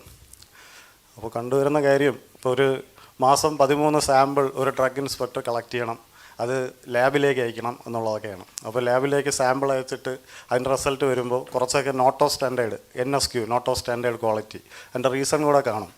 ഇപ്പോൾ വിപണിയിലുള്ള പല മരുന്നുകളും പേറ്റൻറ്റ് പ്രോഡക്ട്സിൻ്റെ കാര്യമാണ് ഞാൻ പറയുന്നത്. അപ്പോൾ പേറ്റൻറ്റ് പ്രോഡക്ട്സൊക്കെ പലതും അലോപ്പതി കണ്ടൻസ് അടങ്ങിയിട്ടുള്ളതായിട്ടാണ് വരുന്നത്. അതിൽ പ്രധാനമായിട്ടും ഇപ്പോൾ ഈ അടുത്ത കാലത്ത് പേര് പറഞ്ഞ് തന്നെ പറയാം, നമുക്ക് പേടിക്കേണ്ട കാര്യമില്ലല്ലോ. പാനിയോൺ, ഈ നമ്മുടെ പാനിയോൺ എന്ന് പറഞ്ഞിട്ടൊരു മരുന്ന്, അത് മിക്കവാറും ആയുർവേദ പ്രാക്ടീഷണേഴ്സ് എഴുതുന്നതാണ്. അതിൽ പിന്നെ അതിനകത്ത് നമ്മൾ അതാണ് അടങ്ങിയിട്ടുള്ളത്. പിന്നെ പാരസെറ്റമോളും ഡൈക്ലോഫ്ലാങ്കും അടങ്ങിയിട്ടുള്ള പ്രോഡക്ട്സുകൾ വേറെ ഉണ്ട്. അപ്പം പെയിൻ നിവാരണി ചൂർണം, നമ്മൾ ഇപ്പോൾ ഫേമസ് ആയിട്ടുള്ള രാജസ്ഥാൻ ഹെർബൽസിൻ്റെ, അപ്പോൾ അവർ വളരെയധികം ക്യാൻവാസിംഗ് ഒക്കെയാണ്. നമ്മൾ ഡ്രഗ് ഇൻസ്പെക്ടേഴ്സിന് വളരെയധികം പ്രഷറുള്ള കാര്യമാണ് ഈ രാജസ്ഥാൻ ഹെർബൽസും. അതുപോലെ തന്നെ നമുക്ക് അതായത് ഔട്ട്സൈഡ് കേരളയാണ് രാജസ്ഥാൻ ഹെർബൽസ്. അതിൻ്റെ MD നമ്മുടെ ഓഫീസിൽ നേരിട്ട് വരികയും നമ്മൾ ഒരുപാട് മയപ്പെടുത്താൻ ശ്രമിക്കുകയൊക്കെ ചെയ്തു. അപ്പം ഇതിനകത്ത് പെയിൻ നിവാരണി ചൂർണം അങ്ങനെയാണെങ്കിലും വേറെ ഡോക്ടർ ലാക്സിൻ എന്ന് പറഞ്ഞിട്ട് അവർക്ക് വേറൊരു ടാബ്ലറ്റ് ഉണ്ട്, അതും NSQ ആണ്. അതിലും ഏറെക്കുറെ സെയിം കണ്ടൻ്റാണുള്ളത്. പിന്നെ സെൽഡനാഫിൽ സിട്രേറ്റ് അടങ്ങിയിട്ടുള്ള ധാരാളം മരുന്നുകളുണ്ട്. നമ്മുടെ എറണാകുളത്ത് SB ഫാർമസ്യൂട്ടിക്കൽസ് ചെയ്യുന്ന SB പവർ, SB വിറ്റ, ഇങ്ങനെ നമ്മൾ ഈ പ്രോഡക്റ്റ് നമ്മൾ എടുത്ത് നോക്കിയിട്ട് അതിൻ്റെ ഫിനിഷിങ് കാണുമ്പോൾ തന്നെ മിക്കവാറും ഇത് നമുക്കറിയാമല്ലോ, വില്ലുവാതി ഗുളികയുടെ ഫിനിഷിങ്ങും സുദർശനം ടാബ്ലറ്റ്സിൻ്റെ ഫിനിഷിങ്ങും വേറൊരു ടാബ്ലറ്റിൻ്റെ ഫിനിഷിങ്, മിക്കവാറും ആ ഫിനിഷിങ് കണ്ട് കൊടുക്കുന്നതൊക്കെ NSQ ആവും. എല്ലാം അങ്ങനെ ആവണമെന്നില്ല, ചിലപ്പോൾ കോട്ടഡ് ആയിരിക്കും. അപ്പോൾ അതുകൊണ്ട് അങ്ങനെ കാണാം. അപ്പോൾ ഒട്ടുമുക്കാൽ ആയുർവേദിക് ഡോക്ടേഴ്സ് എഴുതുന്ന പേറ്റൻറ്റ് മരുന്നുകളൊക്കെ അലോപ്പതി കണ്ടൻ്റ് ഉള്ളതാണ് എന്നുള്ളതാണ് ഇന്നത്തെ കാലത്തെ സത്യസന്ധമായ അവസ്ഥ. ഈ ആൾക്കാരെല്ലാം മാനുഫാക്ചേഴ്സ് ആയുർവേദത്തിൻ്റെ കൺസെപ്റ്റിൽ നിന്നൊക്കെ വിട്ടുപോയി. എല്ലാം പിന്നെ ഇപ്പോൾ ചെയ്യുന്നത് എങ്ങനെ കോടികൾ ഉണ്ടാക്കാം എന്നുള്ളതാണ്. അതിന് മോഡേൺ മെഡിസിൻ ചേർത്തുണ്ടാക്കുന്ന മരുന്നുകളാണ് ഇപ്പോൾ വിപണിയിൽ സജീവമായിട്ട് ഉള്ളത്. പിന്നെ ഈ ക്ലാസിക്കൽ ആയുർവേദ മാനുഫാക്ചേഴ്സിൻ്റെ കാര്യം പറഞ്ഞാലും അപ്പോൾ അതും അവരെല്ലാം പേറ്റൻറ്റ് പ്രോഡക്ട്സിലോട്ട് കൂടുതൽ കോൺസെൻട്രേറ്റ് ചെയ്യുന്നു. ക്ലാസിക്കലായിട്ടുള്ള ചെറിയ മരുന്നുകളൊക്കെ ഇപ്പോൾ കോട്ടയ്ക്കൽ ആയുർവേദ്യശാല ഉൾപ്പെടെ കോയമ്പത്തൂർ ആയുർവേദ്യ ഫാർമസികളുടെ ചെറിയ മരുന്നുകളൊക്കെ ഉണ്ടായിരുന്നു, കുറച്ച് പിന്നെ ഇൻഗ്രീഡിയൻസ് ചേർന്നുള്ള, അതെല്ലാം ഇപ്പോൾ ഇല്ല, അതൊക്കെ വിപണിയിൽ നിന്ന് മാറ്റി. പ്രധാനപ്പെട്ട മരുന്നുകൾ നമ്മൾ വളരെ ഫേമസ് ആയിട്ടുള്ള അതൊക്കെ വിപണിയിൽ എക്സിസ്റ്റ് ചെയ്യുന്നുണ്ട്. അതൊന്നും എല്ലാ മരുന്നുകളും ചിലപ്പോൾ ചേരുന്നുണ്ടാകത്തില്ല. നമുക്ക് അതെല്ലാം പരിശോധിക്കാനുള്ള ശാസ്ത്രീയ സംവിധാനമൊന്നും ഇപ്പം നിലവിലില്ല. അതിനെപ്പറ്റിയുള്ള സ്റ്റഡീസും റിസർച്ചും ഒക്കെ നടന്നു വരുന്നതേ ഉള്ളൂ. അതിന് ഇപ്പോൾ ആ റിസർച്ചൊക്കെ കംപ്ലീറ്റ് ചെയ്ത് നമുക്കൊന്നും പറയാനും ഒക്കത്തില്ല. നെല്ലിക്ക അടങ്ങിയിട്ടുള്ള ചവനപ്രാശം തന്നെ മിക്കവാറും നെല്ലിക്കയും ശർക്കരയും ചേർന്നാൽ അത്യാവശ്യം ക്വാളിറ്റിയൊക്കെ കാണുമായിരിക്കും എന്നൊരു പ്രതീക്ഷയിൽ നമ്മൾ വാങ്ങിക്കഴിക്കുന്നു. ദശമൂലത്തിൻ്റെ കാര്യമൊന്നും പറയണ്ട. അപ്പോൾ ഇതെല്ലാം പല വേദികളിലും ഞാൻ BAMS പഠിക്കുന്ന കാലം മുതലേ ഞാൻ തന്നെ ഇതൊക്കെ കേൾക്കുകയും ഇപ്പോൾ അതെല്ലാം അനുഭവത്തിൽ കാണുകയും ഒക്കെ ചെയ്തു വരുന്നതാണ്. ഇതിനൊരു മാറ്റം ഉണ്ടാകുമെന്ന് തോന്നുന്നില്ല. എന്നിരുന്നാലും പ്രാക്ടിക്കലായിട്ട് നടക്കാൻ പോകുന്ന കാര്യം അതിനെപ്പറ്റിയാണ് ഇപ്പോൾ സംസാരിക്കാൻ ഉദ്ദേശിക്കുന്നത്. അപ്പം നമ്മൾ പ്യൂരിറ്റി ഓഫ് ആയുർവേദമാണ് ഈ പറഞ്ഞു വന്നത്. അപ്പോൾ ആയുർവേദത്തിൻ്റെ വിശുദ്ധി എപ്പോൾ നഷ്ടമാകുന്നുവോ അപ്പോൾ പിന്നെ ആയുർവേദം പിന്നെ നമ്മുടെ ആയുർവേദം ജനങ്ങളുടെ കയ്യിൽ നിന്ന് പോകുന്നു. അപ്പോൾ വിശുദ്ധി നഷ്ടപ്പെടുന്നതുകൊണ്ടാണ് ഇപ്പോൾ ആയുർവേദത്തിന് സ്വീകാര്യത കുറഞ്ഞു വരുന്നത് എന്നുള്ള കാര്യമാണ് ഞാനിവിടെ ചൂണ്ടിക്കാണിക്കുന്നത്. അപ്പോൾ നമ്മൾ ഗ്ലോബൽ ലെവലിൽ ആയുർവേദത്തിനെ എങ്ങനെ മെച്ചപ്പെടുത്തിയെടുക്കാം എന്ന് നമ്മൾ ചിന്തിക്കുമ്പോഴും നമ്മുടെ നാട്ടിൽ ആയുർവേദത്തിൻ്റെ പ്യൂരിറ്റി എത്രയുണ്ടെന്ന് ചിന്തിക്കേണ്ട കാലം അത് നമ്മൾ വിസ്മരിച്ചുകൂടാ എന്നാണ് പറയുന്നത്. ഓക്കെ. അപ്പോൾ ക്വാളിറ്റി കൺട്രോൾ ഇപ്പോൾ നമുക്ക് പറയാനുള്ളത്, ഇപ്പോൾ നമ്മൾ കൂടുതലും ISMൻ്റെ ഡിസ്പെൻസറികൾ, ഇപ്പോൾ ഞാൻ ഉൾപ്പെടെ മെഡിക്കൽ ഓഫീസർമാരെല്ലാം ഔഷധിയുടെ മരുന്നുകളാണ് കൂടുതൽ എഴുതുക. ക്വാളിറ്റി ഇല്ല എന്ന് തീരെ പറഞ്ഞുകൂടാ, ക്വാളിറ്റിയൊക്കെ ഉണ്ട്. പക്ഷേ എന്നിരുന്നാൽ പോലും നമ്മൾ ലോക്കലായിട്ട് കുറച്ച് കാര്യങ്ങൾ ശ്രദ്ധിക്കാനുണ്ട്. ഇപ്പം നമ്മളിപ്പോൾ ആയുഷ് വെൽനസ് സെൻറ്റേഴ്സ്, ഇതൊക്കെ സജഷൻസാണ്. ആയുഷ് വെൽനസ് സെൻറ്റേഴ്സ് ഉണ്ടല്ലോ, അപ്പോൾ ആയുഷ് വെൽനസ് സെൻറ്റേഴ്സുമായിട്ട് കണക്ട് ചെയ്തിട്ട് ചിന്തിക്കേണ്ട ഒരുപാട് കാര്യങ്ങളുണ്ടെന്നാണ് എൻ്റെ അഭിപ്രായം. ഒന്ന്, ഡോക്ടർ ലേഖ നേരത്തെ പറഞ്ഞതുപോലെ കൾട്ടിവേഷൻ സമയം നമ്മൾ ജില്ലാ അടിസ്ഥാനത്തിൽ ആയുർവേദ മരുന്നുകൾ നിർമ്മിക്കാനും അതേപോലെ തന്നെ അത് ക്വാളിറ്റി അനാലിസിസ് ചെയ്യുവാനും അതിനെ ക്ലിനിക്കൽ ട്രയലിന് വിധേയമാക്കാനും, അതായത് രോഗികളിൽ കൊടുക്കുക. അപ്പോൾ നമുക്ക് ക്ലാസിക്കലാണെന്നുണ്ടെങ്കിൽ അത് ടൈം ടെസ്റ്റഡ് മെഡിസിനാണ്, അതിന് പ്രത്യേകിച്ച് ക്ലിനിക്കൽ ട്രയലൊന്നും പറയണം. നമ്മൾ കൊടുത്തിട്ട് അതിൻ്റെ ഡേറ്റ കളക്ട് ചെയ്താൽ മതി. ആ ഡോക്യുമെൻറ്റേഷൻ, ആ ഡേറ്റ കളക്ഷൻ, ഇങ്ങനെയൊക്കെയുള്ള കാര്യങ്ങൾ ജില്ലാ അടിസ്ഥാനത്തിൽ ചെയ്യാനുള്ള ഒരു സംവിധാനം ഉണ്ടാകണം എന്നാണ് എനിക്ക് പറയാനുള്ളൊരു സജഷൻ. അപ്പോൾ അതിന് കൾട്ടിവേഷന് നമുക്കിപ്പോൾ അറിയാമല്ലോ. ഇപ്പോൾ ഞാൻ അതിയന്നൂർ പഞ്ചായത്ത്, തിരുവനന്തപുരംകാരനാണ്. അതിയന്നൂർ പഞ്ചായത്ത് ഇഷ്ടംപോലെ, എനിക്ക് ഉൾപ്പെടെ കുറേ വയലൊക്കെ ചുമ്മാ കിടക്കുകയാണ്. ഞാൻ ദൂരെയൊക്കെ വർക്ക് ചെയ്യുന്നതുകൊണ്ട് എപ്പോഴും വാഴക്കൃഷിയും മരച്ചിനി കൃഷിയൊന്നും പതിവൊന്നുമില്ല. അപ്പോൾ ഔഷധ സസ്യ കൃഷിയെപ്പറ്റി ഞാനും ഇങ്ങനെ ആലോചിച്ചുകൊണ്ടിരുന്ന സമയമാണ്. കുറച്ച് മരച്ചിനിയൊക്കെ ഈ എലി തിന്നു പോകുന്നു, അതുകൊണ്ട് കുറച്ച് കൊടുവേലി നട്ടാൽ എന്തെന്ന് ഞാൻ കുറച്ച് ദിവസം കൊണ്ട് ആലോചിക്കുക. മരച്ചിനി കുഴി ഇങ്ങനെ കുത്തിയിട്ട് അതിൽ കൊടുവേലി വയ്ക്കുക, അത് ഞാൻ തന്നെ ചെയ്യാമെന്ന് വിചാരിക്കുകയാണ്. അപ്പോൾ ഇതുപോലെ ഞാൻ എക്സാമ്പിൾ വേണം. അതേപോലെ ചിറ്ററത്തെയാകാം, കൊഴിഞ്ഞാമ്പാറ ഡിസ്പെൻസറിയിൽ ഞാൻ വർക്ക് ചെയ്യുന്നത് അത് ഔഷധ സസ്യങ്ങളുടെ ഒരു ഗ്രാമമായിരുന്നു. എനിക്കതൊരു പ്രത്യേക അനുഭവമാണ് ആ കൊഴിഞ്ഞാമ്പാറ വർക്ക് ചെയ്തപ്പോൾ ഉണ്ടായിരുന്നത്. ഇത്രയും റിമോട്ട് പ്ലേസിലൊന്നും ആരും പോയി ചെയ്യത്തില്ല. പക്ഷേ ഞാൻ ഈ ISMൽ മെഡിക്കൽ ഓഫീസർ, എന്തായാലും തിരുവനന്തപുരം കിട്ടത്തില്ല, എന്നാൽ പിന്നെ ശരി കുറച്ച് യാത്രയൊക്കെ ചെയ്ത് കുറച്ച് സ്ഥലങ്ങളൊക്കെ കണ്ടു വരാമെന്നൊക്കെ വിചാരിച്ചിട്ട് മറയൂരും മൂന്നാറും കൊഴിഞ്ഞാമ്പാറയും മലമ്പുഴയൊക്കെ ഞാൻ വർക്ക് ചെയ്തിരുന്നു. അപ്പോൾ ഒരുപാട് കാഴ്ചകൾ ഇങ്ങനെ കാണാൻ പറ്റി. അതിൽ പ്രധാനമായിട്ടുള്ള കാര്യമാണ് ഈ കൊഴിഞ്ഞാമ്പാറയിൽ കണ്ടത്. ഔഷധ സസ്യങ്ങളുടെ ഗ്രാമമാണ്. നമ്മുടെ ഔഷധിക്കും കോട്ടക്കലിനൊക്കെ മരുന്ന് സപ്ലൈ ചെയ്യുന്നത് അവിടെയാണ്. ഓരോ വീട്ടിലും ഓരോ ഗോഡൗണുണ്ട്. ഒരു വലിയ ലോറിയും പിടിച്ച് നേരെ വേളാങ്കണ്ണിക്ക് പോകും. അവിടെ നിന്ന് കുറേ കറ്റാറ് വാഴയൊക്കെ കൊണ്ടുവരുന്നതാണ്. വൈകുന്നേരം ആകുമ്പോൾ അവിടെ കറ്റാറ് വാഴ. അപ്പോൾ അത് ഈ കൃഷി, അവിടുത്തെ വയലുകളിലൊക്കെ കൃഷിയാണ്, ഔഷധ സസ്യ കൃഷിയാണ്. ഒരിക്കൽ ഒരു 10 കിലോ നീലയാമരിയുടെ ആവശ്യം വന്നപ്പോൾ കൊഴിഞ്ഞാമ്പാറയിൽ വയലിൽ നിന്നാണ് കളക്ട് ചെയ്തത്. അപ്പോൾ അതേപോലെ നമ്മുടെ പഞ്ചായത്തുകളിലുള്ള വയലുകൾ തരിച്ചിട്ടിരിക്കുന്നിടത്തൊക്കെ നമുക്ക് എന്തുകൊണ്ട് ഔഷധ സസ്യ കൃഷി ചെയ്തുകൂടാ? അത് അഗ്രികൾച്ചർ ഡിപ്പാർട്ട്മെൻറ്റിൻ്റെയും കൺസേൺ ഗ്രാമപഞ്ചായത്തിൻ്റെയും ഒക്കെ സഹായത്തോടു കൂടി അതിന് നമ്മുടെ ഡിപ്പാർട്ട്മെൻറ്റ് അതിനുള്ള ശ്രമങ്ങൾ വളരെ ശക്തമായി ആരംഭിക്കണം. ഇപ്പോൾ ഉള്ള ശ്രമം പോരാന്നാണ് പറയുന്നത്. ഓക്കെ. അപ്പോൾ അതിന് നാമിൻ്റെ ഫണ്ടും മറ്റു കാര്യങ്ങളൊക്കെ ഉപയോഗപ്പെടുത്തുന്നത് കണ്ടു കഴിഞ്ഞാൽ അണ്ണന്മാർ ചിലപ്പോൾ ഓടി വരും, നമുക്ക് കൃഷി ചെയ്യാമെന്നൊക്കെ പറഞ്ഞിട്ട്. അപ്പോൾ ആ രീതിയിൽ നമ്മൾ ചിന്തിക്കണം. അതാണ് കൾട്ടിവേഷനെ പറ്റി പറയാനുള്ളത്. പിന്നെ അടുത്ത് ആ കൾട്ടിവേറ്റ് ചെയ്യപ്പെടുന്ന സാധനം ജില്ലാ അടിസ്ഥാനത്തിലാണ് പറയുന്നത്. അങ്ങനെ കൾട്ടിവേറ്റ് ചെയ്യപ്പെടുന്ന മെഡിസിൻസ്, ഇതൊക്കെ നടക്കാവുന്ന കാര്യങ്ങളേ ഉള്ളൂ ഒന്ന് മനസ്സ് വെച്ച് കഴിഞ്ഞാൽ. എന്തെല്ലാം കാര്യങ്ങൾ നമ്മൾ നടത്തുന്നു. അപ്പോൾ കൾട്ടിവേറ്റ് ചെയ്യപ്പെടുന്ന മെഡിസിൻസ് ആ ജില്ലയിലുള്ള ഈ ഡിസ്പെൻസറികളിൽ ഉപയോഗിക്കുക. അപ്പോൾ അത് ഉപയോഗിക്കുന്ന എല്ലാ ഡിസ്പെൻസറിയിലും മരുന്നുണ്ടായിക്കൊണ്ടിരിക്കണമെന്നൊന്നും അഭിപ്രായമൊന്നുമില്ല. അതൊക്കെ പ്രാക്ടിക്കലായ കാര്യമൊന്നും എല്ലായിടത്തും സ്ഥലമൊന്നും കാണത്തില്ല. സ്ഥലമുള്ള സ്ഥാപനങ്ങൾ ഉണ്ടാവുമല്ലോ. ഉദാഹരണത്തിന് ആ മറയൂർ ഡിസ്പെൻസറിയിലൊക്കെ 1 ഏക്കർ ലാൻഡുണ്ട്. അപ്പോൾ ഇതേപോലെ 20-30 സെൻറ്റ് ലാൻഡുകളുള്ള ഡിസ്പെൻസറികളൊക്കെ വേറെ ഉണ്ടാകും. അങ്ങനെ ആയുഷ് വെൽനസ് സെൻറ്റേഴ്സായിട്ട് വെച്ചിരിക്കുന്ന സ്ഥാപനങ്ങളിലൊക്കെ അത്യാവശ്യ സൗകര്യങ്ങളുള്ളതാണ്. അപ്പോൾ അവിടെയൊക്കെ നമുക്കൊരു manufacturing unit with drug license എടുക്കുന്നതിന് എന്താണ് ഇപ്പോൾ ഇത്ര കുഴപ്പം? അതോടൊപ്പം തന്നെ ജില്ലാ അടിസ്ഥാനത്തിൽ ഒരു ക്വാളിറ്റി അനാലിസിസ് ചെയ്യാനുള്ളൊരു ലാബും ആരംഭിക്കണം. ഇപ്പോൾ ആയുഷ് അപ്രൂവ്ഡ് ലാബൊക്കെ ഉണ്ടല്ലോ. അപ്പോൾ ആയുഷ് അപ്രൂവ്ഡ് ലാബ് ഇപ്പം ട്രക്ക് ഡിപ്പാർട്ട്മെൻറ്റ് ഇരിക്കുന്നതുകൊണ്ടാണ് ഈ ആയുഷ് അപ്രൂവ്ഡ് ലാബിനെ പറ്റി കേൾക്കാനും അവിടെ പോയി കാണാനും ഒക്കെ ഭാഗ്യമുണ്ടായത്. അപ്പോൾ നമ്മുടെ കേരളത്തിലും ന്യൂപാലിലും നമ്മുടെ വൈദ്യരത്നത്തിനും ഔഷധിക്ക് വരെ ആയുഷ് അപ്രൂവ്ഡ് ലാബ് വേണം. നല്ല ഇൻവെസ്റ്റ്മെൻറ്റ് വേണം. സ്റ്റെബിലിറ്റി സ്റ്റഡീസും ക്വാളിറ്റി അനാലിസിസും ഒക്കെ ചെയ്യാൻ വേണ്ടിയിട്ട് നമ്മൾ ഓരോ ടൈപ്പ് ഓഫ് പ്രിപ്പറേഷനും ഓരോ ടൈപ്പ് ഓഫ് അനാലിസിസാണ് ചെയ്യുന്നത്. ഉദാഹരണം പറഞ്ഞാൽ നമ്മൾ നേരത്തെ ചൂർണത്തിൻ്റെ കാര്യം പറഞ്ഞു, മൈക്രോബിയൽ കണ്ടൻറ്റൊക്കെ ഉണ്ടായിരുന്നു. അപ്പോൾ മൈക്രോബിയൽ കണ്ടൻറ്റ് ഉണ്ടാകാതിരിക്കണമെന്നുണ്ടെങ്കിൽ ആദ്യം രജന്യാദി ചൂർണത്തിൽ ചെയ്യാൻ പോകുന്ന ആ ഇൻഗ്രീഡിയൻസിനെ പരിശോധിക്കണം, ടെസ്റ്റ് ചെയ്യണം. ടെസ്റ്റ് ചെയ്യുമ്പോൾ ആ റോ മെറ്റീരിയൽ ടെസ്റ്റ് ചെയ്യുമ്പോൾ അറിയാലും മൈക്രോബിയൽ കണ്ടൻറ്റ് ഉണ്ടോ എന്ന്. അങ്ങനെയുള്ളത് നമ്മൾ പ്രൊഡക്ഷൻ എടുക്കാൻ പാടില്ല. അതാണ് ട്രക്ക് ഡിപ്പാർട്ട്മെൻറ്റിൻ്റെ റൂൾസാണ്. പക്ഷേ അതൊന്നും എല്ലായിടത്തും പാലിക്കപ്പെടുന്നില്ല. പക്ഷേ നമ്മൾ ഇൻസ്പെക്ഷൻ ചെല്ലുന്ന സമയത്ത് ആ രജിസ്റ്ററെങ്കിലും കീപ്പ് ചെയ്തിട്ടുണ്ടോ എന്ന് നമ്മൾ നോക്കും. ഈ ഇപ്പോൾ പുഷ്യാനുക ചൂർണം ഒരു വലിയ സ്ഥാപനത്തിന്, നമ്മൾ പ്രശസ്തമായ ഒരു സ്ഥാപനത്തിന് നോട്ട് സ്റ്റാൻഡേർഡായി, അത് ലെഡ് കണ്ടൻറ്റാണ്. ഇപ്പം ഫൈനലുള്ളൊരു കാര്യമാണ്. ഇപ്പോൾ കഴിഞ്ഞ വർഷം നടന്നൊരു കാര്യം. അപ്പോൾ ലെഡ് കണ്ടൻ്റ് ഉണ്ട്. അത് വിചാരിക്കുന്ന ലെവലിലൊന്നുമല്ല, നല്ല ക്വാണ്ടിറ്റി ഉണ്ടെന്നാണ് നമ്മുടെ എറണാകുളത്ത് RDTLൻ്റെ റിപ്പോർട്ട്. അപ്പോൾ അതിന് കാരണം, അപ്പോൾ അതെന്തായാലും ഉടനെ നടപടി വന്നു. അപ്പോൾ ഡ്രഗ്സ് കൺട്രോളർക്ക് റിപ്പോർട്ട് പോയി. ഡെപ്യൂട്ടി ഡ്രഗ്സ് കൺട്രോളർ ആ പ്രൊഡക്ഷൻ 6 മാസത്തേക്ക് സസ്പെൻഡ് ചെയ്തു. പിന്നീട് സസ്പെൻഷൻ ഉത്തരവ് പാലിച്ചോ എന്നറിയാൻ വേണ്ടിയിട്ട് ഞാൻ പോയി അന്വേഷിച്ചു. അപ്പോൾ അവരുടെ രജിസ്റ്റേഴ്സൊക്കെ പരിശോധിച്ചു. ഞാൻ വെറുതെ ചോദിച്ചു, എങ്ങനെയാണ് ഇത്രയും ലെഡ് കണ്ടൻറ്റ് വന്നത്? അത് സാറേ ISMനെയാണ് ഇപ്പോൾ പ്രത്യേകിച്ച് ഞാൻ കോൺസെൻട്രേറ്റ് ചെയ്ത് പറയുന്നത്. ISMന് വേണ്ടിയിട്ട് കൾട്ടിവേഷൻ ഒരു ജില്ലയിൽ, ആ ISMന് വേണ്ടിയിട്ട് ജില്ലയിൽ ഒരു ഫാക്ടറി, ആ ഫാക്ടറിയോടനുബന്ധിച്ച് ഒരു ക്വാളിറ്റി കൺട്രോൾ, ഒരു ലാബ്, ആയുഷ് അപ്രൂവ്ഡ് ലാബിന് തുല്യമായിട്ട്. അപ്പോൾ മരുന്നിൻ്റെ സ്റ്റാൻഡേർഡ് അവിടെ വിലയിരുത്തപ്പെടും. അത് കഴിഞ്ഞിട്ട് ആ മരുന്നുകളാണ് ജനങ്ങൾക്ക് കൊടുക്കുന്നത്. അപ്പോൾ നമുക്കറിയാം അതിൻ്റെ കൾട്ടിവേഷൻ മുതലെയുള്ള കഥ നമുക്ക് ഫയലിലുണ്ട്. അപ്പോൾ അത് ജനങ്ങൾക്ക് കൊടുക്കുകയാണ് ആ മരുന്ന്. അപ്പോൾ രോഗം എത്ര കണ്ട് മാറുന്നു അതിന് കൃത്യമായൊരു ഡേറ്റ ഉണ്ടാക്കുക. ആ ഡേറ്റ വാലിഡ് ആയിട്ടുള്ള ഒരു ഡേറ്റയായി മാറും. അപ്പോൾ അങ്ങനെ ഈ രീതിയിൽ ഡോക്യുമെൻറ്റേഷൻ ചെയ്ത് ഔഷധത്തിൻ്റെ ഗുണനിലവാരം, ഔഷധത്തിൻ്റെ ആയുധമില്ലാതെ എങ്ങനെയാണ് യുദ്ധം ചെയ്യുന്നത്? രോഗത്തിനെതിരെ യുദ്ധം ചെയ്യുന്നതിന് ഔഷധമാണ് ഏറ്റവും വലിയ ആയുധം. ആ ആയുധം തന്നെ പിന്നെ തുരുമ്പ് പിടിച്ചതും ക്വാളിറ്റി ഇല്ലാത്തതുമായി കഴിഞ്ഞാൽ ആ രോഗത്തിനെ നശിപ്പിക്കാൻ നമുക്ക് കഴിയില്ല.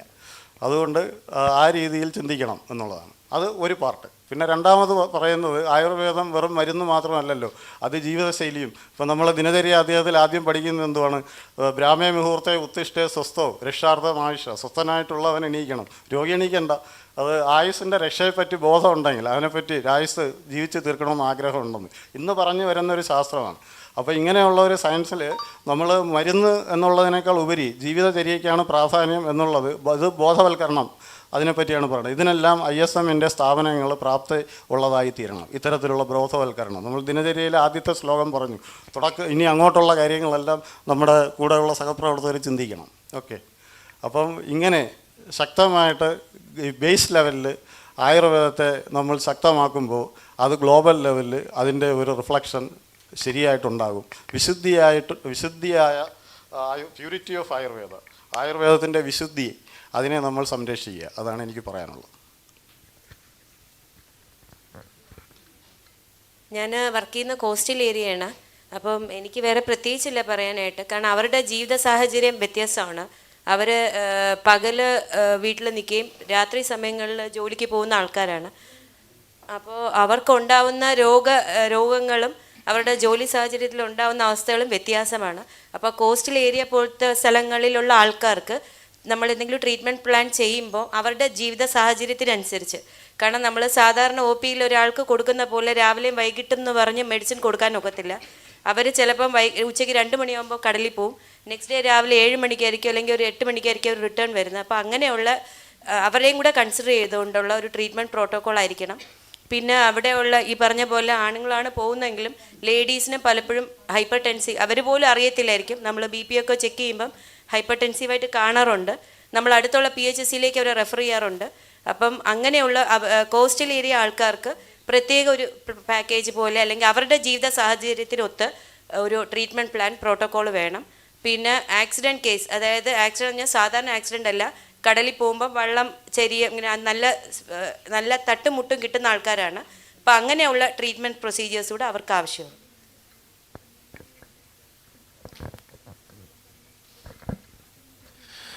എൻ്റെ പേര് ഡോക്ടർ നിപിൻ. ഞാൻ NAM മെഡിക്കൽ ഓഫീസറാണ്, കാഞ്ഞിരംകുളം മർമ്മ ആയുർവേദ ഹോസ്പിറ്റലിൽ.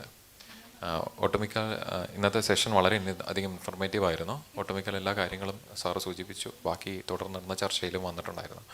1-2 കാര്യങ്ങൾ എനിക്ക് ഐ ഓപ്പണറായിട്ട് തോന്നിയ ഒരു കാര്യം എന്നത് നമുക്ക് തന്നെ റിമൈൻഡറായിട്ട് തോന്നിയത്, പതിമുഖം പോലെയുള്ള ഡ്രഗുകളുടെ കണ്ടിന്യൂസ് നമ്മളൊരു ഇറാഷണൽ യൂസേജ് സാറ് സൂചിപ്പിച്ചത് വളരെയധികം ഇൻഫർമേറ്റീവ് ആയിരുന്നു. കാരണം അത് കോസ് ചെയ്യുന്ന ഗട്ടിനുണ്ടാക്കുന്ന ആ വിസ്കോസിറ്റിക്ക് വരുന്ന ചേഞ്ചും പിന്നെ ഒരു അബറേഷനൊക്കെ ഫോം ചെയ്യുന്നു എന്ന് പറയുന്നത് നമുക്ക് തന്നെ നമ്മൾ ഏത് ഡ്രഗ് എവിടെ നിർത്തണം എന്നുള്ളതിനൊരു റിമൈൻഡറാണ്. പലപ്പോഴും ലൈഫ് സ്റ്റൈൽ ഡിസീസാണ് അല്ലെങ്കിൽ ഡീജനറേറ്റീവ് ഡിസീസ് ആയതുകൊണ്ട് ലൈഫ് ലോങ് ഇത് കഴിക്കണം എന്നൊരു ഇൻഫർമേഷനാണ് പലപ്പോഴും ആയുർവേദത്തിൻ്റെ ലേബലിൽ നാട്ടിൽ മുഴുവൻ ഇത് പ്രശ്നമില്ലാത്ത ശാസ്ത്രമായതുകൊണ്ട് തുടരാം എന്നുള്ളൊരു വിശ്വാസത്തിൽ പലരും തുടരുന്നത്. കുട്ടികളടക്കമുള്ള ആളുകളിൽ പലപ്പോഴും നമ്മൾ ഗുഡൂച്ചിയും ഈ പതിമുഖമൊക്കെ നമ്മൾ പലപ്പോഴും കൊടുക്കുന്നുണ്ട്. അപ്പം അതിലൊക്കെ നമ്മൾ പാലിക്കേണ്ട മിതത്വം സാറ് ഓർമ്മിപ്പിച്ചാണ് ഇന്ന് കടന്നുപോയത്. അതൊരു വലിയ അനുഭവമായിരുന്നു. അതുപോലെ പിന്നെ ഒരു കാര്യം കൂടി സൂചിപ്പിക്കാനുള്ളത്,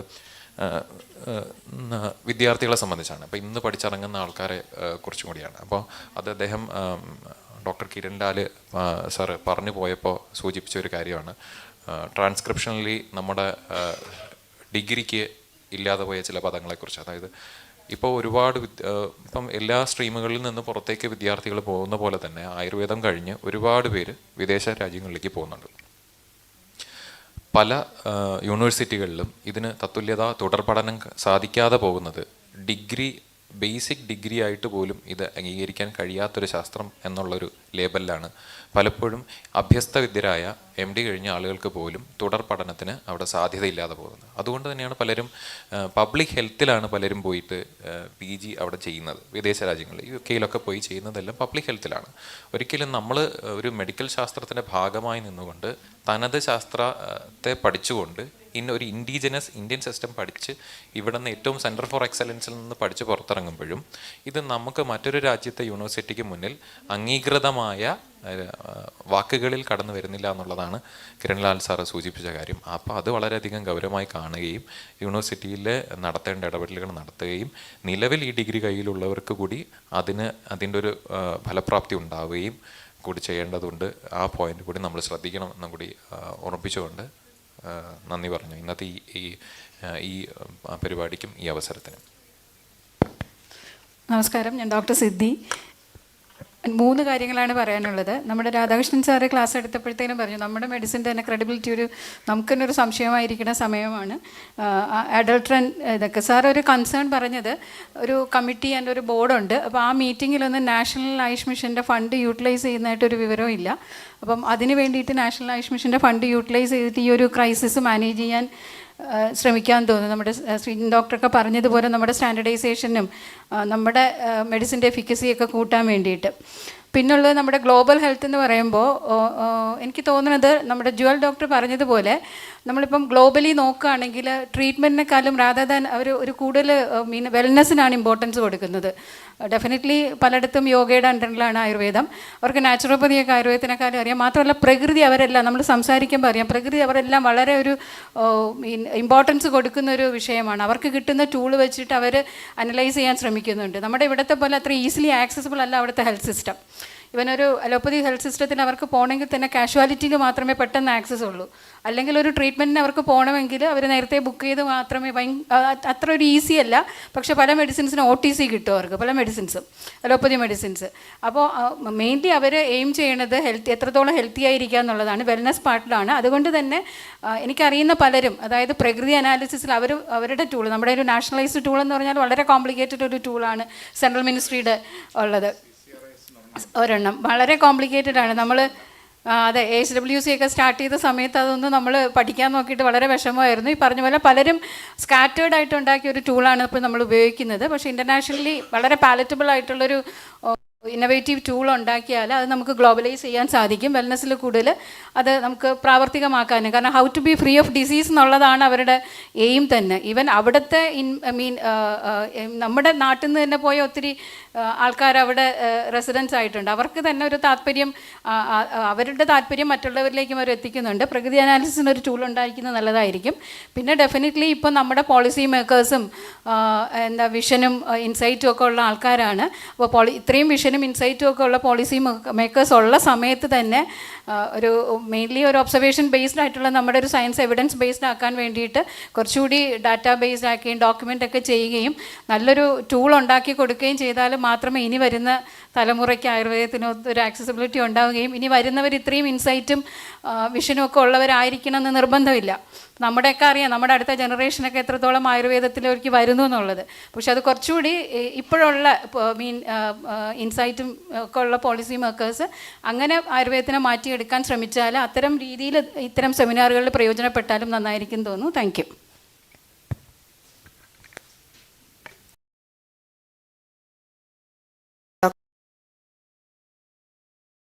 GD നിയമം നമ്മുടെ ഔഷധ സസ്യങ്ങളുടെ ഒരു ദൗർലഭ്യത്തിനെ കുറിച്ച് പറയുമ്പം മുമ്പ് ഞാൻ ആയുഷ് ഗ്രാമത്തിൽ വർക്ക് ചെയ്തിരുന്ന സമയത്ത് നമ്മുടെ മുനിസിപ്പാലിറ്റി ആയിട്ട് ചേർന്ന് ജൈവമാലിന്യ സംസ്കരണ കേന്ദ്രത്തിൽ ബൾക്കായിട്ട് ഒരുപാട് വേസ്റ്റ് ഏരിയ ഒരുപാടുണ്ടായിരുന്നു. അപ്പോൾ അതിൽ നമ്മൾ തൊഴിലുറപ്പുകാരുമായിട്ട് ചേർന്ന് ഔഷധ സസ്യങ്ങളുടെ ഒരു കൃഷി നടത്തിയിരുന്നു. അത് വളരെ സക്സസ്ഫുള്ളായി റൺ ചെയ്തതിൻ്റെ ഭാഗമായി മുനിസിപ്പാലിറ്റിയും കുടുംബശ്രീയും ചേർന്ന് അവരിങ്ങോട്ട് നമുക്കൊരു പ്രപ്പോസൽ വെച്ചിരുന്നു. അതായത് 1.5 ഏക്കറിൽ ഔഷധ സസ്യങ്ങൾ കൃഷി ചെയ്തെടുക്കാമെന്നുള്ള. അപ്പം നമ്മൾ അന്ന്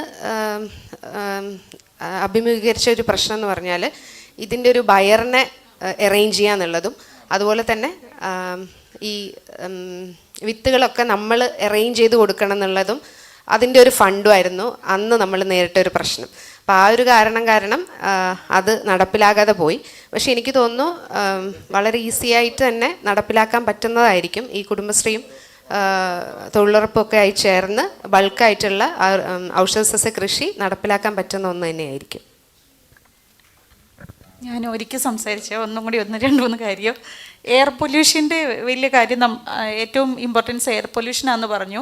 നമ്മൾ അപരാജിത ധൂപചൂർണ്ണമാണ്, നമ്മുടെ ടെക്സ്റ്റ് മജോറിറ്റിയും ധൂപനങ്ങളാണ് എയർ ക്വാളിറ്റി ഉണ്ടാക്കാൻ വേണ്ടി ഉപയോഗിക്കുന്നത്. ഈ ധൂപനം ഇന്നത്തെ കാലത്ത് ആരും സപ്പോർട്ട് ചെയ്യത്തില്ല ധൂപനം. അപ്പോൾ അതിന് പകരം വേറെ എന്തെങ്കിലും മെത്തേഡായിട്ട് അത് മാറ്റാൻ പറ്റുമോ എന്നൊന്ന് ചിന്തിച്ചാൽ അതന്നെ എക്സ്ട്രാക്ട് ചെയ്ത് അങ്ങനെയൊക്കെ ചെയ്യുവാണെങ്കിൽ കുറച്ചും കൂടി നമുക്കതിനൊരു മറ്റുള്ളവരുടെ മുന്നിൽ പറയാനും എടുക്കാനും കുറച്ചും കൂടി ഇതായിരിക്കും. ധൂപസന്ധികൾ വെക്കുന്നേക്കാളും അതിനായിരിക്കും കുറച്ചും കൂടി വാലിഡിറ്റി കിട്ടുന്നത്.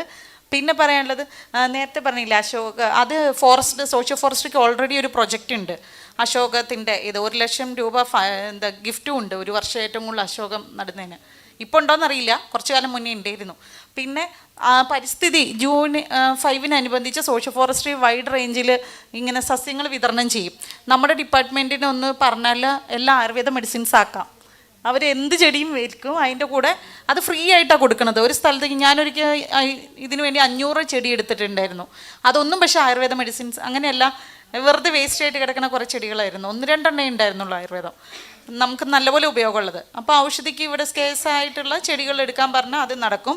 പിന്നെ തന്നെ പറഞ്ഞാൽ ലൈഫ് സ്റ്റൈല് നമുക്ക് സ്കൂൾ തലത്തിൽ നമുക്ക് ഇടയ്ക്കൊരു പേപ്പർ ന്യൂസ് ഉണ്ടായിരുന്നു, സ്കൂൾ തലത്തിൽ ആയുർവേദത്തിൻ്റെ ചെറിയൊരു പേപ്പർ തുടങ്ങും എന്നുള്ളത്.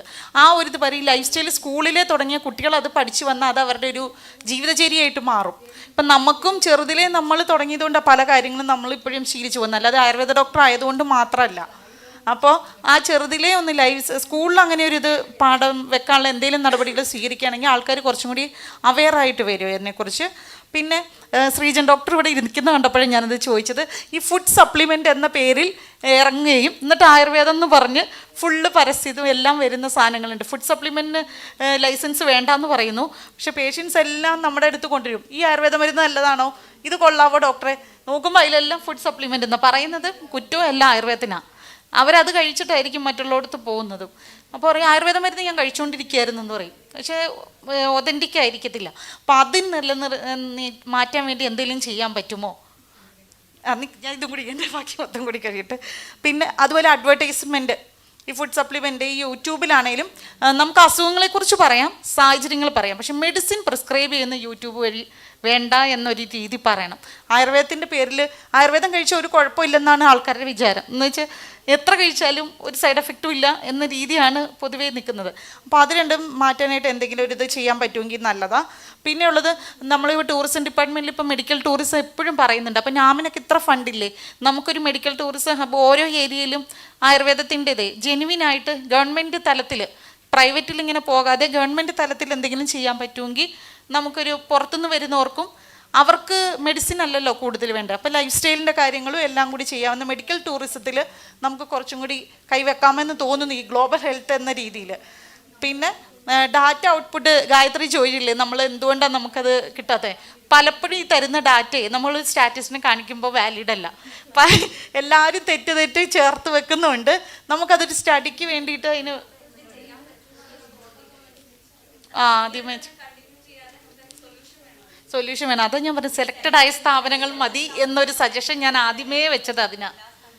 എല്ലാ സ്ഥാപനങ്ങളും കൂടി വരുന്നത് അതിന് സെലക്റ്റഡ് ആയ സ്ഥാപനങ്ങളും മതി എന്ന് പറഞ്ഞാൽ, അതുകൊണ്ടാണ് അതിൻ്റെ ഇത് അങ്ങനെ നടക്കാത്തത്. ഒരു കാര്യം ചോദിച്ചോട്ടെ, നമുക്കിപ്പം നിലവിൽ കളക്ട് ചെയ്തുകൊണ്ടിരിക്കുന്ന ക്ലിനിക്കൽ ഡാറ്റയും അതേപോലെ തന്നെ NCD ഡാറ്റ എന്ന് പറയുന്നത് നമ്മുടെ അടുത്ത് വന്നിരിക്കുന്ന രോഗികളുണ്ടല്ലോ, എത്ര പേർ നമ്മുടെ സ്ഥാപനങ്ങളെ ഈ രീതിയിലുള്ള അസുഖങ്ങൾക്ക് ആശ്രയിക്കുന്നുണ്ട് എന്നുള്ള ഒരു ഇൻഫർമേഷൻ നമുക്ക് അതിൽ നിന്ന് കിട്ടുന്നില്ലേ? അതൊരു ഫ്യൂച്ചർ പ്ലാനിങ്ങിൽ, അതായത് എത്രമാത്രം ഫണ്ട് ഈ ഒരു സെഗ്മെന്റിൽ നമുക്ക് നീക്കി വയ്ക്കാം ഉണ്ട്. അല്ല ഓരോ പക്ഷേ ഉണ്ടല്ലോ ഡോക്ടറെ, ഞാൻ പറഞ്ഞത് ഞാൻ പറഞ്ഞ പോയിന്റ് കേൾക്കുന്നില്ലല്ലോ. ഞാൻ പറഞ്ഞ പോയിന്റ് എത്രമാത്രം ആളുകൾ സ്ഥാപനത്തെ ആശ്രയിക്കുന്നുണ്ടോ എന്നുള്ള ഒരു വിവരം നമുക്ക് കിട്ടും. അത് പ്ലാനിങ്ങിന് എത്ര മരുന്ന് നമുക്ക് ഇനി ഒരു പോളിസി എടുക്കാൻ ഇങ്ങനെയുള്ള കാര്യങ്ങൾക്ക് നമുക്കത് ഉപയോഗപ്പെടുമല്ലോ. അതിന് ഉപയോഗപ്പെടും. ഡിപ്പാർട്ട്മെന്റിന്റെ വികസനത്തിന് യഥാർത്ഥത്തിൽ ആ ഡാറ്റക്ക് കുറെ റെലവൻസ് ഉണ്ട്. പക്ഷെ രോഗശമനവുമായി സംബന്ധിച്ചുള്ള ഒരു ഡാറ്റ വേറെ നമ്മൾ ഉണ്ടാക്കേണ്ടി വരും. അതെ, അതിന് വേറൊരു അത് ഡിസ്കസ് ചെയ്ത് ഉണ്ടാക്കേണ്ടി വരും. എത്ര പേര് വരുന്നു, എത്ര പേർക്ക് മരുന്ന് ഇതിന് ആവശ്യമുണ്ട് എന്നുള്ള ഒരു വിവരം നമുക്ക് കിട്ടും. അത് ഫുട്ഫാളിന്റെ ഒരു കണക്കാണ് യഥാർത്ഥത്തിൽ നമ്മൾ കൊടുക്കുന്നത്. പിന്നെ ഞാൻ NCDയുടെ പറഞ്ഞുകൊണ്ട് ഞാൻ പറയാം, നമ്മൾ ഇപ്രാവശ്യത്തെ NCD കളക്ട് ചെയ്തപ്പോൾ പറഞ്ഞിരുന്നത് ആദ്യത്തെ മാസത്തിൽ എല്ലാവരുടെയും എടുക്കുകയും പിന്നെ വരുന്ന റിപ്പീറ്റ് ചെയ്യുന്നവരുടെ ഓൾഡിലും പുതിയതായിട്ട് വരുന്നവരെ മാത്രം നമ്പർ ഇട്ടാൽ മതി എന്നാണ് പറഞ്ഞത്. എനിക്കൊക്കെ മാക്സിമം 10 പേര് 12 പേരൊക്കെ ഒരു മാസം പുതിയത് വരുള്ളൂ. പക്ഷെ ചില ഡിസ്പെൻസറി കേന്ദ്രം 100 അപ്പോൾ ഇതൊക്കെ ഞാൻ എന്ത് പറയും, ഞാൻ വിളിച്ചു ചോദിക്കുമ്പോൾ അത്ര ഉണ്ടെന്നൊക്കെ പറയുന്നുണ്ട്. എന്നുവെച്ചാൽ നമുക്ക് അന്നേരം മനസ്സിലാവും അത് തെറ്റാന്ന്. അപ്പോൾ അതൊക്കെ അവർ ആദ്യത്തിൽ ഇതാണ് നമ്മുടെ പ്രശ്നം. അപ്പം നമ്മൾ ആയുർവേദ ഡോക്ടേഴ്സ് കൃത്യമായി ചെയ്താൽ മാത്രമേ നമ്മുടെ റിസൾട്ടിനും കൃത്യത ഉണ്ടാവുള്ളൂ. എങ്കിലും അത് നമുക്ക് വേറൊരു സ്റ്റാറ്റിഷ്യൻ്റെ അടുത്തോ ആരെങ്കിലും കൊണ്ടുപോകാൻ പറ്റുമോ? ഇങ്ങനത്തെ ഒരു സാധനം കൊണ്ട് ചെന്നാൽ അവർ അന്നേരം നമ്മൾ ഓടിക്കൂലേ. സോഫ്റ്റ്വെയർ വന്ന് ശരിയാവും. അതാ ഞാൻ പറഞ്ഞ അഹിംസ പോലെ എന്തെങ്കിലും നമുക്ക് ചെയ്യുവാണെങ്കിൽ കൊള്ളാം.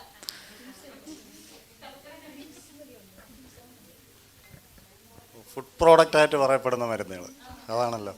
അപ്പോൾ അത് പിന്നെ FSSAI രജിസ്ട്രേഷനും FSSAI ലൈസൻസും ഉണ്ട്. അത് ഫുഡ് സേഫ്റ്റി ഓഫീസറാണ് അതിൻ്റെ അധികാരി. ആ രീതിയിൽ നമ്മൾ FSSAI രജിസ്ട്രേഷനോ ലൈസൻസോ എടുത്ത് ഇറക്കുന്ന ഫുഡ് പ്രോഡക്ട്സ്, അതിനകത്ത് ആയുർവേദ മരുന്നുകൾ ചേരാം. ഞാൻ പറയട്ടെ. അപ്പോൾ ആയുർവേദിക് മെഡിസിൻസ് അതിൽ ചേരാം. നെല്ലിക്ക ചേരാം, മഞ്ഞൾ ചേരാം, ഇങ്ങനെയുള്ള പലതും, അശ്വഗന്ധ ചേരാം, കറ്റാർവാഴ ചിലതിൽ എക്സ്റ്റേണലിൽ. അത് കാരണം FSSAIക്ക് ഒരു ലിസ്റ്റുണ്ട്, അതിൽ കുറേ ആയുർവേദ മരുന്നുകൾ ഉൾപ്പെടുത്തിയിട്ടുണ്ട്. അതിനെ ഒഴിവാക്കാനൊക്കത്തില്ല. അത് ചേരുന്ന മരുന്നുകൾക്ക് FSSAI രജിസ്ട്രേഷൻ കൊടുക്കും. പക്ഷേ അതിൽ ആയുർവേദിക് പ്രൊപ്രൈറ്ററി മെഡിസിൻ എന്നോ മറ്റോ രേഖപ്പെടുത്തിയാൽ നമ്മൾ പോയി കേസെടുക്കും. Ayurvedic proprietary medicine, Ayurvedic formula എന്ന് എഴുതിയാലും മതി. Ayurvedic medicine, Ayurvedic proprietary medicine, proprietary patent medicine ആണല്ലോ. അപ്പോൾ അങ്ങനെ നാമകരണം ചെയ്ത് കഴിഞ്ഞാൽ നമ്മൾ പോയി കേസെടുക്കും. അങ്ങനെ കേസെടുത്ത് ഞാൻ തന്നെ ഫയൽ ചെയ്ത കേസ് ഒറ്റപ്പാലം കോടതിയിലുണ്ട്. അപ്പം ഈ കുറേ പ്രോഡക്റ്റുകൾ, മുരിങ്ങക്കുരു കന്മദം ഒരാളിൻ്റെ കൺസെപ്റ്റാണ്, അത് അങ്ങനെ ഒരു പ്രോഡക്റ്റ് ഇറക്കി വെച്ചിരിക്കുക. അതേപോലെ അശ്വഗന്ധയും ഇതേപോലെ ഇങ്ങനെയുള്ള മുരിങ്ങക്കുരു, കന്മദം, അശ്വഗന്ധ, പിന്നെ നായ്ക്കുരണപ്പരിപ്പ്, ഇത് അങ്ങോട്ടും ഇങ്ങോട്ടും കൂടെ മിക്സ് ചെയ്തിട്ട് ഒരു 10 പ്രോഡക്റ്റ്. അപ്പോൾ അത് DMOയ്ക്ക് പരാതി കിട്ടിയതിന് പ്രകാരം നമ്മളെ വിളിച്ചു. നമ്മളും DMOയും കൂടെ പോയിട്ട്, ഷിബു സാറായിരുന്നു പാലക്കാട് DMO, അവിടെ പോയിട്ട് പരിശോധന നടത്തി സംഗതിയൊക്കെ. പിന്നെ കൂട്ടത്തിൽ കിഡ്നി സ്റ്റോൺ മരുന്ന് എന്നും പറഞ്ഞിട്ട് ഒരു ബക്കറ്റ് നിറയെ ഒരു പൊടി ഉണ്ടാക്കി വെച്ചു, അതിനെ എടുത്തു. അതേപോലെ പ്രമേഹത്തിന് എന്തോ ഒരു കോമ്പിനേഷൻ. അപ്പോൾ കിഡ്നി സ്റ്റോണിൻ്റെ മരുന്ന് എന്താണെന്ന് ചോദിച്ചു. അപ്പോൾ അത് മുതിര പൊടിച്ചതാണെന്ന് പറഞ്ഞു പുള്ളി. അപ്പോൾ അത് കിഡ്നി സ്റ്റോണിന് നല്ലതാണ് അത്രേ, അദ്ദേഹത്തിൻ്റെ അപ്പൂപ്പൻ പറഞ്ഞു കൊടുത്തതാണെന്ന്. അങ്ങനെ അപ്പോൾ ഈ രീതിയിൽ പിന്നെ ഞാൻ പറഞ്ഞു വന്നത്, പിന്നെ FSSAI രജിസ്ട്രേഷൻ ആ സ്ഥാപനത്തിനുണ്ട്. അപ്പോൾ ഞങ്ങൾ FSSAIക്ക് കത്ത് കൊടുത്തു, ഈ പ്രോഡക്റ്റിനൊക്കെ നിങ്ങൾ ലൈസൻസ് കൊടുത്തോ, അങ്ങനെയാണെങ്കിൽ അതിൻ്റെ വിശദാംശങ്ങൾ അറിയിക്കണമെന്നും പറഞ്ഞിട്ട് പിന്നെ ഷൊർണൂർ സർക്കിളായിരുന്നു പിന്നെ ഫുഡ് സേഫ്റ്റി ഓഫീസർ കത്ത്. അപ്പോൾ അവർ തന്ന മറുപടി, നമ്മൾ സ്ഥാപനത്തിനൊക്കെയാണ് നമ്മൾ രജിസ്ട്രേഷൻ കൊടുക്കുന്നത്, അല്ലാണ്ട് നമ്മൾ പ്രോഡക്റ്റിന് കൊടുക്കാറില്ല എന്ന് പറഞ്ഞു. ആ ഇൻഫർമേഷൻ വെച്ചിട്ടാണ് കോടതിയിൽ കേസ് ഫയൽ ചെയ്തത്. അത് മിക്കവാറും അയാൾക്ക് പണിഷ്മെൻറ്റ് കിട്ടും. അതാണ് ഈ FSSAIയുടെ ലൈസൻസോ രജിസ്ട്രേഷനോ വെച്ചിട്ട് നമുക്ക് ആയുർവേദിക് പ്രൊപ്രൈറ്ററി മെഡിസിൻ എന്ന് പറഞ്ഞ് വിപണിയിൽ ഇറക്കാൻ പറ്റില്ല. അതൊരു ഫുഡ് പ്രോഡക്റ്റായിട്ട് ഇറക്കിക്കഴിഞ്ഞാൽ നമുക്ക് അവരുടെ ലിസ്റ്റിൽ പെടുന്ന പിന്നെ ആയുർവേദിക് ഇൻഗ്രീഡിയൻസ് ആണെങ്കിൽ തടസ്സപ്പെടുത്താനും കഴിയില്ല. അപ്പോൾ ആയുർവേദ മെഡിസിൻ പരസ്യം കാണിക്കുന്നത് പിന്നെ DMR വയലേഷൻ, അതിന് DMR വയലേഷൻ പ്രത്യേകിച്ച് കേസാണ്. കേരള കൗമുദി, മാതൃഭൂമി, മനോരമ 3 പത്രത്തിലും പതഞ്ജലി പരസ്യപ്പെടുത്തിയതിന് തൈറോയ്ഡ്, പ്രമേഹം, ഇങ്ങനെ ഒരു 14 രോഗങ്ങൾക്ക് അത് കേസ് നടക്കുന്നുണ്ട്. ഓക്കെ, അത് എറണാകുളം കാക്കനാട് കോടതിയിലാണ് കേസ് നടക്കുന്നത്. അപ്പോൾ അങ്ങനെ വരുന്നത് യൂട്യൂബിലുള്ള കാര്യം എന്ന് പറഞ്ഞാൽ, നമ്മൾ കാറ്റടിക്കുന്നിടത്ത് ഒന്നും വേലിയിട്ടാൻ, അങ്ങനെ എല്ലായിടത്തും വേലിയിട്ടാൻ കഴിയില്ല. നമുക്ക് സംഭവിക്കുന്നതെന്ന് പറഞ്ഞാൽ മിക്കവാറും ഡ്രഗ്സ് ഡിപ്പാർട്ട്മെൻറ്റ് പരാതി കിട്ടുന്നതാണ് അന്വേഷിക്കുക. അത് കാരണം അതിന് വേറൊരു കാര്യം കൂടെ ഉണ്ട്. അത് കോടതി അതിലെ കോടതി ചെല്ലുന്ന സമയത്ത് ഇപ്പം ജോണച്ചായനുണ്ടല്ലോ, നേരത്തെ ഇൻസ്പെക്ടറായിരുന്നു, അദ്ദേഹത്തിനെ വിസ്തരിച്ചു ചിറ്റൂർ കോടതി. അപ്പോൾ അദ്ദേഹത്തിനോട് ചോദിച്ചതാണ്, നിങ്ങൾ ആ സ്ഥാപനം ഇതേപോലെ ഒരു 40 സോപ്പും ഒരു കറ്റാറുവാഴ സോപ്പും കേസെടുത്തതാണ് സംഗതി. അപ്പോൾ നിങ്ങൾ പിന്നെ എന്തടിസ്ഥാനത്തിലാണ് ആ സ്ഥാപനത്തിൽ പോയിട്ട് സീസ് ചെയ്തത്? അത് ഞാനതിൽ പോയപ്പോൾ എനിക്ക് സംശയം തോന്നി കയറിയതാണെന്ന് പറഞ്ഞു. അപ്പോൾ പരാതിയുടെ അടിസ്ഥാനത്തിലാണോ? അല്ല. അപ്പോൾ not the point your honour. കാരണം പരാതിയുടെ അടിസ്ഥാനത്തിലല്ല അദ്ദേഹം പോയത്. അദ്ദേഹം പോയപ്പോൾ ഇങ്ങനെ കണ്ടു. അപ്പോൾ 10,000 രൂപ പിന്നെ എന്തോ വെച്ച് മറ്റേ തരുമോ എന്ന് ചോദിച്ചു. കൊടുക്കില്ല എന്ന് പറഞ്ഞപ്പോൾ കേസെടുത്തു എന്നാണ് വാദിക്കുന്നത്. അപ്പോൾ പരാതിയുടെ അടിസ്ഥാനത്തിൽ നമ്മൾ കേസെടുക്കുന്നതും അല്ലാതെ പോയി കേസെടുക്കുന്നതും കോടതിയിൽ ചെല്ലുമ്പോൾ പല രീതിയിലാകും. അതങ്ങനെ പല അനുഭവം ഉള്ളതുകൊണ്ടാണ് ഈ പോലീസുകാർ ഒരു പരാതി എഴുതിത്താൽ ഞാൻ കേസെടുക്കാനെന്ന് പറയുന്നത്. അതേപോലെ തന്നെയാണ് ഈ പ്രൊഡക്ഷൻ്റെ കാര്യത്തിലും സംഭവിക്കുന്നത്. ഓക്കെ.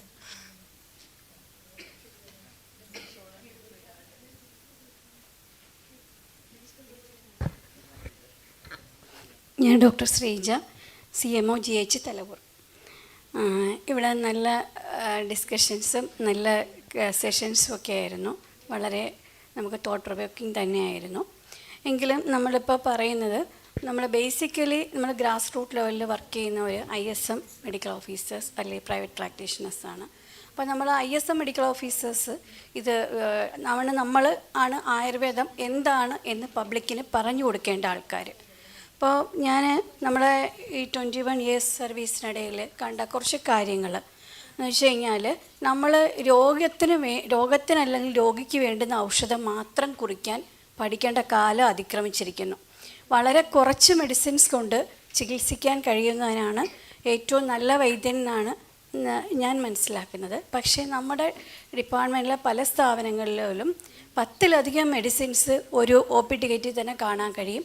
അതുകൂടാതെ പുറത്തേക്ക് എഴുതി കൊടുക്കുന്നതും ഉണ്ട്. ഇത് അത്ര ആശാസ്യമായ കാര്യമല്ല. ഇത് പഞ്ചായത്തിൻ്റെ ഫണ്ടും നമ്മൾ മിസ്യൂസ് ചെയ്യുന്ന ലെവലിലേക്കാണ് പോകുന്നത്. പിന്നെ ചിലരുണ്ട് രോഗി പറയുന്ന മെഡിസിൻസ് കൊടുക്കുന്നത്. ഞാൻ എല്ലാവരെയും കുറ്റമായിട്ട് പറയുകയല്ല, എന്നാലും കണ്ട കാര്യങ്ങളാണ്. ഞാനൊരു സ്ഥാപനത്തിൽ ജോയിൻ ചെയ്തപ്പം അവിടെ കുറച്ച് കാര്യങ്ങൾ പുറത്ത് എഴുതി പ്രദർശിപ്പിക്കേണ്ടി വന്നു. രോഗം ഇങ്ങനെയാണ്, രോഗി പറയുന്ന ഔഷധമല്ല, ഒരാൾക്ക് കൊടുക്കുന്ന മറ്റാൾക്ക് കൊടുക്കാൻ പാടില്ല എന്നൊക്കെ പറയും. കുറേ ബോധവൽക്കരണം ചെയ്യേണ്ടി വന്നതുകൊണ്ട് പറയാണ്, രോഗി പറയുന്ന എന്തും രോഗിയെ സന്തോഷിപ്പിക്കാൻ, പിണക്കാതിരിക്കാൻ വേണ്ടി കുറേ മരുന്നുകൾ കുറിക്കുന്ന ആൾക്കാരെ കണ്ടിട്ടുണ്ട്. പിന്നെ ചികിത്സാ ചെലവിൻ്റെ കാര്യത്തിൽ നമ്മളിപ്പോൾ ഞാനൊരു ഹോസ്പിറ്റലിലാണ് വർക്ക് ചെയ്യുന്നത്. ഇപ്പോൾ 3 ഹോസ്പിറ്റൽ കഴിഞ്ഞു. എങ്കിലും നമ്മൾ റെപ്യൂട്ടഡ് ആണെന്ന് നമ്മൾ കരുതുന്ന പല ഹോസ്പിറ്റലുകളും ചികിത്സാ ചെലവ് വളരെ കൂടുതലാണ്. എന്നാൽ ഒരു 10 ബെഡഡ് ഹോസ്പിറ്റലിൽ ഞാൻ വർക്ക് ചെയ്യുന്നപ്പോൾ മാക്സിമം നമ്മൾ ചികിത്സാ ചെലവ് കുറച്ച് കൊടുത്താണ് രോഗികൾക്ക് നല്ല ഇഫക്റ്റ് ഉണ്ടാക്കി കൊടുത്തിട്ടുള്ളത്. ഇപ്പോൾ ചികിത്സാ ചെലവിൻ്റെ കാര്യത്തിൽ നമ്മൾ തന്നെ ശ്രദ്ധിക്കേണ്ട കാലം വളരെ അതിക്രമിച്ചിരിക്കുകയാണ്. പിന്നെ പ്രൊഫഷണൽ എത്തിക്സും രോഗികളോടുള്ള എത്തിക്സും എല്ലാം നന്നായിട്ട് പാലിക്കാൻ നമ്മൾ ശ്രദ്ധിക്കണം. ഇത്രയും കാര്യങ്ങളാണ് നമ്മുടെ. പിന്നെ അതുപോലെ തന്നെ സ്പെഷ്യാലിറ്റി ഇപ്പോൾ യൂണിറ്റുകൾ പല സ്ഥാപനങ്ങളിൽ തുടങ്ങുന്നുണ്ട്.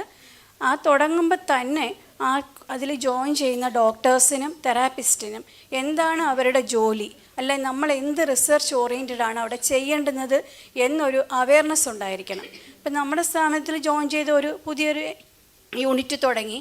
അതിൽ ഞാൻ അങ്ങോട്ട് പല കാര്യങ്ങൾ പറഞ്ഞിട്ടും അത് തന്നെ ചെയ്യാത്തൊരവസ്ഥ. ഈ പലർക്കും അന്നേരം ഞാൻ അങ്ങനെ സ്ക്രീൻ ചെയ്ത് കേസ് വിടാൻ തുടങ്ങിയപ്പോൾ തന്നെ പറയുന്നത് മറ്റ് പല ജില്ലകളിലും എല്ലാ കേസും അവർ കൈകാര്യം ചെയ്യുന്നു എന്നുള്ളതാണ് അറിഞ്ഞത്.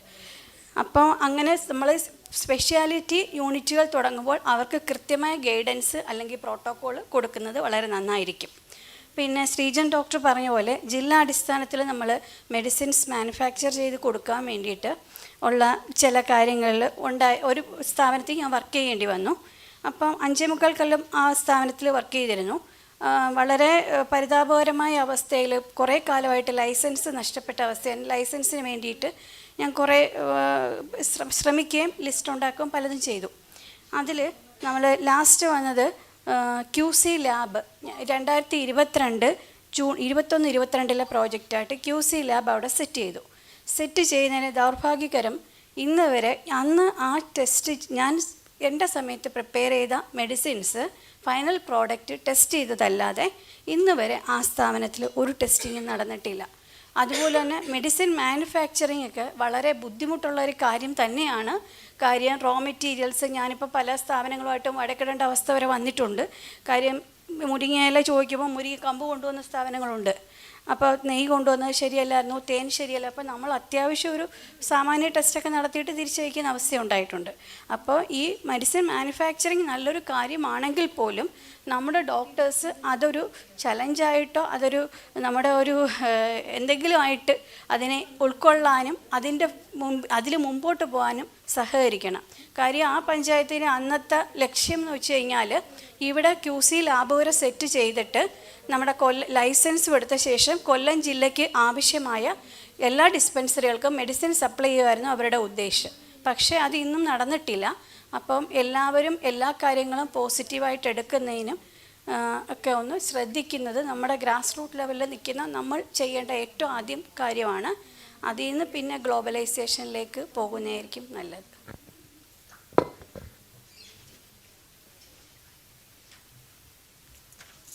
ഞാൻ സിസ്റ്റത്തിൽ വർക്ക് ചെയ്യുന്ന പബ്ലിക് ഹെൽത്ത് സ്പെഷ്യലിസ്റ്റുകളെ റെപ്രസെൻ്റ് ചെയ്തിട്ടാണ് സംസാരിക്കുന്നത്. നമ്മൾ ഇന്ന് ഡിസ്കസ് ചെയ്ത വിഷയം എന്ന് പറയുന്നത് Ayurveda innovation four global health എന്നുള്ളതാണ്. നമ്മൾ ഡിസ്കഷൻ വന്നപ്പോഴത്തേക്ക് കുറച്ചധികം അതിൽ നിന്ന് തെന്നി മാറിപ്പോയോ എന്നൊരു സംശയമുണ്ട്. ഡെഫിനറ്റ്ലി ലോക്കൽ ഹെൽത്തിൽ നിന്നാണ് ഗ്ലോബൽ ഹെൽത്തിലേക്ക് എക്സ്പാൻഡ് ചെയ്ത് വരേണ്ടുന്നത്.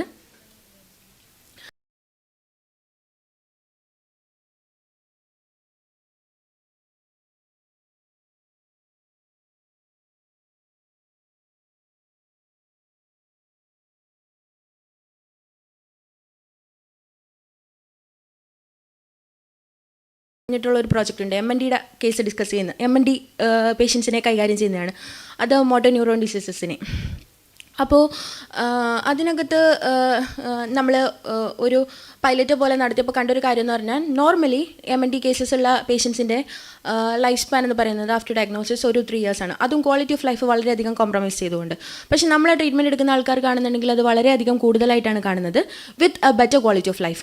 അപ്പോൾ അത് കാരണം അത് ഒരു മരുന്നിൻ്റെ എഫക്റ്റോ ഒന്നുമല്ല. നമ്മളത് സ്റ്റാൻഡർഡൈസ് ചെയ്തിട്ടില്ല, മരുന്നുകൾ ഇന്നതാണെന്ന് സ്റ്റാൻഡർഡൈസ് ചെയ്തിട്ടില്ല. അതൊക്കെ പേഴ്സണലൈസ്ഡ് ആയിട്ടും ഡോക്ടറുടെ യുക്തി അനുസരിച്ചിട്ടും ഒക്കെയാണ് കൊടുക്കുന്നത്. പക്ഷേ അവിടെ നമുക്ക് ഡിസ്കസ് ചെയ്യപ്പെടുന്ന ഒരു കാര്യം എന്താണെന്ന് പറഞ്ഞാൽ ഈ മരുന്നുകൾ ഔട്ട് ഓഫ് പോക്കറ്റ് എക്സ്പെൻഡിച്ചർ പരമാവധി കുറയ്ക്കുന്നുണ്ട്, ക്വാളിറ്റി ഓഫ് ലൈഫ് വളരെയധികം കൂട്ടുന്നുണ്ട്. അതുപോലെ തന്നെ അവരുടെ വീട്ടിലെ ഒരവസ്ഥയാണെന്നുണ്ടെങ്കിലും അത് ബെറ്റർ ആക്കുന്നുണ്ട്. അവരുടെ ഇൻകം അധികം നഷ്ടപ്പെടുന്നില്ല, ബൈസ്റ്റാൻഡറുടെ ഇൻകം നഷ്ടപ്പെടുന്നില്ല. അതുപോലെ തന്നെ മക്കളുടെ ആണെന്നുണ്ടെങ്കിൽ സ്കൂൾ ആബ്സെൻറ്റീസം, അവരുടെ പഠന നിലവാരം, ഇതെല്ലാം ഇങ്ങനെ പലവിധ കാര്യങ്ങൾ നമ്മൾ അഡ്രസ്സ് ചെയ്യാൻ പറ്റുന്നുണ്ട്. അതോടുകൂടെ ആ ഒരു സിമ്പിൾ കാര്യം മാത്രമല്ല നമ്മൾ ചെയ്യുന്നത്. അപ്പം ആ പല മൾട്ടി ഡയമെൻഷണൽ ആയിട്ടാണ് നമ്മളുടെ സിസ്റ്റം വർക്ക് ചെയ്യുന്നത്. അപ്പം നമ്മൾ ഈ ഡ്രഗ് റിസർച്ചിൽ മാത്രം ഫോക്കസ് ചെയ്തുകൊണ്ട് നമ്മളെ ചിന്ത ആ വഴി മാത്രം ഓടിക്കൊണ്ടിരുന്നാൽ ചിലപ്പോൾ നമുക്ക് നമ്മൾ ഉദ്ദേശിക്കുന്ന രീതിയിലേക്ക് ഒരു ഔട്ട്കം കൊണ്ടുവരാൻ പറ്റത്തില്ല. അപ്പോൾ ഒന്ന് മാറി ചിന്തിക്കണം. ബേസിക്കലി ക്ലിനീഷ്യൻസ് ആണ്. അപ്പോൾ നമുക്ക് എന്തായാലും ആ മരുന്ന് അതിൻ്റെ ഔട്ട്കം എന്നുള്ള രീതിയിലായിരിക്കും ചിന്ത പോകുന്നുണ്ടാവുക.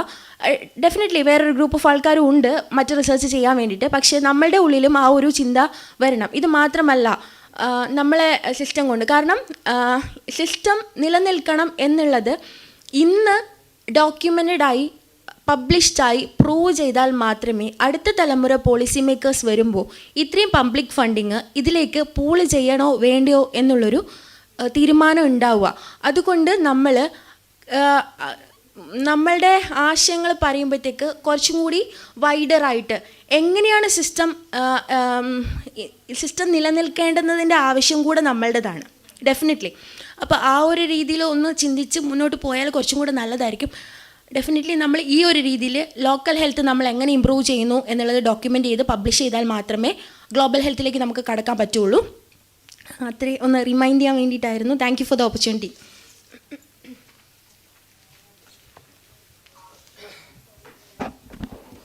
പ്രിയപ്പെട്ടവരെ, വളരെ എഫക്റ്റീവായിട്ടുള്ള ഒരു ഡിസ്കഷനാണ് നടന്നത്. എല്ലാ ആളുകളും ഈ ചർച്ചയിൽ പങ്കെടുത്തു എന്നുള്ളതാണ് ഇതിൻ്റെ ഏറ്റവും പ്രധാനപ്പെട്ട ഒരു കാര്യം. ഇതെല്ലാം ഇവിടെ നോട്ട് ചെയ്യപ്പെടുന്നുണ്ട് എന്നാണ് മനസ്സിലാക്കാൻ സാധിച്ചിട്ടുള്ളത്. ഈ ചർച്ചയിൽ പങ്കെടുത്ത മുഴുവൻ ആളുകൾക്കും അഭിനന്ദനങ്ങൾ അർപ്പിക്കുന്നതോടൊപ്പം തന്നെ ഇന്നത്തെ ഈ ഒരു ഡിസ്കഷൻ, രാവിലെ മുതൽ നടന്ന പ്രസൻറ്റേഷൻസും ഈ ഡിസ്കഷനും ഓൾ ടുഗദർ നമ്മുടെ ആയുർവേദ മേഖലയുടെ വികസനത്തിൻ്റെ ഒരു നിർണായകമായിട്ടുള്ള ഒരു സ്റ്റെപ്പായി മാറുമെന്നുള്ളതിൽ യാതൊരു സംശയവുമില്ല.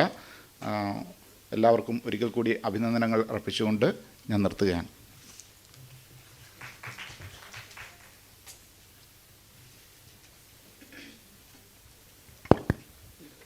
നമ്മളെ ബഹുമാനനായ സെമിനാർ ഫെസിലിറ്റേറ്റർ മുൻ state programme manager ISM doctor M സുഭാഷിന് നാഷണൽ ആയുഷ് മിഷൻ്റെ ആയുർവേദ ഡേയുടെ ഭാഗമായിട്ടുള്ള ഉപഹാരം ടോക്കൺ ഓഫ് ഗ്രാറ്റിറ്റ്യൂഡ് നൽകി ആദരിക്കുന്നതിനായി state programme manager doctor Saji PR ക്ഷണിക്കുന്നു. നന്ദി ഡോക്ടർ സുഭാഷ്, നന്ദി ഡോക്ടർ സജി. നമ്മുടെ സെഷൻ എല്ലാം പൂർത്തിയായി. 2-3 കാര്യങ്ങൾക്ക് മാത്രം ഒന്ന് മറുപടി. അന്ന് സിസില ഡോക്ടർ 2-3 വർഷങ്ങളായിട്ട് റിസർച്ചിൻ്റെ വിഷമം പറഞ്ഞുകൊണ്ടിരിക്കുന്നത്, വളരെ നാളുകളായിട്ട് നമ്മൾ ചർച്ച ചെയ്തുകൊണ്ടിരിക്കുന്ന സാധനമാണ്. ഇതിനൊരു സിസ്റ്റം ക്രിയേറ്റ് ചെയ്യണം. ആ സിസ്റ്റം ക്രിയേറ്റ് ചെയ്യാനുള്ള ഒരു എഫർട്ടാണ് ഞാനൊരു 2 വർഷം കൊണ്ട് ഞാൻ എടുത്തത്. അതിൽ ഒന്ന് ഒരു ഇൻഡക്ഷൻ നമ്മുടെ MPH ക്വാളിഫൈഡ് ആയിട്ടുള്ള ആൾക്കാർ എടുത്തു. അടുത്ത സ്റ്റെപ്പ് NCD എന്ന് പറഞ്ഞുകൊണ്ട് എല്ലാ ജില്ലകളിലും ഒരു സ്വസ്ഥവത്ത പ്രോജക്റ്റ് കോർഡിനേറ്റർ ISN ഡയറക്ടറേറ്റിലും നമ്മുടെ ഒരാളെ വെച്ചു. Next scientific advisory board mission തന്നെ കോൺസ്റ്റിറ്റ്യൂട്ട് ചെയ്തു. IEC രജിസ്റ്റർ ചെയ്തു. രജിസ്റ്റർ ചെയ്തതിൻ്റെ ഫൈനൽ വന്നില്ല. നമുക്കൊരു ഒരു സിസ്റ്റത്തിലേക്ക് എത്തി. ഇനി നെക്സ്റ്റ് സ്റ്റെപ്പ് നമ്മുടെ സ്ഥാപനങ്ങൾ നമ്മൾ ഇതിനു വേണ്ടി എനേബിൾ ആക്കുക എന്നുള്ളതാണ്. എനേബിൾ ആക്കണമെന്നുണ്ടെങ്കിൽ ഈ പറഞ്ഞ പോലെ ഡാറ്റ മാനേജ്മെൻറ്റ് ഒരു ടൂൾ വേണം. അഹിംസിൻ്റെ കാര്യം സംസാരിച്ചിരുന്നു. പക്ഷേ കെൽട്രോൺ വലിയൊരു എമൗണ്ടാണ് അതിനകത്ത് പറഞ്ഞത്. അപ്പോൾ ISN ഡയറക്ടർ അതിനകത്തൊരു ചെറിയ ഒബ്ജക്ഷൻ പറഞ്ഞു വെച്ച് കഴിഞ്ഞാൽ ഓൾറെഡി നമ്മുടെ ഈ ഹോസ്പിറ്റൽ സംവിധാനം വളരെ കാര്യമായിട്ട് മുന്നോട്ട് പോയിക്കൊണ്ടിരിക്കുകയാണ്. അപ്പോൾ അതുകൊണ്ട് അഹിംസ് വന്നു കഴിഞ്ഞാൽ അത് ഡിസ്റ്റർബ്ഡ് ആവും. അതുകൊണ്ട് തൽക്കാലത്തേക്ക് നമുക്കത് രണ്ടാമത് ആലോചിക്കാം എന്നുള്ള രീതിയിലാണ് പറഞ്ഞത്. അതിൽ വലിയൊരു കോട്ടും കൂടി പറഞ്ഞുകൊണ്ട് തൽക്കാലം നമ്മൾ വിഡ്രോ ചെയ്തു. പക്ഷേ ഇപ്പോൾ നമ്മുടെ ഡാറ്റ മാനേജ്മെൻറ്റിന് വേണ്ടിയിട്ട് നമ്മുടെ ഒരു സോഫ്റ്റ്വെയർ ഡെവലപ്പ് ചെയ്യുന്ന കാര്യത്തിൽ ഒരു തീരുമാനമായിട്ടുണ്ട്. പിന്നെ റിസർച്ചിൻ്റെ കാര്യത്തിൽ കോട്ടക്കൽ ആയുർവേദ കോളേജിലെ ടീമുമായിട്ട് നമ്മൾ ടൈപ്പ് ആയിട്ടുണ്ട്. അതായത് നമ്മൾ കൊടുക്കുന്ന സിനോപ്സിസ് എന്താണോ അവരത് പബ്ലിക് ഹെൽത്തുമായിട്ട് എങ്ങനെ കാര്യമായിട്ട് ടേക്കപ്പ് ചെയ്യാം എന്നുള്ളതിനെ സംബന്ധിച്ച് അവരുടെ ഒരു ഇവാലുവേഷൻ നടത്തിയിട്ടേ നമ്മൾ ഡാറ്റ കളക്ഷൻ ആരംഭിക്കുള്ളൂ. അപ്പോൾ അവർ തന്നെ ഗൈഡ് ചെയ്യും. പബ്ലിക്കേഷൻസിലേക്ക് ലീഡ് ചെയ്യുന്ന തരത്തിലേക്കുള്ള നമ്മളെല്ലാവിധ സപ്പോർട്ടും കോട്ടക്കൽ കോളേജ് മനോജ് സാറിൻ്റെ AK മനോജ് കുമാർ സാറിൻ്റെ നേതൃത്വത്തിലുള്ള ടീം ചെയ്തു തരും. മറ്റേ നമുക്കൊരു മെൻറ്ററിങ്ങിന് നമുക്ക് ഡിപ്പാർട്ട്മെൻറ്റ് സിസ്റ്റം ഇല്ല. നമുക്കാകെ ഉള്ളത് നേരത്തെ പറയുന്ന പോലെ ഡയറക്ടറും 2 JDമാരുമാണ്. പക്ക അഡ്മിനിസ്ട്രേഷൻ, ക്ലർക്കിൻ്റെയും മുതൽ എല്ലാവരുടെയും പ്രൊമോഷനും മറ്റേ അങ്ങനെയുള്ള കാര്യങ്ങൾ മാത്രം സംസാരിക്കുന്ന രീതിയിലേക്കാണ് നമ്മുടെ കാര്യങ്ങൾ പോകുന്നത്. അപ്പോൾ ആ തരത്തിലൊരു സിസ്റ്റം ഏകദേശം ഡെവലപ്പ് ചെയ്ത് വന്നിട്ടുണ്ട്. ഇനി ഫർദറായിട്ട് നമ്മൾ ഇനീഷ്യേറ്റ് ചെയ്ത് നമ്മൾ ഇതിൻ്റെ കാര്യത്തിലേക്ക് കടക്കുക എന്നുള്ളതാണ് ചെയ്യാനുള്ളത്. അതിനൊരു ടീം വർക്ക് ഉണ്ടാക്കിയിട്ട് നമ്മൾ നല്ല രീതിയിൽ മുന്നോട്ട് പോവുക. ഇത്ര മാത്രമേ പറയാനുള്ളൂ. ഇന്നത്തെ ഈ പരിപാടിയിൽ ഏറ്റവും അവസാന നിമിഷം വരെ ഇരുന്ന് സഹകരിച്ച എല്ലാവർക്കും ആയുഷ് മിഷൻ്റെയും നമ്മുടെ ഡിപ്പാർട്ട്മെൻറ്റിൻ്റെയും പേരിൽ നന്ദി പറയുന്ന പോലെ തന്നെ ഇന്നത്തെ ഈ പ്രോഗ്രാം ഓവറോൾ കോർഡിനേറ്റ് ചെയ്ത് ഇത്രയും നല്ല രീതിയിൽ വിജയത്തിൽ എത്തിച്ച നമ്മുടെ പ്രോജക്റ്റ് കോർഡിനേറ്റേഴ്സ് ആൻഡ് ടീം എല്ലാവർക്കും നന്ദി പറഞ്ഞുകൊണ്ട് നിർത്തുന്നു. നന്ദി, നമസ്കാരം.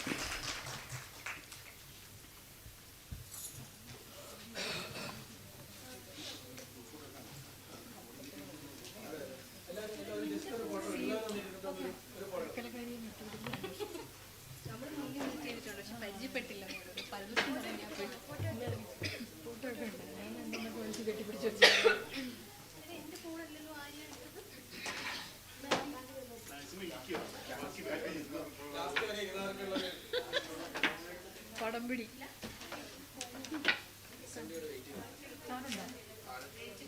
ഫോട്ടോ എടുക്കാൻ വേണ്ടി